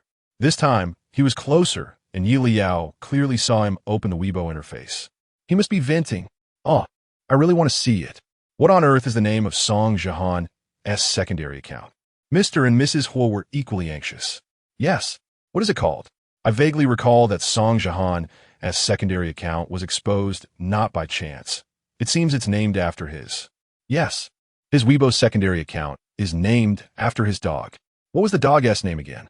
Yelao opened Song Jihan's Weibo page and searched for keywords. Why on earth would someone name their dog Go Sure? No wonder it got exposed. It's so memorable. Mrs. Huo's eyes lit up, and she hurriedly typed Go Sure into the search box. But before she could click on the Weibo page, Yelao's exaggerated laughter rang out. Ha ha ha ha ha. Oh my goodness. Why is Song Jihan so good at cursing? Mr. Huo quickly nudged Mrs. Huo's arm, urging her with a glance. Hurry up.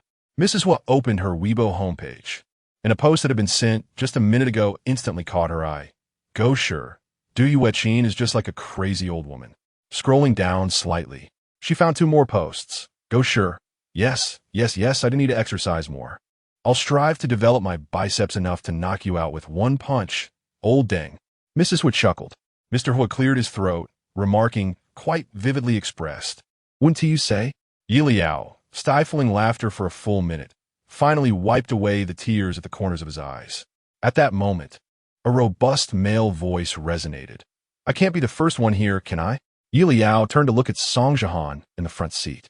Soon a tall, muscular man appeared, carrying a mini pink suitcase into view. Yelao's eyes widened, his tone filled with excitement. The muscular man. The muscular man seemed somewhat surprised, not expecting 3 people to be on the bus already. He flashed a hearty smile and greeted them. Hello, Em Zhoujijan. I thought I'd be the first to arrive. Yelao sat up straight, greeting him politely. Hello, I'm Yelao. Song Jihan wore his signature smile. Song Jihan. Du Yuqin, who had been on a phone call, glanced over upon hearing the voices. Just a fleeting glance, yet it was enough for her to pause.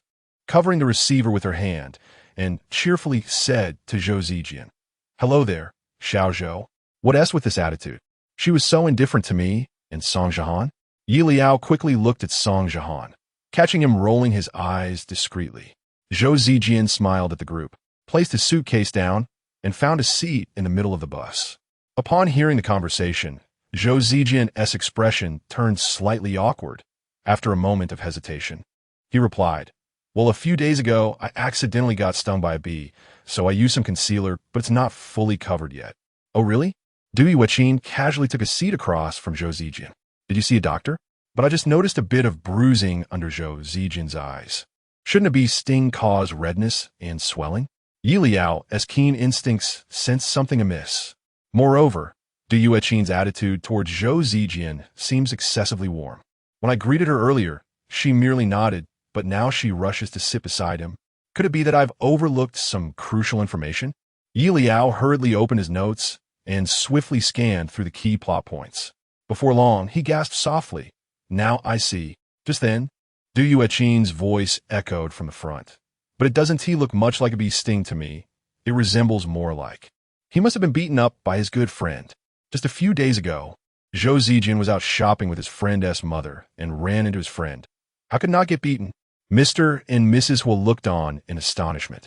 Suddenly enlightened, Zhou Zijian moves quickly, does he? But it wasn't tea over yet. Yelao continued. Wait a minute, could it be that this is our variety show? Just as Qin Yao approached the bus, he inquired. Chapter 26. Just live after arranging his emotions. Qin Yao boarded the bus. Yelao was still lost in her own thoughts. What if it's truly our variety show? She elongated her words with a radiant smile. I can scarcely imagine how vibrant and cheerful I would be to witness Du Yuqin confessing to Zhou Zijian. It must be President Qin. His choice of guests is indeed unique. Qin Yao halted, sensing he might need to recalibrate his feelings. Yelao noticed the commotion and looked up at the perfect moment. Ah, speak of the devil. She greeted Qin Yao with a beaming smile, waving enthusiastically. Du Yuqin also recognized Qin Yao and warmly welcomed him. Oh, little Qin has arrived too? It's hot outside. You must have had a tough journey.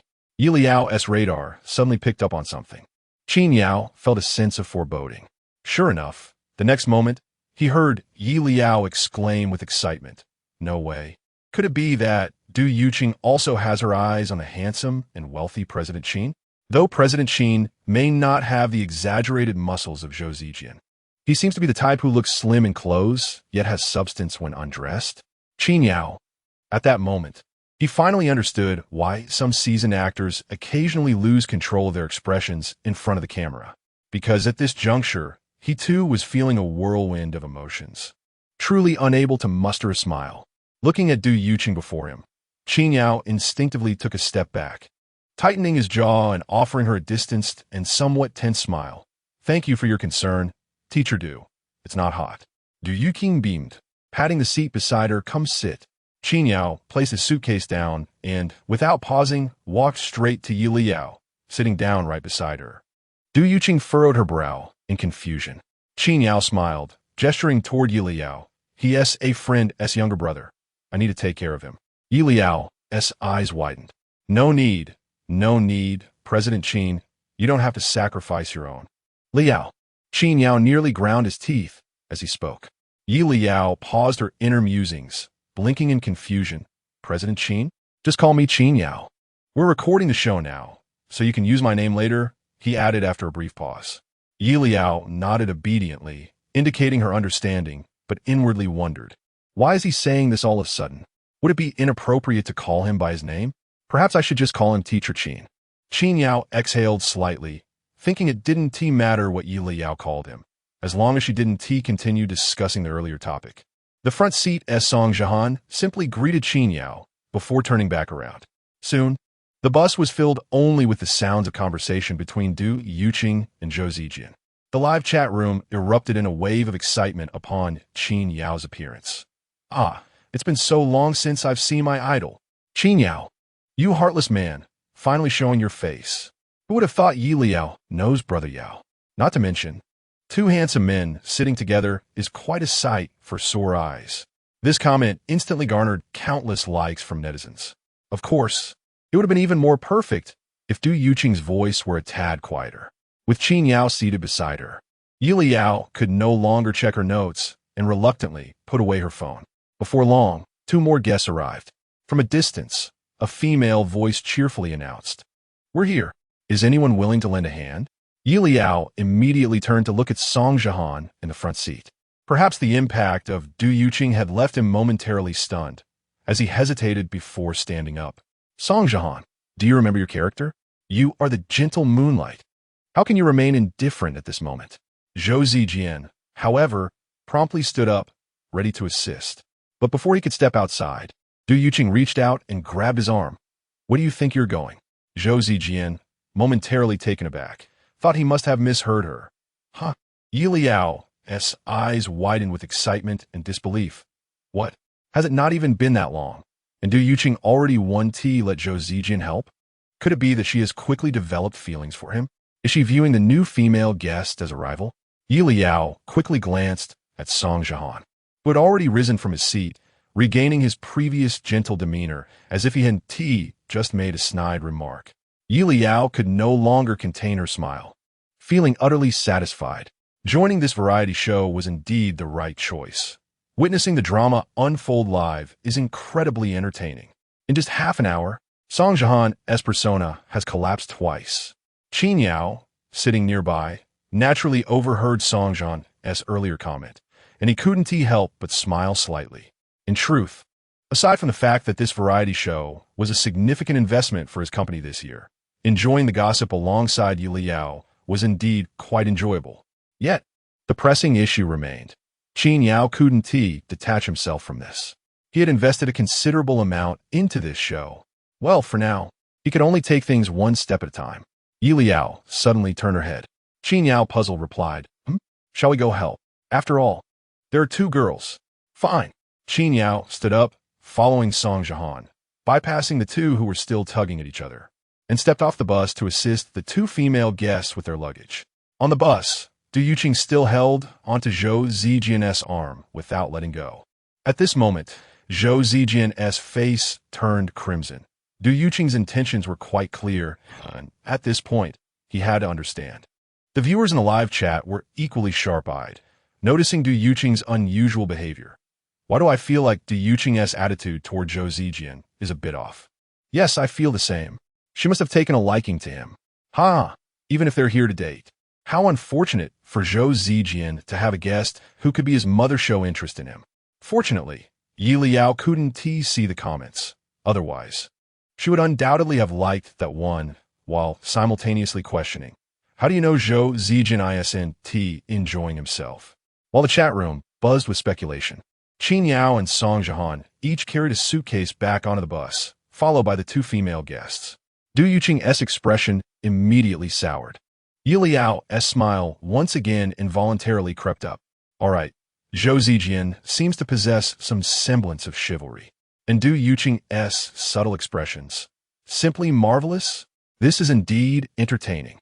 In the staff vehicle, the thoughts of Mr. and Mrs. Huo mirrored Yelao as perfectly. It had only been a short recording, and already there had been two instances of drama. They watched on, utterly satisfied. He furrowed his brow slightly, pondering, and suddenly found that this approach might not be such a bad idea after all. Before the travel variety show even began recording, it had already transformed into a spectacle. Rather than editing out these dramatic events in post-production, why not embrace them? Qin Yao's eyes suddenly sparkled with excitement as he swiftly took out his phone to message the post-production supervisor and the director. Keep it.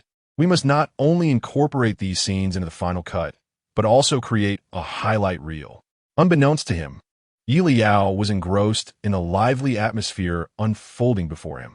Two new female guests had joined, one being the popular influencer Yang Qi, and the other, the recently debuted idol Liu Yan.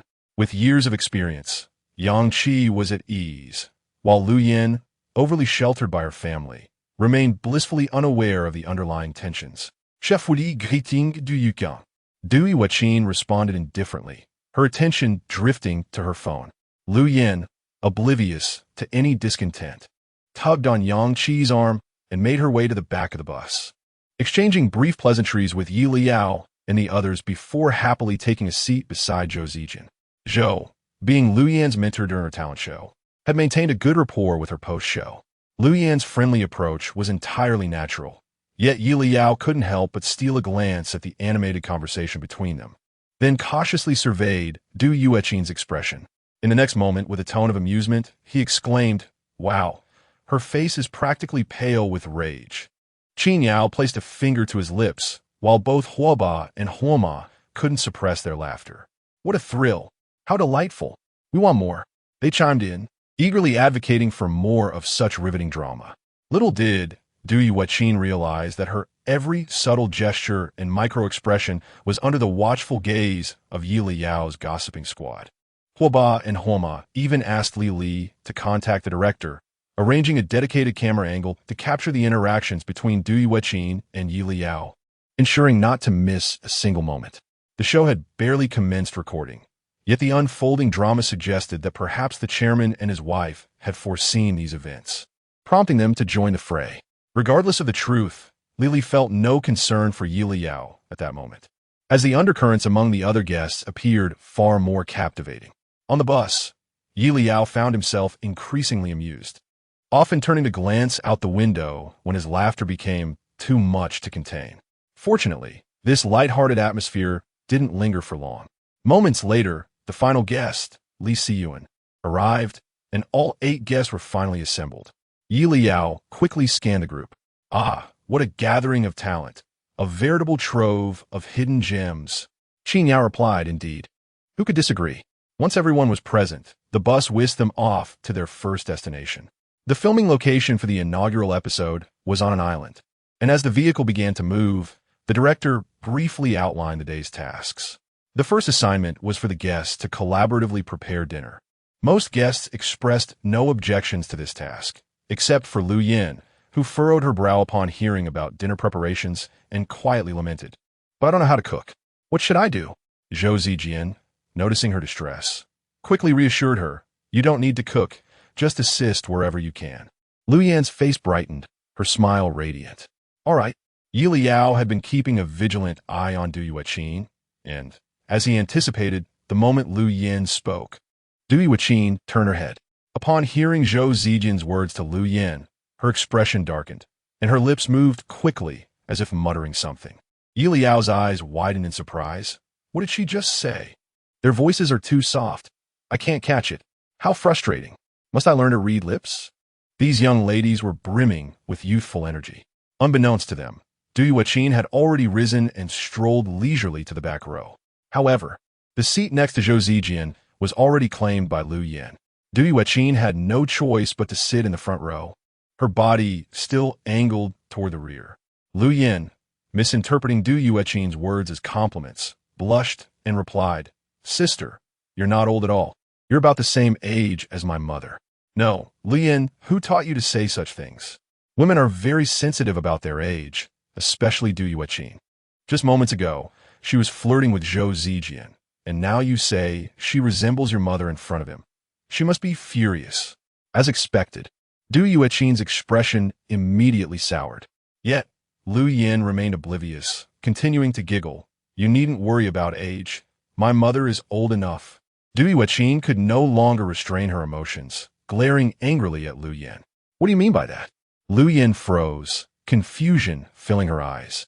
Coming from a well-off background and having been coddled by her parents, she had always acted on impulse. It was only after entering the entertainment industry that she began to temper her behavior slightly.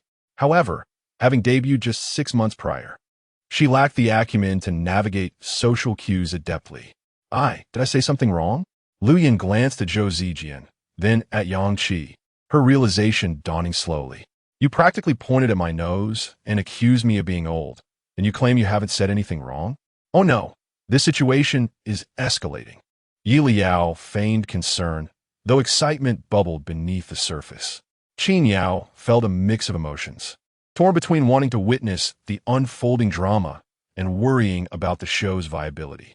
Lu Yin had never been confronted so fiercely before. Her eyes glistened with unshed tears.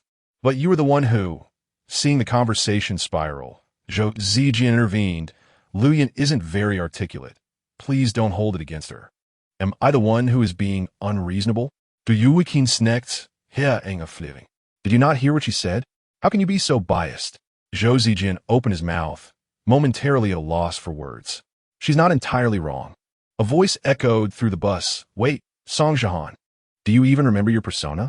And why would you make such a comment now? Aren't you just adding fuel to the fire? Yelao suddenly had a thought and glanced toward the front of the bus, where Li Siyuan, who had been hiding beneath a hat, abruptly removed it, causing his heart to skip a beat. Li Siyuan, looks like he's about to explode.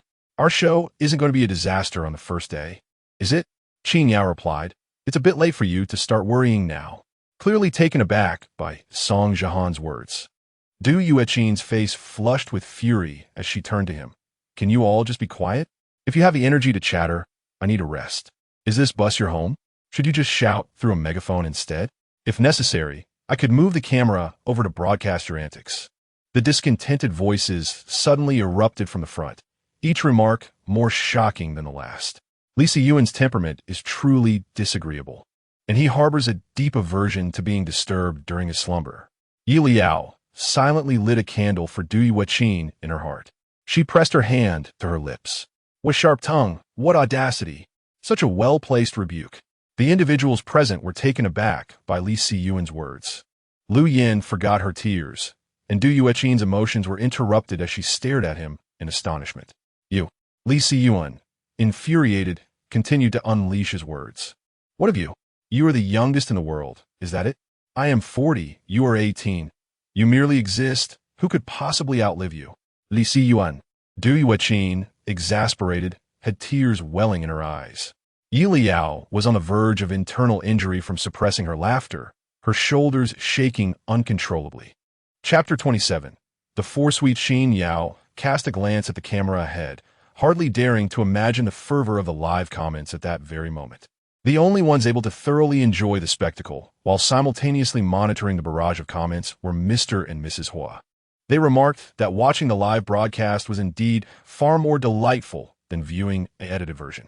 As soon as Lu Yin entered the vehicle and made a beeline for Zhou Zijin's side, astute viewers had already sensed the displeasure etched on Du Yueqin's face. Why do I feel that Du Yueqin is not particularly fond of Lu Yin? This sentiment was quite understandable. After all, Du Yueqin had her eyes set on Zhou Zijin, and Lu Yin's arrival at his side would naturally be irksome to her. Given Du Yueqin's temperament, it was clear this matter would not be so simple. When viewers first encountered this comment, some were left puzzled. Yet, shortly thereafter, Du Yueqin gracefully rose and approached Lu Yin and Zhou Zijin. Upon witnessing this, the audience's gossip radar was set ablaze. Could it be that Du Yueqin is going to confront Lu Yin right before our eyes? Surely not while we're still. However, just as his comment was halfway typed, Du Yueqin was already furiously shouting at Lu Yin. What do you mean by that? WTF? Are we really going to clash? As the audience assumed that the most dramatic moment of the premiere had arrived, Li Siyuan stepped forth, propelling the unfolding drama to its zenith. During Li Siyuan's lengthy tirade, the screen was inundated with a flurry of comments for nearly a minute. Shocked, bewildered, and entertained, the viewers erupted in excitement, and the Let's Travel Together live broadcast soared to the top of the popularity charts. The comments in the live stream cascaded in waves. Wow. A real-life celebrity argument. It's my first time witnessing such a spectacle. Are there any tips I should know? Nevertheless, Li Siyuan's words struck a chord with me. Hee hee. This is entertaining. I love it. More, please. Before the live monitor, the director and producer exchanged glances. The director hesitated, while the producer pondered for a moment. Didn't Mr. Qin just say, well, since it's already been broadcast, regardless of whether we should continue or cut it short, it might be better to let the audience enjoy the show? On the bus, Du Yueqin's chest heaved with anger at Li Siyuan's words. Her face flushed crimson as she glared at him, momentarily at a loss for words. While anger was one facet of her reaction, she was also somewhat bewildered by Li Siyuan's audacity to confront her so directly. As a veteran in the entertainment industry, she was accustomed to receiving respect wherever she went. She had never encountered anyone so brazenly disrespectful, pointing fingers and hurling accusations at her. Yelao discerned Du Yueqin's thoughts and shook her head inwardly. Dear, times have changed. Haven't you seen how the post-00s are reshaping workplaces? The entertainment industry is no exception. After a prolonged pause, Du Yueqin finally spoke coldly. Li Siyuan, is this how you speak to your elders? Yelao bilinkit. Is it possible that Li Siyuan speaks to his own elders in the same manner? Qin Yao was taken aback. Is that true? In the next moment, Li Siyuan's actions confirmed Yi Liao's words. Why not? My entire family speaks to their elders this way. I don't lack respect for them. I simply detest the kind of person who disrespects their elders. All right then, Qin Yao believed it. Who disrespected their elders? As soon as Du Yueqin voiced her indignation, her expression shifted, her tone rising. Who are you calling old? Yi Liao couldn't help but cover her face, stifling her laughter. Ha ha! Du Yueqin is completely ensnared in this argument. Glancing at the nonchalantly entertained Song Zhan, and then at Li Siyuan, Yi Liao mused. They seem evenly matched, neither outshining the other. Zhou Zijian, unable to remain passive, spoke up to mediate. Sister Du, Siyuan, why don't we all tone it down a bit? We're still live. Yang Qi, glancing anxiously at the camera, wondered if they were truly broadcasting this. Luyan opened her mouth to interject. But recalling Du Yueqin's earlier harsh words, she ultimately chose silence. Li Siyuan wore an expression of fearless indifference. Du Yueqin glared fiercely. Am I to be silenced? Who initiated this commotion? A live broadcast, perfect. Let the audience decide who is at fault. Yi Liao had discreetly pulled out her phone. Upon hearing Du Yueqin's statement, she quickly lowered her head to peruse the comments, silently tallying for a moment before quietly concluding. The vast majority of viewers support Li Siyuan, citing their disdain for those who disrupt others in public spaces and their dislike for Du Yueqin's unreasonable behavior. A segment of viewers feel Li Siyuan is in the wrong, arguing that Zhou Zijian and Lu Yan's conversation is perfectly reasonable and he is overreacting. Meanwhile, another group believes that Zhou Zijian, Lu Yan, Du Yueqin, and Li Siyuan all share culpability, as the director had previously stated that there were no significant filming tasks during the journey and everyone could take a break. Zhou Zijian and Lu Yan's loud conversation was indeed inappropriate, and Du Yueqin's journey to instigate trouble was equally wrong, while Li Siyuan's outright confrontation was a grave error. Nonetheless, his retorts were undeniably eloquent, devoid of vulgarity, yet filled with sharp wit. Qin Yao recalled Li Siyuan's sarcastic tone and could not suppress a chuckle. Du Yueqin surveyed the surroundings, noticing no one siding with her. Upon hearing his faint laughter, she swiftly turned to him. Xiaoqin, what do you think? Yi Liao immediately turned her head, regarding Qin Yao with affection. Mr. Qin, do you find the commotion lacking in spectacle, drawing yourself into the fray? Qin Yao. He merely could not contain himself. Yet, it was not about being drawn into the fray. Rather, the farce had escalated to such a degree that it truly warranted a conclusion. Qin Yao tilted his head slightly, addressing the irate Du Yueqin before him with calmness. These are merely minor disagreements. Sister Du, there is no need to let such trifles cause a rift with Siyuan. Are you calling this a minor issue? He almost pointed his finger at me and cursed. How is that trivial? Du Yueqin's irritation intensified at Qin Yao's lack of support. Xiaoqin, please don't. Suddenly, Qin Yao raised his eyes, his penetrating gaze fixed on Du Yueqin. She felt a jolt in her heart. Her remaining words caught in her throat. Qin Yao had always treated her with utmost courtesy, to the extent that she had almost forgotten he was not just another artist she could easily manipulate. Behind Qin Yao stood the entire Qin Corporation. To offend him would not only jeopardize this variety show, but also render any future collaboration between Du Yueqin and the Qin Corporation utterly impossible, despite the turmoil within her. Upon meeting Qin Yao's cold gaze, Du Yueqin found herself regaining her composure. She averted her gaze slightly, casting a glare at Li Siyuan ahead before saying, fine. For Xiaoqin's sake, I, as an elder, shall not hold it against him. Li Siyuan rolled his eyes without hesitation and took a seat, ignoring Du Yueqin completely. His temper was indeed quite poor, but once he vented his frustration, he quickly returned to his former quiet and reserved self. However, despite the lack of noise, Du Yueqin's tongue was still sharp. If it were anyone else, I would certainly not let it go. Du Yueqin then addressed Qin Yao. Hey, Xiao Qin. It's not that I was just angry. It's that today's youth simply lack the art of conversation. Qin Yao nodded slightly, choosing not to speak. Du Yueqin chuckled to herself, feeling somewhat foolish.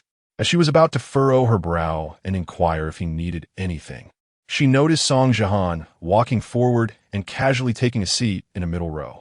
Do you count? Yelao quickly turned his head to look out the window, trying hard not to burst into laughter.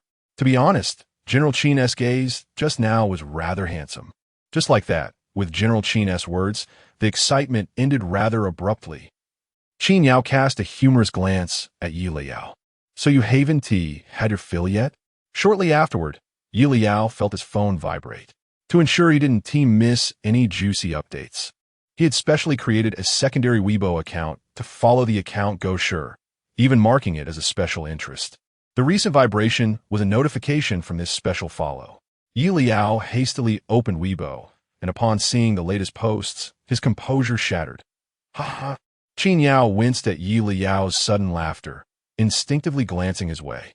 Yelao buried his face in his palms, chuckling so hard that his body trembled slightly. Just as Qin Yao was about to ask what was wrong, he heard Yelao's unrestrained laughter. I'm done. Did Song Jihan go that far, just to post on Weibo? Ah, that is too savage. So, what exactly did Song Jihan say? On the staff's dedicated vehicle, Mama Hua immediately opened Go Sure's latest Weibo.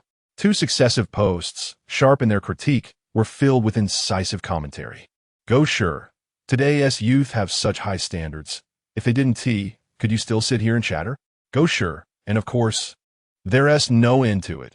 Sometimes I truly wonder if she has some unspoken intellectual difficulties, which is why she cannot distinguish right from wrong. The several wavy lines in the posts appeared quite sarcastic, causing both Mr. and Mrs. Hua to chuckle. Lily, curious about what was making them laugh, glanced over a couple of times, prompting Mama Hua to generously pass her the phone. After reading it, Lily also found it amusing, but her laughter quickly faded into a look of slight terror as she turned to Mama Hua. This Weibo account. It can't possibly be Leyao's, right? She had just seen Yelao engrossed in his phone. Mama Hua laughed. How could that be? Our Leyao usually speaks his mind, right on the spot. Lily instantly breathed a sigh of relief. That's good. That's good. After a moment, Lily's curiosity returned. The person being criticized by Go Sure was clearly one of the 8 guests.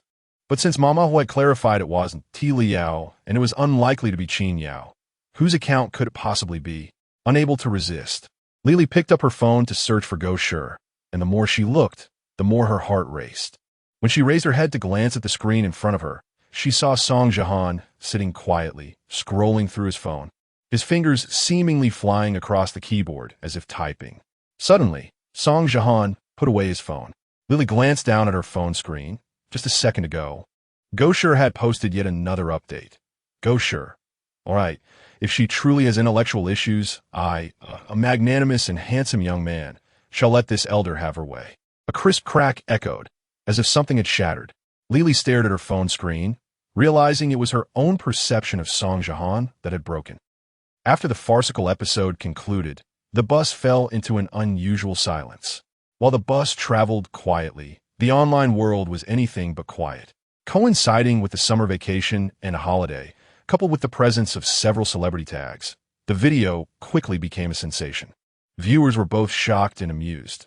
After living for so long, one can truly witness anything. Who would have thought they would see celebrities arguing in person? Indeed, it was exceptionally thrilling and entertaining. Who could argue otherwise? Upon seeing the title, I initially thought it was an exaggerated marketing ploy, but after watching, I was left in awe.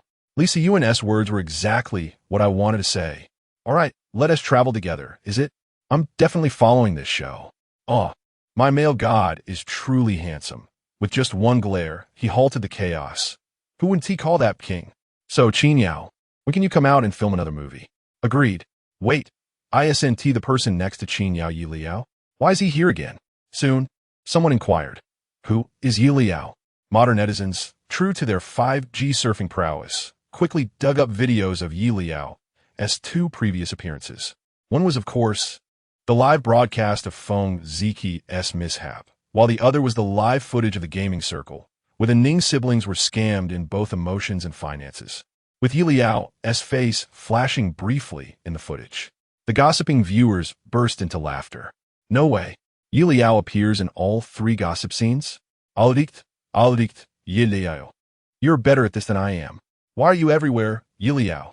Leyao cursing was at a humorous level of 100. Yelao's presence was at a staggering 10,000.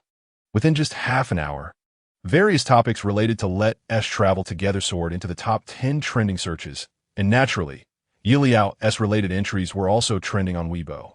Unaware of his brief internet fame, Yelao, satisfied after watching the excitement, felt a bit tired.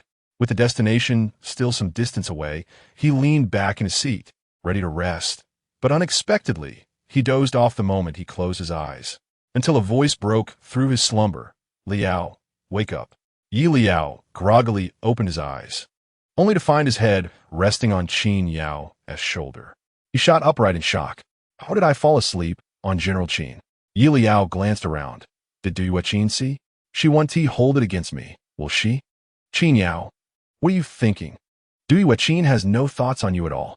You're truly overthinking. Qin Yao's tone was filled with exasperation. We've arrived. It's time to get off. Yelao then noticed that apart from the two of them, everyone else had already disembarked, and he instantly breathed a sigh of relief.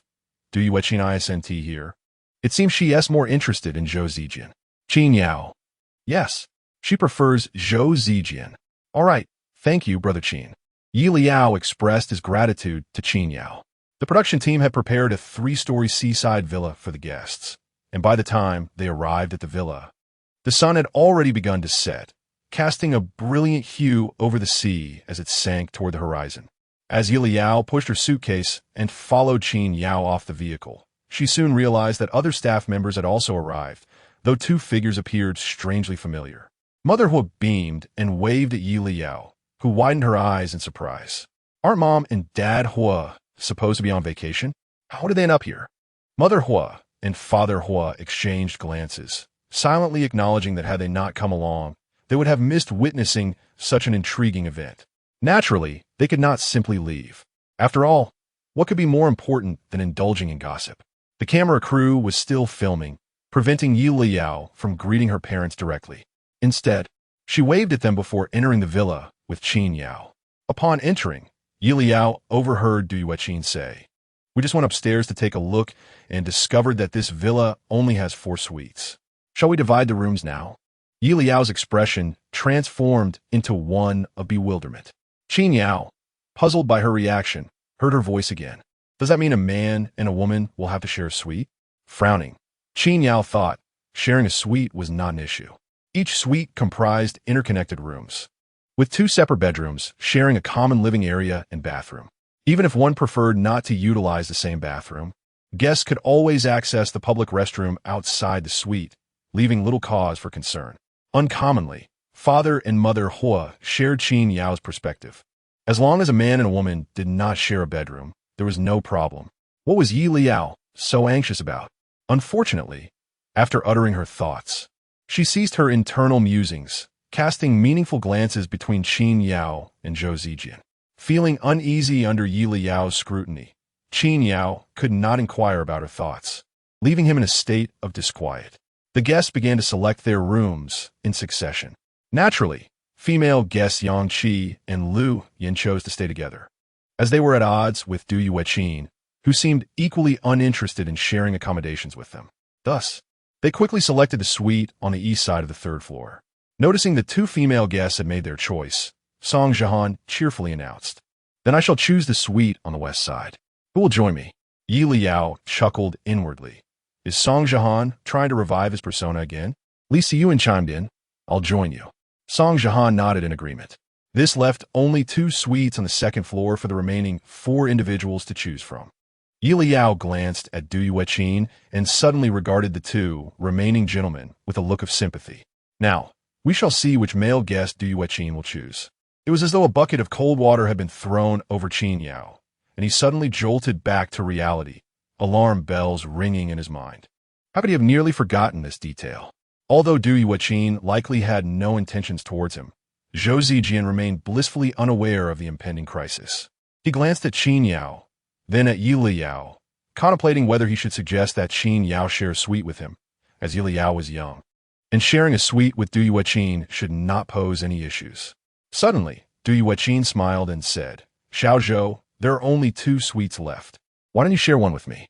Zhou Zijian's body tensed, his expression one of horror. Yelao could no longer contain her laughter, reveling internally. Ha ha. In the end, it was Zhou Zijian who bore the brunt of it all. Seizing the moment, Qin Yao declared, then Yelao and I shall share a suite. Yelao nodded vigorously. That's fine. I'm perfectly okay with it. Zhou Zijian's expression was blank, looking helplessly at Qin Yao and Yelao. Yelao chuckled to herself. It's not that I don't want to help you, Zhou Ge. It's just that Du Yueqin has chosen you. At that moment, Du Yueqin had already approached Zhou Zijian. Her smile gentle. Shall we go, Xiao Zhou? Zhou Zijian felt an overwhelming urge to flee, yet escape was not an option. Chapter 28. He will make a scene. Zhou Zijian's expression was nothing short of spectacular, causing the fans in a live stream to erupt in laughter. At that moment, my heart suddenly ached for Zhou Zijian. Oh my, Du Yueqin's words let's go sent shivers down my spine. Wait, Yelao, why are you here again? You're still snickering. With that reminder, the netizens' attention swiftly shifted to Yelao, who was standing nearby. Aha, I see now. Yelao, you never miss a memorable moment. Do you? Well, now I know how to follow the variety show. I just need to keep an eye on Yelao to catch all the excitement. Brilliant idea. The comments section was ablaze with activity, while the corridor on the 2nd floor was eerily silent. After casting a protective glance at Zhou Zijian, Yelao and Qin Yao headed towards the suite on the west side.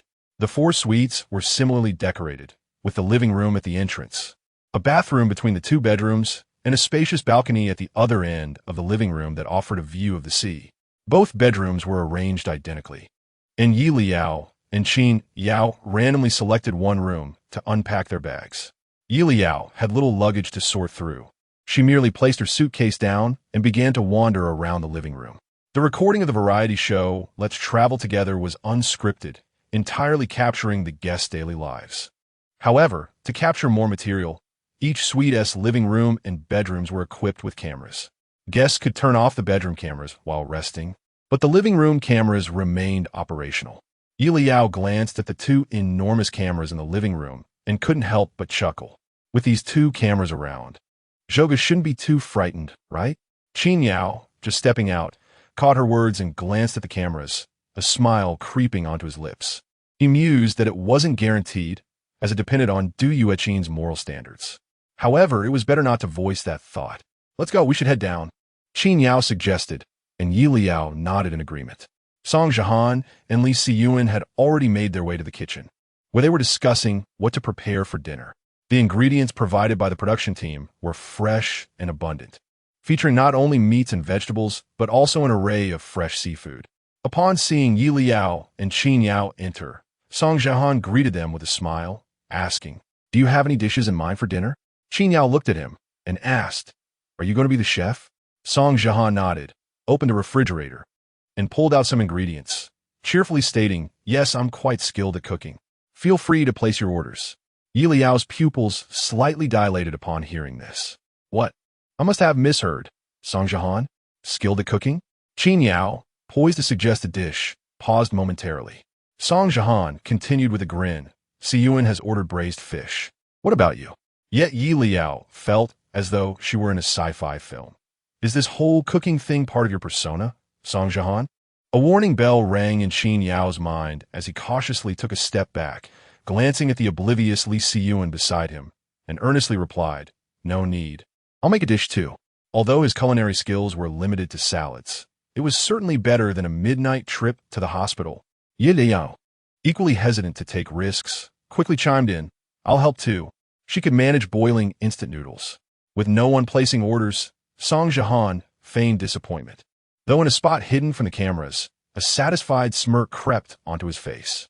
Yelao silently noted this scene, concluding, confirmed, Song Jihan's culinary prowess is indeed part of his persona.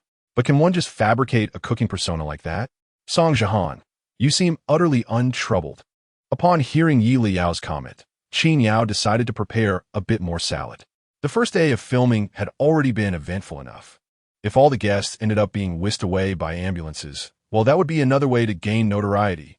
The group busied themselves in the dining area for a short while before Zhou Zijian and the two female guests descended from upstairs. Yelao immediately checked Zhou Zijian's expression and noted that he appeared to have regained his composure. It seems Zhou Ge has accepted the situation and managed to collect himself. Qin Yao followed her gaze, noticing Zhou Zijian striding towards the kitchen, scanning the group before asking, "What are we preparing?" Yelao lifted the seasoning packet in her hand. "De clarine, instant noodle."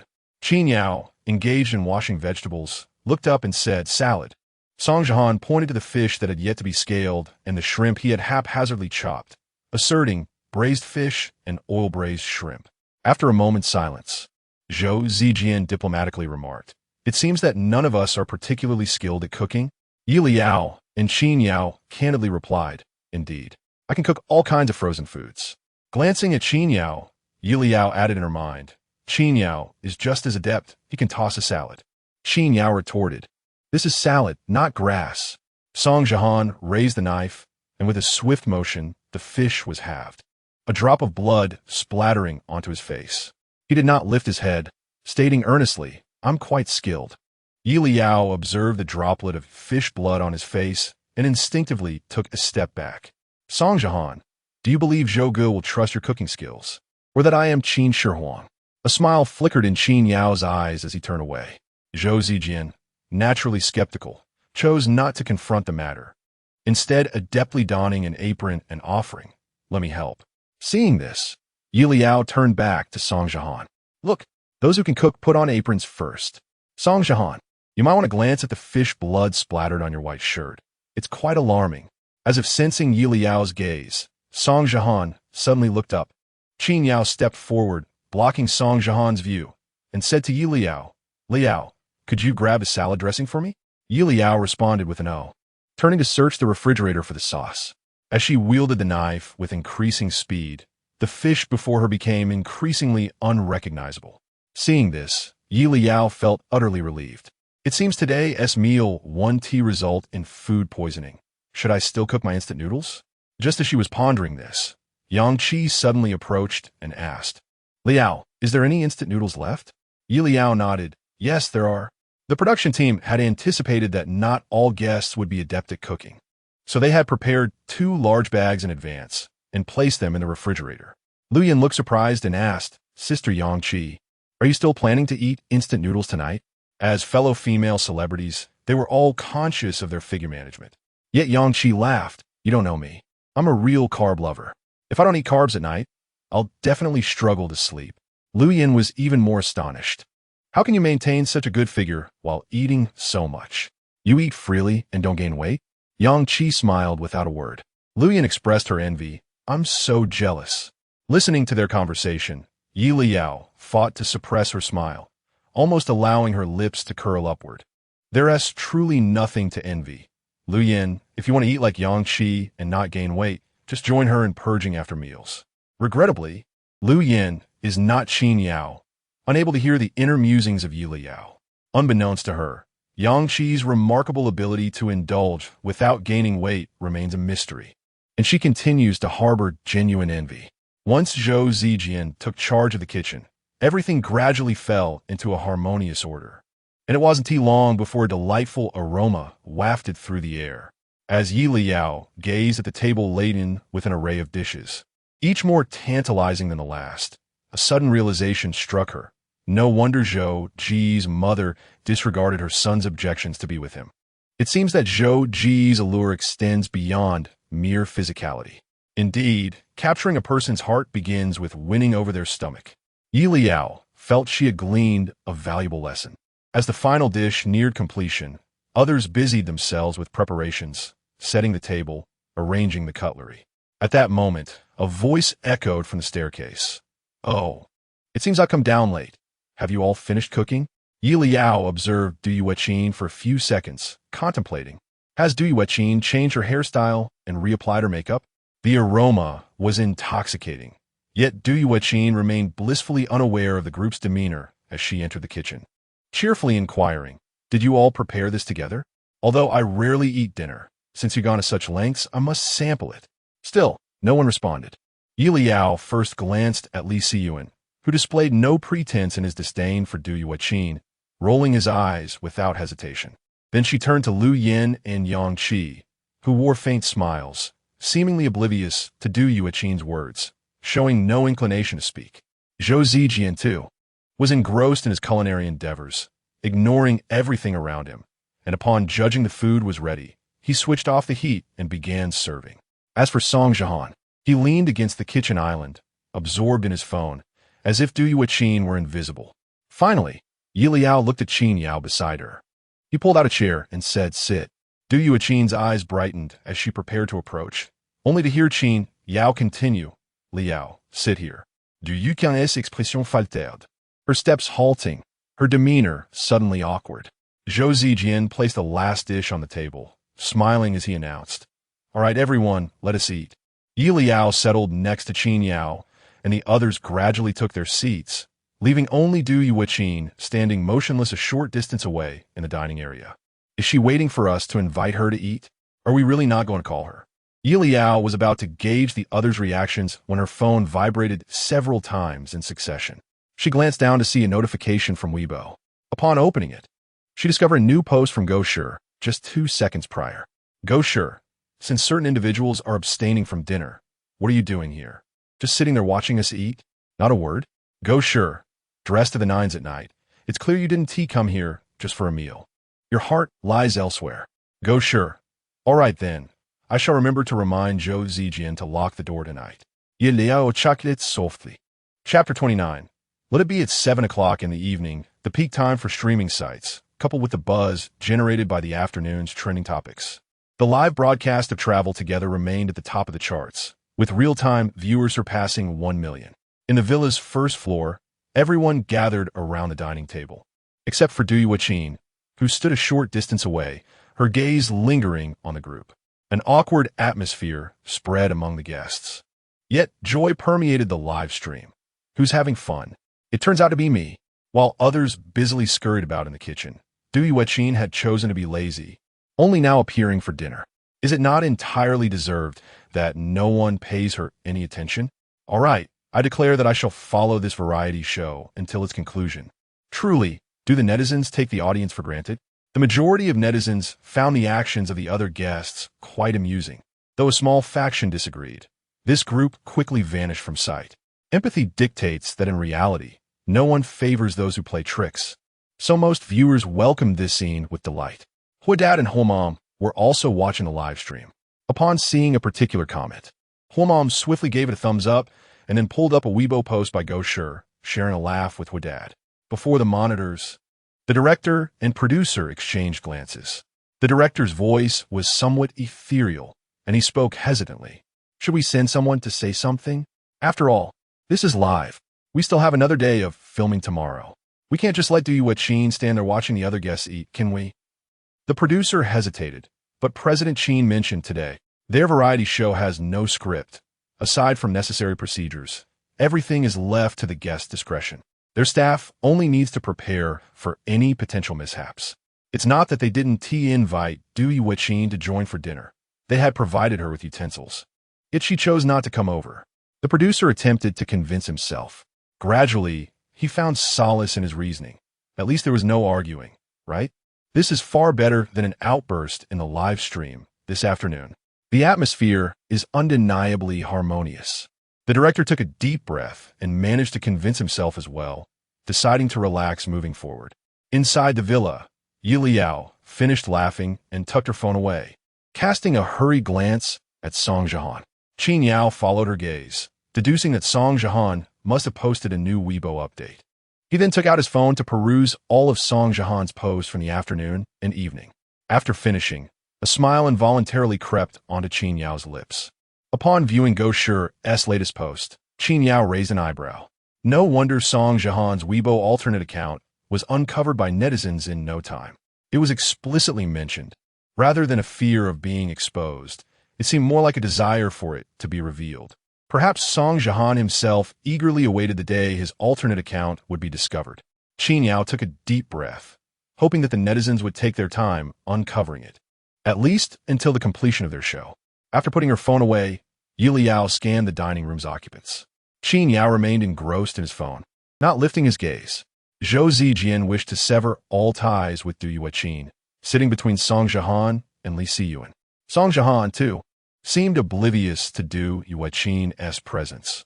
He harbored a strong sense of resentment and remembered grievances well. As for Yang Qi and Lu Yin, they appeared somewhat hesitant. Lu Yin was still miffed about Du Yueqin's earlier outburst, while Yang Qi sought to avoid any trouble. So, are we really not going to say anything? If she stands there in silence, will we even be able to eat? The term standing punishment was quite apartment Qin Yao's lips curled slightly. Suddenly, Li Siyuan sprang to his feet. Instantly, all eyes at the table turned towards him. The audience in the live stream perked up. Could it be that Li Siyuan realized he should not have quarreled with Du Yueqin this afternoon and is now attempting to make amends? Li Siyuan's fans chuckled at the comment. Do you really understand Li Siyuan? Surely not. Does my Li Siyuan have such an amiable temperament in your eyes? The truth soon revealed that Li Siyuan was indeed not one to temper his temperament. He did not approach Du Yueqin. Instead, he circled around her and headed straight for the kitchen. Another camera angle captured him retrieving a spoon from the utensil box. The viewers gasped, haha, and I thought Li Siyuan was standing up to mediate. Mediate? You overestimate Li Siyuan. Him merely avoiding escalation today is already a sign of enlightenment. To be fair, fans knew Li Siyuan well, yet not entirely, at least not as well as Yelao did. Is Li Siyuan really going towards Du Yueqin? Qin Yao followed the gaze. Yelao's lips curled upwards in anticipation. Surely, Li Siyuan is going to confront her directly. The other guests' eyes followed suit. The villa's first floor fell silent, with only the sound of their breaths audible. The livestream's comments momentarily ceased. Then, everyone witnessed Li Siyuan stand before Du Yueqin. Upon seeing him approach, Du Yueqin became instantly wary, even taking a slight step back, her expression displeased. What do you want? Li Siyuan raised an eyebrow. Yelao beamed. Confirmed, Li Siyuan is indeed about to confront her. Indeed, just as Yelao's thought settled. Qin Yao heard Li Siyuan remark, Are you standing here to wash dishes? You arrived a bit early. We haven't finished eating yet. Yelao. She closed her eyes. Who understands? I genuinely wanted to stifle my laughter, but I simply couldn't. Qin Yao lowered his gaze, concealing his amusement. After years as an actor, he could hardly suppress a laugh. It was no wonder Yelao struggled to contain herself. Zhou Zijian's reaction was even more dramatic. Upon hearing Li Siyuan's words, he was nearly choked, erupting into a fit of violent coughs. Listening closely, one could hear distinct laughter intertwined with the coughs. Lu Yin and Yang Qi were even more overt, not daring to look at Du Yueqin, fearing she might catch them laughing. They turned away instead. As for Song Jihan, he had no intention of stifling a laugh. The moment Li Siyuan finished speaking, his lips curled into a broad smile, and he leaned back in his chair, pulling out his phone to enjoy the spectacle. Du Yueqin's face flushed with a mix of anger and embarrassment, her eyes brimming with fury as she glared at Li Siyuan. What do you mean by that? Li Siyuan raised an eyebrow. But didn't tea help out while cooking? But now you rush over to eat? Is it too much to ask you to wash a dish after your meal? Yelao turned her face away, her shoulders shaking with laughter. The faces of the other guests bore varying degrees of discernible and subtle smiles. Yet, Li Siyuan, after confronting someone, casually settled at the dining table and remarked to the others, Let's eat. The dishes will get cold soon. Yelao covered his face with his hand, striving to suppress an exaggerated laugh. However, this scene was captured by the cameras, prompting even more uproarious laughter among netizens and fans. Ah, Yelao, there you are. Indulging in the drama once again. I told you so. Yelao is indeed a sly observer of the spectacle. Indeed, a friend had accurately noted that one need not be entirely engrossed in the live stream. Paying attention to Yelao was sufficient for wherever he was. Excitement was sure to follow. Ignored by all the guests, Du Yuqin was already in a foul mood. Upon hearing Li Siyuan's sarcastic remarks, she found it increasingly difficult to eat. In her anger, she accidentally twisted her ankle while turning to head upstairs, letting out a yelp of pain. Everyone's eyes turned towards her. Yelao noticed. Did she twist her ankle? Let's eat, Qin Yao said to Yelao. Yelao met kin aoshgesh. And as they exchanged looks, he thought, in just one afternoon and evening, this variety show has become so entertaining. I wonder what the online response is like now. Qin, you don't seem worried at all. Qin Yao pondered. What could he do? He had already gathered this crowd for a variety show. His concern would change nothing. He served Yelao a portion of food, hoping to silence his inner commentary. As the guests began their meal, the viewers in the live stream erupted in laughter. Dear friends, who understands? After years of watching variety shows, this is the first time I've seen a guest get angry while the others remain unfazed. You're truly catering to my entertainment needs. This show is incredibly friendly to someone like me who enjoys the fun. The comments were filled with joy, while the guests at the villa happily finished their dinner. Except for Yang Qi. Zhou Zijian was adept at cooking and had prepared the ingredients with precision. Even without knowing that Du Yuqin would not eat tonight, he had made a portion for her. This meant that the meals prepared by Zhou Zijian would be plentiful. Lu Yin was the first to set down her chopsticks. As a female idol, she was always disciplined. Gradually, the other male guests followed suit, leaving only Yang Qi still eating. Have you all finished? She asked, astonished. Lu Yin, though not full, dared not indulge and gazed enviously at Yang Qi. Sister Yang Qi, want to you gain weight eating like that? Yang Qi smiled cheerfully. Not at all. I eat like this every day. Yelao shifted his gaze meaningfully. The villa's toilets must be newly installed, right? Qin Yao raised an eyebrow in confusion. Then Yelao continued. Let us hope they won't get clogged. Qin Yao, if they do, that will be quite absurd. After finishing her bowl of rice, Yang Qi glanced at the others and suddenly stood up, a bit shyly saying, I'd like to make a bowl of instant noodles. Would anyone like some? Zhou Zijian kindly offered. Do you need me to help? Yang Qi replied with a smile. No need, I can handle making instant noodles. Yelao stood up first, cheerfully saying, let me help you with that. Yang Qi's smile faltered momentarily, but was quickly masked as she insisted. No, it's too much trouble for you. Song Jihan's gaze first fell on Yelao, and after a moment of realization, he followed him into the kitchen. I'll help too. Yelao shot him a glance. What assistance does one need to make instant noodles? I'm merely here for the entertainment, or perhaps. Observing Song Jihan's expression, Yelao commented, to maintain his persona. Song Jihan is indeed putting in some effort, though his acting skills could use some refinement. Qin Yao chuckled softly and glanced at the nearby camera. Yes, they were still live. He leisurely rose and followed them into the kitchen. The hot water boiled quickly, and the three showed no signs of leaving. Yang Qi, wanting to discreetly discard half a noodle block, found herself unable to do so and had to tearfully place the entire block into the bubbling pot. Yelao noted her expression. Wow, Yang Qi's hands are trembling. Qin Yao nodded. Indeed, they were shaking. Yelao continued to laugh. Look how happy Yang Qi is. Her eyes are almost red with joy. Qin Yao glanced over, a smile creeping onto his lips. She did indeed seem quite happy, almost to the point of tears. At that moment, Song Jihan thoughtfully remarked, You seem to have not eaten enough. Shall I open another package of noodles for you? Yelao nearly burst into laughter. Truly, you are remarkable, Song Jihan. Qin Yao struggled to contain his amusement, slightly tilting his head. Yang Qi felt as if a lump of blood was caught in her throat. She quickly shook her head. No, this is sufficient. If I have more, I want to finish it, and that would be wasteful. Yelao shot her a glance. You're aware of waste? I thought you wouldn't know how to write those two characters. Song Jihan continued, gently persuading. Didn't you say you weren't full? Perhaps you should cook another package to avoid going hungry later. Yelao silently added. She'll just end up getting sick in the middle of the night. As if fearing Song Jihan wouldn't believe her, she reiterated, Really? A fleeting look of regret passed through Song Jihan's eyes before he withdrew his hand from the noodles, wearing an expression of resignation. All right then. Just let me know if you're still hungry after finishing. I can cook another package for you. Yang Qi's face nearly turned green, but she couldn't refuse Song Jihan's kindness, so she forced a nod. Okay. Why do I feel like that okay was a bit gritted through her teeth?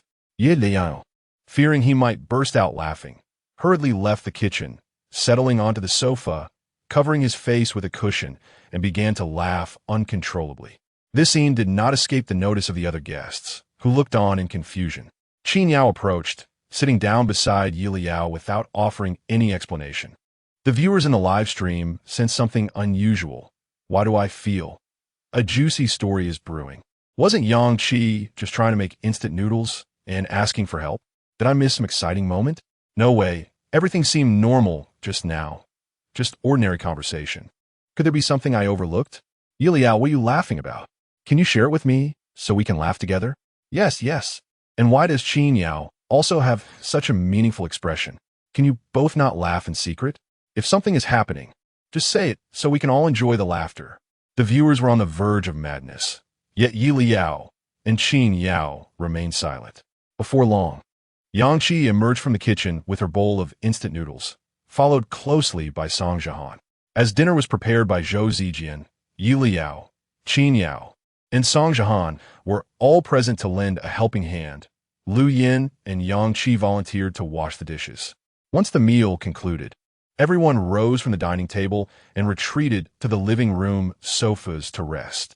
In front of them was a steaming bowl of instant noodles, and opposite sat the smiling Song Jihan. Yelao felt her face was about to freeze from smiling. Now Yang Qi understands what it means to be drenched in sweat, right? Just then, Song Jihan cheerfully inquired, "Would you like me to fry you an egg?"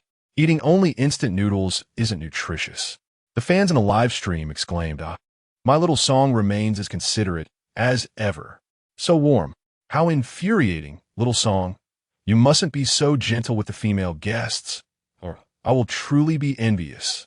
Yelao opened the live stream and saw the real-time comments, which amused her. Yang Qi is on the verge of tears. And you fans are still saying Song Jihan is gentle. Ha. If this is called gentle, then how do we describe his cunning nature? Yelao laughed joyfully, while another group of netizens in the live stream grew increasingly anxious. Yelao, what on earth are you laughing about? Am I blind? It was perfectly normal just now. The barrage of comments flew by too quickly, and Yelao, who was sneakily watching the live stream, did not notice the rapid-fire comments. However, Mr. and Mrs. Huo were different. The staff lounge was directly opposite the guest villa, allowing them to hear Yelao's thoughts and catch the real-time broadcast on the staff's large screen.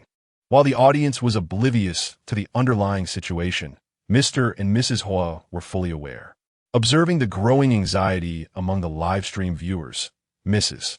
Huo could no longer restrain herself and sent a comment. Is it possible that Yang Qi can no longer eat? Is Leyao laughing because Song Jihan, knowing she couldn't eat, still offers to fry her an egg? Logically, with nearly 10,000 viewers in the live stream, the chance of a comment being seen was quite low. However, Mrs. Huo's comment was unexpectedly pinned at the center of the screen. She was taken aback. Why is this pinned? Lily approached and, upon seeing it, was equally startled and asked, Madam, is this account a Supreme account? Mrs. Huo, confused, replied, Supreme account? Lily explained that. A Supreme account requires a recharge of 1 million on the website. Once that amount is reached, it automatically upgrades to a Supreme account. After that, any comment you make will be automatically recognized and pinned by the system for scrolling display in the live stream. Mr. Huo suddenly remembered, weren't you giving gifts to the third one before? Lily glanced down and noticed that the direction of the comments in the live stream had shifted. What do you mean by being full? Yang Qi simply didn't want to trouble them. She sighed, whatever. I can't be bothered to explain to those who don't understand Yang Qi. I'm just concerned for my dear, who hasn't eaten enough and has to cook instant noodles herself. Those who had seen Yang Qi's live stream knew she had quite the appetite, while that Yelao seemed as if she were suffering from some grave illness, laughing incessantly without any apparent reason. Lily, there are still some issues here. Mrs. Huo, seeing this comment, couldn't help but laugh in anger. She directly opened her keyboard and typed, Is wasting food not a sickness? The comment continued to scroll in bold. Lily opened her mouth, wanting to advise Mrs. Huo, as Yang Qi truly was a big eater, and continuing to comment would only invite criticism for Yelao. However, before she could speak, Mr. Huo also opened the live stream, logged into his Supreme account, and joined Mrs. Huo's side. Mr. Huo, what's wrong with loving to laugh? I just enjoy laughing. What's shameful about those who waste food? Lily, what can I do? I can only watch it unfold. Inside the villa, Yelao couldn't keep sneaking glances at the live stream comments, so after a brief look, she set her phone aside. Half an hour later, Yangqi finally managed to finish her bowl of instant noodles with great difficulty. Yelao stole a glance and noted that Yangqi's complexion looked quite poor. It looks like she overate. Qin Yao found it hard to disagree. Indeed, she had overindulged. Once Lu Yin and Yang Qi finished washing the dishes, the day's filming was nearly complete. Before leaving, Song Jihan patted Zhou Zijian on the shoulder and reminded him, "Don't forget to lock the door tonight." Zhou Zijian's face turned crimson in an instant. The group couldn't help but chuckle, their faces betraying their amusement. Zhou Zijian, feeling embarrassed, managed to say, "Thanks, I will remember." Yelao laughed even harder in her heart. She quickly nodded and followed Qin Yao upstairs. The guests departed, but the live stream remained active. The production team needed to record material, and some night owls would occasionally check in late at night. Just as she pushed open the door to her room, she saw Qin Yao emerging from the bathroom wrapped in a towel. Yelao's gaze uncontrollably roamed over Qin Yao, and the more she looked, the more she couldn't help but marvel. Wow. President Qin's abs, his V-line, and his pectorals. Qin Yao felt as if his ears were on fire and hurriedly opened the door to the adjacent room. As the door closed, Yelao's exclamations echoed. Why do the lines on his back look so good too? No wonder he is an award-winning actor. His body management is truly remarkable. Huh? What's that noise outside? Yelao tossed her clothes onto the living room sofa and opened the suite door, following the sound upstairs.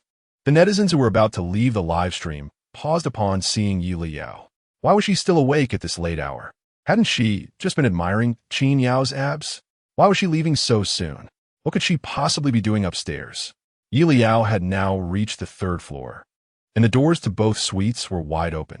Song Jihan stood at the public restroom door knocking.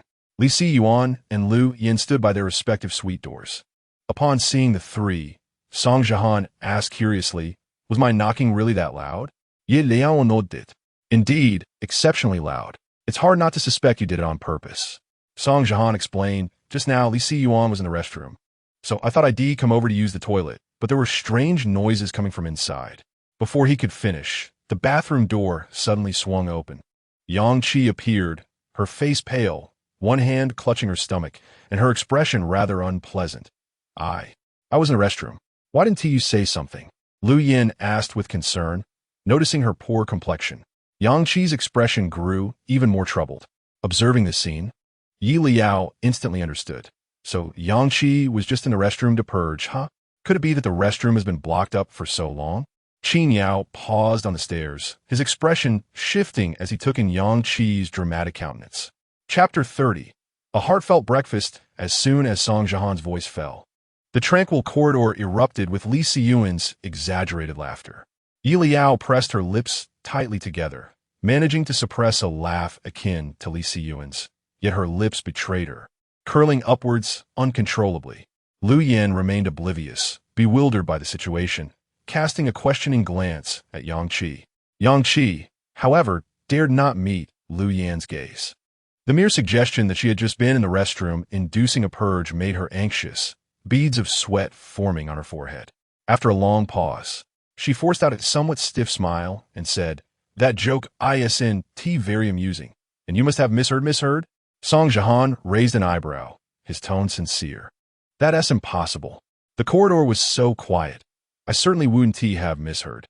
But Yangqi, if you're feeling unwell, you mustn't hide it from us." "Indeed," Li Siyuan chimed in, having finished laughing, his demeanor unusually amiable. "If there is truly something wrong, perhaps you should visit the hospital? Go to the hospital?" Yangqi would never dare. Let's not forget, she isn't even unwell. If she did go to the hospital, and the doctor discovered that her teeth had decayed from frequent purging, it would just confirm that she had been inducing vomiting. How could she maintain her foodie persona then? Qin Yao couldn't help but chuckle at this point. Yelao swiftly turned to Qin Yao teasingly remarking, "For the sake of gossip, Qin, you certainly dress quickly." Qin Yao. On another note, due to the quarrel between Mr. and Mrs. Huo and the barrage of comments, they felt they had triumphed in the argument. However, the relentless online spectators were akin to cockroaches that refused to die, and so they decided to block the comments. As the climactic moment of dramatic revelation approached, Mr. and Mrs. Huo were eager not to miss the thrilling live comments and hastily unblocked them. Half an hour earlier, after the guests had dispersed, most of the online viewers had also left, but suddenly, the live stream for Let Us Travel Together began trending again, drawing many unsuspecting viewers in. What is happening? Why are all the guests on the third floor?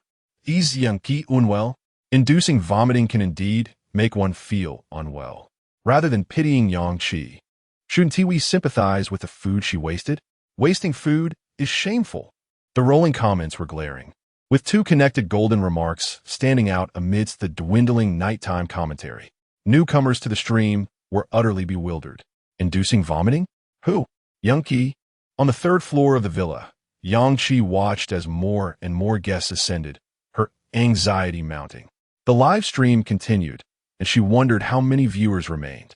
If the numbers were still high, that meant thousands were watching. Yang Qi felt a sense of urgency. This matter needed to be resolved swiftly before it escalated. If it blew up, she would be finished. "I'm not unwell. Thank you for your concern," Yang Qi stated firmly before turning to leave. Yet as she stepped outside, Song Jihan suddenly grasped her arm. "Your complexion appears quite poor," he said with genuine concern, his deep gaze fixed on her. After a few seconds, he added, "Why don't we heed Siyuan's advice and take you to the hospital for a thorough examination?" The emphasis on thorough examination sent chills down Yang Qi's spine. Yelao burst into laughter. "A thorough examination indeed. Song Jihan, I hope you genuinely care for Yang Qi's health," she added. "It seems your intentions are rather dark." Yang Qi could never go to the hospital. Shaking her head vigorously, she insisted, "There's really no need. I'm perfectly fine. I just what?" Feeling unwell from inducing vomiting? Li Siyuan interjected, kindly completing her sentence while gesturing to Yang Qi's hand that was clutching her stomach. Yang Qi's face pallid, and she hurriedly dropped her hand.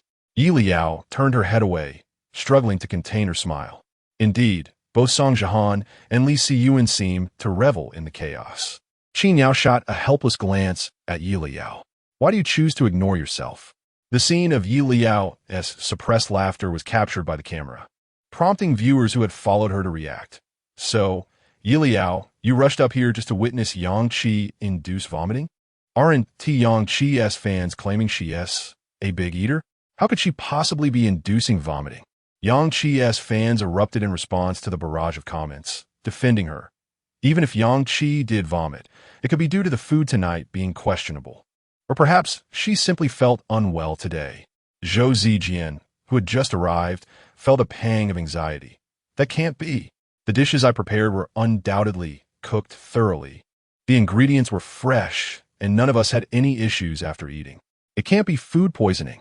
Viewers found amusement in Zhou Zijian's plight, expressing sympathy. "If I were Zhou Zijian, I'd be furious."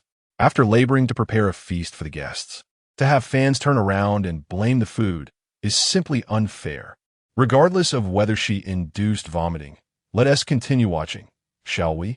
Fans need not rush to defend her. If it were food poisoning, how could so many guests eat without issue while only Yang Qi was affected? But if it wasn't food poisoning, some unscrupulous viewers recalled Song Jihan's earlier jest. Could it be that she is pregnant? Ha! That would be even more serious than vomiting. But have we heard of Yang Qi dating? Could it be time for her fans to welcome a brother-in-law? Such malicious and cutting remarks brought delight to Mr. and Mrs. Huo. In just 5 short minutes, all the guests, except Du Yueqin, had gathered on the third-floor battleground. All right, everyone is here. Now it's time for Yang Qi's performance. However, it was Zhou Zijian who spoke first, his tone urgent and sincere. "Shouldn't we call an ambulance?" He was genuinely alarmed. After all, it was he who had prepared the meal, and if anything were to happen to the guests, he could not bear the responsibility. All eyes turned to Yang Qi. Indeed, perhaps a visit to the hospital would be wise, Li Siyuan remarked, clearly enjoying the unfolding spectacle.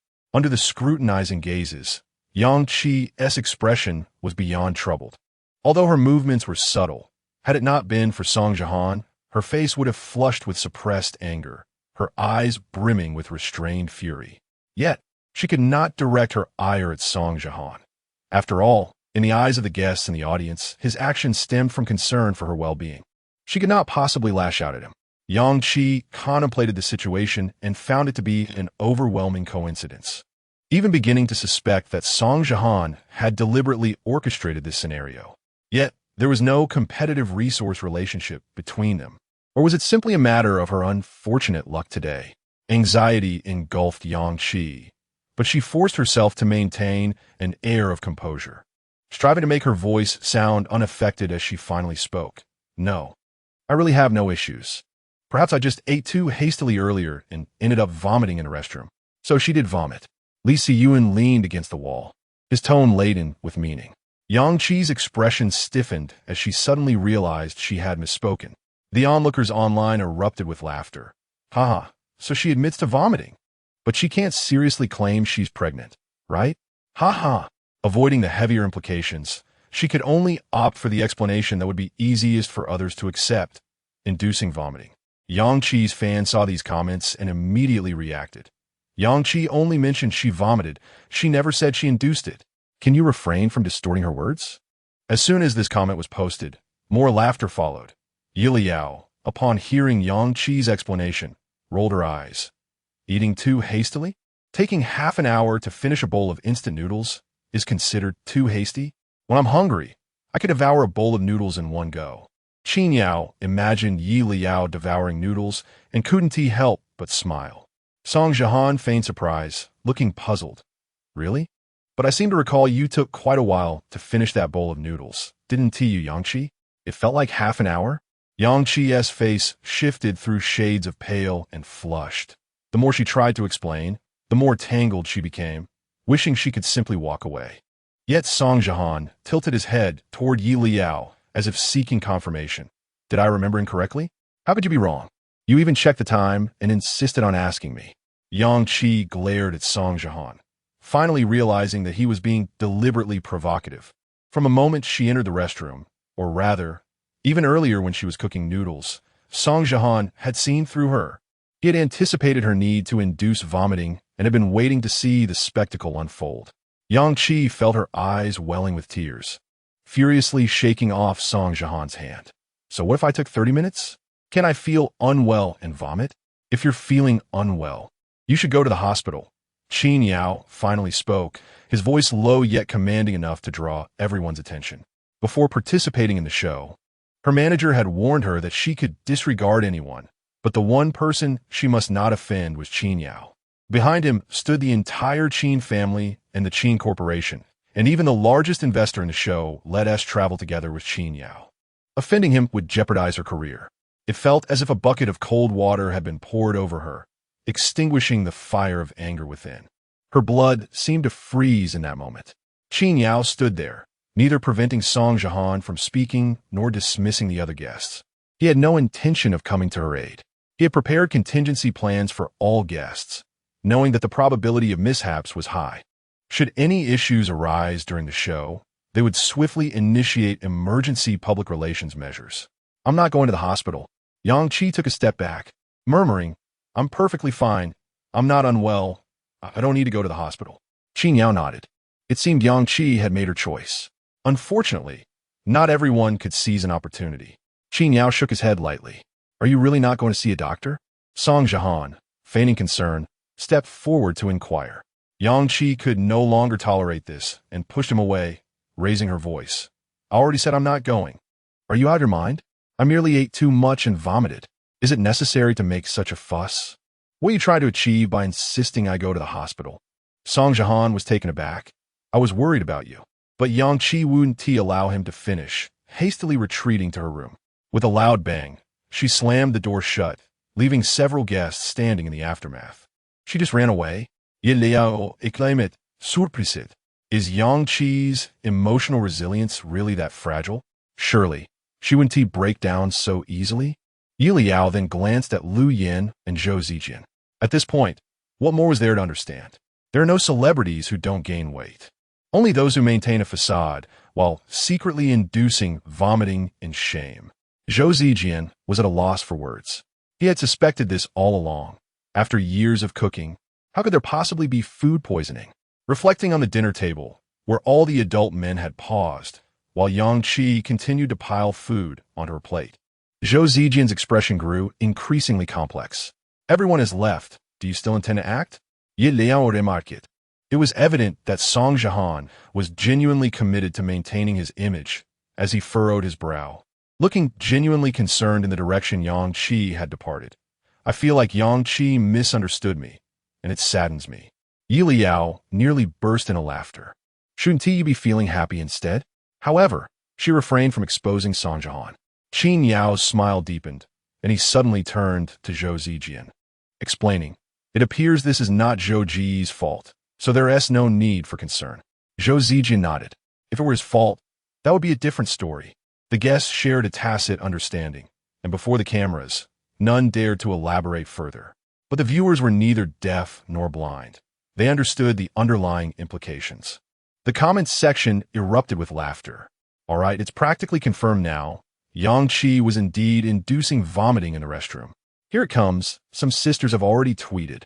The video showed that 10 minutes before Yelao ascended the stairs, Yang Qi had stealthily opened the suite door, glancing around to ensure the hallway was clear before hurriedly making her way to the public restroom.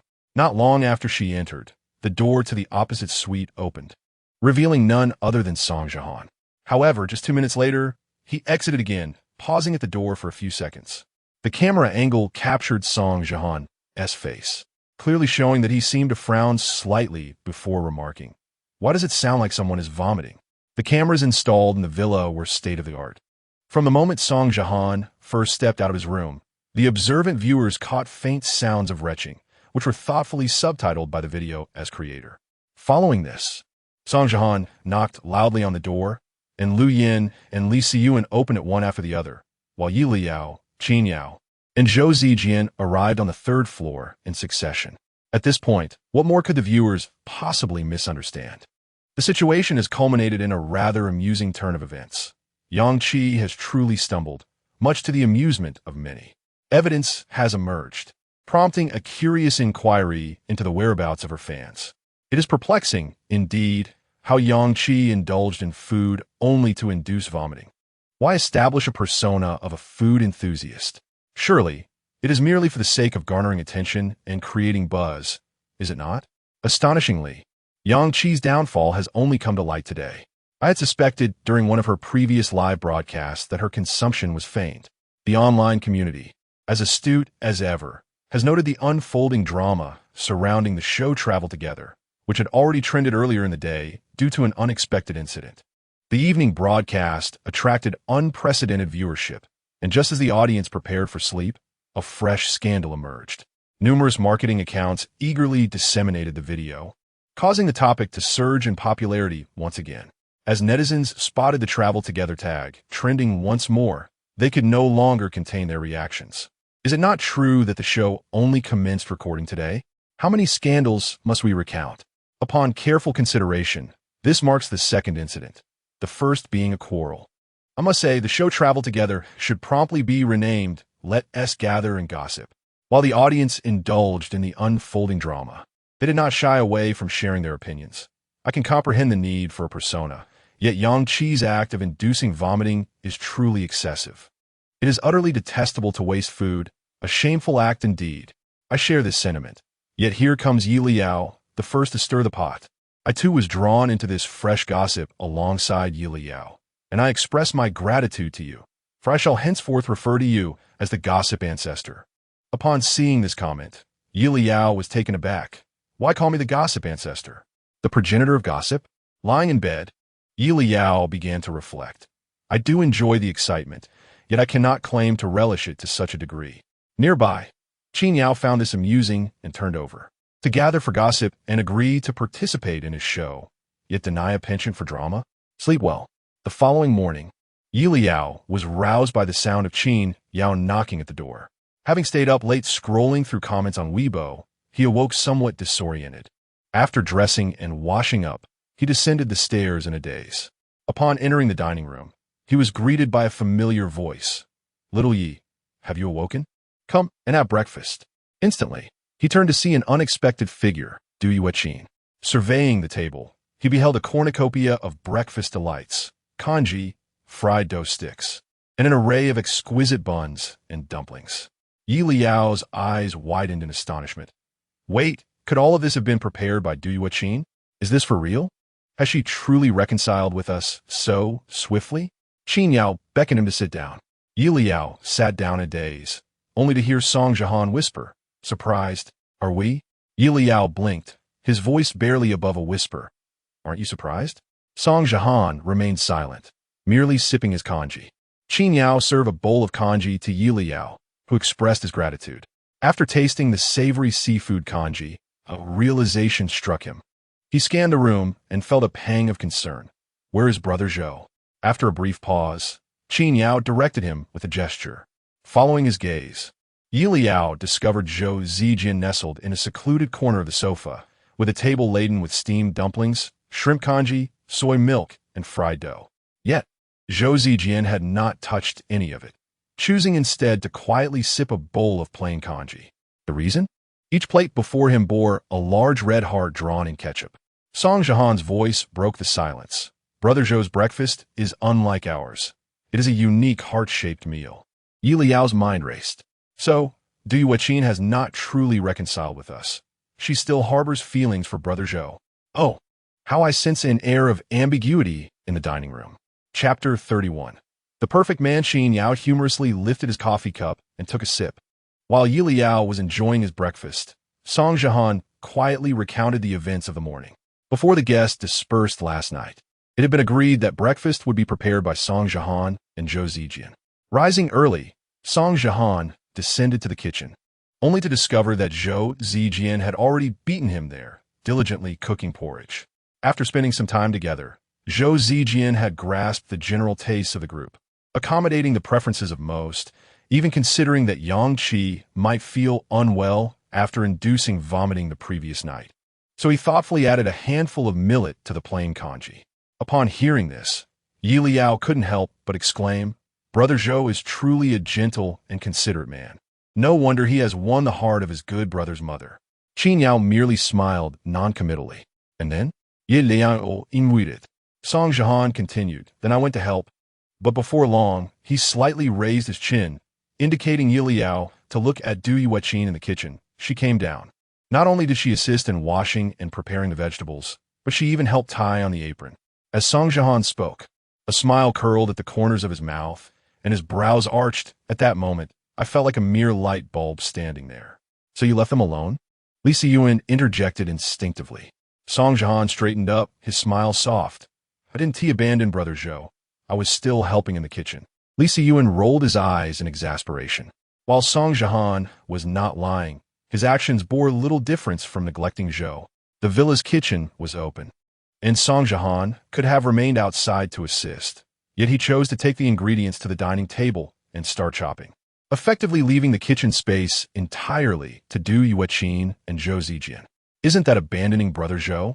Yelao reproached Song Jihan with a glance. Yet Song Jihan felt no remorse for his actions. Du Yueqin felt a twinge of annoyance, but refrained from confronting him directly, opting instead to continue preparing breakfast. Throughout this time, Du Yueqin directed Song Jihan to perform numerous tasks, and unlike the previous day, he did not sulk, but instead beamed as he began to unwittingly hinder her efforts. Before long, Du Yueqin shooed him out of the kitchen. Yelao had witnessed Song Jihan helping out the night before, and he hadn't been a hindrance. In fact, he had executed many tasks with greater finesse than Yelao himself. Thus, it was evident that his clumsiness this morning was entirely intentional. Song Jihan is not only cunning, but also holds grudges. Yelao remarked, suddenly recalling that he had been so engrossed in Yang Qi's drama the night before that he had forgotten to check Song Jihan's alternate Weibo account. He remembered distinctly that someone had particularly urged him to look out for updates from Go Sure, but after finishing his snack, he had been too fatigued to keep his eyes open and had fallen asleep with his phone tossed aside. As breakfast was nearing its end, Yelao took his plate to the kitchen, discreetly opening Song Jihan's Weibo account behind his back. A series of tweets from Go Shi, directed at Yang Qi's fans, appeared neatly on the screen. Go Shi, what? Am I being too aggressive? Do I seem aggressive? I have merely been kindly advising her to go to the hospital. After all, if she continues to induce vomiting, her teeth will be ruined. My concern for her is evident. It is her fans who are truly overstepping. Go Shi, I lack emotional intelligence? How could that be? If I truly lacked it, would I articulate my thoughts so delicately? I would have bluntly stated that I heard your sister vomiting in the restroom. Where else can you find such a considerate young man who knows how to express himself? I may be sharp-tongued, but I waste no food. Even kindergartners know not to waste food. Surely your sister is aware of this. Go Shi, am I a troublemaker? If your sister had no weaknesses, I wouldn't be able to provoke her at all. I, a mere fly, cannot penetrate a seamless egg. Go Shi, all right. Since you all claim I am mentally unstable, then why not let me be? Indeed, Song Jihan's wit never fails to amuse. Yelao laughed until his stomach hurt. Or perhaps, Song Jihan, you secretly yearn for your alternate account to be exposed? The more Yelao pondered, the more plausible it seemed. After all, if Song Jihan genuinely wished to keep his account hidden, he could have chosen a less conspicuous name and had no need to mention names on Weibo. Unless Song Jihan never intended to conceal it from the start? Qin Yao's eyelids twitched at this thought. Wasn't that a bit too rapid and frequent? Furthermore, he had received a call from the producer first thing in the morning, informing him that Yang Qi's team had contacted him early, stating that Yang Qi had decided to withdraw from the upcoming recordings. Qin Yao felt a headache beginning to form. Yelao, oblivious to Qin Yao's thoughts, cheerfully finished reading Go Shi's latest post and set his phone aside to help wash the dishes in the kitchen. While washing, he heard Du Yueqin sigh softly beside him. Xiaoyi, how do you think my breakfast turned out? Yelao quickly nodded. It's delicious. The taste is genuinely quite good. Upon hearing this, Du Yueqin furrowed her brow, seemingly more troubled. If it's good, then why did Xiao Zhou only drink the congee and not eat my breakfast? Yelao au chocolate, his shoulders shaking. You put so much love into every dish you prepared for Brother Zhou. Do you think he dares to eat it? Then Brother Zhou must truly be in dire straits. The audience in the live stream erupted in laughter at Du Yueqin's complaints. Isn't it obvious? Zhou Zijian nearly had refusal written all over his face. Faced with Du Yueqin's bold and daring pursuit, even I felt a twinge of sympathy for Zhou Zijian. If it were me, I would have just agreed. Although Du Yueqin has her flaws, she is both wealthy and beautiful. Most netizens concurred with this sentiment. Though Du Yueqin was somewhat older, she aged gracefully, showing few signs of time even in her 40s. Aside from her personality issues, she was nearly without flaw. Many netizens lamented. If it were me, I would definitely agree. However, the netizens were merely expressing their thoughts, and whether Zhou Zijian agreed or not did not hinder their enjoyment of the unfolding drama. Travel Together, as an unscripted travel variety show, had a straightforward recording task. The guests were simply required to manage their travel budget provided by the production team and discuss among themselves where to visit. How many attractions to visit in a day and how long to stay at each location were entirely up to the guest discretion. The previous night, before sleeping, several guests had already agreed on their travel itinerary for the next few days, and with Yang Qi's withdrawal, their budget had only increased. Consequently, the next 2 days of recording went relatively smoothly. At least all guests, except Zhou Zijian, believed so. Zhou Zijian, however, had a different perspective, primarily due to one person, Du Yueqin. Du Yueqin was exceedingly proactive. Whenever there was an opportunity for them to be alone, she would eagerly approach Zhou Zijian to strike up a conversation. Unfortunately, with the cameras rolling, Zhou Zijian could not afford to disregard Du Yueqin, and each time, he could only endure the awkward small talk with her. Numerous times, Du Yueqin's exuberance left Zhou Zijian rendered speechless and withdrawn, yet she continued to engage in conversation single-handedly. After 2 exhausting days of recording, Zhou Zijian was thoroughly drained. Yelao observed him with a mix of sympathy and amusement. Zhou Gu is indeed visibly fatigued. Just as Yelao pondered this, her phone buzzed. Upon checking, she found a WeChat message from Mama Hua. Mama Hua, Du Yuqin just approached the director to discuss whether they could play truth or dare tonight. Yeleao's eyes widened in shock. What? Qin Yao, busy arranging the dishes, flinched at the sound of her voice, causing a bowl to crash to the floor, shattering into pieces. Everyone's gaze shifted toward him. Before Qin Yao could explain his clumsiness, Yeleao's voice rose in even greater excitement, enunciating each word. Truth. Or dare. This is definitely aimed at Zhou Ge, isn't it? Right?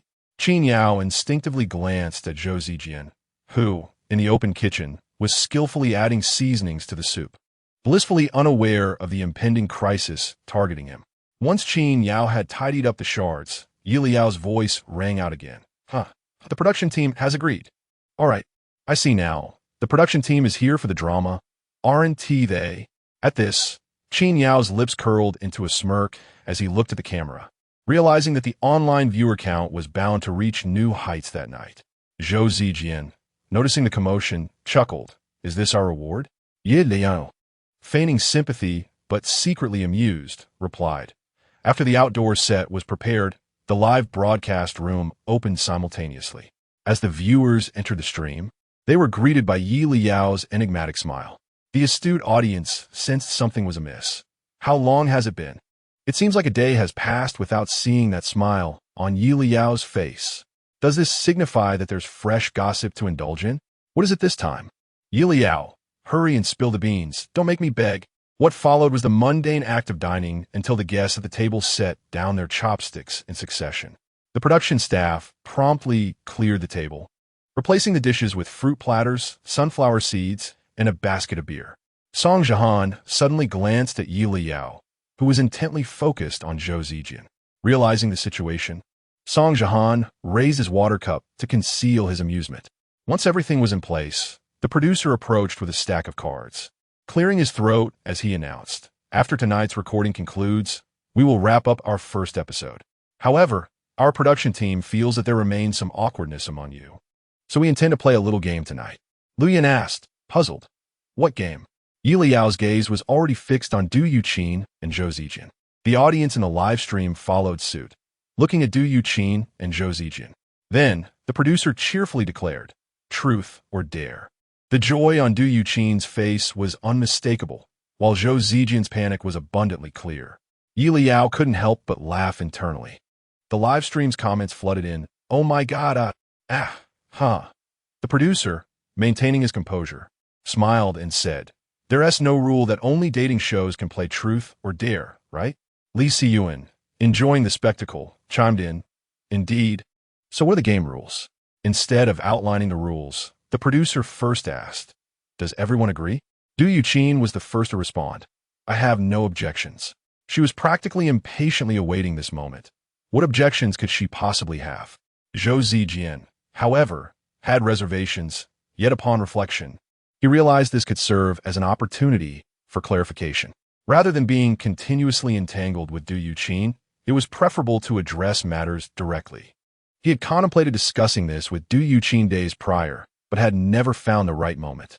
With the production team presenting this chance, Zhou Zijian felt no reason to decline. He nodded slightly. The producer, having awaited his approval, smiled broadly upon receiving it and briefly outlined the game rules. As for whether the consequence would be a dare or a truth, the guests would decide for themselves. Though it was stipulated that they could not choose truth in consecutive rounds. The one to face the consequence would be Leyao listened intently. The producer stated, the guest who draws card A. The rules were clear, and the game was set to commence shortly. Before departing, the producer handed the deck of cards to Li Siyuan, who casually shuffled them and glanced at the others, saying, shall I deal the cards then? Yeleao eagerly grabbed a handful of sunflower seeds, her eyes sparkling. Oh dear, it's starting. Li Siyuan dealt the cards to the guests before taking a seat. Yeleao, unable to contain her excitement, flipped over her card, revealing the number 2. Well, I guess I won to be involved in this round. She raised her head, eager to observe Du Yuqin and Zhou Zijian. After checking her own card, Du Yuqin let out an audible sigh. Zhou Zijian, meanwhile, visibly relaxed. It seems they aren't the focal points of this round. Song Jihan raised his red heart. Hey, who is the king? Luyan quietly raised her hand. I choose truth. Yelao let out a small sigh. But when it comes to gossip, one must exercise patience. The audience in the live stream echoed her sentiment with sighs. It seems that luck plays a significant role. Ha ha, perhaps you should reconsider your choice of words. Yet, it was indeed quite apartment. I am curious about what Song Jihan will inquire of Liu Yan. Soon, a fan of Song Jihan commented, "Don't worry, our Song Jihan ISNT1 to put guests in a tough spot." Almost immediately after the comment was posted, Song Jihan smiled and asked, "Have you dated since your debut?" The comments flooded in. Not putting the guests in a tough position? Haha, making it time-sensitive and specific to after their debut. Is that not putting pressure on them? Liu Yan clearly hadn't anticipated such a tricky question from Song Jihan. Her eyes widening momentarily. Yelao was even more exhilarated. Liu Yan is an idol, and dating could lead to serious repercussions, right? Under the watchful eyes of everyone, Liu Yan, though slightly embarrassed, replied, "I haven't dated since my debut." Song Jihan nodded with a smile, neither affirming nor denying her statement. Meanwhile, Yelao couldn't resist pulling out her phone to jot down notes. "Didn't I remember that Liu Yan has been dating all along?" Qin Yao straightened up, subtly shielding Yelao from her little antics. Soon, Yelao exclaimed, "Liu Yan's statement seems perfectly fine." Qin Yao glanced at him, pondering how to respond. Yelao put away his phone, secretly amused. Well, how can one not count dating after their debut? Qin Yao let out a light chuckle. The game continued. In the second round, the king was drawn by Yelao, while Li Siyuan drew an ace. Yelao also opted for a truth. Li Siyuan gazed silently at Yelao for several seconds, contemplating how to incorporate a stimulating question reminiscent of Song Jihan. Yet he realized he knew little about Yelao. After some deliberation, he cautiously inquired, among the female guests present, "Do any of them fit your ideal type?" Yelao instinctively replied, "Ilikemen, Li Siyuan." Cough cough. The others were equally taken aback by Yelao's candidness, glancing at him with surprise. Li Siyuan quickly adapted and posed a different question. "Among the male guests here, is there anyone who fits your ideal type?" Yelao had never seriously contemplated the notion of an ideal type before. Thus, he propped a chin on one hand and slowly surveyed all the male guests present. Song Jihan looks decent, but his words can be quite sharp. Li Siyuan. Li Siyuan inadvertently met Yelao's gaze, and in the next moment, he hastily averted his eyes. Yelao assessed inwardly. He is not bad-looking, but his temper is rather poor. Next. Shu Yi. I'm not fond of muscular men. Ultimately, Yelao's gaze settled on Qin Yao beside him. Qin Yao inexplicably felt a bit nervous. For some reason, Yelao recalled the muscular lines he had inadvertently glimpsed that night. The defined abs, the chiseled chest, combined with Qin Yao's extraordinarily handsome face. Qin Go indeed. To hesitate even a second would be a disservice to Qin Yao's perfect physique and exquisite features. Cough, cough, cough, cough, cough, cough, cough. Qin Yao erupted into a fit of intense coughing. The comments exploded with laughter. I knew Yelao would choose Qin Yao. Come on. Our Yaoge is not only handsome with a great body, but his background is also impeccable. Who could be blind enough not to choose him? I must say, our travel variety show really has the essence of a romantic show now. Li Siyuan breathed a sigh of relief. Only Du Yuqin appeared somewhat impatient. Next round, next round. Aware of Du Yuqin's urgency, Li Siyuan wasted no time, collecting the cards to shuffle anew. Yelao glanced at his card. A 3, indicating this round had nothing to do with him. After coughing for quite a while, Qin Yao turned his head, his fair ears tinged with a hint of red. Yelao, as if discovering something novel, fixated his gaze on Qin Yao's ears. I've never seen ears that are only red at the tips before. Qin Yao. In the next moment, his entire ear flushed crimson. Intriguing. Yelao wished to continue observing, but was suddenly drawn to Du Yuqin's laughter. He quickly turned his head. Du Yuqin raised the playing card in her hand, revealing the ace of hearts. Then he glanced at Zhou Zijian, who had a king before him. A sudden smile spread across Yelao's face, more difficult to contain than an ace-king. The live chat erupted. Here it comes. Do you have any idea how long I've been waiting for this moment? Zhou Zijian took a deep breath and, without hesitation, declared, "I choose truth." Du Yueqin, true to expectations, straightforwardly asked, "Xiao Zhou, am I your type?" Ah! Who understands the directness of this question? How is this any different from directly asking if you like me? Chapter 32. The conservation of energy as Yelao internally reveled in excitement. She swiftly observed the reactions of the other guests. Li Siyuan was taken aback by Du Yueqin's direct and bold inquiry, his expression reflecting surprise. Yet his gaze bore an unmistakable hint of thrill. Among all the guests, the only one who found it hard to believe was Lu Yin. Since Lu Yin was not particularly familiar with the other guests, she often sought out Zhou Zijian during the recording to avoid feeling isolated. She had always assumed that Du Yueqin simply disliked her. Little did she know that Du Yueqin's disdain stemmed from her interest in Zhou Zijian. The puzzle that had troubled Lu Yin for days finally unraveled. Yet instead of enlightenment, she felt a pang in her heart. How could she have been so oblivious?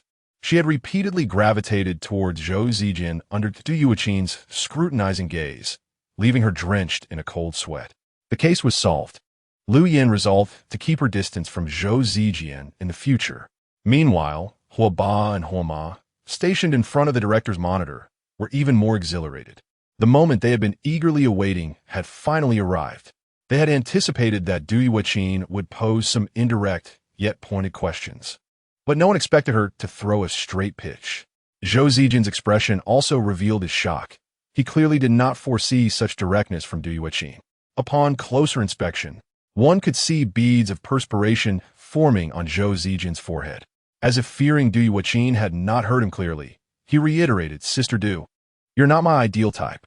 In an instant, the smile on Du Yueqin's face faded, and her eyes reflected hurt.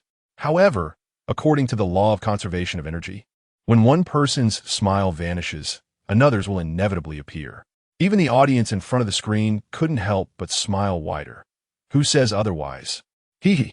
This game of truth or dare is truly fascinating and entertaining. Bring on the storm of chaos.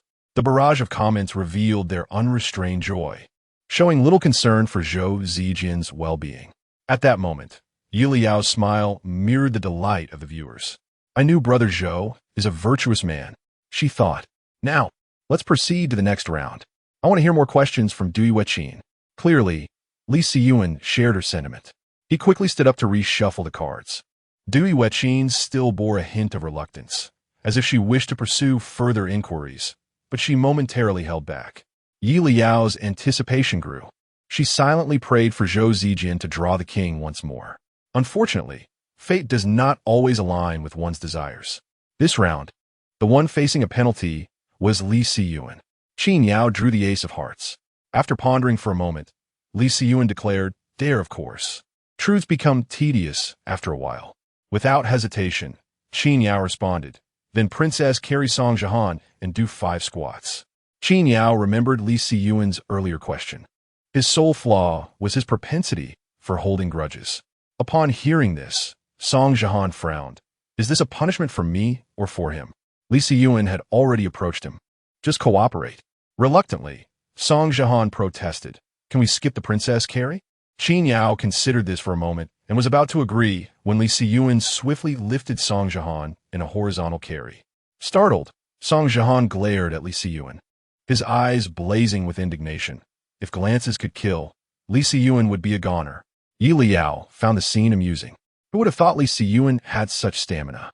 He carried Song Jihan while squatting without losing his breath. As her thoughts wandered, she couldn't help but think of Qin Yao. With such an impressive physique, his strength must be considerable, right? Qin Yao, perplexed, mused to himself, "Why do you keep thinking of me? Why am I always associated with these thoughts?"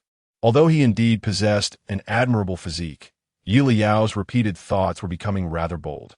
If only Yeliao could hear Qin Yao's inner voice, he would certainly clarify that it was not intentional. It was merely a reflection of how perfect Qin Yao's physique was. In his 2 lifetimes, Yeliao had never encountered a man in the real world with a physique as flawless as Qin Yao's. Qin Yao's ears betrayed him, turning a shade of red. Yeliao, ever observant, noticed this. Is it unusually warm tonight?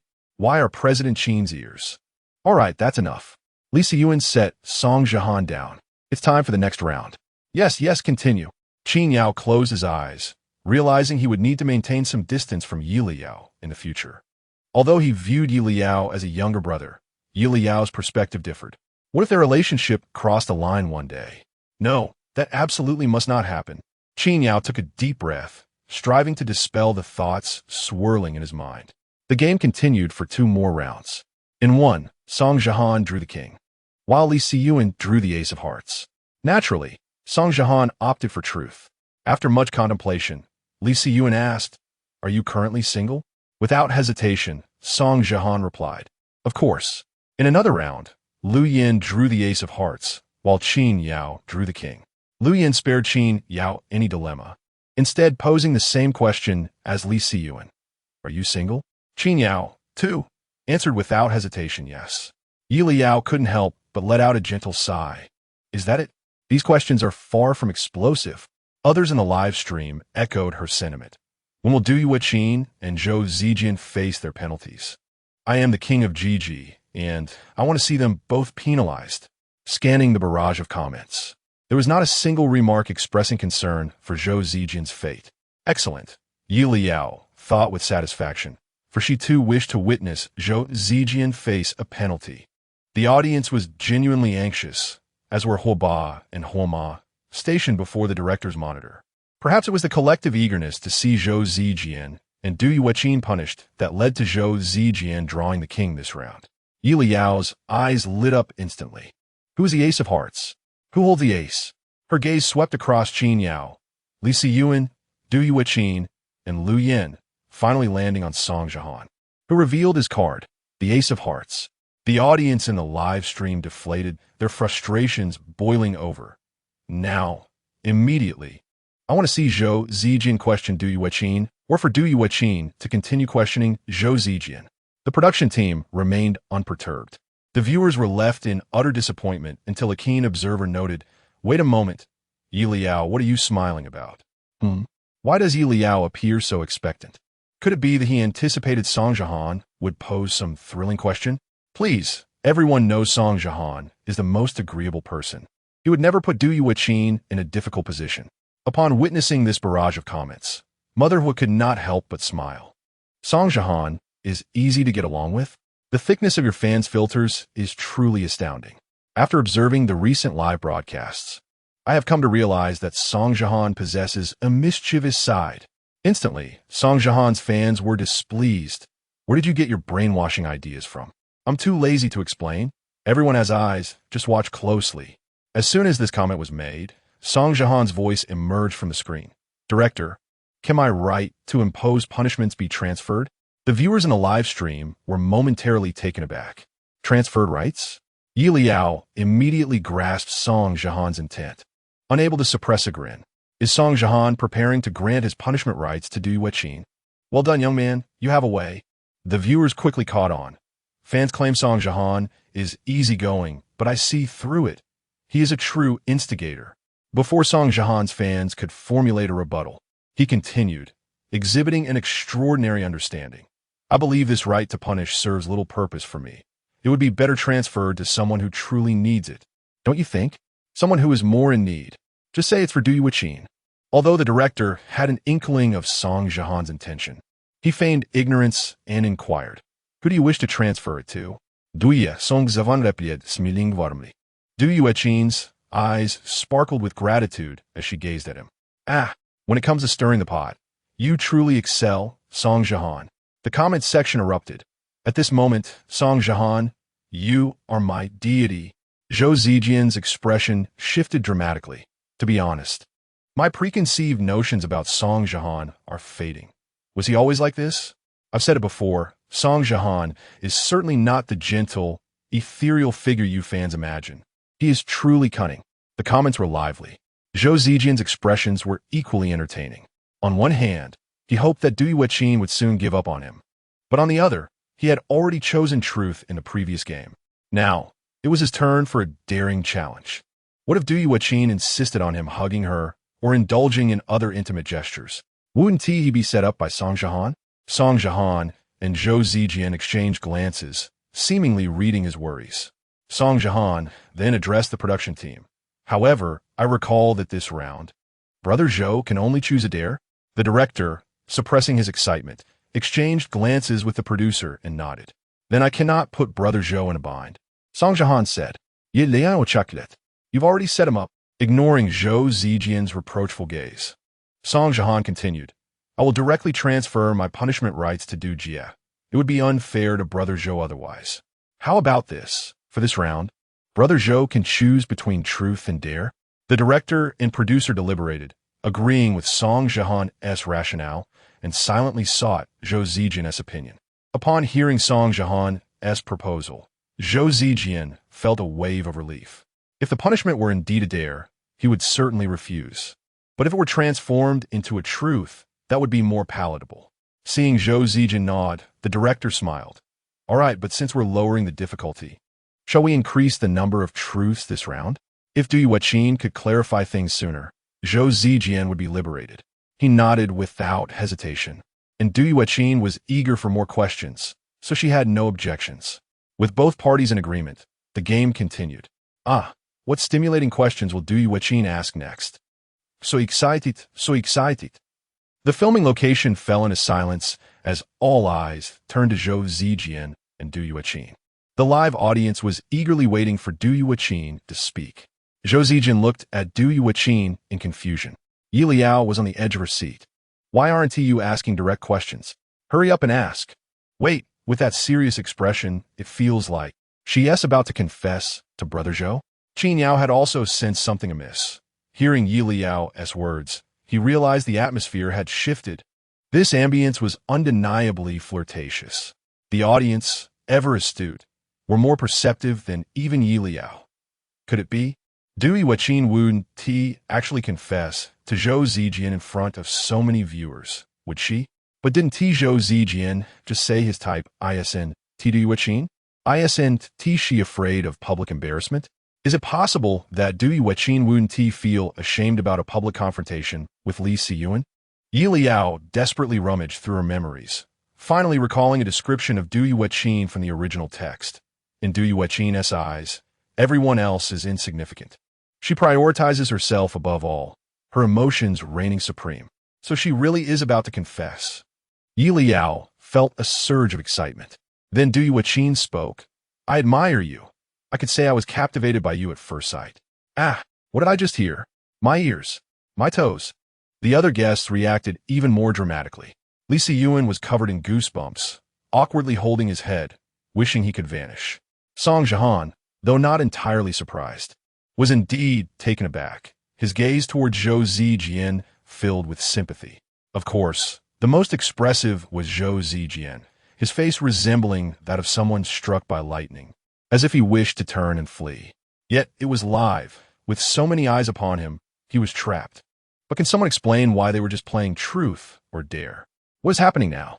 Yelao glanced at Zhou Zijian, then closed her eyes, stifling laughter before turning away. Brother Zhou's plight is real. Is there no one to help him? The answer, of course, was no. The audience in the live stream was on the verge of collapsing with laughter. Du Yueqin, the queen of directness. Du Yueqin continued.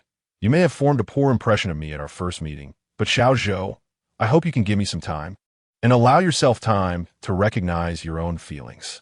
What more does Brother Zhou need to recognize? His heart is already occupied by his brother's mother. Seeing Zhou Zijian remain silent, Du Yueqin stood up and approached him. Xiao Zhou, I truly have strong feelings for you, although it has only been a few days. You occupy my thoughts entirely. If you don't believe me, why not touch? What do you want to touch? Yelao gasped in shock. Du Yueqin's hand was half a meter away from Zhou Zijian's arm when Zhou Zijian suddenly jumped up, leaping several meters away in sheer fright. His hair stood on end as he blurted out without a second thought. Sister Du, I truly do not like you. I already have a girlfriend. Silence enveloped the air. Song Jihan's expression shifted to one of intrigue. He has a girlfriend? What an unexpected revelation. Li Siyuan and Lu Yin were equally taken aback by Zhou Zijian's sudden confession, each displaying a look of astonishment. Only Yelao bit her lip, trying to suppress the laughter that nearly escaped her. Zhou Gu is genuinely frightened. He's clearly speaking without thinking. Du Yueqin stood frozen, processing Zhou Zijian's words for a considerable time before responding. Xiao Zhou, there's no need to fabricate lies to reject me. I am not lying. Zhou Zijian was truly terrified of Du Yueqin. He retreated a few steps, his voice loud and earnest. I just started dating my girlfriend last month. I really like her, and she likes me too. Du Yueqin's expression surprisingly calmed. I don't believe you. I have no reason to deceive you. Zhou Zijian exclaimed, pulling out his phone. I'll call my girlfriend right now. She must be watching our live stream. Stay away from me. Don't come closer. The audience in the live stream erupted in laughter. Oh my goodness. I genuinely feel for Zhou Zijian. I know I should sympathize with him, but I can't help but laugh. It's irresistible. Du Yueqin remained skeptical of Zhou Zijian's words, convinced that it was all a fabrication to fend her off. With a resigned sigh, she strode towards him. Xiao Zhou, we can have a proper talk. I'm not saying I won't give you time to think. You haven't outright rejected me. Is Du Yueqin really pressing him this hard? Yelao expressed concern. Shouldn't we intervene? What if she really pushes Zhou Gu too far, and he refuses to come back for the next episode?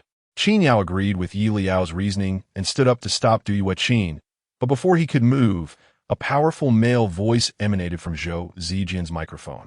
That's the voice of Zhou Ji's good brother. Yelao instantly became animated. The audience was equally bewildered. Didn't he say he had a girlfriend? Why is a man's voice coming through? The voice sounded oddly familiar. Even now, you're still defending him. He has been confessed to right in front of him. If Zhou Zijian hadn't hesitated to reject her, this situation wouldn't have escalated. Suddenly, the phone speaker was silenced, and the following words did not transmit. Yet everyone distinctly heard the emphatic mom. A profound silence fell. Du Yueqin was left utterly dumbfounded. What had she just heard? The other guests were equally bewildered. Mom? Mom? Did Zhou Zijian find a mother? No, wait. Does Zhou Zijian's girlfriend have a son? But why does the voice of her son sound so mature? It seems to be around their age. The guests felt their minds entangled in confusion, requiring time to unravel their thoughts. Why do I feel like I've heard that voice before? Qin Yao's gaze shifted sharply. You need to clarify where you've heard it. Huo Ba and Huo Ma were growing anxious. Where have you heard it? Think quickly.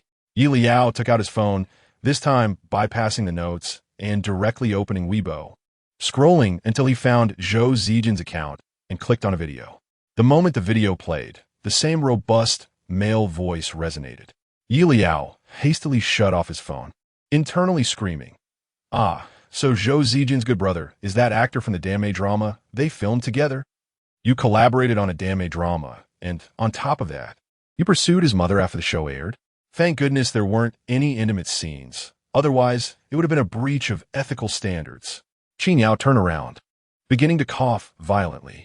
Indeed, sometimes being able to hear Yelao's unfiltered thoughts was not a blessing. Chapter 33. July Snowfall in the live streaming room. The audience could only see the visuals, utterly deprived of sound. The guests present occasionally caught a few snippets of conversation between Zhou Zijian and the voice on the other end of the line. Yet they lacked the energy to speculate on the nature of their dialogue. They were still reeling from the shocking revelations that had just unfolded. Silence enveloped the guests, and no one offered solace to Du Yueqin. The atmosphere was thick with tension, while the live stream was abuzz with excitement. The moment Zhou Zijian admitted to having a girlfriend, the barrage of comments exploded. Just as the CP fans were on the verge of a breakdown, a sudden utterance of mom echoed through the headphones, leaving both fans and viewers momentarily stunned. What? Wait, my mind is a bit jumbled. What on earth is happening? Not only does Zhou Zijian have a girlfriend, but he also has a son? When did he father child? No, he didn't. Did you not listen attentively?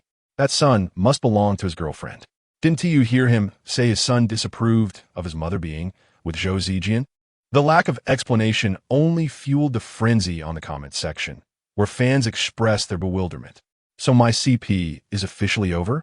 Isn't it obvious? He just outed himself as having a girlfriend, sob. Let me take a moment to grieve. My emotions are so complex. Although I know the CP I ship is fictional, the sudden revelation is hard to accept. Suddenly, a fan lamented, so that's why. I was puzzled. The show had decent ratings upon release, yet there was no sign of CP hype for the two male leads. Turns out both teams were already in the know. This comment garnered a flurry of likes. Nowadays, nearly every popular drama stirs CP speculation post-broadcast, not only to draw attention to the show, but also to promote the actors involved. This is especially true for adaptations, which often exceed expectations in this regard. Even after the show aired, both Zhou Zijian and Wen Huai had clarified on camera that they were merely friends and urged fans to remain rational. Yet, given the immense success of this adaptation, viewers became fervent, unperturbed by the lead's disapproval. They were determined to ship this CP. During the airing of the drama, Zhou Zijian and Wen Huai each accumulated a considerable fan base of spontaneous CP shippers, with their CP topic dominating the trending charts for an entire week. Following the show's conclusion, their CP fans only grew in number. Therefore, when the news of Zhou Zijian's girlfriend broke, the CP fans were left in a daze. As the comments erupted with fervor, Yelao suddenly noticed Du Yuqin, seated across from her, wearing a rather distressed expression. "Why do I feel like she's about to cry?" Upon hearing this, Qin Yao immediately turned to follow Yelao's gaze. After a prolonged silence, she suddenly grabbed the red ace of hearts in front of her, tore it into shreds, and flung the pieces onto the beach. Feeling down doesn't give you the right to litter. When Yelao looked up again, she noticed Du Yuqin's eyes were suddenly glistening with tears. Yelao thought to herself, "Oh no, it seems Du Yuqin is genuinely on the verge of tears. Is the news about Zhou Gu having a partner such a significant blow to her? What should I do now? I'm not good at comforting people. What a coincidence." Qin Yao was equally at a loss. Lu Yin, seated next to Du Yuqin, also observed her unusual demeanor and instinctively sought help from Li Siyuan. Was he the type to provide comfort? He was more likely to continue provoking others, and he feared that speaking would only upset Du Yuqin further, leading him to feign ignorance. Lu Yin then glanced at Song Jihan, who, still in character, was preparing to express his emotions, only to see the producer and director approaching them directly. "Thank you all for your hard work during this filming session. We will conclude today's shoot here." With that, the live stream abruptly ended. Unable to contain her feelings any longer, Du Yuqin stood up and swiftly made her way toward the villa. Her manager and assistant hurried after her to offer comfort. The other guests exhaled in relief, grateful they no longer had to strain their limited vocabulary to console her. However, while the guests felt a sense of relief, the online viewers were far from pleased. They hadn't finished digesting the unfolding drama. And Zhou Zijian was still on the phone. Why did they abruptly cut the stream? "I want to watch. If you don't show me, I'll raise a fuss. What is going on? Is there any footage that I, as a privileged VIP, cannot see? Hurry and bring the live stream back up. Did you notice Du Yuqin's expression seemed off?" "Yes, but at this moment, I'm more curious about Zhou Zijian's gossip." Indeed, the online fans were impatient. Unable to contain their excitement without a platform for discussion, they flocked to Weibo. The Weibo platform was equally vibrant. The CP fans of Zhou Zijian and Wen Huai were in a frenzy, their emotional defenses shattered. Fans were genuinely shaken, and the onlookers eagerly reveled in the chaos, repeatedly watching thrilling clips from the live stream. As they watched, their keen eyes soon detected something peculiar. Am I the only one who finds Zhou Zijian's son's voice oddly familiar? I think so too. It sounds like I've heard it somewhere before. Until a CP fan of Zhou Zijian and Wen Huai posted, "Am I being overly sensitive? Why do I feel like the male voice on the phone resembles Wen Huai?" This post drew a flood of comments. "Don't say that. It really does sound similar. Don't scare me." Zhou Zijian said to Wen Huai, "From today onward, you are my brother, and I am your dad." Mischievous netizens erupted in laughter. As the topic gained traction, marketing accounts soon compared Wen Huai's voice to that of the man on the phone. The comparison video, once created, left the CP fans speechless. The viewers were utterly astounded. "No way. Is this for real?" The CP fans' grand administrators were already contemplating a change in their profile pictures. It seemed true. So Zhou Zijian really did swoop in on his best friend's mother? The implications of this revelation were explosive. Yelao was equally startled by the sudden notifications. The recording had concluded, and the guests were free to leave. The first to depart was, of course, Du Yuqin. Her eyes red as she rolled her suitcase out of the villa. The other guests followed suit, gradually making their exits. Yelao hastily agreed to join. At this point, she had accompanied Huo's parents to the Huo family's chain hotel, where the three of them sat in the suite's living room enjoying fruit. Upon hearing Yelao's thoughts, Huo's parents simultaneously pulled out their phones. Yet, Yelao was quicker to catch the latest wave. Zhou just posted on Weibo. My goodness, he actually admitted it directly. What did he confess? That he is indeed involved with Wen Huai's biological mother? Mrs. Who was the first to click on Zhou Zijian's Weibo? And the very first post was a startling revelation made just a minute ago. A brief message consisting of 4 words. I love her dearly. The accompanying image depicted 2 hands clasped together, each adorned with matching couple rings on their ring fingers. The comments section was devoid of well wishes, filled instead with confusion from fans and netizens. So, is his girlfriend really Wen Huai's mother? Zhouge, do you truly have a son named Wen Huai? Have you really become Wen Huai's godfather? Speak up, dear husband. The comments were piercing, reflecting a collective incredulity. Yelao refreshed the comment section, failing to find Zhou Zijian's response, but instead came across Wen Huai's latest reply. So what? Does my mother not deserve Zhou Zijian? His tone was aggressive, his demeanor suggesting a readiness to confront Zhou Zijian once more. Yelao screamed in excitement, exiting and re-entering the post repeatedly, finally confirming she was not mistaken. It's really Wen Huai himself. Wasn't he vehemently opposed to Zhou Zijian's relationship with his mother? Why is he acknowledging it now? Mr. and Mrs. Huo were equally astonished, scrolling through Weibo with intense focus, but still lagging behind Yelao at swift internet speed. I see. Wen Huai just wants to protect his mother. Long before, when it was revealed that Zhou Zijian's girlfriend might be older, netizens and fans had reacted vehemently. Wen Huai was no exception. Even if he opposed his brother Zhou being with his mother, he could only stand alone in that resistance. Netizens wouldn't accept a single dissenting word.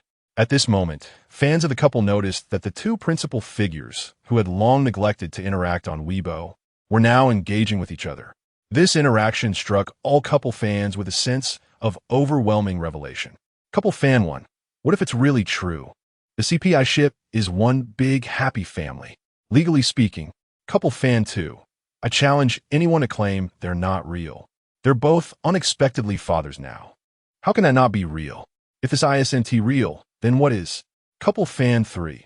Alright, I hereby declare that my CP is indeed real. Couple fan 4. So, are you all so eager to come out and admit it just to seek our blessings?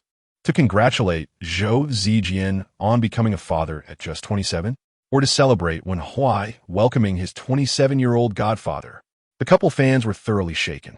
Meanwhile, netizens were reveling in the spectacle. I never anticipated this development. It's exhilarating, truly exhilarating. I wish I could interview Wen Huai to capture his feelings at this moment. No doubt he would tell you to get lost. Yelao liked this comment vehemently. Who can argue otherwise? If it were any other artist, such a situation would surely be deemed embarrassing, and they would shy away from clarification. Yet, Zhouge not only acknowledged it, but openly expressed his affection for his girlfriend on Weibo. How can this not be true love? Mr. and Mrs. Huo surprisingly concurred. Zhou Zijian was indeed a man of great responsibility. No, I must support Zhouge. Mrs. Huo wondered how Yelao intended to show her support, and, in the next moment, heard the notification from Weibo. She looked down to see. Just a second ago, Yelao had retweeted Zhou Zijian's new post, adding, wishing Zhouge and his lady a lifetime of happiness. Your so-called support amounts to merely retweeting. Mrs. Huo chuckled softly, and she too decided to show her support by retweeting. As the day wore on, both Mr. and Mrs. Huo found satisfaction in the unfolding drama. Yelao nodded repeatedly at her phone. Yet, discussions online showed no signs of abating. With Zhou Zijian and Wen Huai's sequential admissions, netizens' curiosity shifted from the identity of Zhou Zijian's girlfriend to when he had developed feelings for Wen Huai's mother and when their relationship had begun. Some overly curious observers even ventured to inquire beneath Wen Huai's Weibo post. The onlookers found even more amusement in the situation. Ha ha ha. It's clear that Wen Huai's mindset has truly crumbled. His own mother is now his best friend's girlfriend. Who wouldn't he be affected? Indeed, while Wen Huai previously had a short temper, it hadn't reached this extent. Wen Huai, unable to defend himself, saw netizens redirect their focus back to Zhou Zijian. In their investigations, astute netizens quickly uncovered. So, on the very first day of recording Let Us Travel Together, Zhou Zijian was sporting panda eyes because he was beaten up by Wen Huai. This revelation stirred quite the uproar. During the first live stream, as Zhou Zijian stepped into the vehicle, Du Yuqin inquired about his eyes. And guess what? At that moment, Yelao was stifling laughter in a corner. This was ample evidence that Yelao had already sensed something amiss, yet he had kept his amusement to himself.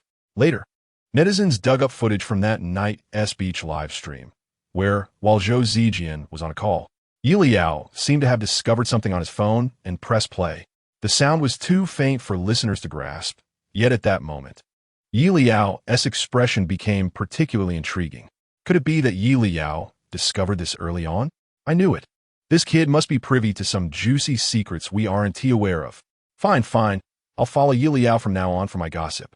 The discussions online began to diverge, with some netizens transitioning from Zhou Zijian's life to investigating the mysterious smile of Yelao. Even Zhou Zijian hadn't anticipated that Yelao would deftly redirect attention onto himself. For this, Zhou Zijian felt immense gratitude, even sending Yelao a generous red envelope via WeChat as a token of appreciation. When Yelao checked Weibo the following morning, he was somewhat taken aback. Yet, he hadn't truly aided in any significant way. The netizens were correct. He had indeed been quietly enjoying the drama. I won't accept the red envelope, but I will gladly accept wedding candies in the future. After all, he was genuinely relishing this gossip. In the ensuing days, Yelao accompanied Mr. and Mrs. Huo on a carefree getaway to an island. On one such day, while lounging on the cruise ship basking in the sun, Mrs. was suddenly remarked, "By the way, Xiaoyao, the day after tomorrow your father and I will be attending Uncle Yang Kuan's father's 90th birthday celebration. Would you like to join us?" Though Mrs. Huo was aware of Yelao's aversion to social gatherings, both she and Mr. Huo hoped he would accompany them to broaden his horizons, especially since he had recently debuted. It would be beneficial for him to prepare for interactions with fans. Yelao understood the good intentions of Mr. and Mrs. Huo, yet he genuinely did not wish to attend. Without hesitation, he replied, "No, thank you." Mrs. Huo wore a look of helplessness, while Mr. Huo, using a gentle gaze, advised, "It's all right. If Xiaoyao doesn't want to go, then he shouldn't. His happiness is what truly matters. After all, the recent filming has been quite taxing. Let him rest for the next few days." Mrs. Huo was not one to impose. Since he had voiced his reluctance, she merely nodded in agreement, refraining from further insistence. As she rose to fetch a drink from the cruise, she suddenly heard Yelao mumbling to himself, "Uncle Yang Kuan? That name sounds somewhat familiar." Mrs. Huo paused mid-step, and Mr. Huo turned his attention towards him. Could it be? Surely they would not stumble upon some scandal merely by attending a gathering. Yelao turned over, increasingly convinced that this matter was of significance. He promptly stood up and headed inside the cruise to retrieve his phone. Mr. and Mrs. Huo remained on the cruise, careful not to disturb Yelao, even holding their breath. Moments later, they heard Yelao exclaim, "So, it turns out that Mr. Huo was injured at the Yang family banquet." The expressions of both parents shifted simultaneously. They exchanged glances. Injured? Was there indeed some intrigue afoot? How could Mr. Huo's arm be injured from merely attending an ordinary banquet? Yelao's voice continued. It seems that because Mr. Huo was injured this time, someone took advantage of the situation. Mr. Huo's complexion changed immediately as he waved dismissively at Mrs. Huo. What on earth was going on? How had he allowed someone to exploit him? Mrs. Huo, trusting in her husband, gestured for him to remain calm and to listen to what Yelao had to say. Oh, so Mr. Huo also reunited with his childhood sweetheart at the Yang family's banquet? Mr. Huo's pupils widened in shock. What childhood sweetheart? He had no recollection of such a connection. Mrs. Huo was equally astonished. Her brows furrowed as she shot Mr. Huo a glare. Mr. Huo felt wronged, shaking his head while lowering his voice to explain, "Surely, you know who is in my social circle? Where would I have a childhood sweetheart?" Mrs. Huo was well aware that he had no such sweetheart, but that did not prevent her from feeling irate. "You better not. I truly do not." Mr. Huo felt a headache coming on. Within the cruise, Yelao skimmed through the information. Looking at this, the Yang family has indeed faced an unwarranted disaster. A bear child from a relative's family came to play. And not only did he smash all the limited edition figurines in Uncle Yang Kuan's son's room, but he also refused to apologize. Yelao was incensed upon reading this. Those were all limited edition collectibles. How dare that bear child? If anyone dared to destroy my collectibles, I would definitely confront them. Eventually, after being forced to apologize, the bear child harbored resentment and, taking advantage of the adult's absence, sneaked into Uncle Yang's son's room and burned the remaining collectibles. Yelao was already fuming just from reading the text. Unbelievable. This is outrageous. I have never encountered such a malicious person. Listening to Yelao's account, Mr. and Mrs. also felt quite uncomfortable. Whose child was this? Such a lack of upbringing. And then what happened? The bear child burned the collectibles. If the room had been unoccupied, wouldn't that have caused a fire? After venting his anger, Yelao took a moment to calm down and continued reading, confirming Mr. and Mrs. Huo's suspicions as a result. Because the room was unoccupied and much of the furniture was wooden, the entire Yang family villa was engulfed in flames. Oh, so Mr. Huo was injured while trying to protect Mrs. Huo. Yelao's realization dawned upon him. You startled me. I thought Mr. Huo was injured while saving his childhood sweetheart. Mr. Huo, feeling wronged, muttered it snowed. Mrs. Huo replied, Mr. Huo continued in a somber tone, in July, it snowed. I am more wronged than Do-e. Mrs. Huo could no longer contain herself and burst into laughter. At that moment, Yelao emerged from the cruise, saying, Mrs. Huo, after considering it, I have decided to accompany you to the banquet. Mrs. Huo smiled and nodded, very well. I'm already looking forward to the banquet the day after tomorrow. Chapter 34. The grassland. Yelao felt utterly perplexed. Upon hearing his words, Huiyan's expression grew even more mournful. Being excluded from the gossip was a far graver offense than a mere debt. Just a few days prior, during a variety show recording, Yelao's name had frequently graced the trending topics, and each mention was invariably accompanied by a fresh piece of juicy news. Yet, Huiyan was not present, completely unaware of Yelao's unvoiced sentiments, and thus, he remained oblivious to the latest happenings. Even if the internet users were lightning fast, they could not surpass Yelao. Each time Huiyan indulged in gossip, he could only grasp half of it, often left with only fragmented understanding. How could he not feel aggrieved? Huo's parents, noticing the discontent on Huiyan's face, pretended not to see it and instead approached Huijing, inquiring, is the dress ready? After signing the last document, Huijing rubbed his throbbing temples and finally raised his head to respond. It's all prepared. Someone will deliver it shortly. Huo's mother nodded in satisfaction. With a drink in hand, Yelao took a sip and suddenly paused mid-action. Elder brother, how come you look so worn out after just a week? Both Huo's father and mother turned to look at Huijing simultaneously. Huijing responded, should we ask Huo's parents about that? Huo's parents, too intimidated to meet his gaze, sheepishly turned away. Huijing sighed imperceptibly. With Huo's parents engrossed in gossip, the burden of the company naturally fell entirely on his shoulders. After diligently managing a myriad of company affairs single-handedly for an entire week, how could he not appear fatigued? Contemplating this, Huijing's expression mirrored Huiyan's somberness. Huo's father cleared his throat to mask the smile tugging at the corners of his mouth. What would he do? His son was simply too exceptional, which is why he entrusted the company to Huijing. Huo's mother, seizing the moment, swiftly changed the subject. You should take a good rest tomorrow, all right? Huijing was inclined to agree, but just then, Yelao spoke up.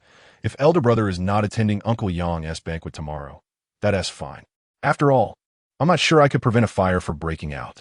If a fire does occur, I would have to worry about elder brother's safety. Huijing and Huiyan's expressions shifted simultaneously. What fire? Would there be a fire at the Yang family's banquet tomorrow? Why? Was it an accident or arson? Huo's mother watched their faces change in an instant, a smile slowly forming on her lips. Curious, are we? One could simply go and find out. But if you say you wish to rest tomorrow, then so be it. Huijing fell silent, pursing his lips. Huiyan, however, was visibly excited, his eyes sparkling as he declared, I have no plans tomorrow. It's been too long since I last saw Uncle Yang. I'll accompany you all. Since elder brother wanted to rest, he could do so at home. Besides, he had just finished filming a project and had little to occupy himself with. Hui Jing. He could only blame himself for speaking too soon. Yelao cast an exasperated glance at Huiyin. Second brother really loves to join in on the excitement. Huiyin paid no heed to Yelao's teasing. After all, he genuinely enjoyed indulging in gossip. The following day, Yelao found himself once again dragged from bed by Huiyin for styling. After recording a variety show, Yelao had gradually grown accustomed to the early morning preparations. But due to insufficient sleep, he kept his eyes shut throughout, allowing the stylist to work on his face.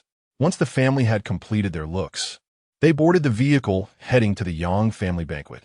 However, Yelao looked at Hui Jing across from him with surprise and confusion. Didn't T elder brother say he was resting today? Why is he still coming to the banquet with us? Everyone else in the car couldn't help but smile. Surely, there are matters more pressing than rest. Hui Jing, feeling somewhat awkward, turned his head slightly and cleared his throat. Who said attending a banquet wasn't a form of rest? As long as there were no work matters to tend to today, it was indeed a break. What did socializing count as in terms of work? An hour and a half later, the Huo family's car came to a halt at the entrance of the Yang family villa. Today marked the 90th birthday of the Yang family patriarch, an occasion worthy of celebration. However, given the elder's advanced age, the family opted to hold the birthday banquet at their ancestral home to avoid excessive commotion. The old residence was nestled halfway up a mountain, featuring a spacious front lawn and a picturesque forest in the back, ensuring that even with the banquet, the space would not feel cramped. As soon as Leyao stepped out of the car, he couldn't help but exclaim, "No wonder a fire could burn the entire villa. This old residence is rather isolated. I assent it? A fire truck would take half an hour to arrive." His father paused momentarily, falling a few steps behind Yelao to instruct the driver to contact someone to bring over several water trucks and ideally a few dozen fire extinguishers, just to be prepared. The driver was quite puzzled. Why would they need water trucks and fire extinguishers for a birthday banquet? Was it customary to bring such items as gifts? The driver, filled with questions, chose not to inquire further, turning to fulfill the orders. Upon entering the villa, the family first went to wish the elder Yang a happy birthday. Uncle Yang Cohen seems to have just one son. So, this Yang Yuan is the unfortunate one whose grains were burned? Qin Yao was chatting with Yang Cohen when he suddenly heard this voice, instinctively looking up, scanning the interior for Yelao, but not spotting him. However, hearing Yelao's voice confirmed his attendance at the banquet. But what did it mean that Yang Yuan's grains were burned? What grains? Could it be some rare crop? Did Yang Yuan have a peculiar hobby of collecting grains? Even if Yang Yuan truly enjoyed such a collection, who would be so cruel as to burn them his home? Pondering this, Qin Yao interrupted Yang Cohen, "Cousin, where is Xiao Yuan? I haven't seen him around." Yelao had also been thinking about this matter. Which one is Yang Yuan? If he is here, I could give him a heads up. Why are there still mischievous kids causing trouble at the banquet? Wait a moment. Could it be that this little chubby one went to Yang Yuan's room and tore up his limited edition grains? Limited edition grains? Were they gilded or perhaps emerald-studded? Qin Yao finally realized, albeit belatedly, that he must have misunderstood. The grains Yelao referred to were certainly not the common grains he had in mind. Whatever it was, Yelao claimed it was a limited edition, suggesting its value was likely significant. This item was kept in Yang Yuan's room, indicating its importance to him. Qin Yao was not one to meddle in others' affairs, but he shared a decent relationship with his cousin Yang Yuan. Yelao's voice rang out again, confirmed.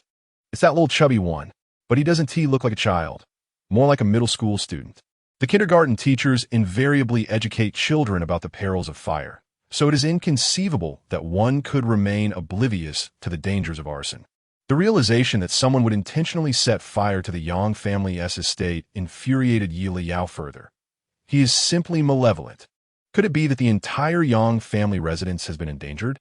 Qin Yao's brows furrowed as he instantly grasped that this matter might not be trivial. Thus, he spoke directly. "Cousin, could you please call Yang Yuan and inform him that I urgently need to speak with him?" "What urgency?" Yang Kun inquired, "Puzlet." All right, Yang Kuan replied, fond of his nephew Qin Yao. Since it was just a phone call, he promptly made the call. Qin Yao stood up, intending to find Leyao. Fine, I will step out to make a call as well. Go ahead, Yang Kuan encouraged. Qin Yao rose and made his way toward the outer hall. Upon reaching the lobby, he immediately spotted Leyao standing at the center. The Huo family, Huo Ba, Huo Ma, Huo Jing, and Huo Yin, stood nearby, while Yelao was in the food area, his gaze occasionally drifting toward the chubby boy in the rest area ahead. Upon closer inspection, Qin Yao recognized the boy. His name was Yang Tian, the youngest son of Yang Kuan's brother, Yang Jie. With two older sisters, Yang Tian was indulged by his parents, leading to a particularly arrogant and tyrannical demeanor. He not only ruled at home, but also behaved as if he were the sovereign of the outside world. Over the years, Yang Tian had caused numerous troubles, yet every time, Yang Jie failed to discipline him, instead expressing satisfaction at how much he resembled his father. The elderly Yang was so exasperated that he fell ill, and eventually, he could no longer intervene. Thus, under Yang Jie's negligent guidance, Yang Tian became increasingly unruly, evolving into a little tyrant. Consequently, Qin Yao's father deemed Yang Jie as family incapable of providing even the most basic education to their children, gradually diminishing their familial ties. And Qin Yao had not seen Yang Tian for many years. If Yang Yuan's crops were indeed set ablaze by Yang Tian, it would hardly come as a surprise. Qin Yao approached Yelao, who was engrossed in searching on his phone about the age below which minors are not held criminally liable for arson. As he sensed someone approaching, Yelao looked up and spotted Qin Yao. Why is CEO Qin everywhere? Qin Yao sighed in resignation. Yang Kuan was his uncle, and the elderly Yang was his great-uncle. Why shouldn't he be here? Yelao, however, was undoubtedly here for mere amusement. It was fortunate that Yelao enjoyed the commotion. Otherwise, the Yang family's residence might very well have been set ablaze by Yang Tian today. What a fiasco that would have been for a birthday celebration. What a coincidence, Brother Qin, Yelao greeted him first. Qin Yao smiled.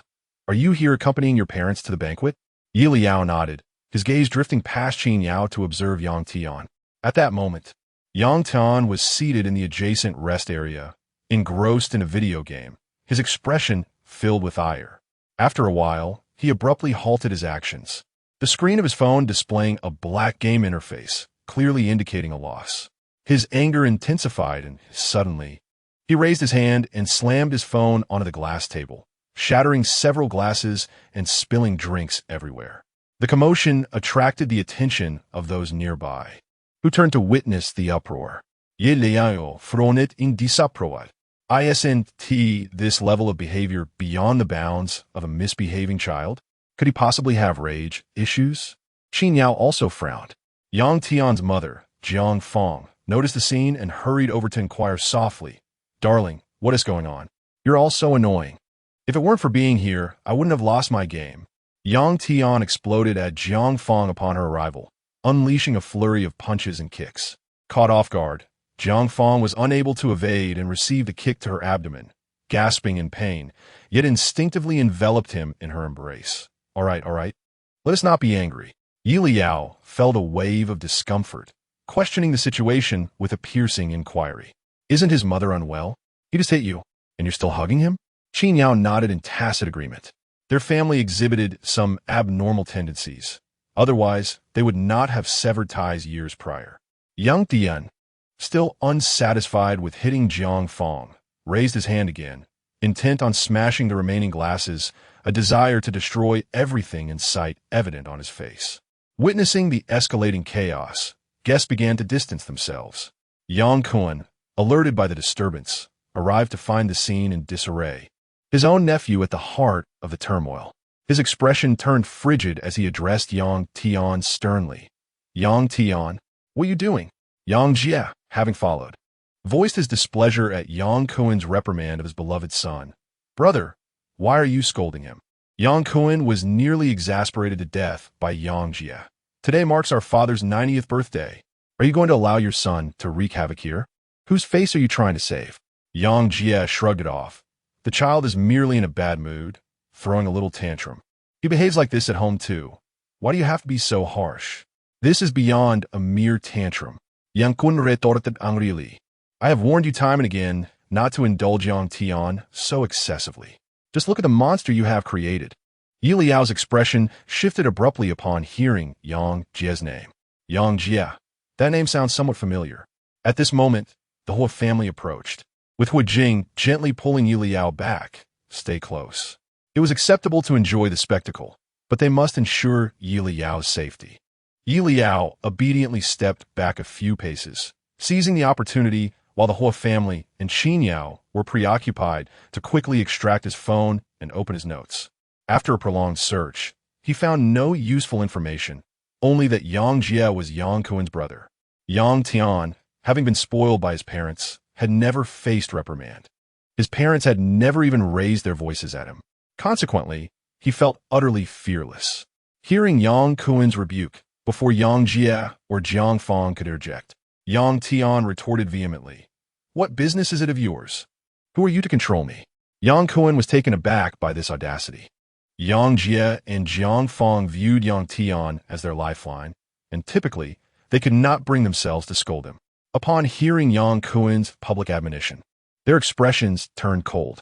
"Brother, do not go too far," Yang Jie said sternly. Jiang Fong added, "Elder brother, we will educate our own child. We do not require your interference." Interfere? Yang Kuen was genuinely infuriated. "Jiang Fong, I am Yang Tian's real uncle. Today is his grandfather's birthday banquet, and you're allowing him to throw a tantrum. Am I not permitted to say a few words?" Yeliao's eyes widened suddenly. "Jiang Fong? Is this chubby boy's mother named Jiang Fong?" Finally, Yeliao recalled where he had heard Yang Jie's name before. Where had he heard it? He was eager to find out. Could there be more revelations? Oblivious to the glances from his family, he lifted his head to observe the unfolding situation. Yang Jie and Jiang Fong were quite displeased when others spoke ill of Yang Tian, even if that person happened to be Yang Jie's own brother. The couple quickly formed a unified front, demanding that Yang Kuen apologize to Yang Tian. Yang Kuen was nearly driven to laughter by their audacity. Among the onlookers, someone could no longer tolerate the situation and spoke up for justice. Yang Jie immediately launched a personal attack on the bystander, exclaiming, "What does this have to do with you? Who are you to educate my son?" The bystander's face turned pale with shock. Yang Kuen, fuming with anger, pointed at Yang Jie, saying, "Yang Jie, do you believe I can have you thrown out by security?" Yang Jie scoffed, "Then do it. It's clear you didn't genuinely invite me here. Is it that outrageous for little Tian to have broken a few glasses? Why such an explosion of fury for a mere distant uncle?" Yang Kuen was infuriated by his words. As more guests gathered, Qin Yao hesitated on whether to intervene. At that moment, Yeliao's soft sigh pierced through the tension. The key point is that Yang Kuen is not even Yang Tian's biological uncle. Qin Yao froze in his tracks. What? The members of the Huo family were equally astonished. Not a biological uncle? This implied that Yang Tian is not Yang Jie's biological son at all. Yeliao finally uncovered the crucial plot twist. To think Jiang Fong is the down-and-out heroine from a romance novel. Before meeting Yang Jie, she was entangled with several male leads, and after marrying Yang Jie, she still maintained those connections. Yeliao's voice suddenly rose in excitement. So not only is Yang Tian not his son, but Yang Jie's two daughters, whom he neglects, are also not his biological children? Huh. Yang Jie is indeed the ultimate cuckold in this tale, radiating an aura of betrayal. Qin Yao's pupils dilated in shock. The Huo parents were equally taken aback. None of the three children belonged to Yang Jie. The gaze of the Huo family members toward Yang Jie shifted to one of pity. Yang Jie felt as if a green pasture had grown atop his head. Let me see why Jiang Fong married Yang Jie. Yeliao quickly flipped through her notes, soon uncovering the reason. Jiang Fong's marriage to Yang Jie was never born out of love. She was drawn to the Yang family's wealth. After marrying Yang Jie, Jiang Fong continuously sowed discord. Day by day, under her instigation, Yang Jie's relationship with the Yang family deteriorated, ultimately leading to their division, with all assets, under Jiang Fong's manipulation, transferred to Yang Tian's name. When the time was ripe, Jiang Fong left Yang Jie, taking Yang Tian and the wealth with her lover. The Huo family listened with increasing intrigue. And then what? What became of Yang Jie? At this moment, Yelao recalled the entire storyline. The unfortunate Yang Jie remained oblivious to the fact that none of his 3 children were his until Jiang Feng absconded with her lover. Yang Kun, heartbroken by his brother's betrayal, naturally ceased to care for him. Later, when Yang Jie fell ill and was hospitalized, he had no one to keep him company. Wasn't this self-inflicted? Huiyin couldn't help but whisper. Hui Jing nodded in agreement. As more guests gathered, even the elderly Yang was stirred, prompting Yang Kun to stop arguing with Yang Jie. I'm too weary to quarrel with you. Yang Kun turned away, instructing the attendants to swiftly clean the area, and then sought out the bystander whom Yang Jie had insulted to apologize. Yang Jie, failing victorious, profotatlu watched Yang Kun depart, then let Yang Tian closer, kissing him on the cheek, and cheerfully asked, Son, am I impressive? Yang Tian giggled, Impressive. Just remember to learn from me. Yang Jie laughed. Yang Tian eagerly nodded in agreement. Yang Jie then draped his arm around Jiang Feng's shoulder, though she quickly lowered her gaze to conceal her disdain. With Yang Kun gone, the onlookers dispersed.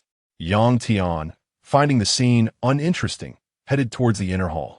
Noticing this, Jiang Feng called out, Little Tian, where are you going? I'm going upstairs to play. Yang Tian dashed away, colliding with a guest, who gasped in surprise. Before the guest could say anything, Yang Tian had vanished. Yang Jie, still laughing heartily, remarked, Look at our son's stamina. What could be expected? He's nearly as plump as a pig. Yelao thought disdainfully of Yang Jie's family. Suddenly, Yelao was struck by a realization. Yang Tian just mentioned he was going upstairs. Yang Yuan's room is upstairs, isn't it? Just then, a cheerful male voice called from behind, Yao Ge. My dad said you were looking for me? Qin Yao embraced him, smiling. How could that be? Young Yuan chucklet, pulling Qin Yao's arm and preparing to head out. Yelao could no longer hold back. You're still laughing. If you don't go upstairs now, your crops will be entirely harvested. Qin Yao stood motionless. Take me to your room, he said calmly, eager to discover what these crops truly were. Yang Yuan was puzzled. Huh? Why the sudden interest in my room? I want to take a look around. Qin Yao fabricated an excuse. Yelao quickly added, Can I join? Young Yuan responded. Huh? And who is this handsome guy next to you, Qin Yao? Is he your boyfriend? Yang Yuan's eyes sparkled with excitement. If Yelao knew what Yang Yuan was thinking, he would surely clarify, No, I'm merely a kind-hearted crop knight. Chapter 35. I want a divorce. Who is this? Yang Yuan blinked, scrutinizing the young man before him. Yelao?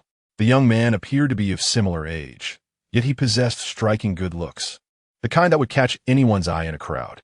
Initially, Yang Yuan thought the boy might be related to his cousin, but as a fervent admirer of fictional couples, he examined them closely and discerned no hint of ambiguity between them, leading him to realize his misunderstanding. Qin Yao introduced, This is Yelao, the younger brother of Huiyin and also my variety show colleague. Upon mentioning Huiyin, Yang Yuan instantly grasped Yelao's identity. It seemed the Huo family indeed had a rarely seen adopted son, and he was unexpectedly handsome. Yang Yuan relished the idea of befriending attractive individuals, so he approached Yelao with a beaming smile. Hello, I'm Yang Yuan, cousin of Yao Ge. Yelao, feeling somewhat uncomfortable with the sudden closeness, took a small step back and politely smiled. Hello. His smile made him even more appealing. Yang Yuan immediately wished to establish a friendship with Yelao. Yelao, bewildered by Yang Yuan's cheerful demeanor, thought, Why is he still smiling? If you don't head upstairs soon, I wonder how you'll manage to smile when your secrets are exposed. Indeed, they could not afford to delay any further.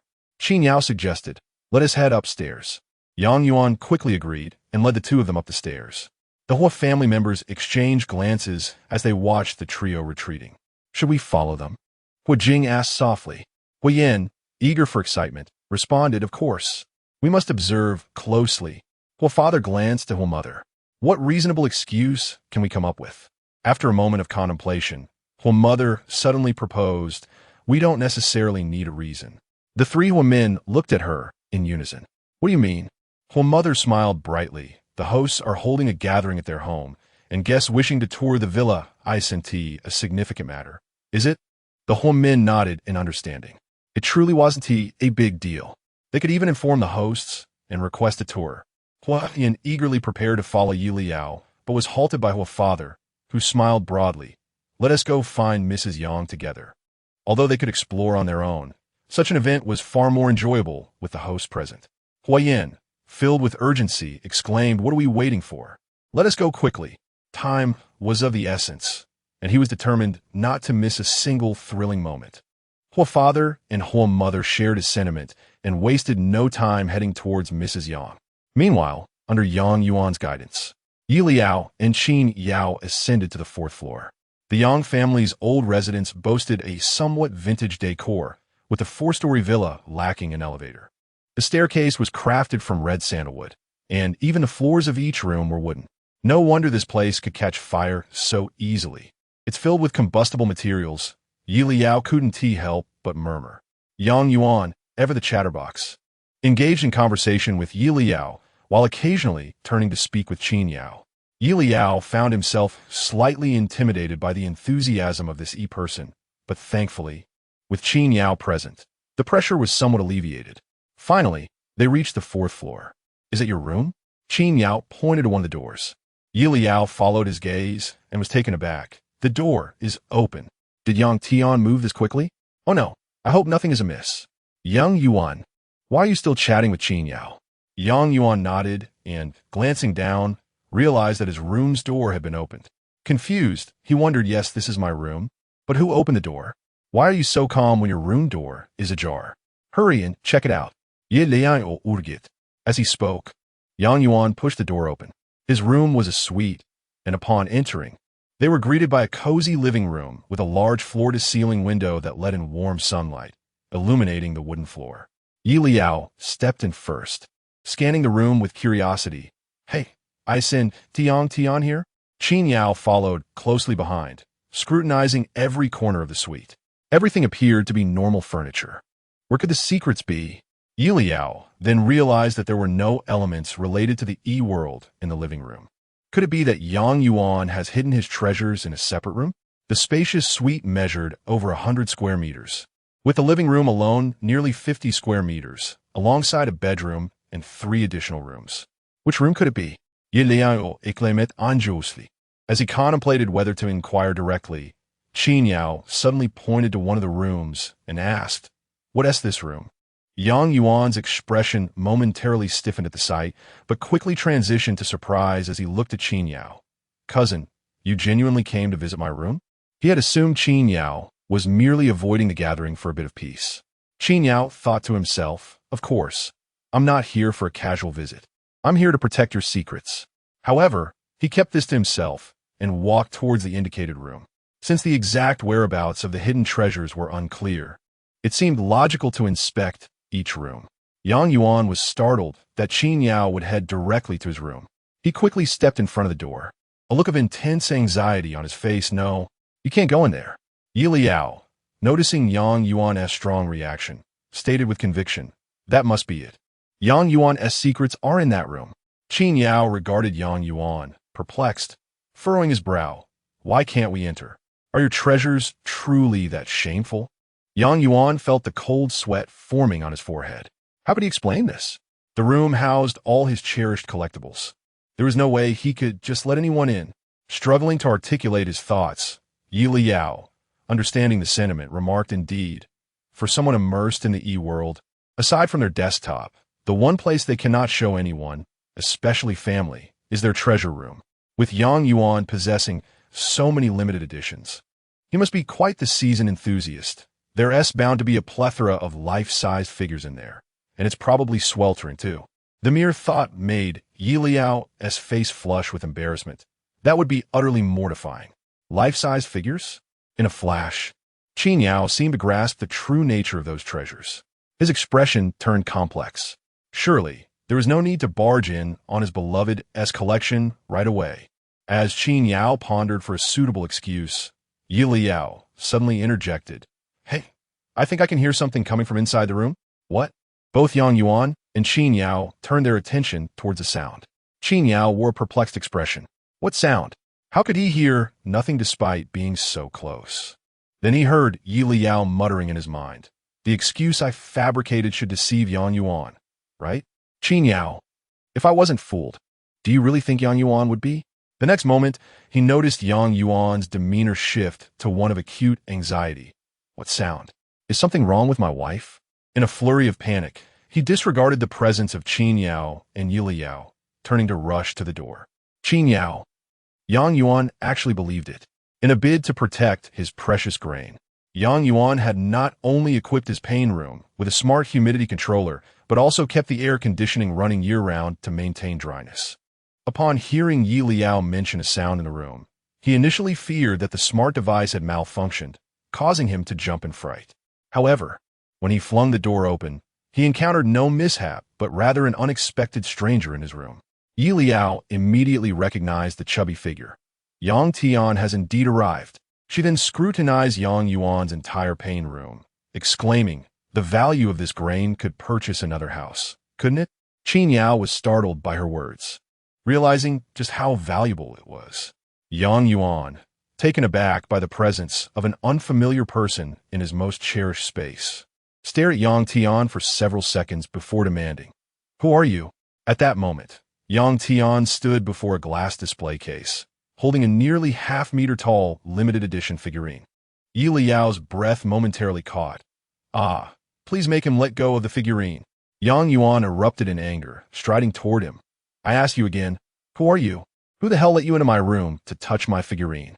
Without a second thought, he seized Yang Tian's hand, attempting to drag him out. Used to being domineering, Yang Tian was determined to claim what he desired. As Yang Yuan pulled him, he turned and bit down on Yang Yuan's hand. Startled, Yang Yuan quickly released his grip. This granted Yang Tian the opportunity to swiftly detach the figurine's head, clutching it as he dashed for the exit. Yelao was instantly incensed. "What is he doing?" Yang Yuan, equally incredulous, exclaimed, "Are you out of your mind?" Seeing his figurine's head removed sparked a fury within him, and Yang Yuan could no longer suppress his rage. "I must intervene." Just as Yelao intended to step in, Qin Yao blocked his path. Yelao looked perplexed. "Hey, why are you stopping me?" Suddenly, a blur zipped past them, and with a resounding crash, the previously standing Yang Tian was forcefully thrown to the ground, emitting a wail of despair. Madame Yang, who had just escorted the Huo family to the 4th floor, halted abruptly. Why did that cry sound so familiar? The Huo family members exchanged excited glances. Had it begun? They were right outside Yang Yuan's room. Could they not simply enter and observe? Inside the room, Yelao stood in stunned silence, watching the lamenting Yang Tian on the floor and Yang Yuan sitting atop his back. What just happened? Not even a plump individual like Yang Tian could withstand Yang Yuan's strength. Yang Yuan can fight this well? Yeliao's eyes widened in disbelief. After thoroughly checking the figurine's head for any damage, Yang Yuan let out a heavy sigh of relief. Fortunately, my wife is unharmed. Otherwise, he would have pummeled that chubby boy on the spot. Rising from Yang Tian, he carefully reattached the figurine's head. Yang Tian, having failed to acquire the toy he desired and suffering a throw, wailed even louder upon hearing footsteps approach. Madame Yang entered, followed closely by the Huo family. Upon entering, they beheld Yang Tian sprawled on the floor, crying out. The corners of the Huo family's mouths couldn't help but twitch upward. Well done. They had found that chubby boy rather displeasing moments ago. Madame Yang, upon seeing Yang Tian on the ground, instantly grasped the situation without requiring any explanation from Yang Yuan. It was understandable that Yang Yuan did not immediately recognize Yang Tian, as their families had long severed ties, and he had not seen Yang Tian in quite some time. Though Madame Yang harbored her own disdain for Yang Tian, today marked the elder Yang's birthday, and with the recent argument between Yang Kun and Yang Jie, she dreaded the thought of further conflict arising due to the brothers. Thus, even knowing Yang Yuan was in the right, she gently urged, "He is your uncle's son. Quickly help him up." Yang Yuan's expression shifted instantly as he realized he might have been too lenient. However, he also understood that this was not the time for stubbornness. Reaching out to assist Yang Tian. Yet, Yang Tian was having none of it. Having not acquired his favored toy and suffering a beating, he writhed on the ground, refusing to get up, glaring fiercely at Yang Yuan. "You dare hit me? You'll pay for this. I'm going to get my dad to teach you a lesson." Upon hearing this, Yelao couldn't hold back a laugh. Is it possible that you and your father together wouldn't stand a chance against Yang Yuan? The newly arrived Huo family members were surprised to hear this exchange, unaware of Qin Yao's earlier comments. Yang Yuan is that formidable? They lamented, missing the opportunity to witness it firsthand. Madame Yang, observing Yang Tian's antics on the floor, felt a headache coming on and decided to step forward to persuade him. Xiao Tian, get up, the floor is dirty. As she moved to assist him, unexpectedly, Yang Tian sprang up and threw a punch at Madame Yang. Caught off guard, she was struck on the shoulder, crying out in pain as beads of cold sweat formed on her forehead. What a schemer! Yang Yuan was startled. Mom? Is Aunt okay? Qin Yao hurriedly moved to her side. Yang Tian, buoyed by his success, wore a triumphant smile as he prepared to lunge at Madame Yang. Qin Yao swiftly pulled her back, evading Yang Tian's attack. Yang Yuan, witnessing this, exploded in fury. Yang Tian, how dare you strike my mother? Are you insane? So what if I did? Yang Tian retorted defiantly. I can hardly contain my anger. Yang Yuan, equally enraged, approached with a stern expression, executing a perfect chokehold, rendering Yang Tian defenseless as he dragged him toward the exit. Fine, then I'll just hit you. Madame Yang interjected urgently. Xiao Yuan, don't, before she could finish. A wail even louder than before erupted. Yelao, having remained outside, observed the entire scene unfold with clarity. Well done. Huiyan couldn't help but burst into laughter. Huo's parents, mindful of Madame Yang's presence, covered their faces to stifle their amusement. Yang Yuan was genuinely furious. In their childhood, when their families were still in contact, that plump little boy would frequently invade his room to play with his figurines. Despite the counsel of his grandparents and parents to let it go, he had tolerated it, considering the numerous collectibles he possessed. Fortunately, his limited edition figurine remained unscathed, but he could not overlook the fact that his cousin had dared to lay hands on his mother. With his ineffectual uncle neglecting his son, it fell upon him, as the elder cousin, to discipline him properly. Yang Yuan managed to find a strap and promptly bound Yang Tian's hands and feet. He then yanked open a drawer to retrieve a plastic knife, broad as a palm, and began to strike Yang Tian's backside. Yang Tian immediately let out a cacophony of wails. Let me go. How dare you hit me? Yang Yuan retorted. Why should I not? I am your cousin. If your father neglects you, it is my duty to manage you. With that, he struck even faster, deliberately targeting only the posterior. Yang Tian was genuinely frightened now. The blows, coupled with the fear, made him tremble all over as he cried out in agony. It hurts so much. Let me go. Please, let me go. In her heart, Yelao was overjoyed. The rationale behind this beating is indeed quite justified. An elder brother is like a father, whose parents could no longer contain themselves, their lips curving upward in amusement. Madame Yang, assisted by Qin Yao, was just emerging from the room, having been struck with full force by Yang Tian's punch on her shoulder, which now pained her to the point of immobility. Hearing her son's cries reverberating from upstairs, she felt a mix of relief and helplessness. The relief stemmed from the fact that, after all these years, Yang Tian was finally receiving a lesson. However, she was also anxious, knowing that if Yang Jie and his wife found out their son was being punished by Yang Yuan, it would likely escalate family tensions once more. The only silver lining was that Yang Yuan was disciplining Yang Tian in his own room on the 4th floor, where the soundproofing was adequate enough to delay any swift intervention from Yang Jie and his wife. Madame Yang refrained from intervening, recognizing that Yang Tian indeed needed some discipline. Otherwise, society would eventually have to take him in hand. Yang Yuan was still careful with his strikes, ensuring that Yang Tian was left crying but not truly harmed. All the while asking, have you realized your mistake? Do you know what you did wrong? I did nothing wrong. The chubby boy protested, his voice growing louder. With a sharper slap, Yang Yuan increased his intensity. Stubborn, are we? He chuckled in frustration. Let's see whether your mouth is tougher than this plastic knife in my hand. As Yang Tian struggled in vain, he resorted to hurling insults at Yang Yuan, his bound hands flipping him off.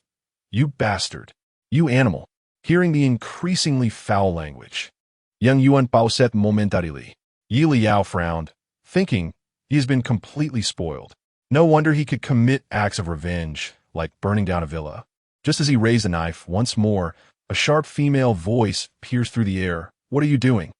Jiang Feng had grown concerned after not seeing Yang Tian for a while and rushed upstairs upon hearing he had gone up.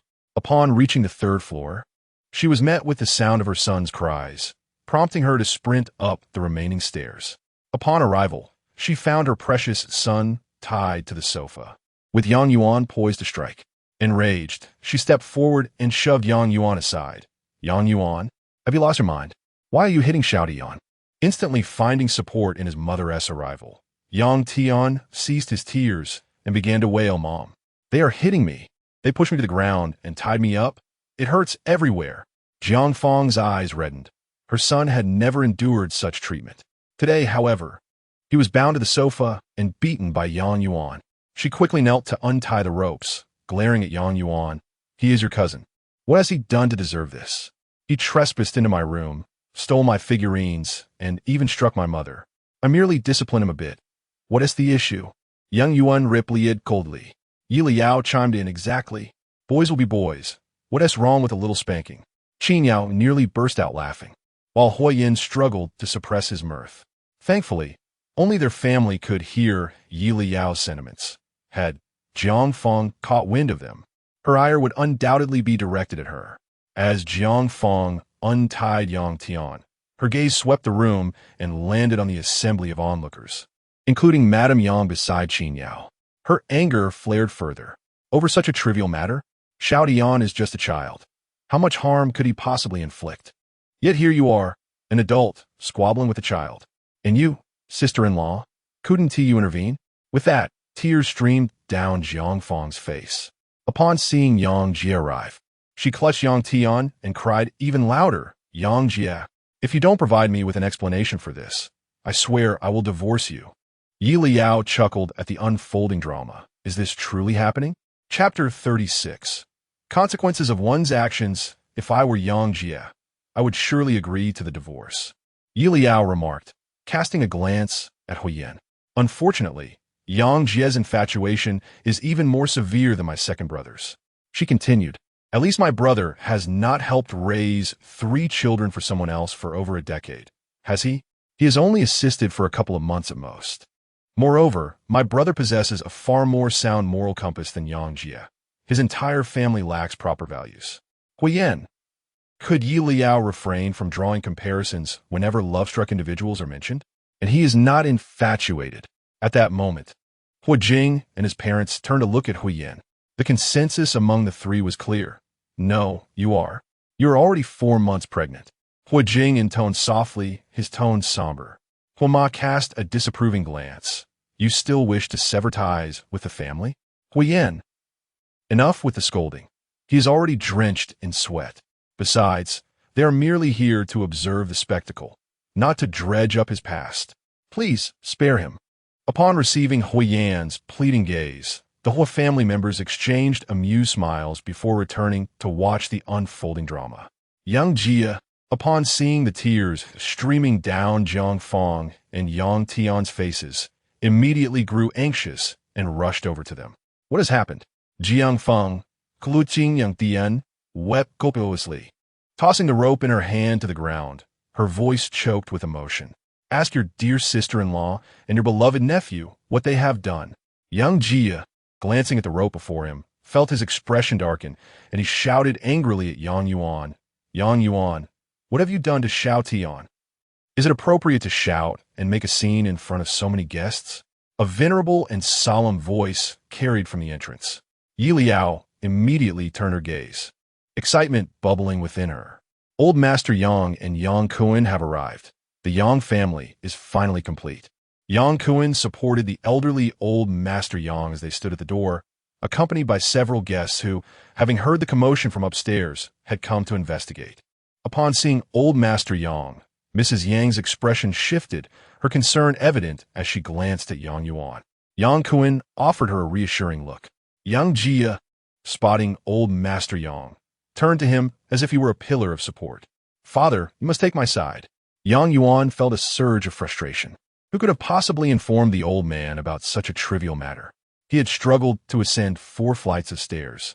and now he dreaded the thought of this incident affecting old Master Yang's mood. However, if he remained silent, Yang Jie would undoubtedly embellish the story. Thus, Yang Yuan recounted the events in detail. Upon hearing that Yang Yuan had tied Yang Tian to the sofa and spanked him, Yang Jie's face turned crimson with rage.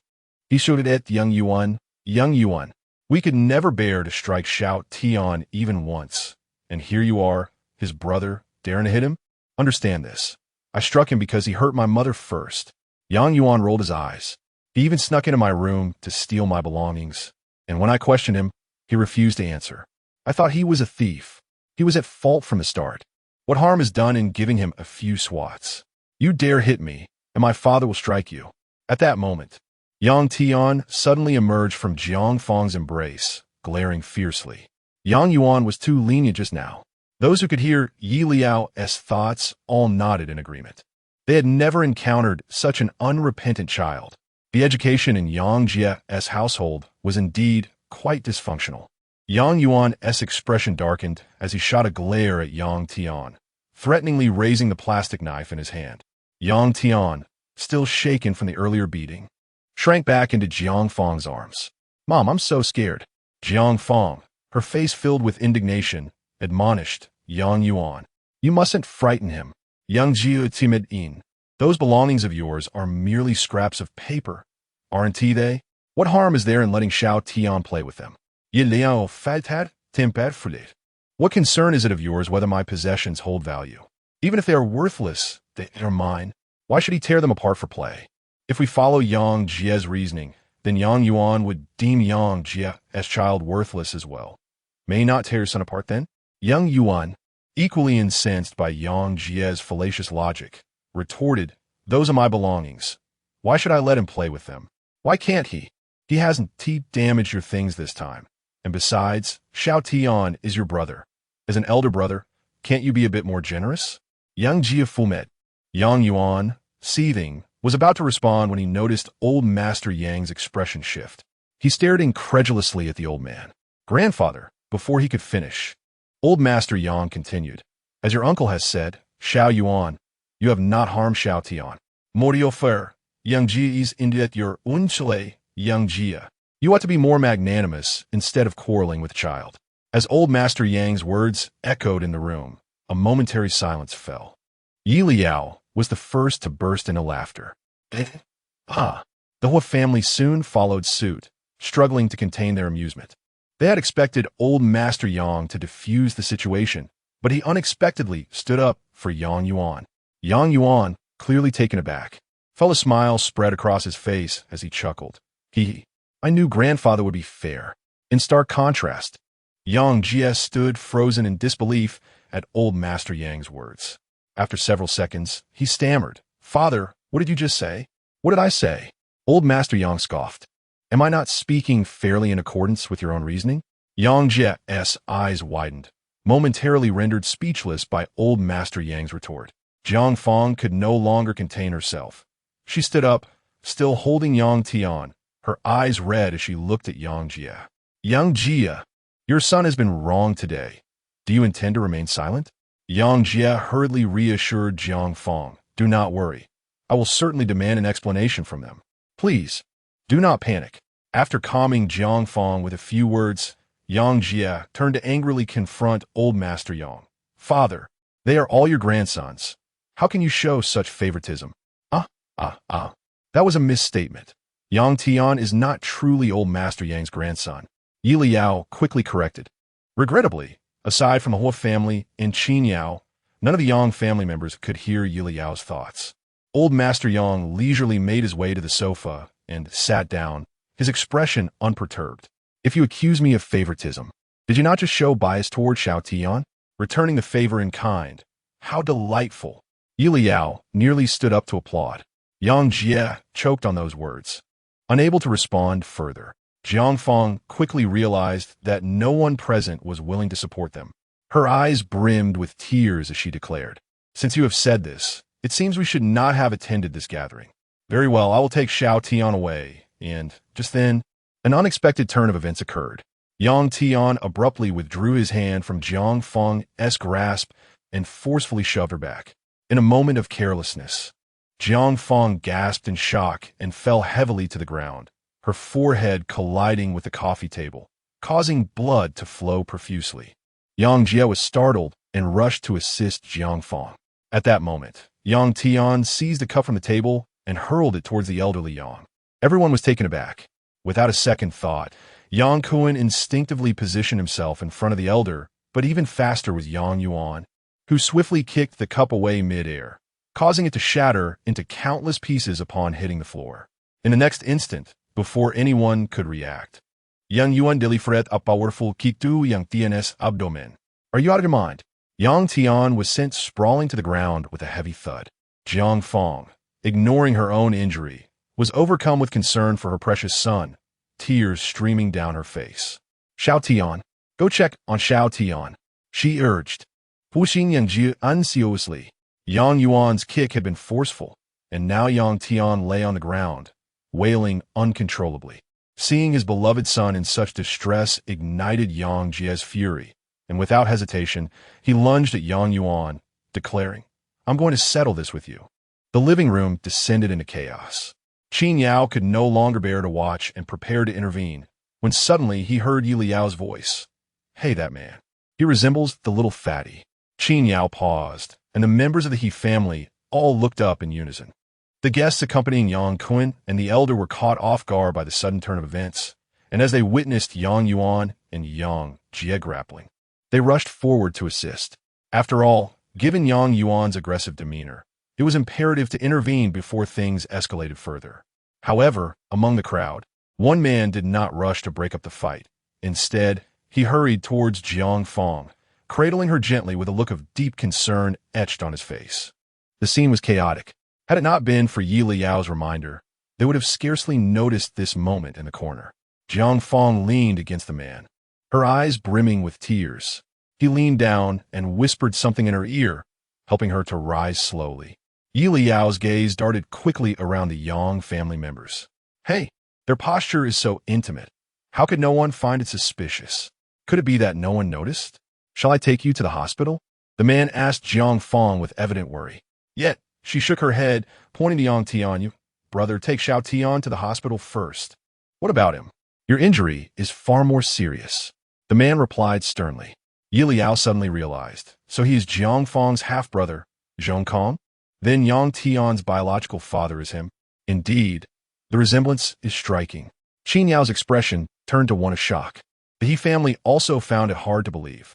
Jiang Fong was so daring as to become involved with her half-brother. Yelao continued to observe Zhong Kong closely. But why does Zhong Kong seem solely concerned about Jiang Fong? He hasn't even glanced at the little fatty. Could he possibly not realize that Yang Tian is his son? If Zhong Kong were to discover now that the little fatty is his biological son, well, that would certainly complicate matters. Let me go. Yang Jie showed that loudly. Yelao's attention was drawn back, and he quickly looked over. Two male guests firmly held Yang Jie's shoulders, pulling him away from Yang Yuan. However, Yang Jie was visibly displeased, struggling violently. Let me go. I want to go beat that brat. Yelao couldn't help but laugh upon seeing the two prominent black circles under Yang Jie's eyes. Is it possible that they're trying to save you from getting further beaten by Yang Yuan? If they really let go. Yelao glanced at Yang Yuan. Yang Yuan was also being held back by several men. He could easily shake them off, yet he remained still, a smirk on his face as he stared provocatively at Yang Jie. Challenging. Are you sure you could take me on? Yang Jie's chest heaved with rage. Enough. The elderly Yang, weary from the spectacle, closed his eyes momentarily. Yang Kuan furrowed his brow and spoke enough. Yang Jie never anticipated his father would speak so decisively. And his anger flared. Dad, what do you mean by that? If you truly regard me as your son, you should not have caused such a scene in the hall, nor allowed that scoundrel to stir trouble. Do you not remember that today is my birthday banquet? The elderly Yang pointed at Yang Jie, who was still on the ground wailing, his face twisted with anger. Throw them out. The elderly Yang thundered. I won't leave. Jiang Fong interjected, her eyes red as she glared at everyone. Do you think forcing us out will resolve anything? Let me tell you, this matter is far from over. Yang Yuan not only struck my son, but also assaulted my husband. I will call the police. Oh, she dares to call the police? If I were Yang Yuan, I would call the police too. Mrs. Yang had not anticipated Jiang Fong would make such a shameless statement. She had thought that since Yang Jie was Yang Kuan's younger brother, it would be best to downplay matters whenever Yang Jie and his family caused trouble. But now they were being bullied to this extent. She could no longer contain herself and scoffed. Fine, call the police. I can also go for an injury assessment to see if we can file charges against him. Mrs. Yang shot a glance at the still rolling and wailing Yang Tian, her expression growing colder. Of course, I will not only seek a medical report, but I will also hand over all the surveillance footage of Yang Tian stealing from our house to the police, which should help them determine if a theft charge can be applied. Since you two cannot manage him, let someone who can take care of him do so. Jiang Fong retorted sharply, how dare you? What is there to fear? Is it only the officials who can commit arson? Yelao shook his head. The entire He family and Qin Yao suddenly turned to look at him. Yelao was taken aback. What are you looking at me for? Am I wrong? Mrs. He could not suppress a sigh. Yes, you are correct, but how could you carelessly let your true thoughts slip out? This will only bring trouble upon yourself. Indeed, upon hearing this, Jiang Fong immediately turned and angrily retorted, who are you to meddle in my family's affairs? Qin Yao furrowed his brow, stepping forward to shield Yelao. He hasn't spoken incorrectly. I believe that reporting to the police is a valid option. Only then did everyone notice Qin Yao, who had remained silent until now. Jiang Fong naturally recognized him. Yang Jie finally broke free from his restraints, and upon hearing this, he coldly remarked, Xiao Qin, you are just a junior. As a junior, I indeed should not interfere, especially since our families have long ceased to have any dealings with you and Yang Jie. Qin Yao interrupted him coolly.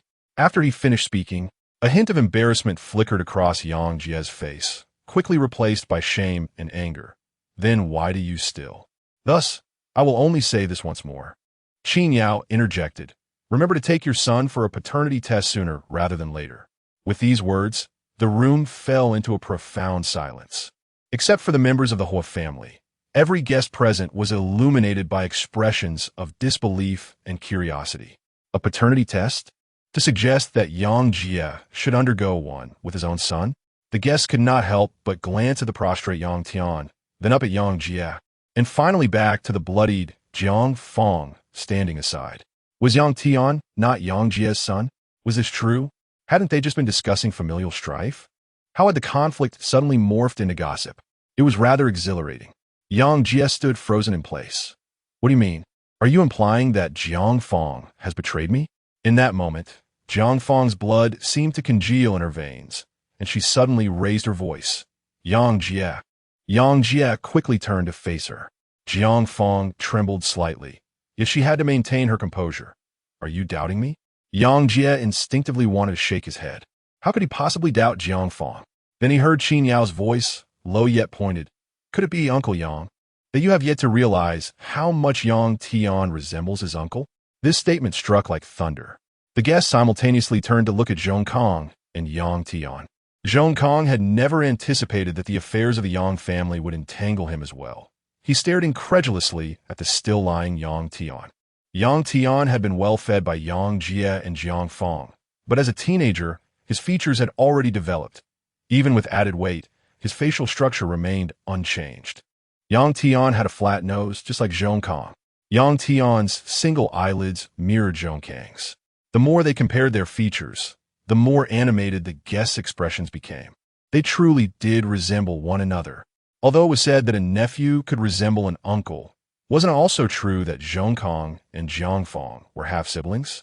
Yang Jie felt as though lightning had struck him. He gazed in disbelief at Yang Tian on the ground, then at Zhong Kong, his gaze landing on Zhong Kang's hand resting on Jiang Fong's shoulder. You, Yang Jie. Jiang Fong's voice was filled with grievance. I have given you 3 children. Do you still not trust me? That meant none of the 3 children were his. Yelao suddenly peered out from behind Qin Yao. Yang Yuan couldn't hold back his laughter. Is this for real? Jiang Fong instantly erupted in fury. What nonsense are you spouting? Qin Yao swiftly shielded Yelao behind him again. Isn't it simple? A DNA test will reveal the truth. Huiyin quickly pulled Yelao aside, whispering, can you refrain from speaking too much while enjoying the spectacle? Yelao blinked innocently and nodded obediently, thinking to herself, I suppose I shall speak less later to avoid fanning the flames. Huoyan, haven't you already fanned the flames? Qin Yao merely suggested that Yang Tian isn't Yang Jie's biological child. You outright told Yang Jie that none of his children are his. Yang Jie was indeed beginning to feel overwhelmed. He did not want to believe Qin Yao's words. He trusted Jiang Fong, the woman he loved dearly. Yet, the evidence before him was undeniable. Yang Tian bore no resemblance to Yang Jie. But how could anyone explain the striking similarity between him and Zhong Kong? It was as if they had been cast from the same mold. Yang Jie stared blankly at the two, incredulous. No, it can't be true. Zhong Kong felt the same disbelief. He had feelings for Jiang Fong, but their union had only occurred once. Suddenly, Zhong Kang's body trembled. Could it be that one time? His expression grew increasingly complex. He had never liked Yang Tian, and seeing Yang Jie neglect the child had prompted him to refrain from intervening. Yet now he was being told that this nephew he had always despised was, in fact, his own son. Zhong Kang's voice was hoarse as he looked down at Jiang Fong. Jiang Fong, little Tian. At this moment, Jiang Fong was on the verge of a complete breakdown. She had concealed the truth about Yang Tian being Zhong Kang's son remarkably well. No one had known, until now. How had Qin Yao discovered this? And that unfamiliar boy, who even knew that her two daughters were not Yang Jie's children. Little Tian is my son with Yang Jie. Jiang Fong murmured, Yes, he's my son with Yang Jie. Yang Jie remained silent. He gazed blankly at Jiang Fong. The force with which Yang Tian had pushed her had opened a gash on her forehead, and blood was seeping out. Yang Jie rasped, we should go to the hospital, right? At least attend to your wound. But Jiang Fong, upon hearing the word hospital, completely broke down. Her voice sharp. You don't believe me. Yang Jie, do you not trust me? Old Master Yang observed the hysterical Jiang Fong, then glanced at the now silent Yang Tian on the ground, nodding at Yang Kuan. In the next moment, security personnel entered from outside, seizing the three individuals and dragging them away. Jiang Fong's emotions spiraled further out of control. Let go of me. I can walk by myself. I won't go to the hospital. Upon hearing her final words, the light in Yang Jie's eyes dimmed completely. He had only wanted to take Jiang Fong to the hospital to treat her wound. He had never intended to conduct a DNA test. Why was Jiang Fong so terrified of going to the hospital? The answer was glaringly evident, yet Yang Jie was too afraid to acknowledge it. The security personnel escorted Yang Jie, his family, and Zhong Kong downstairs. Yang Jie hurried to look for old Master Yang, but the elder did not spare him a glance. When he turned to Yang Kun, he found nothing but calm in his eyes, devoid of even the slightest emotional fluctuation. In that moment, Yang Jie's heart sank to the depths of despair. Had he been completely abandoned by the Yang family? What was he to do next? Yang Tian began to wail and thrash, striking out at the security personnel. Previously, they might have tolerated it, but now that Yang Kun had instructed them not to be overly courteous, they felt no obligation to be polite. One security guard twisted Yang Tian's arms behind his back, and with a sharp crack, the chubby boy screamed in pain. Beautiful! Yelao felt a surge of delight. Had this been before, Yang Jie would have immediately reprimanded the security for bullying his precious son, but at that moment, he found Yang Tian's cries to be bothersome. Instead, it was Zhong Kong who could not contain himself. Be gentle. If anything happens to the child, can you be quiet? Jiang Fong shouted at Zhong Kong. Losing control, Zhong Kong fell silent immediately. Upon reaching the entrance of the villa, the security personnel unceremoniously tossed them outside. Yang Tian quickly regained his footing and walked toward Yang Jie. Dad, you have to help me take revenge on those two. Suddenly, with a resounding slap, Yang Jie struck Yang Tian across the face, his tone fierce. It's all your fault. Jiang Fong, witnessing the scene, immediately burst into tears. Yang Jie, what are you doing? At this moment, Yang Jie could no longer feign ignorance. Regardless of his reluctance to accept it, the truth was laid bare before him. Yang Jie glared at Jiang Fong, his eyes burning with fury. He is not my flesh and blood. What right do I have to hit him? If it weren't for him, if it weren't for you, how could my relationship with my father and brother be in such turmoil? How could they be so heartless as to cast me aside? Yang Jie felt utterly drained, slowly rising to his feet, preparing to leave alone when he suddenly caught sight of Yang Tian, who was searching for a stone amidst the flowers. A dark expression etched upon his face as he approached. A rush of blood surged through Yang Jie's veins, and he could no longer contain himself. In a swift motion, he pinned Yang Tian to the ground, exclaiming, "You wretched scoundrel! How dare you attempt to ambush me with a stone?" The villa's grand entrance had not yet been fully secured, and through the gap, the guests could clearly witness the once father and son grappling with one another. The bitter fruits of Yang Jie's past actions had finally come back to haunt him at this very moment. Chapter 37. A matter of kinship in the banquet hall. Glasses clinked and conversations flowed, yet outside the villa, the wail of sirens soon pierced the air. Gossip travels swiftly, and not long after the Yang family was thrown out, the events of the fourth floor became the talk of the town. As the commotion outside grew, the guests' eyes sparkled with curiosity. Yang Kuan and Yang Yuan were the first to step outside. The guests were eager to follow, yet ultimately refrained from adding to Yang Kuan's troubles. Yelao, wishing to sneak out, was intercepted by Hui Jing. With no choice but to comply, Yelao remained in the hall. Given the circumstances, the banquet could not continue for long. Before dispersal, Yelao managed to exchange contact information with Yang Yuan. He vented his frustrations about Yang Jie's family and shared the unfolding developments. It was then that Yelao realized he had not been mistaken when he witnessed Yang Jie striking Yang Tian before the door closed. Yang Jie was truly incensed, especially upon discovering that Yang Tian dared to strike him. In that moment, his fury reached its zenith. Without a moment's thought, he turned to engage Yang Tian in a brawl. Jiang Fong could not bear to see her beloved son being bullied and rushed in to aid Yang Tian against Yang Jie. Zhong Kong, standing nearby, was momentarily at a loss as to whom he should assist. Observing Yang Tian's relentless aggression, he finally gathered his courage to intervene, simultaneously calling the police and an ambulance. Upon exiting, Yang Kuan and Yang Yuan were met with the sight of Yang Jie, bloodied and seated on the ground, hurling insults at Yang Tian. Yang Tian bore his own injuries, yet not a single tear escaped him as he retaliated against Jiang Fong and Zhong Kong. Yang Kuan followed the ambulance to the hospital where Yang Jie received treatment. Shortly thereafter, the police arrived to take statements. Seeing that Yang Jie was relatively unharmed, Yang Kuan prepared to depart, only for Yang Jie to grasp his arm, pleading for forgiveness with tears streaming down his face. In the past, Yang Kuan and his family had offered Yang Jie numerous chances over the years, only for Yang Jie to push them further away. Human hearts are tender, wounds may heal, but scars endure. Nevertheless, Yang Jie remained Yang Kuan's younger brother, and Yang Kuan found it impossible to turn a blind eye. Before leaving the hospital, Yang Kuan connected Yang Jie with a lawyer. Yang Jie expressed profound gratitude for this assistance. It appears Yang Jie is resolute in his decision to divorce, Yelao lamented.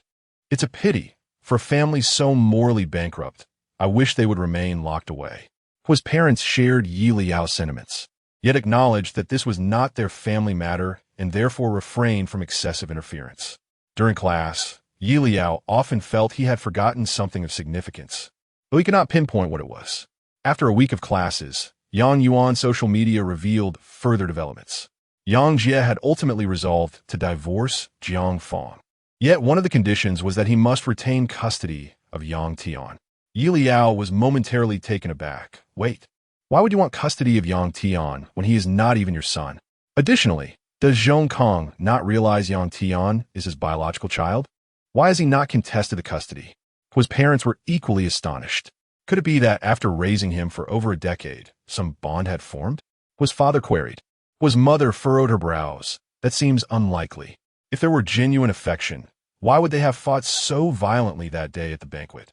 Hui's father nodded in agreement, both feeling that Yang Jie's actions were far from simple and suspecting he might be plotting something significant. Indeed, moments later, Yelao's laughter echoed. Haha, I never expected it to unfold this way.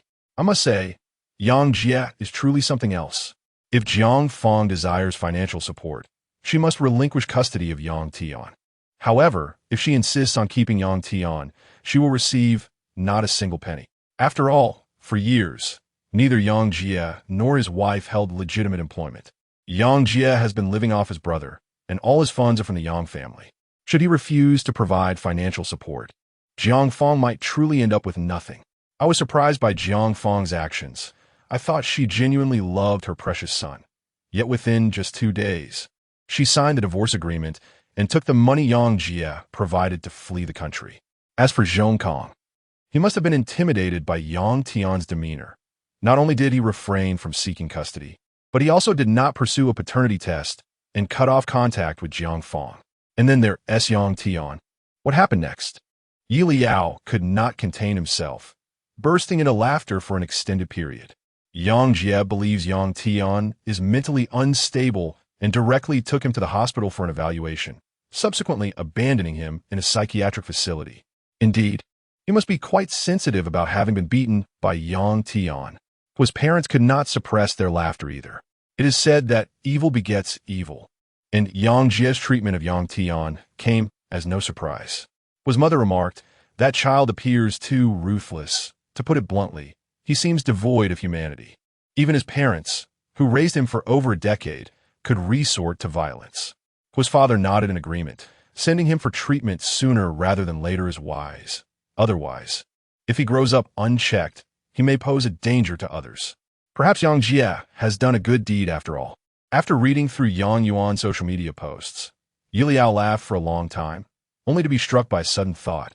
What about Jiang Fong's 2 daughters? Indeed, his mother also considered this. Jiang Fong would not abandon her 2 daughters, would she? One was just 16 and the other merely 15. If Jiang Fong truly left them behind, how would those girls manage? Yang Yuan's post did not mention the whereabouts of the 2 daughters. Driven by curiosity, Yelao decided to open a chat with Yang Yuan, hesitating on how to broach the subject when a WeChat notification popped up on his phone.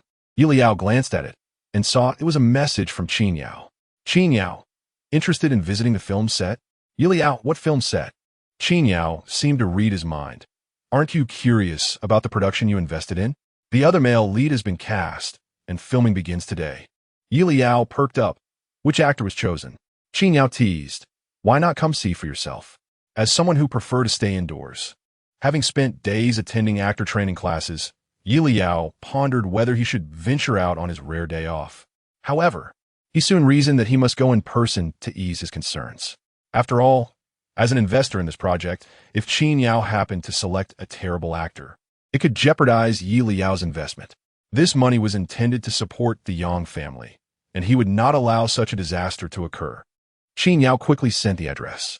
As Yelao contemplated changing his clothes, he suddenly remembered his earlier question. Since Qin Yao was related to the Yang family, he might have insights into the situation. Thus, Yelao decided to send the inquiry. Reading Qin Yao's response brought him a sense of relief. The 2 sisters have been neglected by Jiang Fong and Yang Jie for so many years, and being taken in by their biological father can be considered a fortunate turn of events. Upon hearing Yelao's words, Mr. and Mrs. Huo finally felt a sense of relief. They had managed to consume the entire piece of gossip and were quite satisfied. Yelao hastily changed clothes and descended the stairs, informing Mr. and Mrs. Huo before boarding the car headed for the film set, her heart fluttering with a hint of anxiety. On the way, she diligently scrolled through her notes, striving to memorize the names of several actors involved in the project she had invested in, hoping to safeguard her investment. However, she could not have anticipated that upon arriving at the set, she would encounter a familiar face, Yang Yuan. Yang Yuan was equally taken aback to discover that the investor Qin Yao mentioned was, in fact, Yelao. He approached her eagerly and enveloped her in a warm embrace. Before Qin Yao could elaborate, Yang Yuan excitedly recounted his reasons for joining the cast. Having studied acting abroad, he found that the production Qin Yao was financing had yet to secure suitable actors, prompting him to put himself forward. At this revelation, Yelao glanced at Qin Yao, who wore a confident smile. Rather than sifting through the murky waters of the entertainment industry in search of an untainted actor, it seemed wiser to select a newcomer with whom they had a mutual understanding. Surely, this would not lead to any further mishaps? Qin Yao watched Yelao with a glimmer of anticipation. Internally, Yelao mused, It appears that Brother Qin has finally gained some self-awareness regarding his discerning eye. How commendable. Acknowledging one's mistakes is the first step toward improvement. Qin Yao responded, but one shouldn't squander their own money, should they? Then, Yelao excitedly proclaimed, however, with Yang Yuan here, I can delve deeper into the gossip surrounding the Yang family. Qin Yao was bemused, wondering if Yelao had forgotten she was there to scout actors. Nonetheless, he too felt a tinge of curiosity about the unfolding drama. Upon returning home, Yelao continued to reflect. Who would have thought that Jiang Fang's lover would abscond with her money? Does that mean her lover was only interested in her wealth? Mr. and Mrs. Huo, engaged in conversation in the living room, paused at her words, surprised. Is there more to this saga? They wondered. What transpired after Jiang Fang's lover made off with her money? It is a pity that her daughters have been profoundly hurt and refuse to see her. As for their father, Yelao continued, they were all merely fish in Jiang Fang's pond, each believing themselves to be her one true love. It was only after the scandal involving Yang Jie broke that they realized they were all wearing a bit of green. What man wouldn't he be concerned about his pride? Moreover, as prominent figures in the business world, how could they possibly consider rekindling a relationship with Jiang Fang? Indeed, Yang Jie even forbade her from visiting Yang Tian in the hospital. Exchanging glances, Mr. and Mrs. Huo felt Jiang Fang had brought this upon herself. Had she not strayed from her marriage with Yang Jie? Considering his romantic inclinations, it was likely they would never have divorced. Now, she had lost her family and her wealth. One could only say Jiang Fang's fate was a result of her own misdeeds. But what was Yang Jie's current situation? Surely, the Yang family had severed ties with him? Then Yelao burst into laughter. But the most amusing part is Yang Jie. Just the other day, he returned to the Yang family estate, and instead of waiting for Yang Kuan to chase him away, the old master emerged with his cane. Yang Yuan even recorded a video, and the thought of Yang Jie being confronted by the old master with his cane made Yelao laugh uncontrollably. Mr. and Mrs. Huo could hardly contain their amusement. Finally, having changed her shoes, Yelao strolled leisurely towards the sofa. Mrs. Huo was the first to speak. Xiao Yao, have you eaten? Yelao nodded. Yes, I have. Suddenly reminded, she quickly added, ISNT at the pigeon egg taken from my second aunt's stomach? Mrs. Huo replied, there is no need to remember it so vividly. It's rather ominous. The ring has already been sold, and the money just came in yesterday. I transferred 5 million to you. It should have arrived by now, Mrs. Huo stated.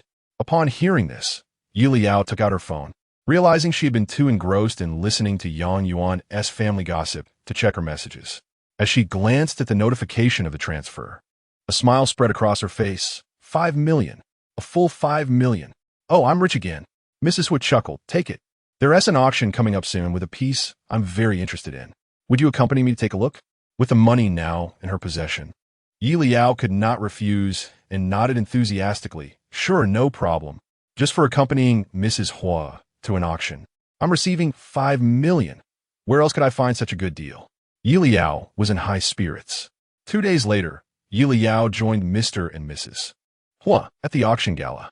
The dinner and auction were separate events, and since it was still early, guests gathered in the banquet hall.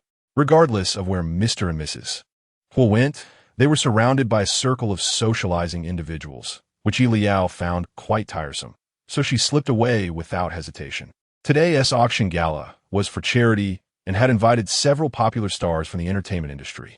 Thus, it came as no surprise when Yelao encountered Qin Yao again upon entering the inner hall.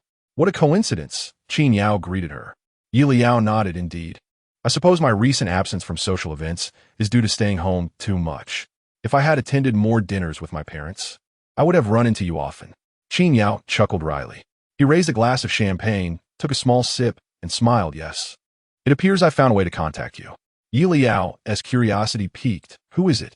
And by the way, Sisterly told me that Dui Wechin Wunti be participating in the upcoming recordings, which means we need to find 2 replacement guests. Qin Yao nodded. Correct. Have both replacements been found? Yelao asked, astonished. Yes. Yelao silently scrutinized Vigneault. So who are they? Can't you reveal it already, Mr. Qin? Qin Yao found her eagerness amusing and decided not to tease her further, providing a name. When Xiang Yue. Yelao blinked. That name sounds familiar. Qin Yao merely smiled in response. Yelao's eyes widened in realization. Isn't she Wenhuai's mother? Qin Yao nodded with a smile. Exactly. How thrilling. Does this mean our travel variety show is truly transforming into a dating show? Yelao's smile widened. The second recording promises to be incredibly entertaining. Indeed, Qin Yao was pleased with Yelao's reaction and eagerly anticipated the audience's response when the guest list was announced. Suddenly, Yelao recalled something and asked, "What about the other guest? It wouldn't be Wenhuai, would it?" Her eyes sparkled with excitement. "I can hardly imagine how exhilarating that would be." Qin Yao moved slightly away from her, as his ears were starting to ache. "It's not Wenhuai," he replied. The staff members present nearly burst into laughter. Qin Yao recounted these amusing anecdotes to Yelao, who was laughing so hard she could hardly stand upright. The young man had fair skin, and his face was devoid of any makeup. When he smiled, his brows and eyes curved charmingly. Qin Yao's gaze lingered on Yelao's face, and he found himself unable to look away. Yelao eventually ceased her laughter and waved at Anhua. Upon seeing Qin Yao, Anhua greeted him warmly and inquired, "The auction is about to commence. Would you care to join us, Xiao Yao?" Qin Yao nodded in agreement, and the trio proceeded towards the auction venue. Before they reached the entrance, a boisterous voice rang out, "Jun-E, you are still as popular as in your youth, and the young gentleman accompanying you is quite the eye candy.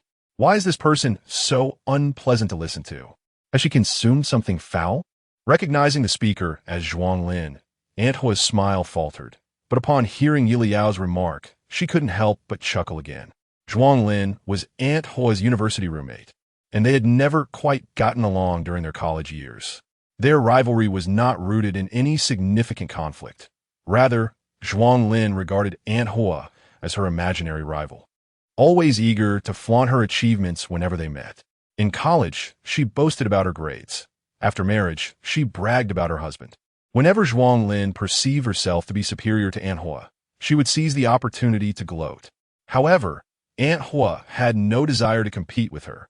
Yet Zhuang Lin persistently sought validation in her presence, which left Anthua exasperated. This time, Zhuang Lin had approached her to greet her, leaving Anthua little choice but to respond politely, though she refrained from offering any warmth. Instead, she linked arms with Yelao and cast her gaze toward the two men standing behind Zhuang Lin, eventually nodding and saying, "Indeed, you are not mistaken." Zhuang Lin's expression shifted slightly. "What do you mean?" Yelao's smile nearly reached her ears. "It appears I must learn the art of eloquence from Anhua."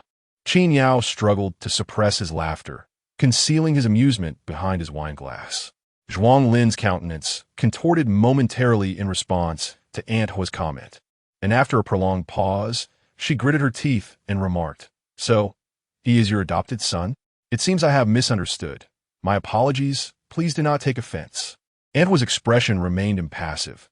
She neither affirmed nor denied being upset. She simply observed Zhuang Lin silently, anticipating her next move. It must be said that Anthua had a keen understanding of Zhuang Lin. At this moment, Zhuang Lin's husband, Zheng Xiao, approached the group, prompting Zhuang Lin to swiftly turn and link her arm through his. "Darling, you walk so slowly. Do you not wish to accompany me to the auction?" Zheng Xiao smiled and replied, "How could that be?"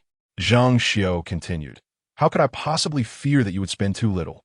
The instant Yelao caught sight of the ring, her eyes widened in astonishment. This ring, how?" She exchanged a glance with Anhua, both reflecting shock. Yelao confirmed, "So it truly is the same ring?"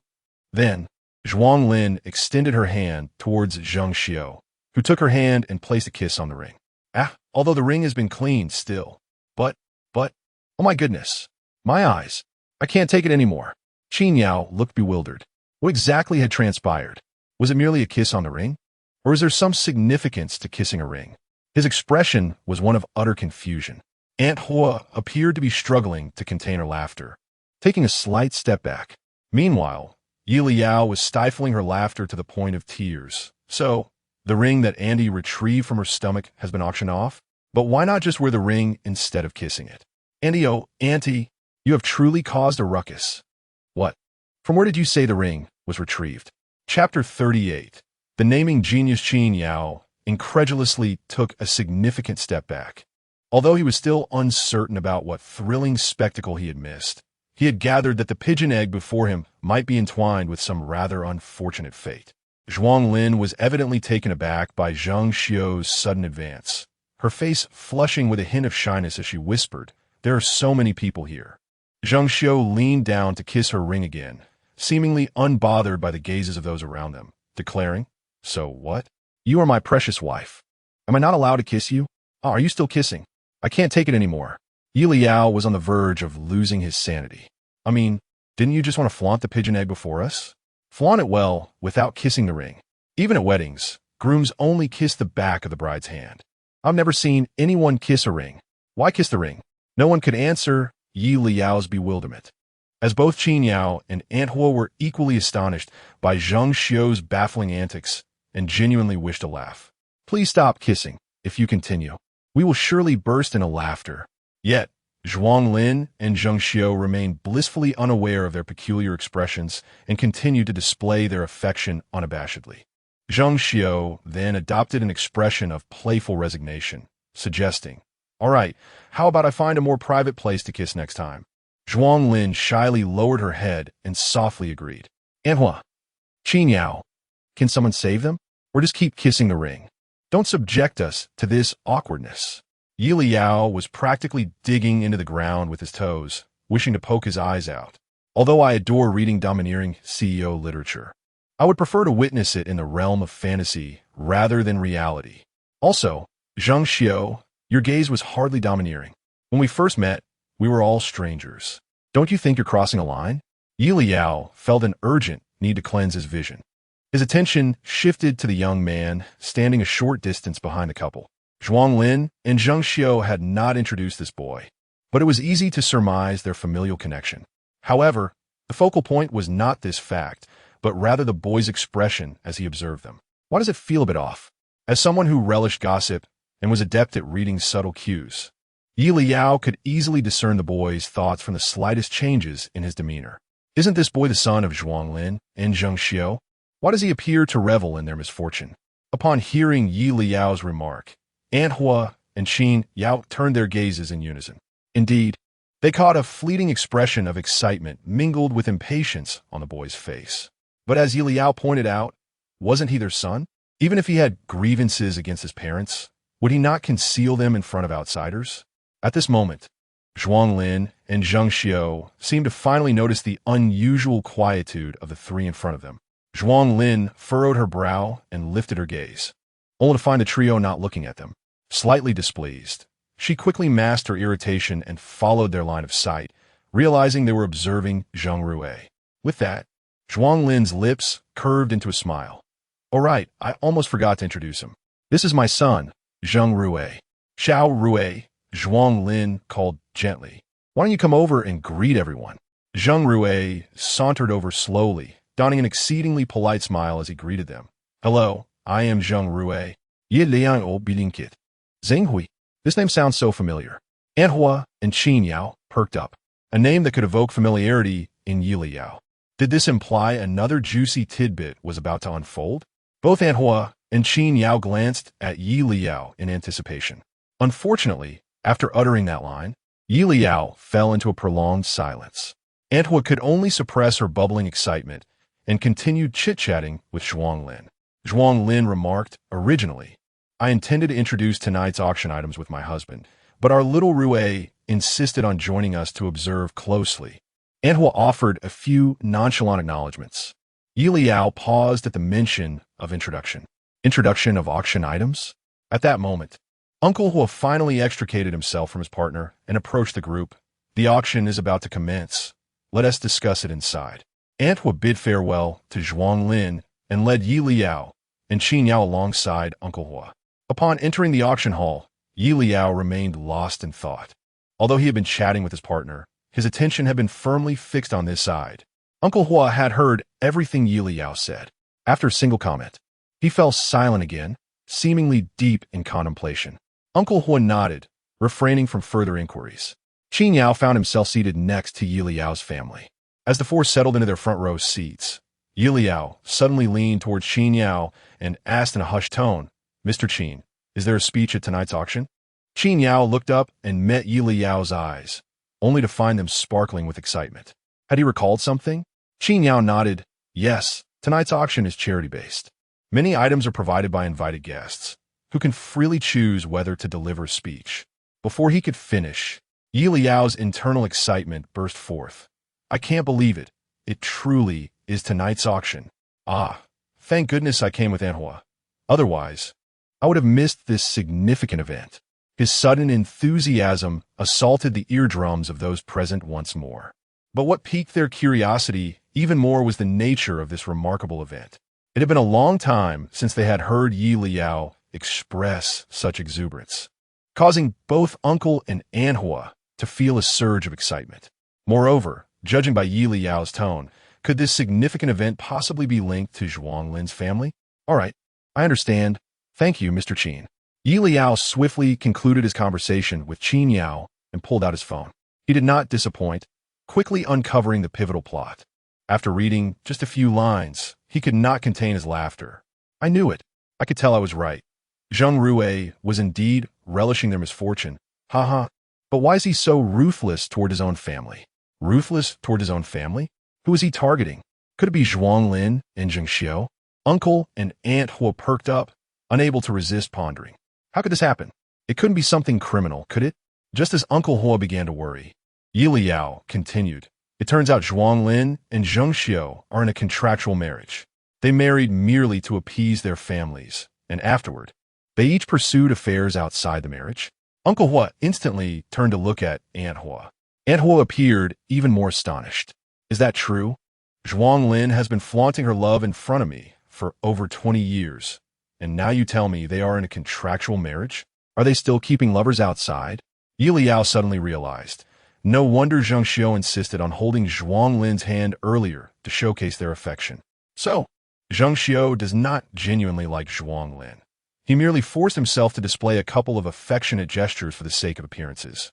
All the displays of love between Zhuanglin and Zheng Xiu in front of her were mere facades. Mother Huo found her mind somewhat overwhelmed.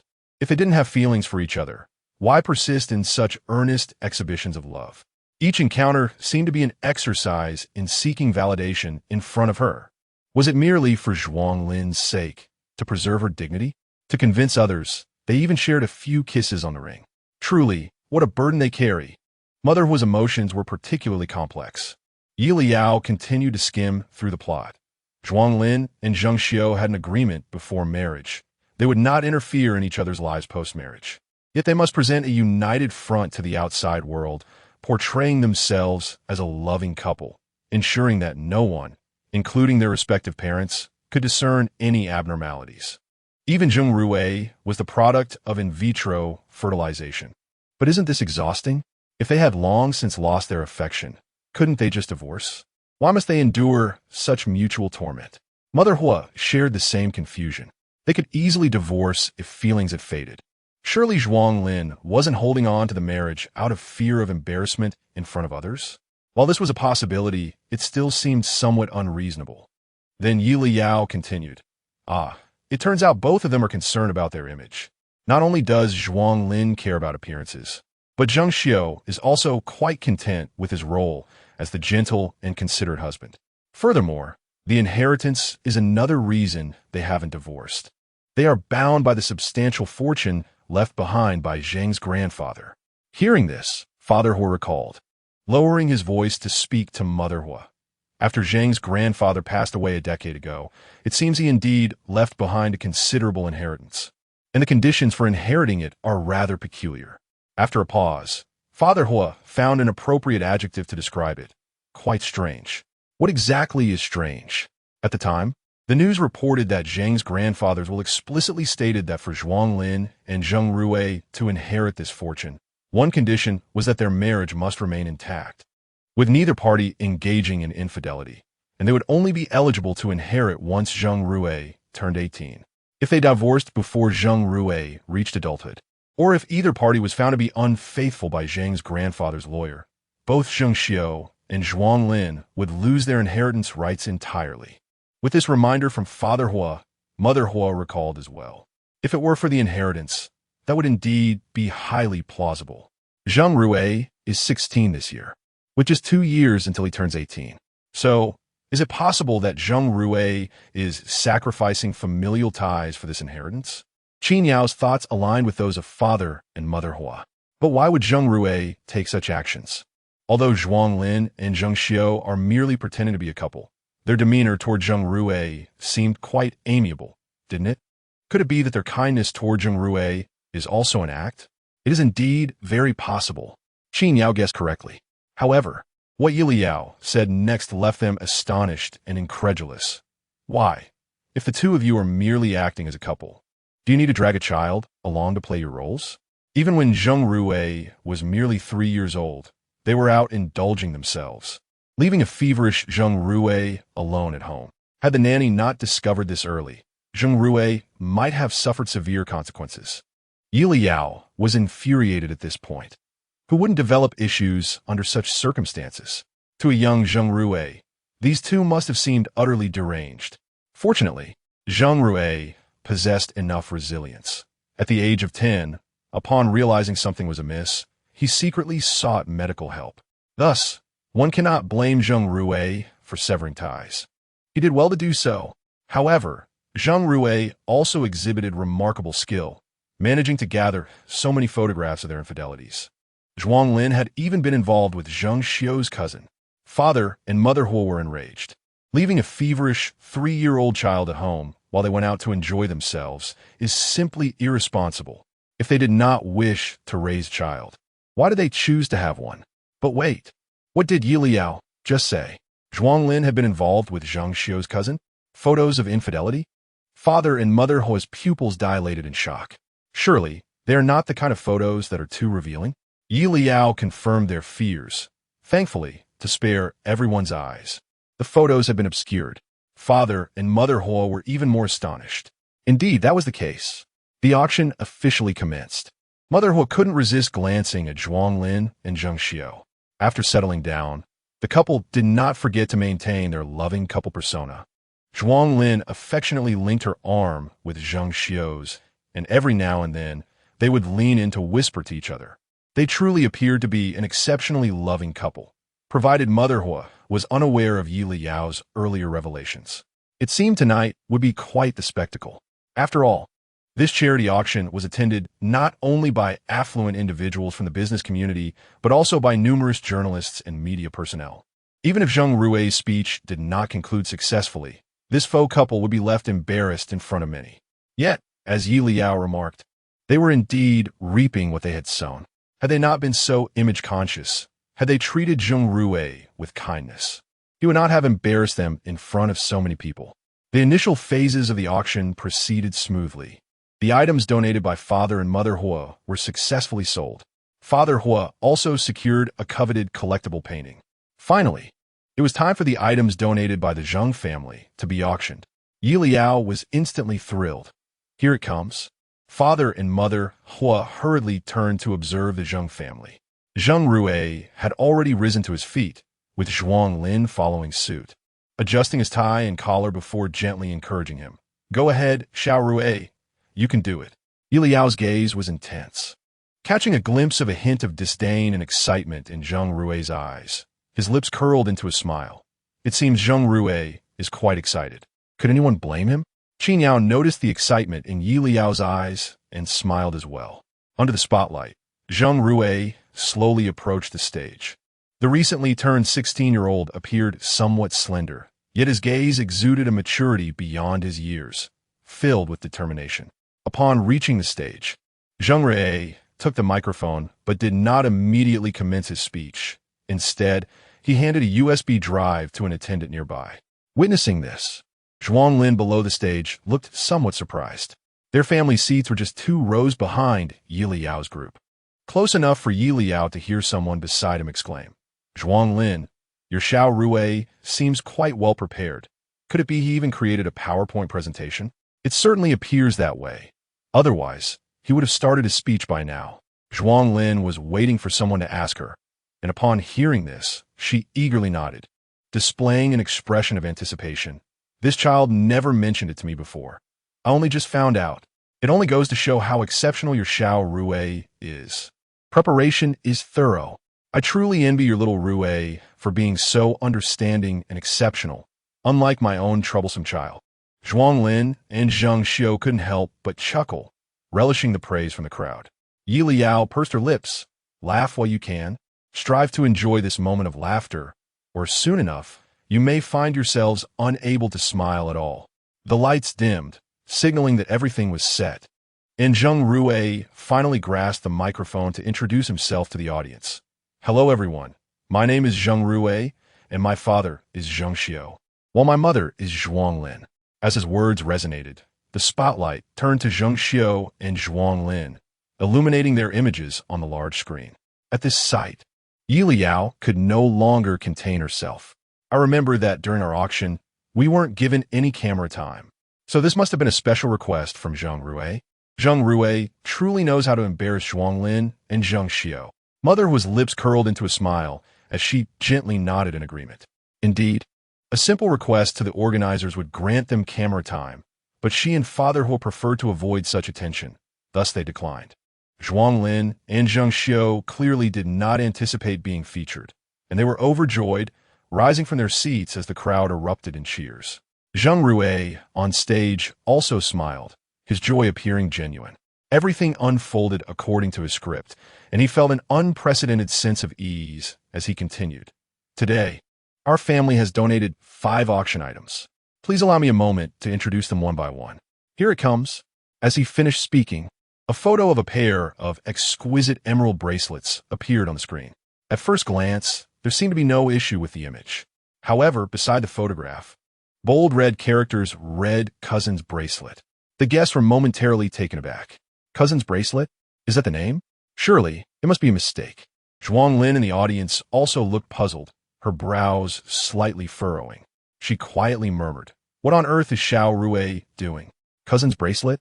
Could he not have simply left it unnamed?" If Zheng Rue embarrasses himself today. Zheng Xiu also wore a worried expression, but with so many people present, he could only feign concern and reassure her. "It's all right. We must trust Xiao Rue." He discreetly pinched Zhuanglin's arm to remind her to maintain her composure. Yelao erupted in silent laughter. So this bracelet is indeed the token of love gifted to Zhuanglin by Zheng Xiu's cousin. Gifted by Zheng Xiu's cousin? So Zhuanglin did not even recall where this bracelet came from and presented it to the organizers? Mother Huo covered her mouth in amusement. She simply could not hold back her laughter any longer. Zheng Rue on stage began to explain. As you can see, this pair of bracelets is a set of exceptionally beautiful emeralds, with a circumference of 56, gifted to my mother Zhuanglin by my uncle 5 years ago. So it really is that bracelet, huh? As his words concluded, Zhuanglin's expression shifted dramatically. She nearly lost her smile entirely. In that moment, she finally remembered the origin of the bracelets and felt a twinge of regret for having brought them up. Moreover, how did Zheng Rue know they were a gift from Zheng Xiu's cousin? Zheng Xiu turned to Zhuanglin, his eyes also filled with confusion. Cousin's gift? What did he send Zhuanglin a bracelet? While Zheng Rue's statement initially seemed harmless, those present were astute enough to sense an underlying hint. Curious glances began to converge upon them. Zheng Xiu dared not inquire further, and Zhuanglin could only feign calmness. It should be fine, after all. How old was Zheng Rue 5 years ago?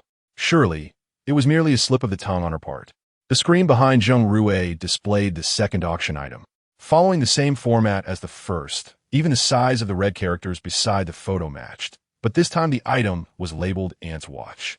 This time, without any prompting from Yelao, Qin Yao, Father Huo, and Mother Huo immediately recognized the watch's origin. It was a gift from Zhuanglin's younger sister.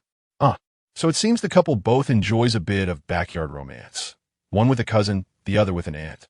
Zheng Rue truly is a naming genius. Simple, direct, and utterly clear. And there's more. I recall that the Zheng family's auction items total 5. Zheng Rue quickly presented the next 3 items, which were named Childhood Sweetheart Engagement Ring, Young and Vibrant Male University Student Bracelet, and Couple's Crocodile Bag. The Childhood Sweetheart Engagement Ring must refer to Zheng Xiu's childhood sweetheart, right? the young and vibrant male university student bracelet, is obviously a token from Zhuanglin's university student boyfriend. As for the couple's crocodile bag, Yeliao's expression suddenly turned disdainful. Zhang Xiao is indeed unattractive, yet plays the field. What distinguishes a man without integrity from a rotten cucumber? Beside them, Qin Yao, Father Huo, and Mother Huo looked completely bewildered. What was going on? How did a rotten cucumber come into play? Was the couple referring to a trio? In an instant, the three of them wore similarly disgusted expressions. Yelao was right. It was indeed a rotten cucumber. Chapter 39. A nest of snakes and mice. As the 5 auction items were presented, an eerie silence enveloped the auction hall. Even the most oblivious among the attendees began to grasp the weight of the situation. The titles of these 5 items were not whimsically chosen by Zhang Rui. They were imbued with profound significance. The true intent behind Zhang Rui's choice of names would depend on whether anyone dared to unravel their meaning. Guests present exchanged glances, their inquisitive and gossiping eyes converging on the 2 main characters. Zhang Xiao and Zhuanglin were quicker to realize than others that the titles of these items were anything but coincidental. It was undoubtedly a deliberate act by Zhang Rui. However, Zhang Rui's rapid-fire introductions left them little time to formulate a response as he swiftly presented the remaining 3 items. Upon viewing the names of the last 3 items, Zhang Xiao and Zhuanglin felt as though they were sitting on pins and needles. Concurrently, they reached a startling conclusion. Zhang Rui had indeed sensed their abnormality long ago. The circumstances surrounding Zhang Rui's birth had been a reluctant compromise. The elder Zhang had yearned for a grandchild, and the 2 of them, as a faux couple, had resorted to in vitro fertilization to fulfill this desire. In Zhang Rui's early years, they had dismissed the need to perform for him. To them, he was just a child. What could he possibly remember? As Zhang Rui matured, while Zhuanglin and Zhang Xiao refrained from acting in his presence, they had at least ceased bringing others home. They had concealed their secrets so well. How had Zhang Rui come to learn of these matters? Some of the details were even unknown to both Zhuanglin and Zhang Xiao. And now, at a charity auction, with numerous guests in attendance, Zhang Rui had chosen to name these items in a manner that provoked speculation. What was his true intention? Was he genuinely prepared to expose them before this audience? Zhuanglin and Zhang Xiao strained to maintain their composure, their forced smiles faltering under the weight of their buried secrets laid bare before the public eye. Cold sweat trickled down Zhang Xiao's forehead as he abruptly turned to Zhuanglin, his voice laced with urgency. "It can't be you." "Zhang Xiao," Zhuanglin retorted, her voice brimming with indignation as she shook off his arm, her disdain unmistakable. "I have yet to question you, yet you already play the blame game?" "I did not." Zhang Xiao inhaled deeply, attempting to steady himself. "I absolutely did not reveal anything to Zhang Rui, and I certainly would not be foolish enough to do so," Zhuanglin replied, regaining her composure. She would have to be mad to share such information with Zhang Rui, since neither of them had disclosed each other's secrets in front of him. The only plausible explanation for Zhang Rui's knowledge was that he had been secretly investigating them all along. If he were to make this public, how could they conceal the truth about their marriage agreement? And what of the inheritance? Zhuanglin's expression shifted dramatically as she pushed Zhang Xiao. "What are you still doing? Hurry up and bring that little brat down from the stage. We cannot allow him to continue his nonsensical ramblings up there." She had no desire to be the subject of ridicule, with the chance still present to downplay the situation while Zhang Rui had not yet divulged too much. They could perhaps navigate their way through this ordeal. If things spiraled beyond control, it would spell disaster for them. Zhang Xiao snapped back to reality and swiftly made his way toward the stage.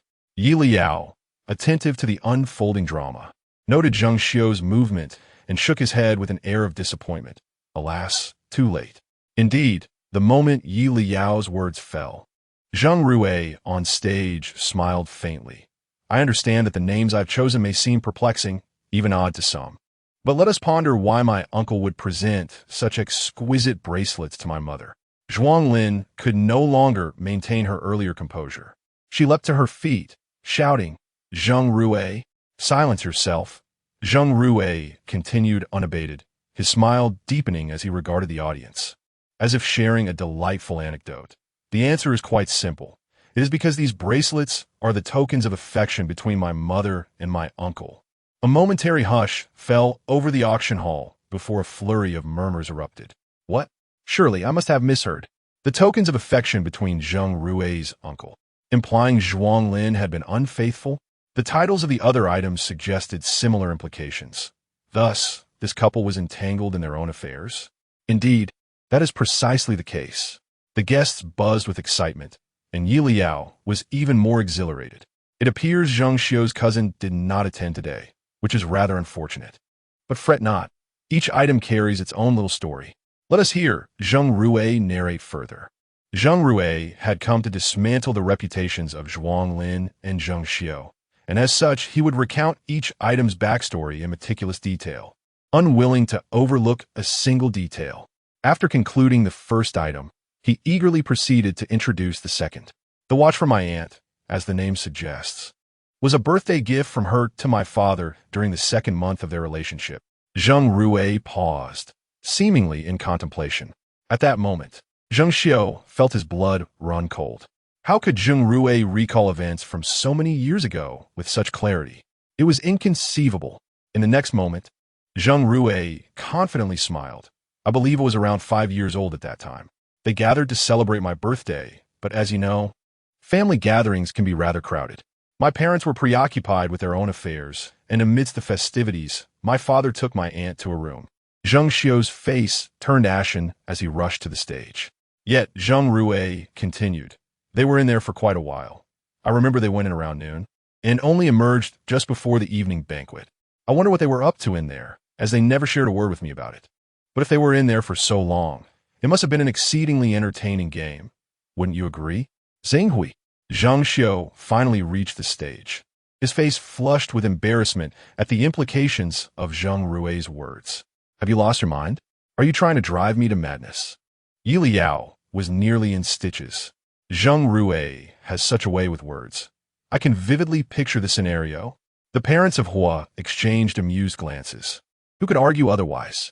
After all, it had been an entire afternoon. Zheng Xiu could not allow Zheng Rui to continue his absurdities. He stepped forward and snatched the microphone from Zheng Rui's hand. Give me that. Get down from here. You are not permitted to speak any further. As the audience was thoroughly engrossed in the unfolding drama, they expressed their discontent at the interruption, with some even appearing concerned. Could this continue? Though it may seem impolite, they were truly eager to finish this juicy story. Yelao was equally anxious. Hey, shouldn't someone go help Zheng Rui? We can't let him have his microphone snatched away. If the microphone is taken, what will we watch? Mother Huo glanced at Father Huo. After all, Zheng Xiu was an adult, and in a one-on-one situation, Zheng Rui would certainly be at a disadvantage. Just as they contemplated whether to contact security, 2 bodyguards suddenly emerged from backstage, swiftly restraining Zheng Xiu, who was attempting to seize Zheng Rui's microphone. Upon witnessing this, Yelao sighed in relief. It seems that Zheng Rui was well prepared.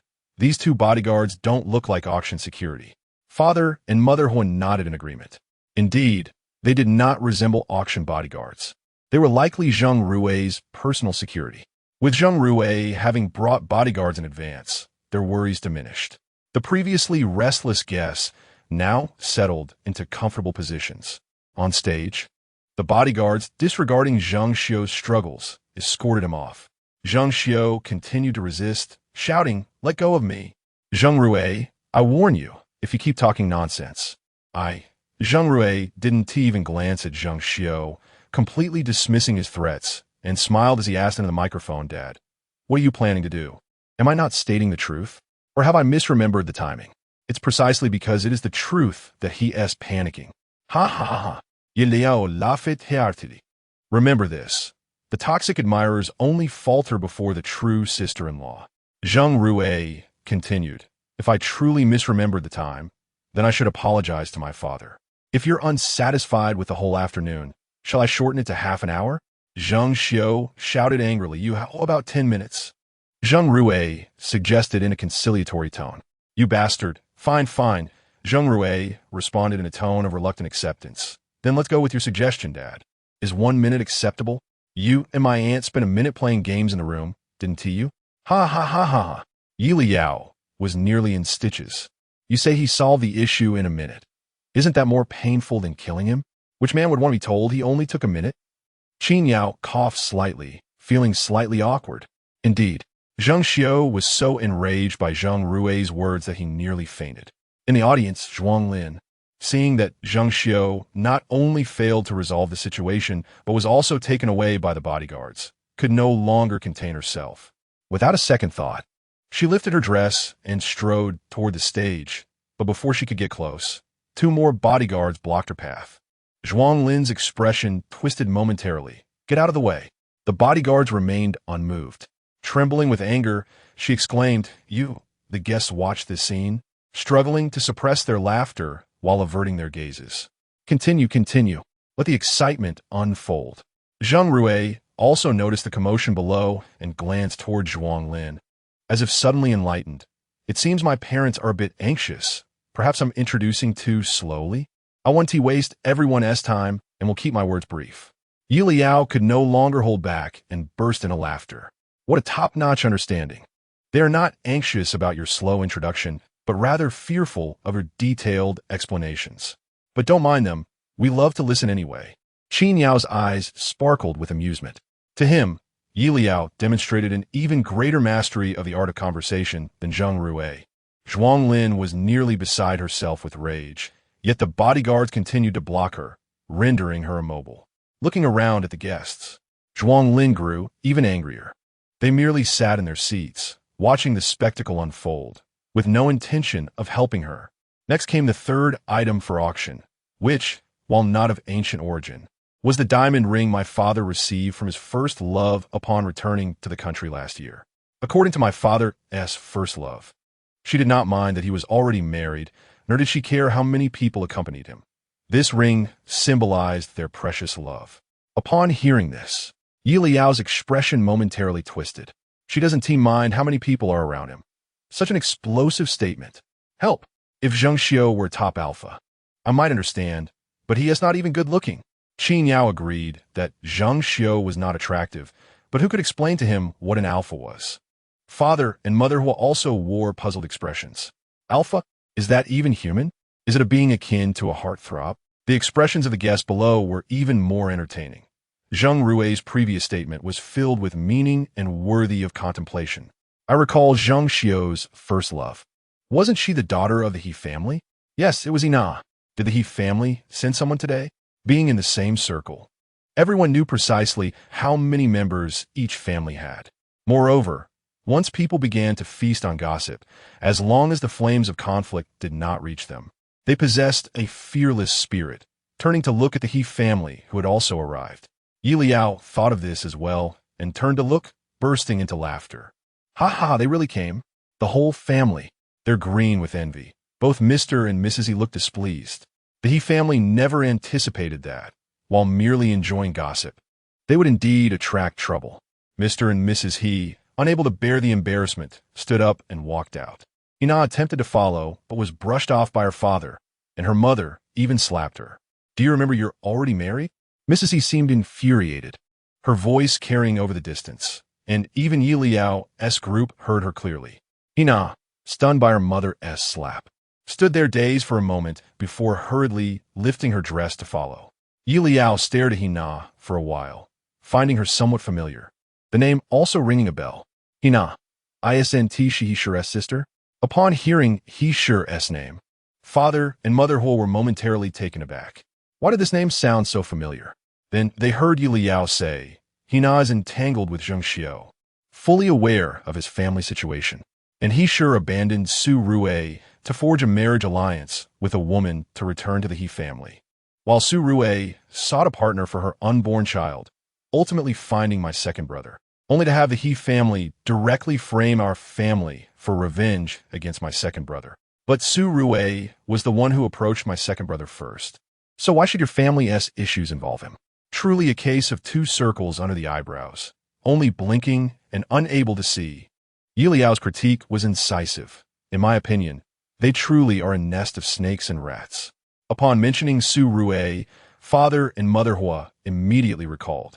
So, he sure was Su Rui's ex-boyfriend, the illegitimate son of the He family? Father and mother Huo exchanged glances, their emotions complex. Their family had nearly fallen apart because of Su Rui. How dare he sure attempt to trip them up in the future when they had not sought trouble from them before? Mother Huo immediately cast a stern look at Father Huo, the meaning unspoken. Huo's father, having grasped her intentions, resolved to return and inform the elder brother to cease all collaborations with the He family, immediately and without exception. Meanwhile, Qin Yao contemplated that the names remembered by Leyao were predominantly associated with dubious characters. Regardless of the nature of their misdeeds, it was evident that they were far from reputable, and any business dealings must be avoided with such individuals. At this moment, the thoughts of Qin Yao and Huo's parents aligned perfectly. Returning home, they would sever ties with the He family without delay. The farce unfolding below was keenly observed by Zheng Rui, whose smile deepened, clearly satisfied with the spectacle. Conversely, Zheng Xiao and Zhuang Lin were teetering on the brink of emotional collapse, compounded by their prior commitment to the organizers to not prolong the proceedings. Thus, Zheng Rui interjected to redirect the audience's attention. Next, I shall introduce the fourth item for auction. I believe the name of this item speaks for itself. Requiring no elaborate explanation. I will simply add that it seems this male university student presented a gift to my mother while she was still involved with others. Zheng Rui, are you out of your mind? Silence. You must cease your nonsensical chatter. Zhuang Lin could no longer restrain herself, disregarding the bodyguards attempting to hold her back, and rushed toward the stage in a frenzy. However, before she could advance more than a few steps, the guards firmly restrained her. Trembling with fury, she finally comprehended the situation. Zheng Rui was acting with deliberate intent. Whether it was his previous unexpected overtures or his initiative to present a speech yesterday, Zheng Rui had recognized their vanity and their pretense, setting a trap for them to unwittingly step into today. It was over. Everything was ruined. Zhuang Lin, abandoning all decorum, erupted in a vehement curse. You wretched creature! I should never have given you life. Zheng Rui, unfazed by her vitriol or her disgraceful demeanor, merely lowered his gaze slightly and responded with a smile. Regrettably, mother, your remorse now is futile.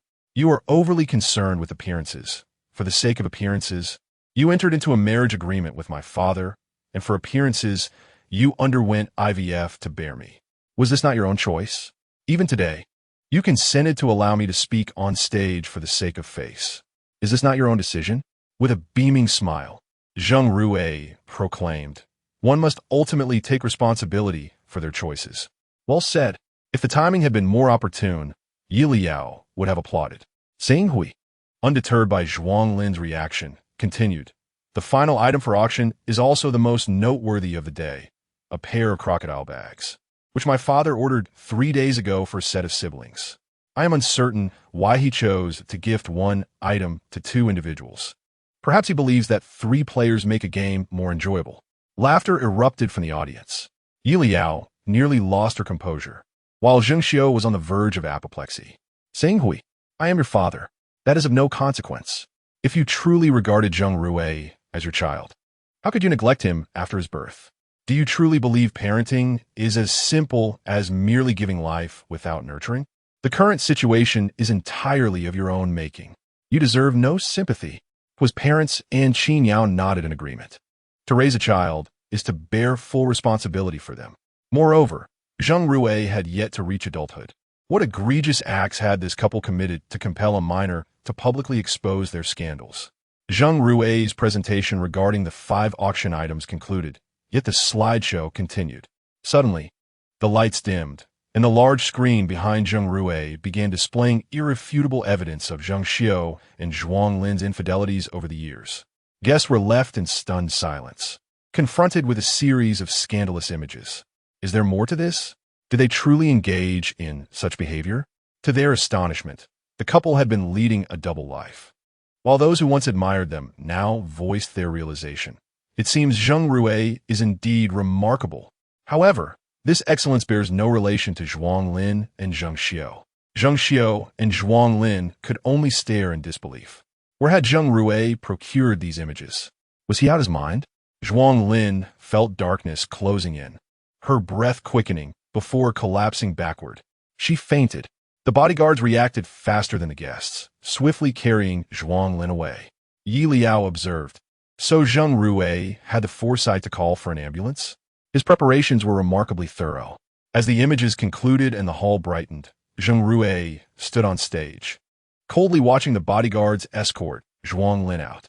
Zheng Xiao remained, supported by guards, unable to faint or leave. Forced to witness Zheng Rui descend the stage with a radiant smile, eagerly inquiring, "Father, how did you find my speech?" Zheng Rui is executing a psychological coup. Yelao laughed heartily. Zheng Xiao's eyes widened in disbelief as he stared at Zheng Rui, finally raising a trembling finger.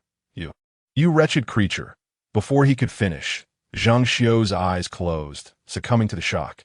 Zheng Rui, sensing the dullness of the moment, waved to the bodyguards, who escorted the unconscious Zheng Xiao away. With the two principal figures incapacitated, the day's sensational drama reached a temporary conclusion. Why temporary? Because news of this incident was bound to spread online. Zhuang Lin and Zheng Xiao had long abandoned their responsibilities to the Zheng family business after their marriage. Following the passing of old Master Zheng, their disposable wealth dwindled, prompting them to create an online account to document their marital life, garnering a considerable following. Moreover, numerous media reporters attended the auction, some even covertly live-streaming the event. Before Zheng Rui's speech concluded, revelations about Zhuang Lin and Zheng Xiao had already begun circulating online. Enthusiastic netizens flocked to the scene, but before they could delve into the details, someone posed a piercing question. "Yelao, can you explain why you are here again?" Chapter 40. The unfortunate physique. The charity auction attracted a plethora of media, and as soon as Zheng Rui introduced the first item for bidding, some individuals could not resist the temptation to discreetly leak information online. Initially, only a handful of obscure bloggers posted vague snippets on Weibo, garnering little attention due to their limited follower count and the cryptic nature of their messages. However, everything changed when a popular streamer named Guayin quietly commenced a live broadcast during the charity auction. Renowned for only sharing genuine information in the entertainment sector, Guayin had a substantial following, as his live streams often hinted at sensational revelations. As soon as the live stream commenced, viewers rushed in, immediately activating their screen recorders. What juicy tidbits await us today? The timing of Guayin's broadcast was fortuitous, coinciding precisely with Zheng Rui's narration of the backstories behind each auction item. Consequently, many viewers entered the stream just in time to hear Zheng Rui state, "The bracelet is a token of affection between my mother and my uncle." The comment section erupted in astonishment. Wait, your mother and your uncle? Is this the shocking revelation we're starting with? So today's gossip revolves around infidelity? Who is the main character? Who is that person on stage? Guayin clarified. His name is Zheng Rui, the son of the Zheng couple. With that, the comment section intensified, with viewers exclaiming, "Could it be the Zheng couple I know? Is this for real? I am quite fond of them. So is their son here to expose his parents?" It was indeed Zheng Rui, who had previously appeared in videos featuring the Zheng couple. No way. The Zheng couple seems so loving. This is hard to believe. Upon hearing such a shocking revelation, the immediate reaction of netizens was skepticism. Guayin refrained from further elaboration, as viewers soon witnessed Zheng Xiao losing his composure and charging onto the stage, only to be restrained by security personnel and escorted away. After the introduction of the second auction item, viewers felt overwhelmed. A smartwatch. It takes a talent to extract that name, but that is not the point. So Zheng Xiao and his wife's sister really had an affair? My goodness, this isn't merely one-sided infidelity. They both strayed together. Why then, do they continue to cultivate a facade of a loving relationship? Is it merely to deceive foolish viewers like myself? The comment section fell silent for a moment, only to be followed by a surge of anger. I may be a fool, but you absolutely cannot deceive me. I despise being treated as a simpleton. I'm unfollowing. The comments continued to flood in, while Zheng Rue remained focused on recounting the backstories of the auction items. After hearing the tale behind the third item, viewers could no longer contain their frustration. This is explosive. I am genuinely angry. The Zheng couple truly treats us as fools. I sincerely admire them, only to find out they're even more deceitful than I am. Just as the fans of the Zheng couple were seething with indignation, they suddenly noticed a young man in the center of the screen turning to glance backward. His eyes sparkled, and an uncontainable smile graced his lips. His gaze seemed to momentarily focus on someone before he turned back, leaving only the back of his head visible to the audience.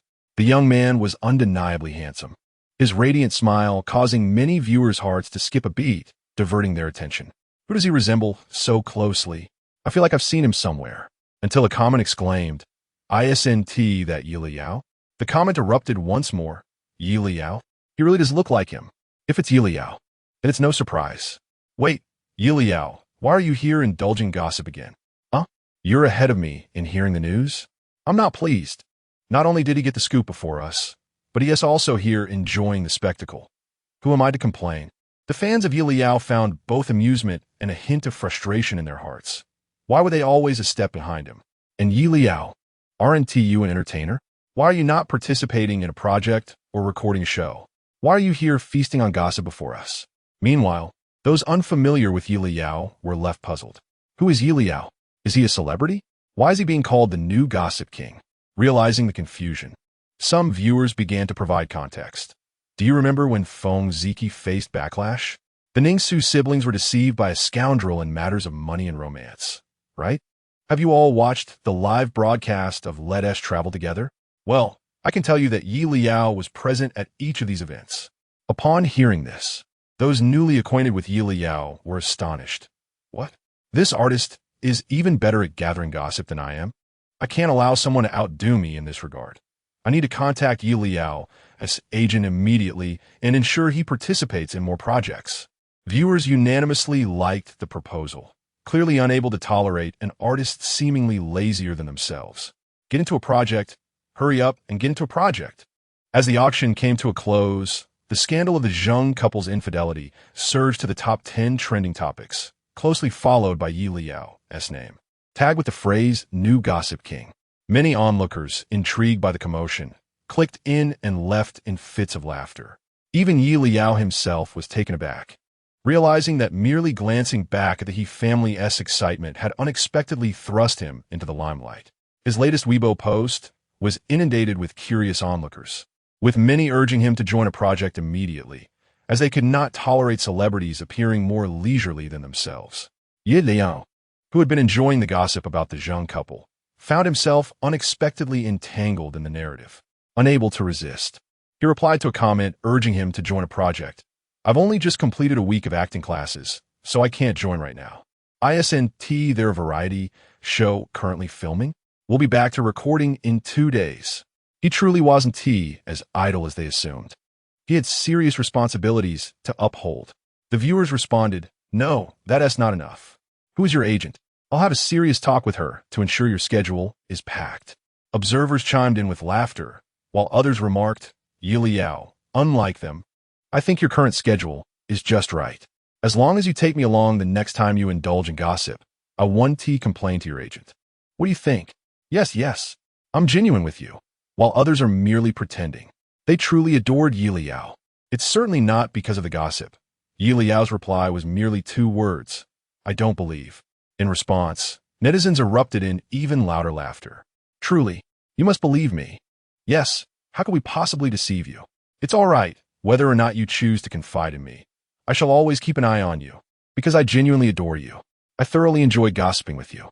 The trending topic regarding the Zheng couple's downfall lingered on Weibo for an entire day, along with Yelao's name being prominently displayed online for quite some time. After a day's passage, the Zheng couple's account suffered a significant loss of followers, while Yelao experienced a surge in popularity, gaining numerous fans, albeit largely drawn by the allure of gossip. On the eve of Yelao's departure for a variety show shoot, the Zheng couple's account unexpectedly initiated a live broadcast. Viewers were taken aback, not anticipating that the Zheng couple would dare to go live at such a critical juncture.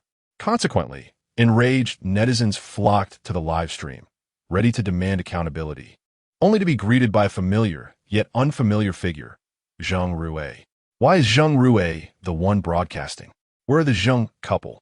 The viewers were puzzled. The only one privy to the truth, Yelao, was brimming with excitement. Here it comes. The final live stream has finally arrived. Since Zheng Rue dares to expose his parents at the auction, he must have made ample preparations. The gossiping netizens probably remain unaware that those revealing information during the auction were all orchestrated by Zheng Rue, right? Downstairs, Mr. and Mrs. Huo also tuned into the live stream, their movements pausing as they listened. Mr. Huo remarked, "It seems we were not mistaken after all. While the charity auction had a philanthropic nature, entry was not granted to just anyone. Reputable media outlets typically refrain from reporting on trivial entertainment news, let alone broadcasting live from within the auction. Yet, not only had a broadcaster gone live yesterday, but all videos and images from the live stream had circulated widely. They were certain that someone was orchestrating this behind the scenes." That evening, upon seeing the trending topic, Mr. and Mrs. Huo deduced it must have been Zheng Rue's doing. Mrs. Huo nodded. "One can only say that Zheng Rue has endured too much hardship. If someone had his back, he wouldn't have to scheme everything at such a young age, carefully considering every detail. However, there is no need for concern now," Mr. Huo stated, as the Zheng couple had lost their inheritance rights, meaning Zheng Rue would have a much easier time ahead. Mrs. Huo nodded in agreement, and the couple continued to watch the live stream. The comments were abuzz, with numerous netizens arriving to mock Zheng Xiao and Zhuang Lin, only to be taken aback when they found Zheng Rue at the helm of the broadcast. The once belligerent viewers fell silent, their tone shifting to cautious inquiries. "What is this stream about? Is the account now yours? Where's this? It looks vaguely familiar." Leyao, far more observant than the viewers, immediately recognized the backdrop of Zheng Rue's live stream. The hospital. Zheng Rue is in the hospital.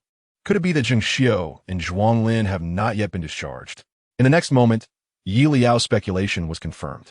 Zheng Rue did not respond to the comments, but instead turned the camera to reveal the VIP hospital bed behind him, then placed his phone down and slowly approached the bed.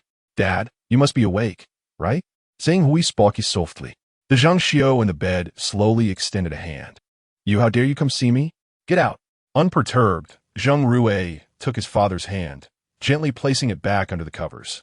Looking quite considerate, "The doctor said you and Mom fainted due to anger. You need to rest well and not get worked up." Hearing this, Zheng Xiao grew even angrier. Who was to blame for his anger-induced fainting? Unable to contain himself any longer, Zheng Xiao grasped the bed's railing and slowly sat up, his chest heaving violently. "Get out. I don't want to see you right now. I certainly don't want to hear you spouting nonsense." Zheng Rue regarded Zheng Xiao with a subtle smile. "Dad, are you certain? Are you sure you don't wish to listen to Lawyer Ma?" Mentioning Lawyer Ma left Zheng Xiao momentarily stunned. Lawyer Ma? Is that the lawyer who has full authority over Grandpa Zheng's estate? Yeliao's lips curled into a smile, instantly grasping Zheng Rue's intentions. Mr. and Mrs. Huo shared the realization and chuckled. He must be here to announce their loss of inheritance rights, Mrs. Huo speculated. Mr. Huo nodded, his gaze towards Zheng Rue filled with admiration. This child is destined for greatness. As Zheng Rue's words echoed, the door to the hospital room swung open, and a man dressed as a lawyer entered, none other than Lawyer Ma himself. The Zheng couple situation had stirred considerable discussion online with netizens while indulging in the spectacle. Also curious as to why the couple, devoid of affection, continued to post videos showcasing their love. Soon, analysts emerged, suggesting the couple's motivations were driven by one thing: money. Some even calculated the revenue generated from their account, igniting further outrage among viewers. Setting aside other matters, all that money was earned at the expense of their fans. Zheng Xiao and Zhuang Lin not only deceived these followers, but also exploited them. Who could tolerate that? Shortly thereafter, another netizen revealed, "I remember that when Grandpa Zheng passed away, he seemed to have left behind an inheritance. Could this be related?" With this revelation and a glance at Lawyer Ma on the livestream screen, countless viewers suddenly understood. It was indeed all about the money. However, it was said that the inheritance clauses left by Grandpa Zheng were numerous. The couple must have already lost their eligibility to inherit, right? Zheng Xiao, lying in bed, clearly comprehended this, his face paling as he looked at Zheng Ruwei in disbelief. What have you done? Zheng Ruwei's smile deepened. Dad, don't you understand? You and Mom have already lost your eligibility to inherit Grandpa's estate. Zheng Xiao's pupils constricted sharply as he quickly turned to Lawyer Ma. You. Lawyer Ma. Let me explain, it's not like that. The news online these past few days is all. Mr. Zheng, Lawyer Ma calmly interrupted, then continued. I have gathered all the evidence regarding your infidelity during your marriage, so there is no need for you to explain further. I am here today to inform you and your wife that you have lost your inheritance rights. This is the confirmation letter. Kindly sign it. A document was presented before Zheng Xiao.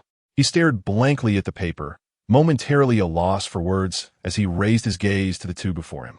Zheng Ruwei, witnessing his father's days, let out a helpless sigh and turned to Lawyer Ma. See, my dad is so thrilled he can't even respond. Ha ha ha ha ha. Is this what you call being so thrilled you can't respond? Ha ha ha. Zheng Ruwei truly knows how to speak. Yelao laughed heartily. The netizens joined in the merriment, exclaiming, This is exhilarating. I feel so satisfied. This is the swiftest retribution I've ever witnessed. You deserve it, both of you. However, observing Zheng Xiao's demeanor, one might ponder the consequences should he refuse to sign. Some have remarked, it matters not if he declines to sign. After all, he has already lost his eligibility. This document is merely a confirmation notice, and his signature is inconsequential. Upon reaching this realization, netizens finally regained their senses. Thus, Zheng Rui Samon lawyer ma intentionally, Yelao chocolate. You're only just realizing this. Today's livestream by Zheng Ruwei is nothing short of an after-sales broadcast. Gossiping. One must see it through to the end. Upon uncovering the truth, the netizens were elated, exclaiming, Zheng Ruwei, you are my idol. Thank you for your heroic follow-up. I am truly moved. This is the first time the gossip master has actively shown me the aftermath. All right, I was initially considering unfollowing, but now I shall remain. The livestream chat was abuzz, the atmosphere harmonious. In the hospital room, Zheng Xiao trembled before the document, yet Zheng Ruwei provided him no respite, standing abruptly and declaring, I have matters to attend to. Remember to sign later, Dad. I shall take my leave next door. With that, Zheng Ruwei rose and, phone in hand, escorted Lawyer Ma to the adjacent room.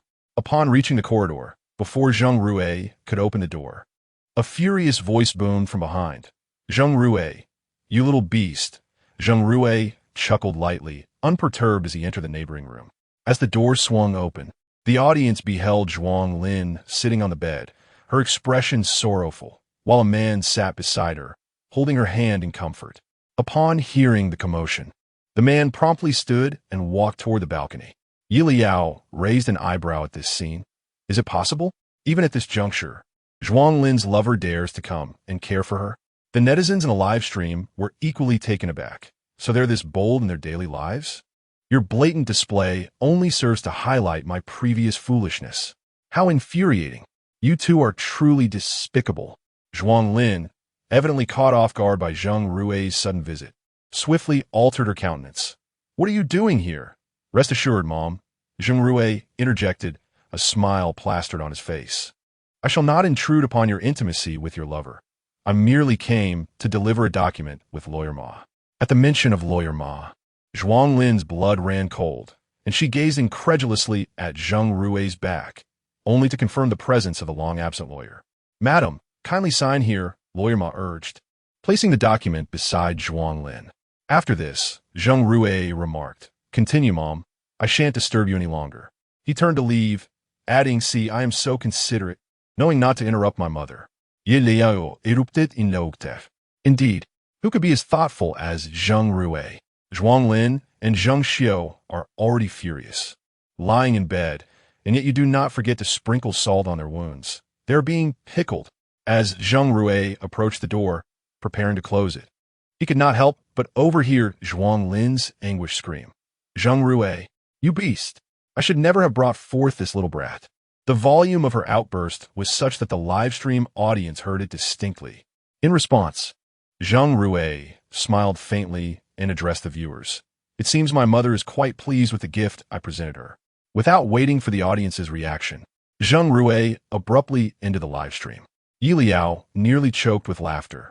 Zheng Rue truly possesses a way with words. Haha. Excellent. I am thoroughly satisfied. Downstairs, Mr. and Mrs. Huo nodded in agreement.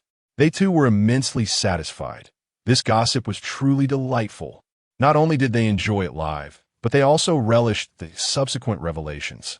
Naturally, the netizens were equally thrilled. If every piece of gossip henceforth were as complete as this one, they could scarcely imagine how vivacious and spirited they would become. Many netizens even reached out to Yelao privately. Gossip King, we shall rely on you for future tidbits. Yelao, remember not to forget us in your newfound wealth. Do bring me along for the gossip. Your second variety show begins recording tomorrow, right? Any juicy gossip? The volume of private messages surged to over 999, leaving Yelao little time to peruse them. Had he seen the last message, he might have replied, indeed. With Qin Yao's unfortunate disposition, how could the new guest possibly lack intriguing stories? Early the next morning, Yelao prepared to catch a flight. This time, Mr. and Mrs. Huo did not accompany him. It was not that they were unwilling. Rather, the company had recently been inundated with matters requiring attention. Huo Jing was overwhelmed, particularly with the collaboration with the He family, necessitating Mr. and Mrs. Huo's assistance at the office. Thus, one individual benefited from this arrangement. Contemplating this, Mr. and Mrs. Huo's expressions grew even more forlorn.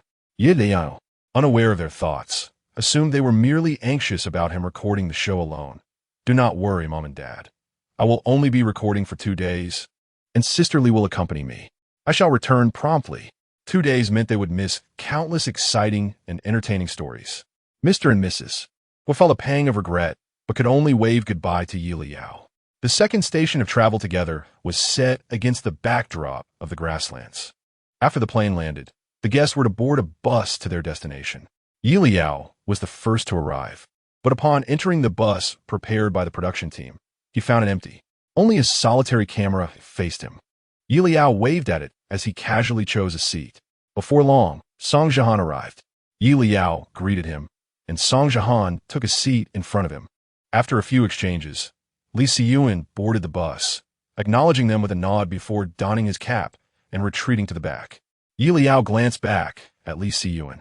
Musing, Li Siyuan doesn't seem to be in the best of spirits. Song Jihan maintained his usual indifferent demeanor, and Yelao refrained from pressing further. Shortly thereafter, the sounds of Zhou Zijian and a gentle female voice reached them.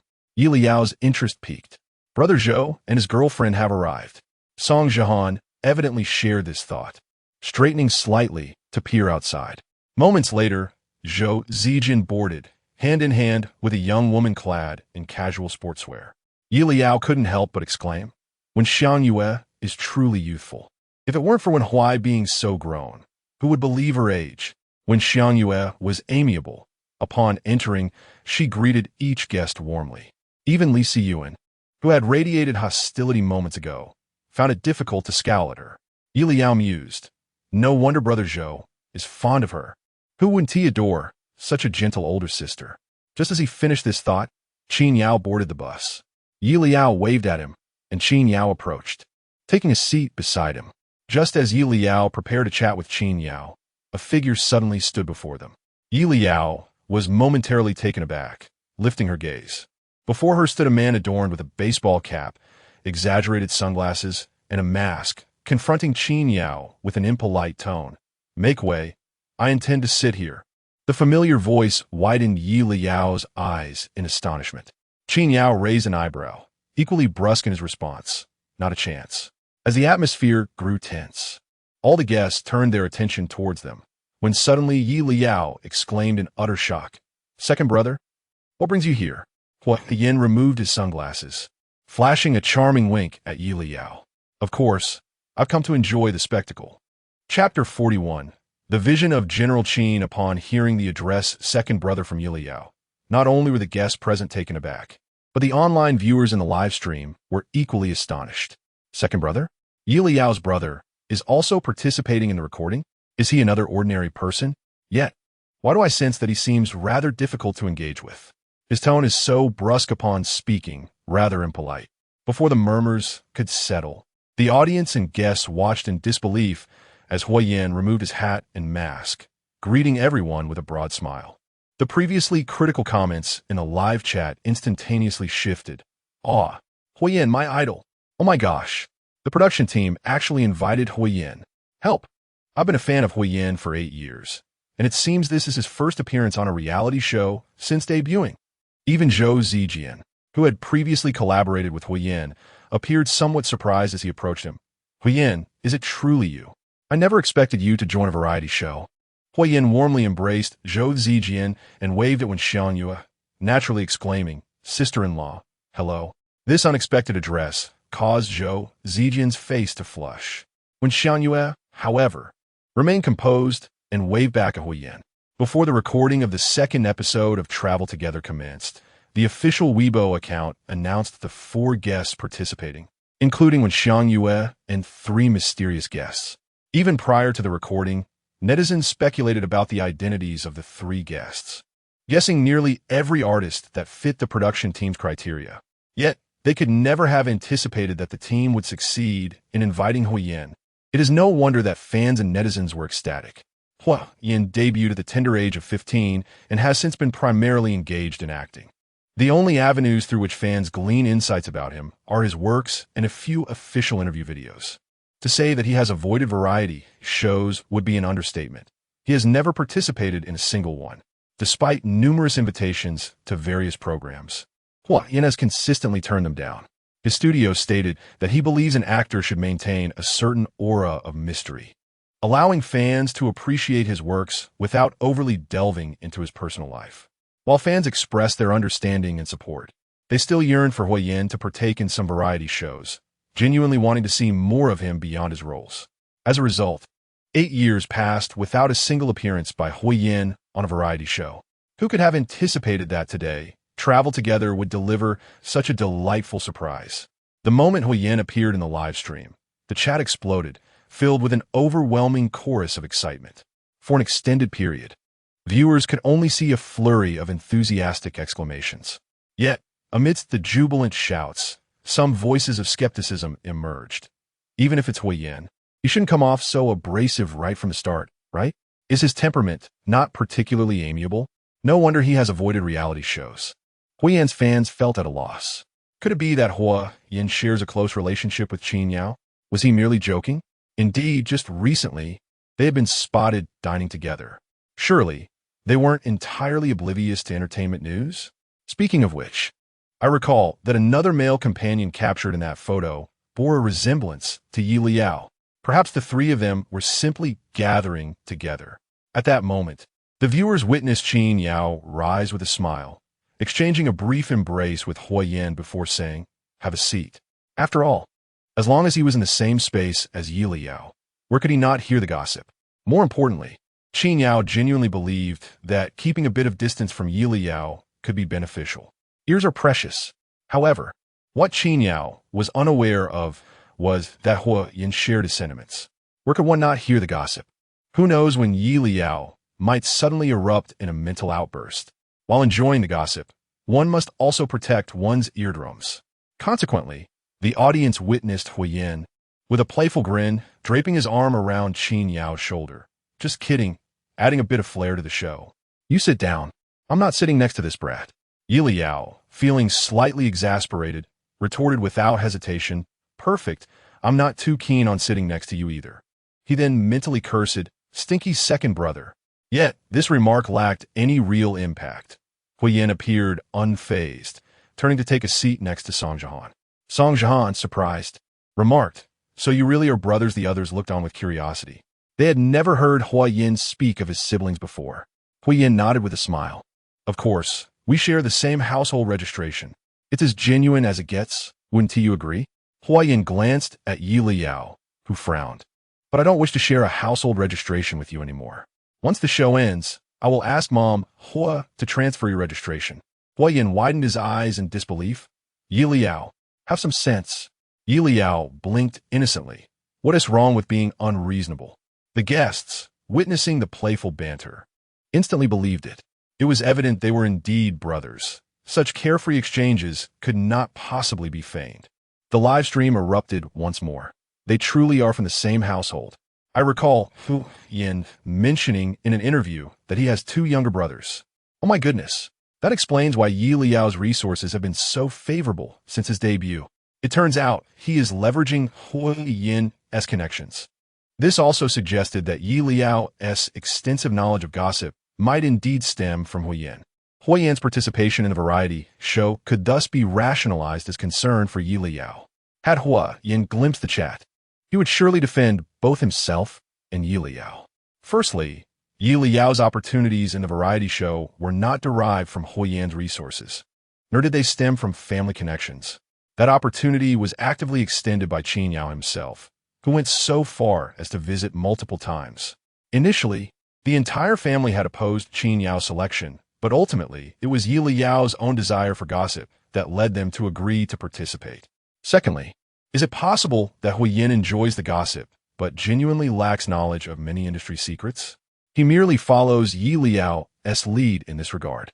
Finally, Hu Yin was not burdened with concern for Yelao. His sole motivation for joining the program was simply to enjoy the gossip up close. Regrettably, the online viewers remained unaware of this. Hu Yin's fans were even flooding the chat with gratitude towards Yelao. Were it not for him, they might never have seen Hu Yin on a variety show in their lifetimes. Thank you, King of Gossip. Not only did you provide them with delightful tidbits, but you also brought them to the table with their idol. Moreover, a devoted fan of Hu Yin declared that since Yelao is Hu Yin's biological brother, their fans are now family. The chat was filled with joyous camaraderie. Just then, another guest boarded the bus. A newcomer, much like Hu Yin, donned an extravagant hat and mask, enveloping himself completely.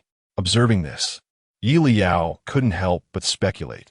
Could it be that the production team requires new guests to wear masks and hats to maintain an air of mystery? Hu Yin, seated in front, nodded in agreement.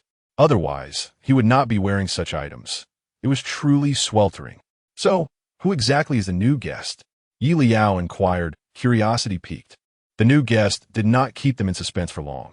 He swiftly removed his mask and hat, revealing his face, and introduced himself with a smile. Hello, everyone. I am this episode's flying guest, Lu Bo. Lu Bo, the leading man from a recently popular drama, had also emerged as a new sensation in the entertainment industry. Upon seeing Lu Bo, many viewers were instantly captivated. The quality of this episode's guests is truly impressive. I am eagerly looking forward to it. However, with such high-caliber guests, there likely won't be any juicy gossip, will there? The other guests greeted Lu Bo with smiles, but Yelao, casting a complex glance at the side of Qin Yao, merely extended his hand for a brief shake with Lu Bo before quickly retracting it. Yelao's unusual reaction did not escape the attention of Hu Yin and Qin Yao, who recognized the peculiarity almost immediately. Even a front-row guest, Song Jahan, turned to glance at Yelao. Lu Bo, could there possibly be more to uncover? Qin Yao's eyelids flickered. In the next moment, Yelao sighed internally. What can I even say? Qin's taste in selecting guests is indeed exceptionally unique. Is it that he overlooks guests who lack scandal? Qin Yao. Hu Yin snickers. Sitting beside him was Song Jahan, prompting Hu Yin to quickly turn his head and cover his mouth to stifle his laughter. But Song Jahan, ever perceptive, raised an eyebrow and retrieved his phone, logging into his secondary Weibo account. At that moment, Hu's parents were watching the live broadcast, and, noticing this, Hu's mother promptly opened Weibo. Just a second ago, a new post appeared from Go Sure. It seems there will be more entertainment to watch. Hu's parents smiled. Their curiosity piqued. What exactly was this entertainment? Why couldn't they be there in person to catch the gossip? Was Hu Yin perhaps a bit too idle? Maybe they should contact Hu Yin's agent and get him cast in another film? Jealousy can distort one's perception. Hu Yin, too, was curious about what scandal Lu Bo might be involved in, and after laughing, he patiently awaited Yelao's commentary. Yelao let out a long sigh. A marriage scammer could be invited by Qin. What else is beyond his reach? Hu Yin's pupils widened slightly. A marriage scammer? Gay. Wasn't Lu Bo always portrayed as a suave male lead? Even in the recent hit drama, his character was depicted as an exemplary man, garnering a substantial female fan base. Yet, he was not only married but also a marriage fraudster. Huoyan's gaze toward Lu Bo suddenly held profound implications. Qin Yao was equally astonished. Having conducted background checks, he was aware of Lu Bo's marital status. However, Qin Yao did not regard being married as a flaw. Lu Bo did not follow the idle path. And even if his marriage became public knowledge, it would not significantly impact his acting career, which is why Qin Yao had agreed to invite Lu Bo as this episode's flying guest. But what about the marriage scam? Qin Yao slowly closed his eyes. Forget it, he thought to himself, resigned. After all, this was not the first time he had encountered such a situation. In the previous recording, two guests had even argued in front of thousands of viewers. Perhaps the audience enjoyed such drama. Qin Yao began to mentally reassure himself. After greeting everyone, Lu Bo took a seat beside Li Siyuan and initiated a conversation with him. Yeleao's radar suddenly perked up. Hiss, could it be that Li Siyuan is Lu Bo's ideal type? Thinking this, he cautiously turned around to steal a glance at the two. Yelao believed his actions were subtle, yet little did he know, the audience caught this moment perfectly. Oh no, Yelao is making that expression again. What kind of expression, you ask? It's clear you're new here. Observe closely. Yelao typically maintains a calm, indifferent demeanor, but whenever gossip arises, his eyes shine brightly. Yelao was gazing in the direction of Lu Bo and Li Siyuan. Could it be that there was some gossip brewing between them? Lu Bo had only recently risen to fame. Was he the fastest artist to face a downfall? Personally, I doubt Lu Bo would falter. Could it be that Yelao was merely concerned about Li Siyuan's notoriously difficult temperament and feared that Li Siyuan would not treat Lu Bo kindly? One must admit, this fan's concern was quite warranted. And indeed, Yelao was thinking just that. Li Siyuan seemed quite displeased upon entering the vehicle. He even chose a corner seat to sit in. Lu Bo, no matter how interested you are in Li Siyuan, you must consider whether he is willing to engage in conversation. Clearly, at this moment, Li Siyuan had no desire to interact with anyone. After Lu Bo introduced himself to Li Siyuan, he expressed his admiration for Li Siyuan's work, stating how thrilled he was to be recording the show alongside him. Li Siyuan, wearing a hat with a wide brim that obscured his eyes, concealed his expression, yet it was evident he had heard Lu Bo's words. However, regardless of what Lu Bo said, Li Siyuan remained unresponsive, as if he had not heard a thing. Such indifference would typically deter others from pursuing further conversation. Yet Lu Bo was different. Displaying a lack of social awareness, he bluntly asked, Li Siyuan, why aren't you speaking? Do you not want to chat with me? If you don't want to talk, why ask? Li Siyuan could no longer contain himself, removing his hat with an irritable tone. The atmosphere inside the vehicle suddenly froze for a moment. Yeleao's lips involuntarily curled into a smile. Lu Bo seemed taken aback by Li Siyuan's attitude. He paused for a moment before attempting to clarify, I just wanted to get to know you. I have no ill intentions. Li Siyuan, finding the situation amusing, smirked. You want to get to know me? Am I a female guest or are you gay? You're so interested in me on our first meeting? Lu Bo was rendered speechless. The other guests were wide-eyed in astonishment. While it's true that Lu Bo is quite interested in you, Li Siyuan, it's rather inappropriate to expose his feelings so bluntly. Yelao was on the verge of laughter. Ha ha ha, it's been a week. And Li Siyuan still knows how to retort. Both Qin Yao and Huoyan's lips curve into smiles as they turn to look back. Lu Bo's face flushed with a mix of red and white, as if his innermost thoughts had been laid bare. And he hurriedly started to defend himself. I didn't mean to. Is that so? Li Siyuan raplia coldly. Then here's your chance to prove you're not gay. You'd better keep your distance from me. Li Siyuan had already spoken his mind. If Lu Bo remained seated and did not leave, would that not imply he was homosexual? Lu Bo, with a flushed face, stood up and walked forward. The other guests finally withdrew their prying gazes. Yet Yelao discreetly took out his phone and opened the live stream. The comments were certainly lively at that moment. The live stream was indeed buzzing with chaos. Lu Bo's fans expressed their dissatisfaction with Li Siyuan's attitude. What kind of demeanor is this? Just because Lu Bao greeted him, does he need to make such a fuss? Li Siyuan's fans retorted, is it possible that Li Siyuan's arrogance is equally directed at everyone? Even if it were his manager standing before him nagging, they would still receive the same treatment? Another chimed in, exactly, Lee Si-yuan has this temper. He treats everyone equally. What's wrong with that? Liu Bo's fans countered. Isn't it your group of fans that indulges him? If he doesn't want to mingle in the entertainment industry, he should just leave. Lee Si-yuan's fans replied, we sincerely apologize, but our Lee Si-yuan is not pleasant to anyone, except for his fans, whom he treats with utmost kindness. Ha ha ha! Could it be you genuinely think we fans are masochists? If Lee Si-yuan were to treat me like that just now, I would have unfollowed him long ago. Care to guess why I haven't left yet? Yelao wholeheartedly agreed with this.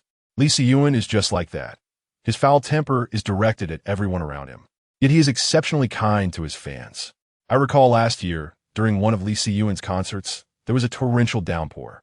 He arranged for 100 buses in advance just to ensure his fans returned home safely. If it weren't for his kindness towards fans, how could Lee Si-yuan have garnered so many followers? Qin Yao nodded slightly. After spending some time filming together, he had come to understand Lee Si-yuan somewhat. Lee Si-yuan had a bad temper, but he rarely lost his composure. Generally, when he was angry, as long as no one provoked him, he would eventually calm down. However, if he were already upset and someone sought to aggravate him, well, one could refer to the previous episode where he quarreled with Du Yueqin.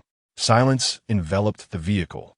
But it was not long before the last new guest boarded the bus. This guest was even quicker than Liu Bo. Upon entering, he immediately removed his hat and mask, revealing his face.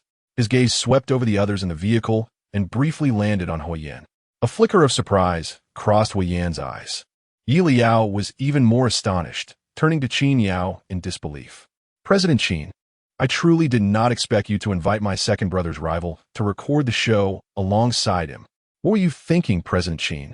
Although Qin Yao had long ceased to have any expectations regarding the guests he invited, he was still somewhat taken aback upon hearing this remark. Huoyan's rival? Really? What a coincidence. If their relationship were genuinely so poor, why was there no mention of it in their profiles? Huoyan was eager to correct Yelao. It was a former rival. He no longer had any ties to Su Rue. Yet, Duan Haoyan, seemingly oblivious, appeared to still be under Su Rue's spell. Yelao, having read the novel, was aware that novels did not possess visuals. He could not match every character from the novel to real-life individuals. However, the reason he could recognize the man before him at first glance was that this man was indeed the third male lead from the novel in which Huoyan appeared. Upon regaining his memory, Yelao immediately searched for Duan Haoyan's photo. After all, Duan Haoyan was another rival of the male protagonist, aside from Huoyan. In the novel, Duan Haoyan often targeted Huoyan, so how could Yelao not be well informed? Who would have thought that Qin Yao would invite Huoyan's rival to participate in a show with him? Yelao closed his eyes. Well, I can only wish my second brother good luck. Huoyan. In truth, he felt that Yelao should also exercise caution. After a brief glance at him, Duan Haoyan quickly shifted his gaze and proceeded to introduce himself to the other guests. Subsequently, Duan Haoyan approached the guests one by one to shake hands. Huoyan genuinely had a poor relationship with Duan Haoyan and had no intention of shaking his hand. Of course, Duan Haoyan shared the same sentiment. After shaking hands with Song Jihan, he simply bypassed Huoyan. Huoyan was quite pleased with this. It was refreshing that everyone was being genuine and straightforward. Song Jihan beside them raised an eyebrow, clearly surprised that the second episode had begun recording with such intensity. Wasn't the second wave of drama already unfolding? Duan Haoyan soon approached the row where Qin Yao and Yelao were seated. Qin Yao briefly shook hands with him before Duan Haoyan extended his hand towards Yelao. This left Yelao astonished. Duan Haoyan actually wants to shake my hand? Given that the live stream has been running for a while, he must know about my relationship with my second brother, right? Is Duan Haoyan being so magnanimous? Having read the novel, Yelao did not perceive Duan Haoyan as a magnanimous individual. Sure enough, the next moment, Duan Haoyan abruptly withdrew his hand. He stood in the aisle between Huoyan and Qin Yao, wearing a smile that did not reach his eyes. He then spoke in a cool tone. I'm sorry, but I detest those who rely on connections and resources. I won't shake your hand. Yelao. The atmosphere inside the vehicle dropped to an icy silence once more. Yelao incredulously asked, Are you referring to me? Duan Haoyan feigned surprise, looking at Yelao with curiosity. Did I say something wrong? A rookie like you, fresh out of the industry, can land an S-variety show. Could it not be thanks to your brother? Yelao glanced at Huo Yin in front of him, then at Qin Yao beside him. Not at all. Before Yelao could retort, he heard Huo Yin snicker from the front row. The viewers in the live stream were bewildered. Not at all. This show, Let's Travel Together, is genuinely entertaining. Lu Bo's fans and Li Siyuan's fans were still embroiled in their argument when another provocateur appeared. However, Duan Haoyan did not seem to be entirely incorrect. Was Yelao not a resourceful individual? Then Huo Yin slowly stood up, a half-smile on his face as he remarked, "You are indeed mistaken. You may say I used connections to directly obtain a spot from Qin Yao, but you cannot claim that Leyao relied on connections to participate in the recording. President Qin, would you care to confirm?" Huo Yin radiated an air of hostility, his expression darkening. Qin Yao's face turned even graver. Without Yelao, he was uncertain whether this show would have made it to the second episode.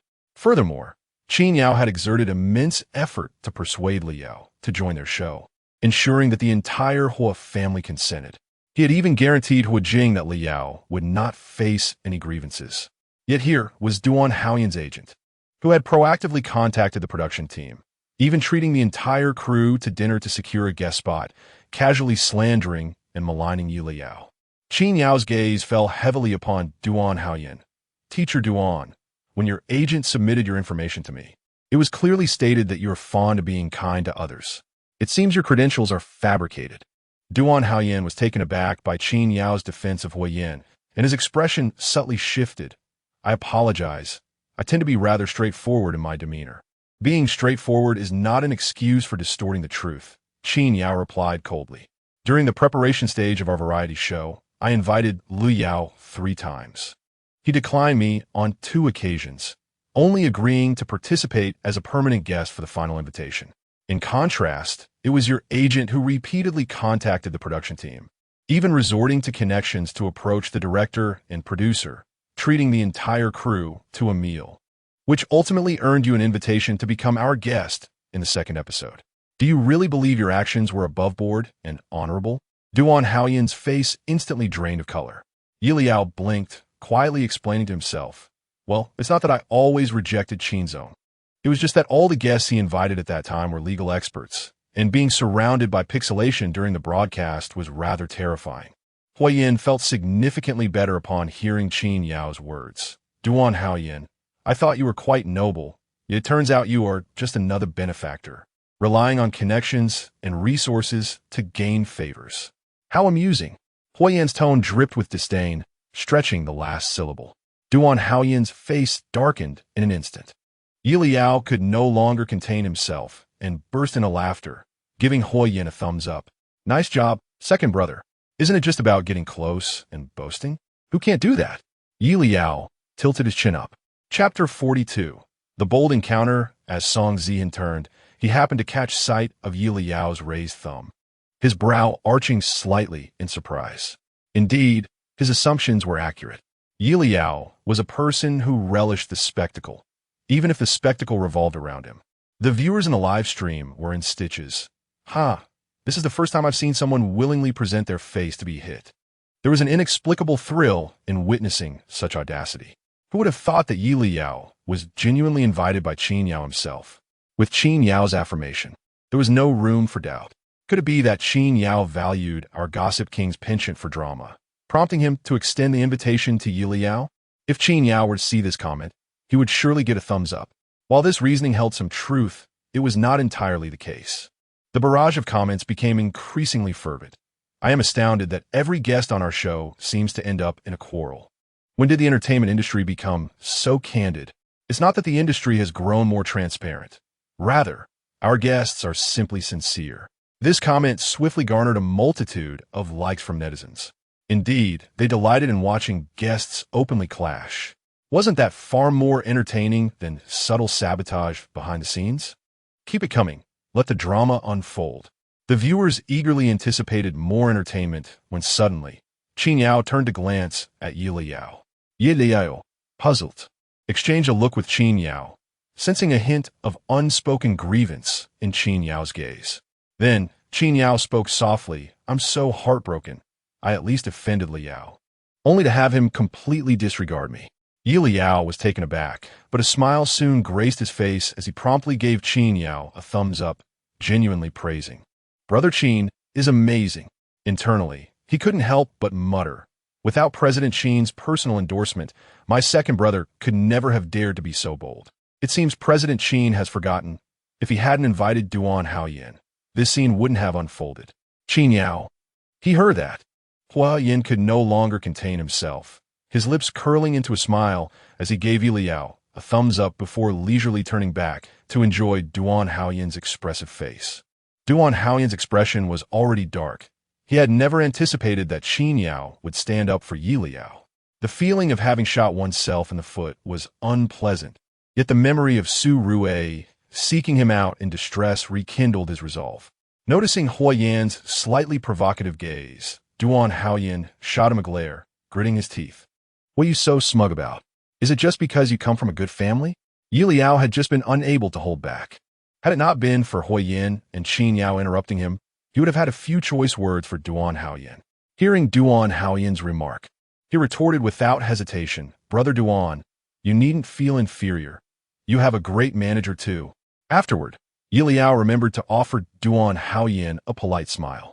Unsurprisingly, Duan Haoyan's face darkened further, his chest heaving in anger. Seeing this, Yelao couldn't help but praise himself internally. Oh my, look how polite I am. I even remember to call him brother. Qin Yao nearly burst into laughter. Hua Yin, however, laughed outright. What had he been so worried about? Yelao was not as easy to bully as he appeared. Meanwhile, the other guests reacted differently. Zhou Zijian wanted to laugh genuinely, but when Xiang Yue beside him tightly gripped his hand, seemingly reminding him to be mindful of the camera. Meanwhile, Li Siyuan appeared significantly more relaxed, removing his hat and tilting his head to observe the lively scene. Upon hearing Yi Liao's recent comment, a smile broke across his face. The newly arrived guest, Lu Bo, hesitated to laugh outright, yet he showed no intention of distancing himself from the unfolding drama, his gaze fixated on the commotion. The livestream audience lacked such reservations. Huh? Yelao, I've realized your tongue is sharper than Li Siyuan's. You just noticed? I've long thought Yelao was a master of cunning. I had heard that Let Us Go travel was thrilling, but I never expected it to be this exhilarating. Even our gossip king is partaking in the fun. Don't say we didn't see it coming. I doubt even Yelao anticipated this. Some curious netizens inquired, why is Duan Haoyan so fixated on Yelao? Logically, a newcomer like Yelao shouldn't have offended anyone. At this moment, a netizen stepped in to clarify. Could it be that Duan Haoyan isn't targeting Yelao, but Hua Yin instead? Yes, I clearly saw it. When Duan Haoyan boarded the vehicle, Hua Yan's expression was quite subtle. Mentioning Hua Yin only deepened the viewers' confusion. They adored entertainment news. Yet reports on Hua Yin were exceedingly rare. They had never heard of any feuds he had in the industry. When had Duan Haoyan developed a conflict with Hua Yin? The viewers quickly directed their inquiries towards Hua Yan's fans. Fans, can you explain what's happening? We need an explanation. Hua Yan's fans exchanged bewildered glances, each reflecting the same confusion. What were they supposed to say? They were just as uninformed. Within the circle, everyone knew Hua Yin was a rather enigmatic figure. Not even paparazzi could uncover much about him. And if the paparazzi were clueless, how could the fans possibly know? A moment of silence enveloped the comments section. Inside the bus, only a few sounds from outside the windows broke the stillness. Then, Lu Yan's voice rang out, shattering the silence. Could someone lend me a hand? Song Zihen was the first to turn, glancing outside at Lu Yan with a hint of regret in his eyes. It seemed his conflict had reached its conclusion. Indeed, Duan Haoyan took a deep breath, stating, I won't engage in a war of words with you. Those who owe will eventually pay the price. With that, he turned and strode to the back of the bus. Hua Yin scoffed but refrained from saying more, choosing instead to step out and assist Lu Yan with her luggage. The livestream audience was left feeling quite dissatisfied. Is that it? Duan Haoyan, you're leaving just like that? What do you mean by owing others? Can you not leave us hanging? How infuriating. Is the show's viewership so high that they won't let the drama escalate? Gaha, I've realized. The comments are all about enjoying the chaos. Of course I am too, huh? So, Is there more drama to come?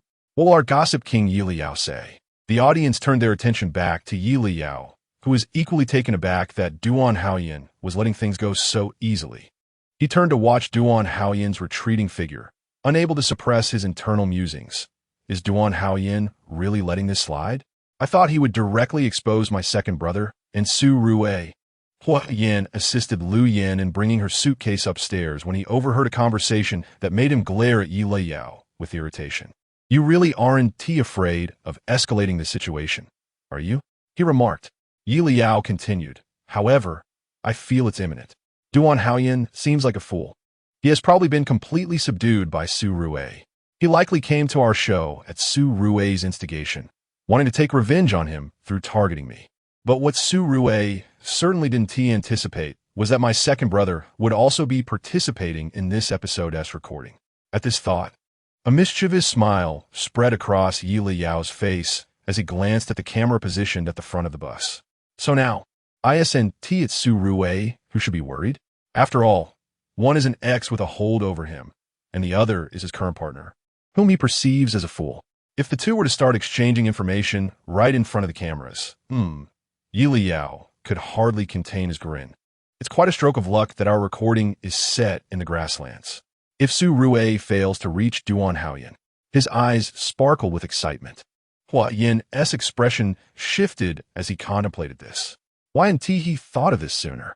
Although Duan Haoyan usually wore a scowl around him, he wasn't impulsive. As Qin Yao had just mentioned, the opportunity for this guest appearance was secured by his manager. Duan Haoyan's current status wouldn't bring any detriment to his career through this show. So why was he so adamant about being part of it? Realizing everything, it made sense that Duan Haoyan was being provoked, and the identity of the instigator was all too clear. Hui Yin took a seat next to Song Jihan, his eyes cold. Upon discovering the truth of Su Rue's deception, he felt a mix of sorrow and disappointment. Yet, even so, he had never contemplated revenge after their breakup. Su Rue had been someone he genuinely cared for, and despite their tumultuous relationship, he sincerely wished for her well-being post-separation. However, it was evident that Su Rue did not share this sentiment. If Duan Haoyan's vendetta was aimed at him, Huiyin wouldn't have been so enraged. But neither Su Rue nor Duan Haoyan knew he would be participating in this recording. They were targeting Yelao. To think they would attempt to bully his brother right under his nose? What a jest! The fury in Huiyin eyes could no longer be contained. Even Song Jihan, sitting beside him, sensed something was amiss, frequently glancing his way. Hadn't Yelao just emerged victorious? Was it merely about carrying his suitcase? Why the sudden anger? Song Jihan turned to glance at Yelao, who had donned a SpongeBob eye mask and was preparing to sleep. Turning back, he saw Huiyin pulling out his phone, seemingly composing a message. Though uncertain of the situation, Song Jihan could already sense the impending drama. Sure enough, after sending the message, Huiyin abruptly stood and made his way toward the directing team. Taking out his phone, Song Jihan logged into a secondary account and, for once, posted a tweet that wasn't a complaint about his colleagues. So, who was the unfortunate soul that's about to face their doom? I'm rather looking forward to it before long. Huiyin returned to the vehicle, followed by the directing team, who briefed them on the itinerary. Since the first destination was quite far, they would not arrive until nightfall, allowing the guests to rest freely on the bus. Yelao eagerly awaited this announcement, promptly donning his eye mask, reclining his seat, and drifting back to sleep. He anticipated waking up to find they had arrived at their destination, only to find upon awakening that it was dark outside, yet the vehicle was still in motion. Unbeknownst to him, a small blanket had been draped over him. He stared at the blanket for a moment before turning to observe the interior of the bus. A single warm light illuminated the space, revealing that most of the guests were resting. Perhaps his movement had been too abrupt, as Qin Yao slowly opened his eyes and quietly asked, "Awake?" Yelao nodded and lowered his voice. "Did I disturb you?" Qin Yao shook his head, explaining, "I'm not accustomed to sleeping on the bus." After glancing at the time, he added softly, "We still have another hour of travel. You can sleep a little longer." Yelao nodded, then pointed at the blanket draped over him. "Did you cover me with this, Qin Zong?" Qin Yao affirmed. Yelao's eyes brightened. "Thank you." Qin Yao waited silently for a moment before smiling. This time, he refrained from internally critiquing himself. He glanced at Yelao again. The stark temperature difference between day and night on the grasslands created a slight chill inside the bus. After falling asleep, Yelao let out a small sneeze, prompting Huo Yin to turn and glance back. Qin Yao retrieved a blanket from his luggage and covered Yelao with it. The pure white blanket bore the image of a lazy cat, mirroring Yelao as curled-up position, his eye mask resting halfway down his forehead. A lock of hair falling across his face, revealing half of his fair complexion.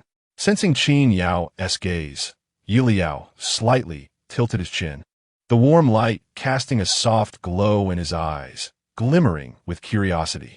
After a moment, he blinked, his eyes filled with questions as if asking, "What is it?" The stillness of that moment seemed to stretch infinitely. After several seconds, Qin Yao averted his gaze and shook his head.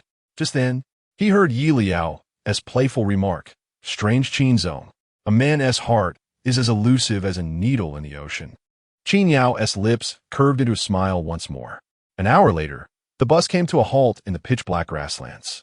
Hearing the director call for everyone to disembark, the guests began to awaken. Peering outside at the inky darkness, Yelao couldn't help but ask director, "Are we here to stay in yurts or to graze sheep?" Leyao chimed in with a sarcastic remark, "If I didn't know we were recording a show, I would definitely turn around and run." Having said that, Song Jihan was the first to step off the bus. "Is there really no budget shortfall?" The director replied. "Why not ask Qin Yao?" Qin Yao crossed his arms. "I provided sufficient funds." Yelao nodded vigorously. Qin Zong, looking like such a generous fool, must have given even more. Qin Yao replied, "I'll take that as a compliment." The producer chuckled. "You all hurry up and get down." Once everyone had exited the bus, the crew turned on the lights. In an instant, the small patch of grassland was illuminated. 4 tents were arranged in a circle, with a large carpet laid in the center, adorned with fruits and vegetables, as well as an object wrapped in foil that resembled a roasted whole sheep. A gust of wind swept through, carrying the tantalizing aroma of cumin and chili, making it impossible for the guests to resist swallowing hard. "So this episode is about camping?" Zhou Zijin asked, his tone tinged with excitement. The director nodded, affirming, "Indeed, our theme for this episode is to embrace nature."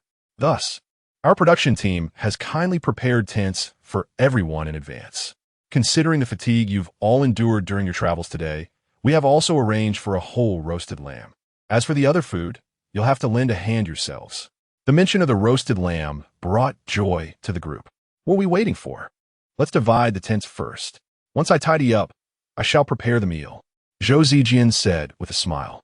There are 4 tents, which means 2 of them will accommodate 3 people. When Xiang Yue remarked, "I'll share a Xiaolu." With only the 2 of them being girls present, no one objected. Then it was the boys' turn to choose their tents. Huiyin took the initiative. "How about I share a tent with Leyao? We can fit 1 more person." Qin Yao added, "I'll join you." Li Siyuan, who had little fondness for Lu Bo and even less for Duan Haoyan, turned to Song Jihan. "What about us?" Song Jihan suddenly remembered his persona and replied with a smile, "I'm fine with anything."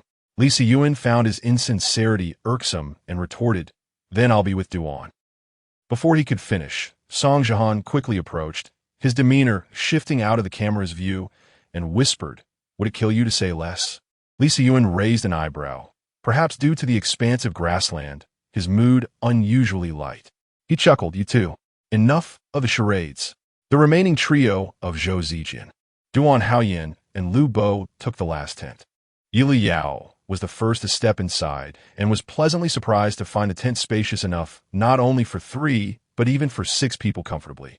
He casually placed his suitcase down and stepped out to await the roasted lamb. Zhou Zijian was already preparing the ingredients, with Song Jihan assisting him. Zhou Zijian turned to Song Jihan. "Xiao Song, could you please fetch me 2 buckets of water? I just checked with the production team, and there is water available where the lights are on." Song Jihan nodded, picked up 2 empty buckets, and was about to leave when Lu Bo called out to him. "Xiao Song, may I accompany you?" Yelao's eyes instantly sparkled at this scene. Could it be? Is Lu Bo really this confident and cheerful? Just this afternoon, he was rejected by Li Siyuan, and now he's rallying to pursue Song Jihan? What courage! Daring to chase after Song Jihan. Well, best of luck to you. As Leyao pondered this, he watched as Lu Bo reached out to take the water buckets from Song Jihan. Despite the handles being quite long, Lu Bo's hand unerringly reached for Song Jihan's hand. Leyao couldn't help but emit a sharp gasp. What on earth is Lu Bo doing? Just as Lu Bo's hand was about to graze Song Jihan's, Song Jihan abruptly released his grip, causing the iron bucket to clang against the stones, drawing everyone's attention. Zhou Zijian looked up in confusion. What happened? Song Jihan maintained a smile, but cast a meaningful glance at Lu Bo before turning to Leyao. Leyao, let's go together. Leyao quickly reined in his curiosity and followed Song Jihan. Bending down to retrieve the fallen bucket, the two turned away, completely disregarding Lu Bo. Lu Bo's expression soured. He was about to speak when a faint voice drifted in. You look like a kappa. Your aspirations are rather grand. Yelao burst out laughing. Help! I can't take it. Song Jihan is too witty. So what was Lu Bo thinking? In just one afternoon, he managed to annoy both of our program's resident critics and was thoroughly roasted by them. This is too amusing. What are you laughing at? Suddenly, Yelao heard Song Jihan's voice, low and teasing. Yelao quickly wiped the smile off his face, without hesitation responding. I'm just excited about the roasted lamb we'll be enjoying soon. Song Jihan glanced at him with a knowing smile. Oh, really? Yelao's gaze was sincere. Of course. I certainly wasn't laughing at you for roasting Lu Bo. It couldn't be more truthful. Song Jihan diverted his attention, not probing further. The two soon returned with the water. The production team had thoughtfully prepared a barbecue grill for them. Zhou Zijian was chopping vegetables while Wen Xiangyue stood by, threading the ingredients onto skewers. The others hovered nearby, but it was as if Zhou Zijian and Wen Xiangyue were encased in a barrier, preventing anyone from intruding. Yelao observed the pair with a bright smile. Our show has truly transformed from a travel variety into a romance reality show. The pink bubbles of budding romance. How delightful. Huiyin beckoned Yelao over. Leyao, come here. Yelao obediently approached, thinking Huiyin needed assistance, only to hear him lower his voice and ask, Can your phone connect to the internet now? What could second brother want this for? Yelao felt puzzled, but still took out his phone and opened WeChat. The two brothers watched as the app refreshed, spinning until a red notification appeared. It really can't connect to the internet. So second brother must be thinking. He quickly looked up to see Huiyin provocatively nodding toward Duan Haoyin. Although Duan Haoyin was oblivious to Huiyin's intentions, his expression instantly darkened. Yelao struggled to suppress his laughter, biting his lip to avoid bursting out. This is it. Surui, you're in trouble. Soon, all the ingredients were prepared, and Zhou Zijian had carved the roasted lamb. The grill was set in the center, and everyone sat down on the ground. Sit down quickly. Let's enjoy the roasted lamb while we barbecue. Wen Xiangyue encouraged everyone to take a seat.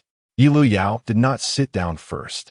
He waited until Duan Haoyin took a seat before choosing a spot directly across from him. Huiyin sat beside Yelao, with Qin Yao on the other side. Song Jihan, noticing the seating arrangement, keenly perceived the dynamics and chose a spot diagonally in front of Duan Haoyin. The production team, seeing the guests ready to dine, promptly delivered drinks. Yelao took a sip of soda and a bite of lamb, his eyes lighting up. Delicious. The others quickly joined in. The atmosphere became unexpectedly harmonious.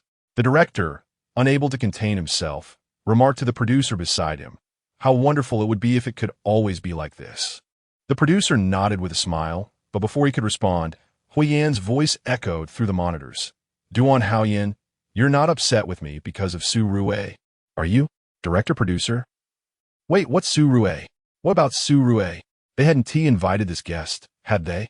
Only Yelao, privy to the truth, was visibly excited.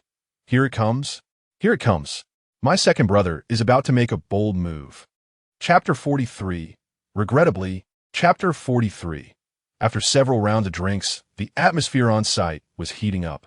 Even this afternoon, when Li Siyuan was in a rather dismal mood, he unexpectedly broke into a joyful smile, raising his glass to clink with Zhou Zijian.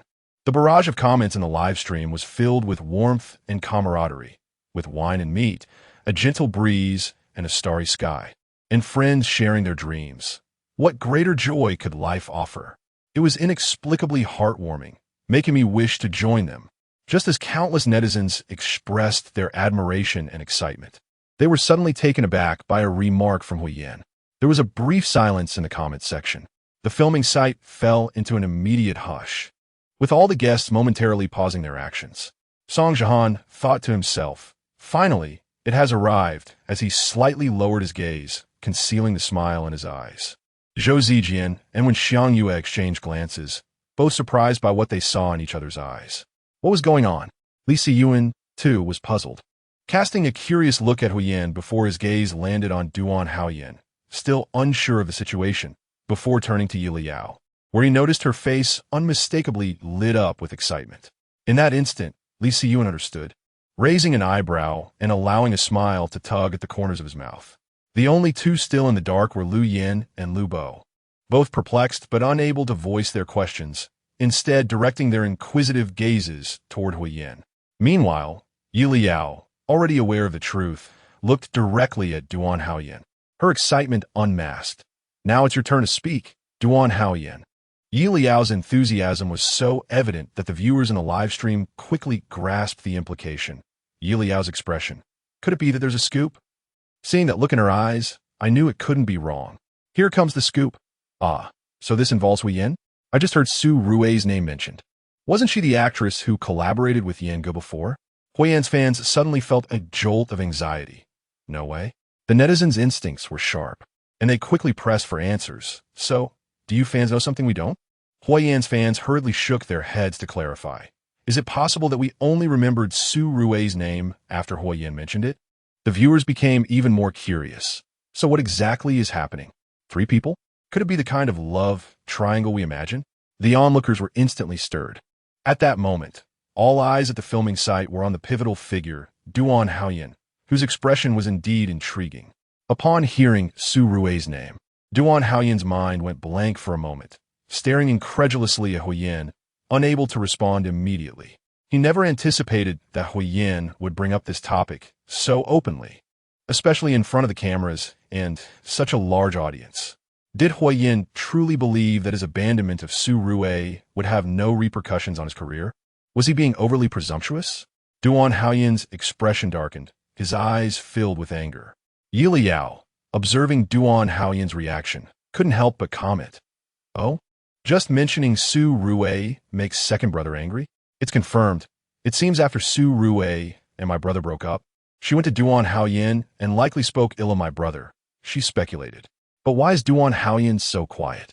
Could it be that Su Rui watched the live stream this afternoon and told Duan Haoyan something? Qin Yao subtly nodded. Yeliao's hypothesis seemed highly plausible. From the moment Duan Haoyan had gotten into the car that afternoon and sought out Yelao, it was clear he was not a composed individual. His impulsive nature was evident. Huyen's earlier comment had undoubtedly struck a nerve, yet Duan Haoyan was managing to hold his tongue for so long, likely due to Su Rui's admonition. It was clear he was struggling to suppress his anger, occasionally casting glances at the other guests, evidently waiting for someone to intervene. Unfortunately, in this particular show, unlike others where a guest would step in to ease the tension, the situation was different. Their show had been affectionately dubbed, "Let's Go Eat Melons," after just one episode. Qin Yao glanced at Zhou Zijian and Wen Xiangyue. In the previous episode, Zhou Zijian had attempted to mediate and inadvertently implicated himself. This time, with Wen Xiangyue beside him, he would undoubtedly be more cautious and refrain from speaking unless absolutely necessary. Lu Yin had also learned her lesson from the last episode, being taken aside by her manager for a lecture afterward, and had resolved not to involve herself in such matters again. As for Lu Bo, being a newcomer, he was still unaware of the dynamics, and, having already irritated Li Siyuan and Song Jihan earlier that afternoon, was even less inclined to speak up.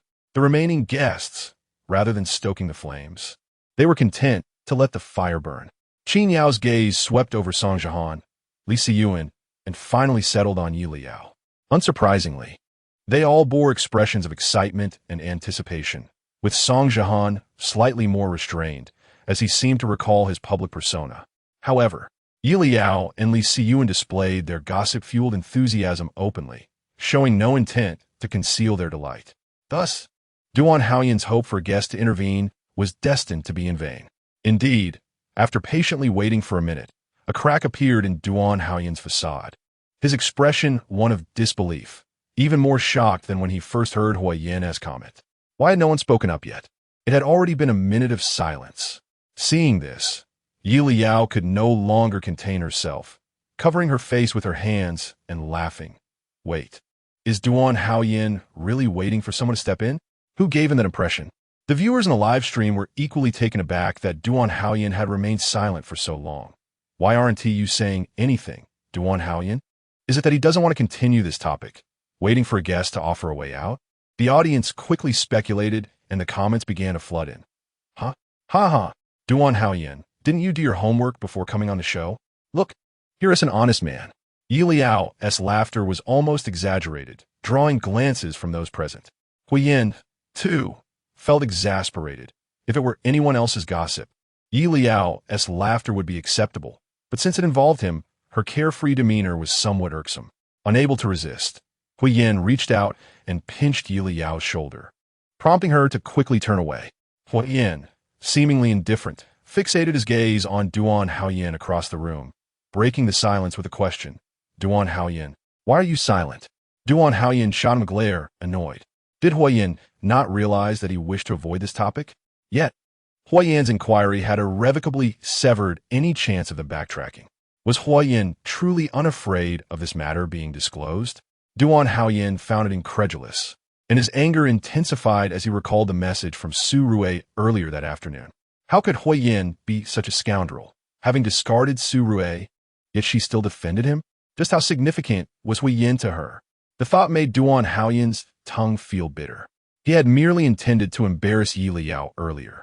Yet Su Rue had sent him a message warning that if he troubled Yelao and Huo again during future recordings, she would sever ties with him.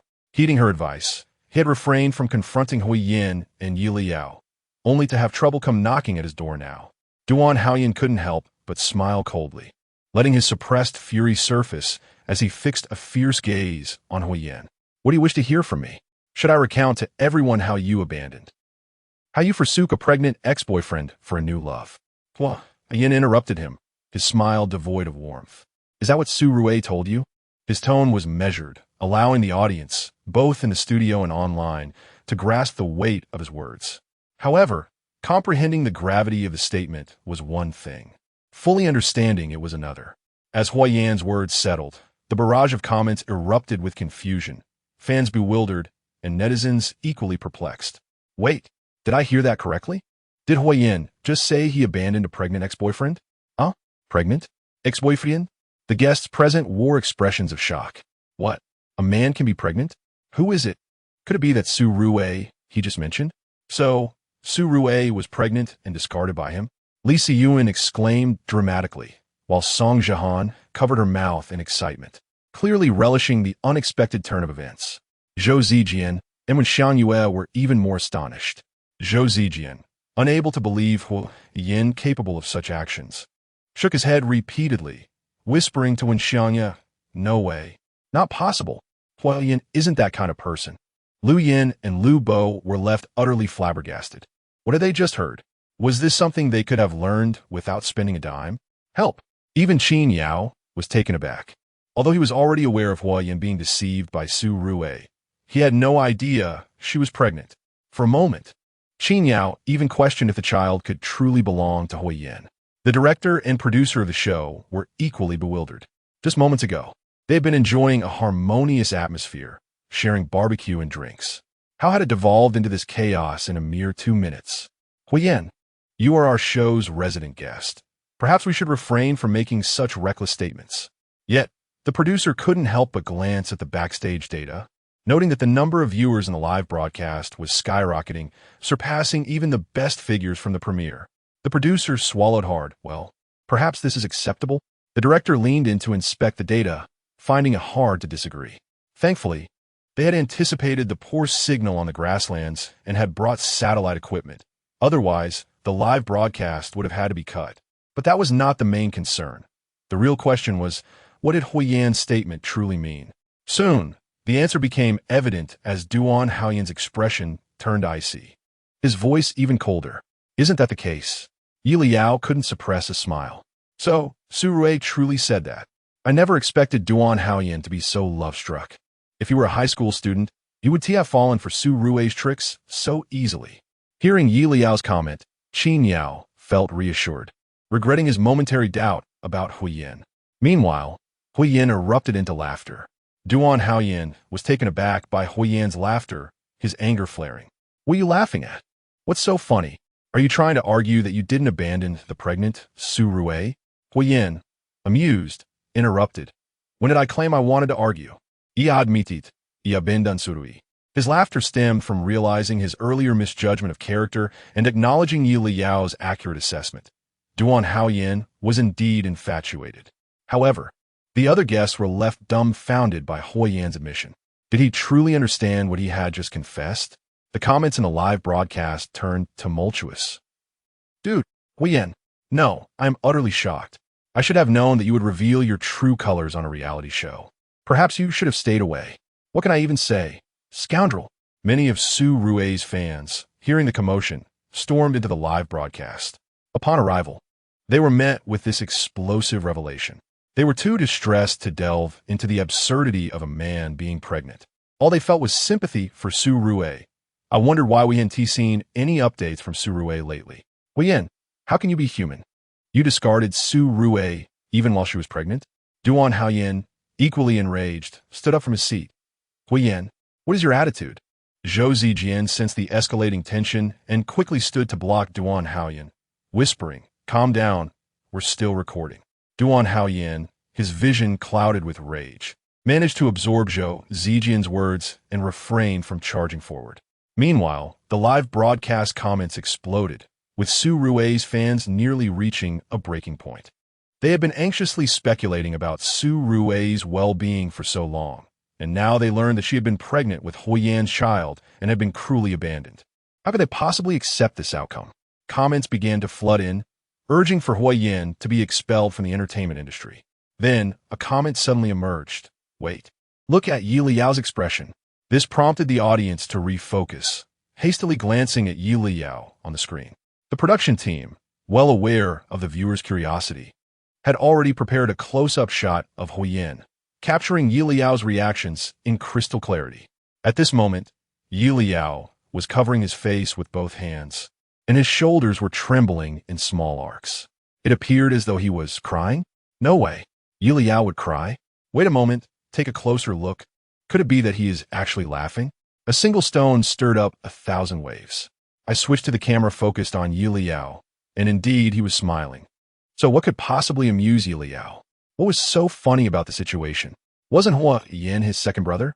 Huiyin had just openly admitted on camera that he abandoned his pregnant ex-boyfriend. What was humorous about that? Unless quickly, a netizen helped to complete the thought. Unless Yi Liao knew of a twist. Before the viewers could ponder this further, Huiyin suddenly stood up in front of the screen. A relaxed smile lingered at the corners of his mouth, and he showed no discomfort in the face of Duan Haoyan's furious expression. In fact, Huiyin leisurely walked over to Duan Haoyan. Zhou Zijian's heart raced at that moment, and he instinctively positioned himself between the two. Huiyin, Duan Haoyan, Huiyin locked eyes with him, his tone filled with curiosity. I am quite eager to ask you, if the child in Su Rui's womb is not yours, would you still raise him? Duan Haoyan snorted coldly, responding without hesitation. Of course I would. Before he could finish, Huiyin interjected. I would as well. So, when I learned that the child in Su Rui's womb was not mine, I considered taking good care of him, waiting for him to safely deliver the child. Because I genuinely liked him. I had harbored a crush on him since college. Duan Haoyan was taken aback. Wait a moment. What do you mean it's not your child? The other guests' eyes brightened in unison. As expected, they knew there would be a twist. Song Jihan was so excited that he nearly forgot to maintain his persona, quickly covering his mouth with his hand to stifle his laughter. Yelao was on the verge of hysterics, unable to contain himself. So, Su Rui really told you that the child in his belly belongs to my second brother? Duan Haoyan's expression momentarily stiffened as he stared at Yelao. I assent it? He truly was. Relentless. Yelao laughed until tears streamed down his face, searching for a father for the child. What do you mean? Duan Haoyin could no longer hold back. What do you mean by searching for father for the child? Moreover, he anticipated that Huo Yin would be so cowardly, refusing to admit to what he had done. Huo Yin. Duan Haoyin remembered Su Rui's admonition and redirected his anger toward Huo Yin. You wouldn't dare to admit it, would you? You said on camera that you abandoned Su Rui. So why can't you acknowledge that the child in his womb is? Do you have any evidence? Huo Yin interrupted him. Evidence? Duan Haoyin murmured. How could Su Rui not know who the child belongs to? Yes. Yelao chimed in, nodding with a smile. How could Su Rui not know whose child it is? After saying this, he turned to Huo Yin with a grin. Once, I thought that my second brother was the only one hopelessly in love, believing that two people sharing a bed could lead to pregnancy.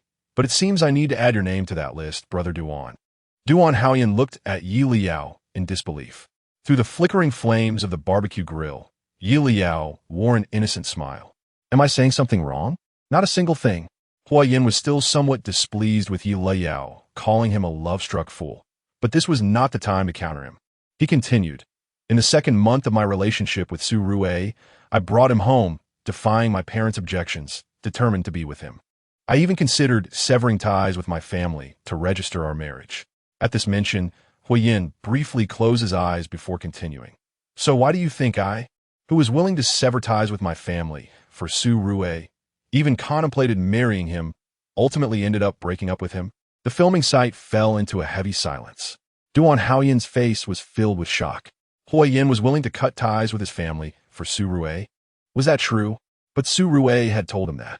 Yelao discerned Duan Haoyin's thoughts and asked, Brother Duan, has Su Rui ever mentioned this to you? Duan Haoyin clenched his jaw, slowly shaking his head. No. He told me that my family disapproved of him being with my second brother, so my second brother ultimately chose his family over him, abandoning him. Yelao began to understand the fabrications Su Rui had conjured. Duan Haoyin was stunned. How do you know? Seeing his expression, Yelao realized he had guessed correctly and couldn't help but laugh again. So my second brother is truly a pitiful fool. While they were together, Su Rui was after his money, and after breaking up, he still slanders him behind his back. How tragic. Qin Yao chuckled. Who could argue with that? Brother Duan, on the day my second brother brought Su Rui home, except for my third brother who couldn't make it, our entire family was present. At that time, my second brother proposed severing ties with us, and my eldest brother even threatened him with the penalty fees from his contracts. He never wavered. Instead, it was Su Rui who urged my second brother not to fall out with his family. Do you know why? Yelao posed a question to Duan Haoyin. Duan Haoyin, his mind in disarray, instinctively returned the question. Why? Of course, it was because my second brother's penalty fees are astronomical. All his endorsements amount to 8 figures. Once he pays those off, he should only have about $1 million left, right? Yelao turned to look at Huo Yin. Huo Yin. Although the facts were not far from the truth, did he not care for his pride? Huo Yin gritted his teeth. 150,000. This was his final act of defiance. Fine, 150,000 it is. I won't expose my second brother. Yelao smiled at Duan Haoyin. I made it so clear, Brother Duan. You should understand now, right? Duan Haoyin felt as though his mind was humming. What does he understand? What should he comprehend? He seldom experienced such confusion. If what Yelao said was true, then everything Su Rui told him was a lie. No. Duan Haoyin felt his voice falter, but Su Rui told me. Yet another love-struck fool who won't see the coffin until he cries. Yelao turned decisively. Second brother. Start the recording. Although the restaurant had no cameras. On the day that Huo's mother spoke with Su Rui, she took a recording device just in case. After breaking up with Su Rui, Huo's mother handed the recording to Huo Yin, intending to prevent any future backlash from Su Rui. Huo Yin had never thought to make this recording public, as he had once genuinely cared for Su Rui for several years and did not want to make the situation so awkward. However, Su Rui should never have directed his ire at Yelao. Huo Yin took out his phone. The recording had always existed on his device. It was straightforward, opening with Su Rui's voice. 5 million. Give me 5 million, and I will leave your son. A familiar voice resonated before the screen, and with eyes ablaze in crimson, Su Rui could no longer contain her scream. Why? Why can't I reach Duan Haoyan's phone?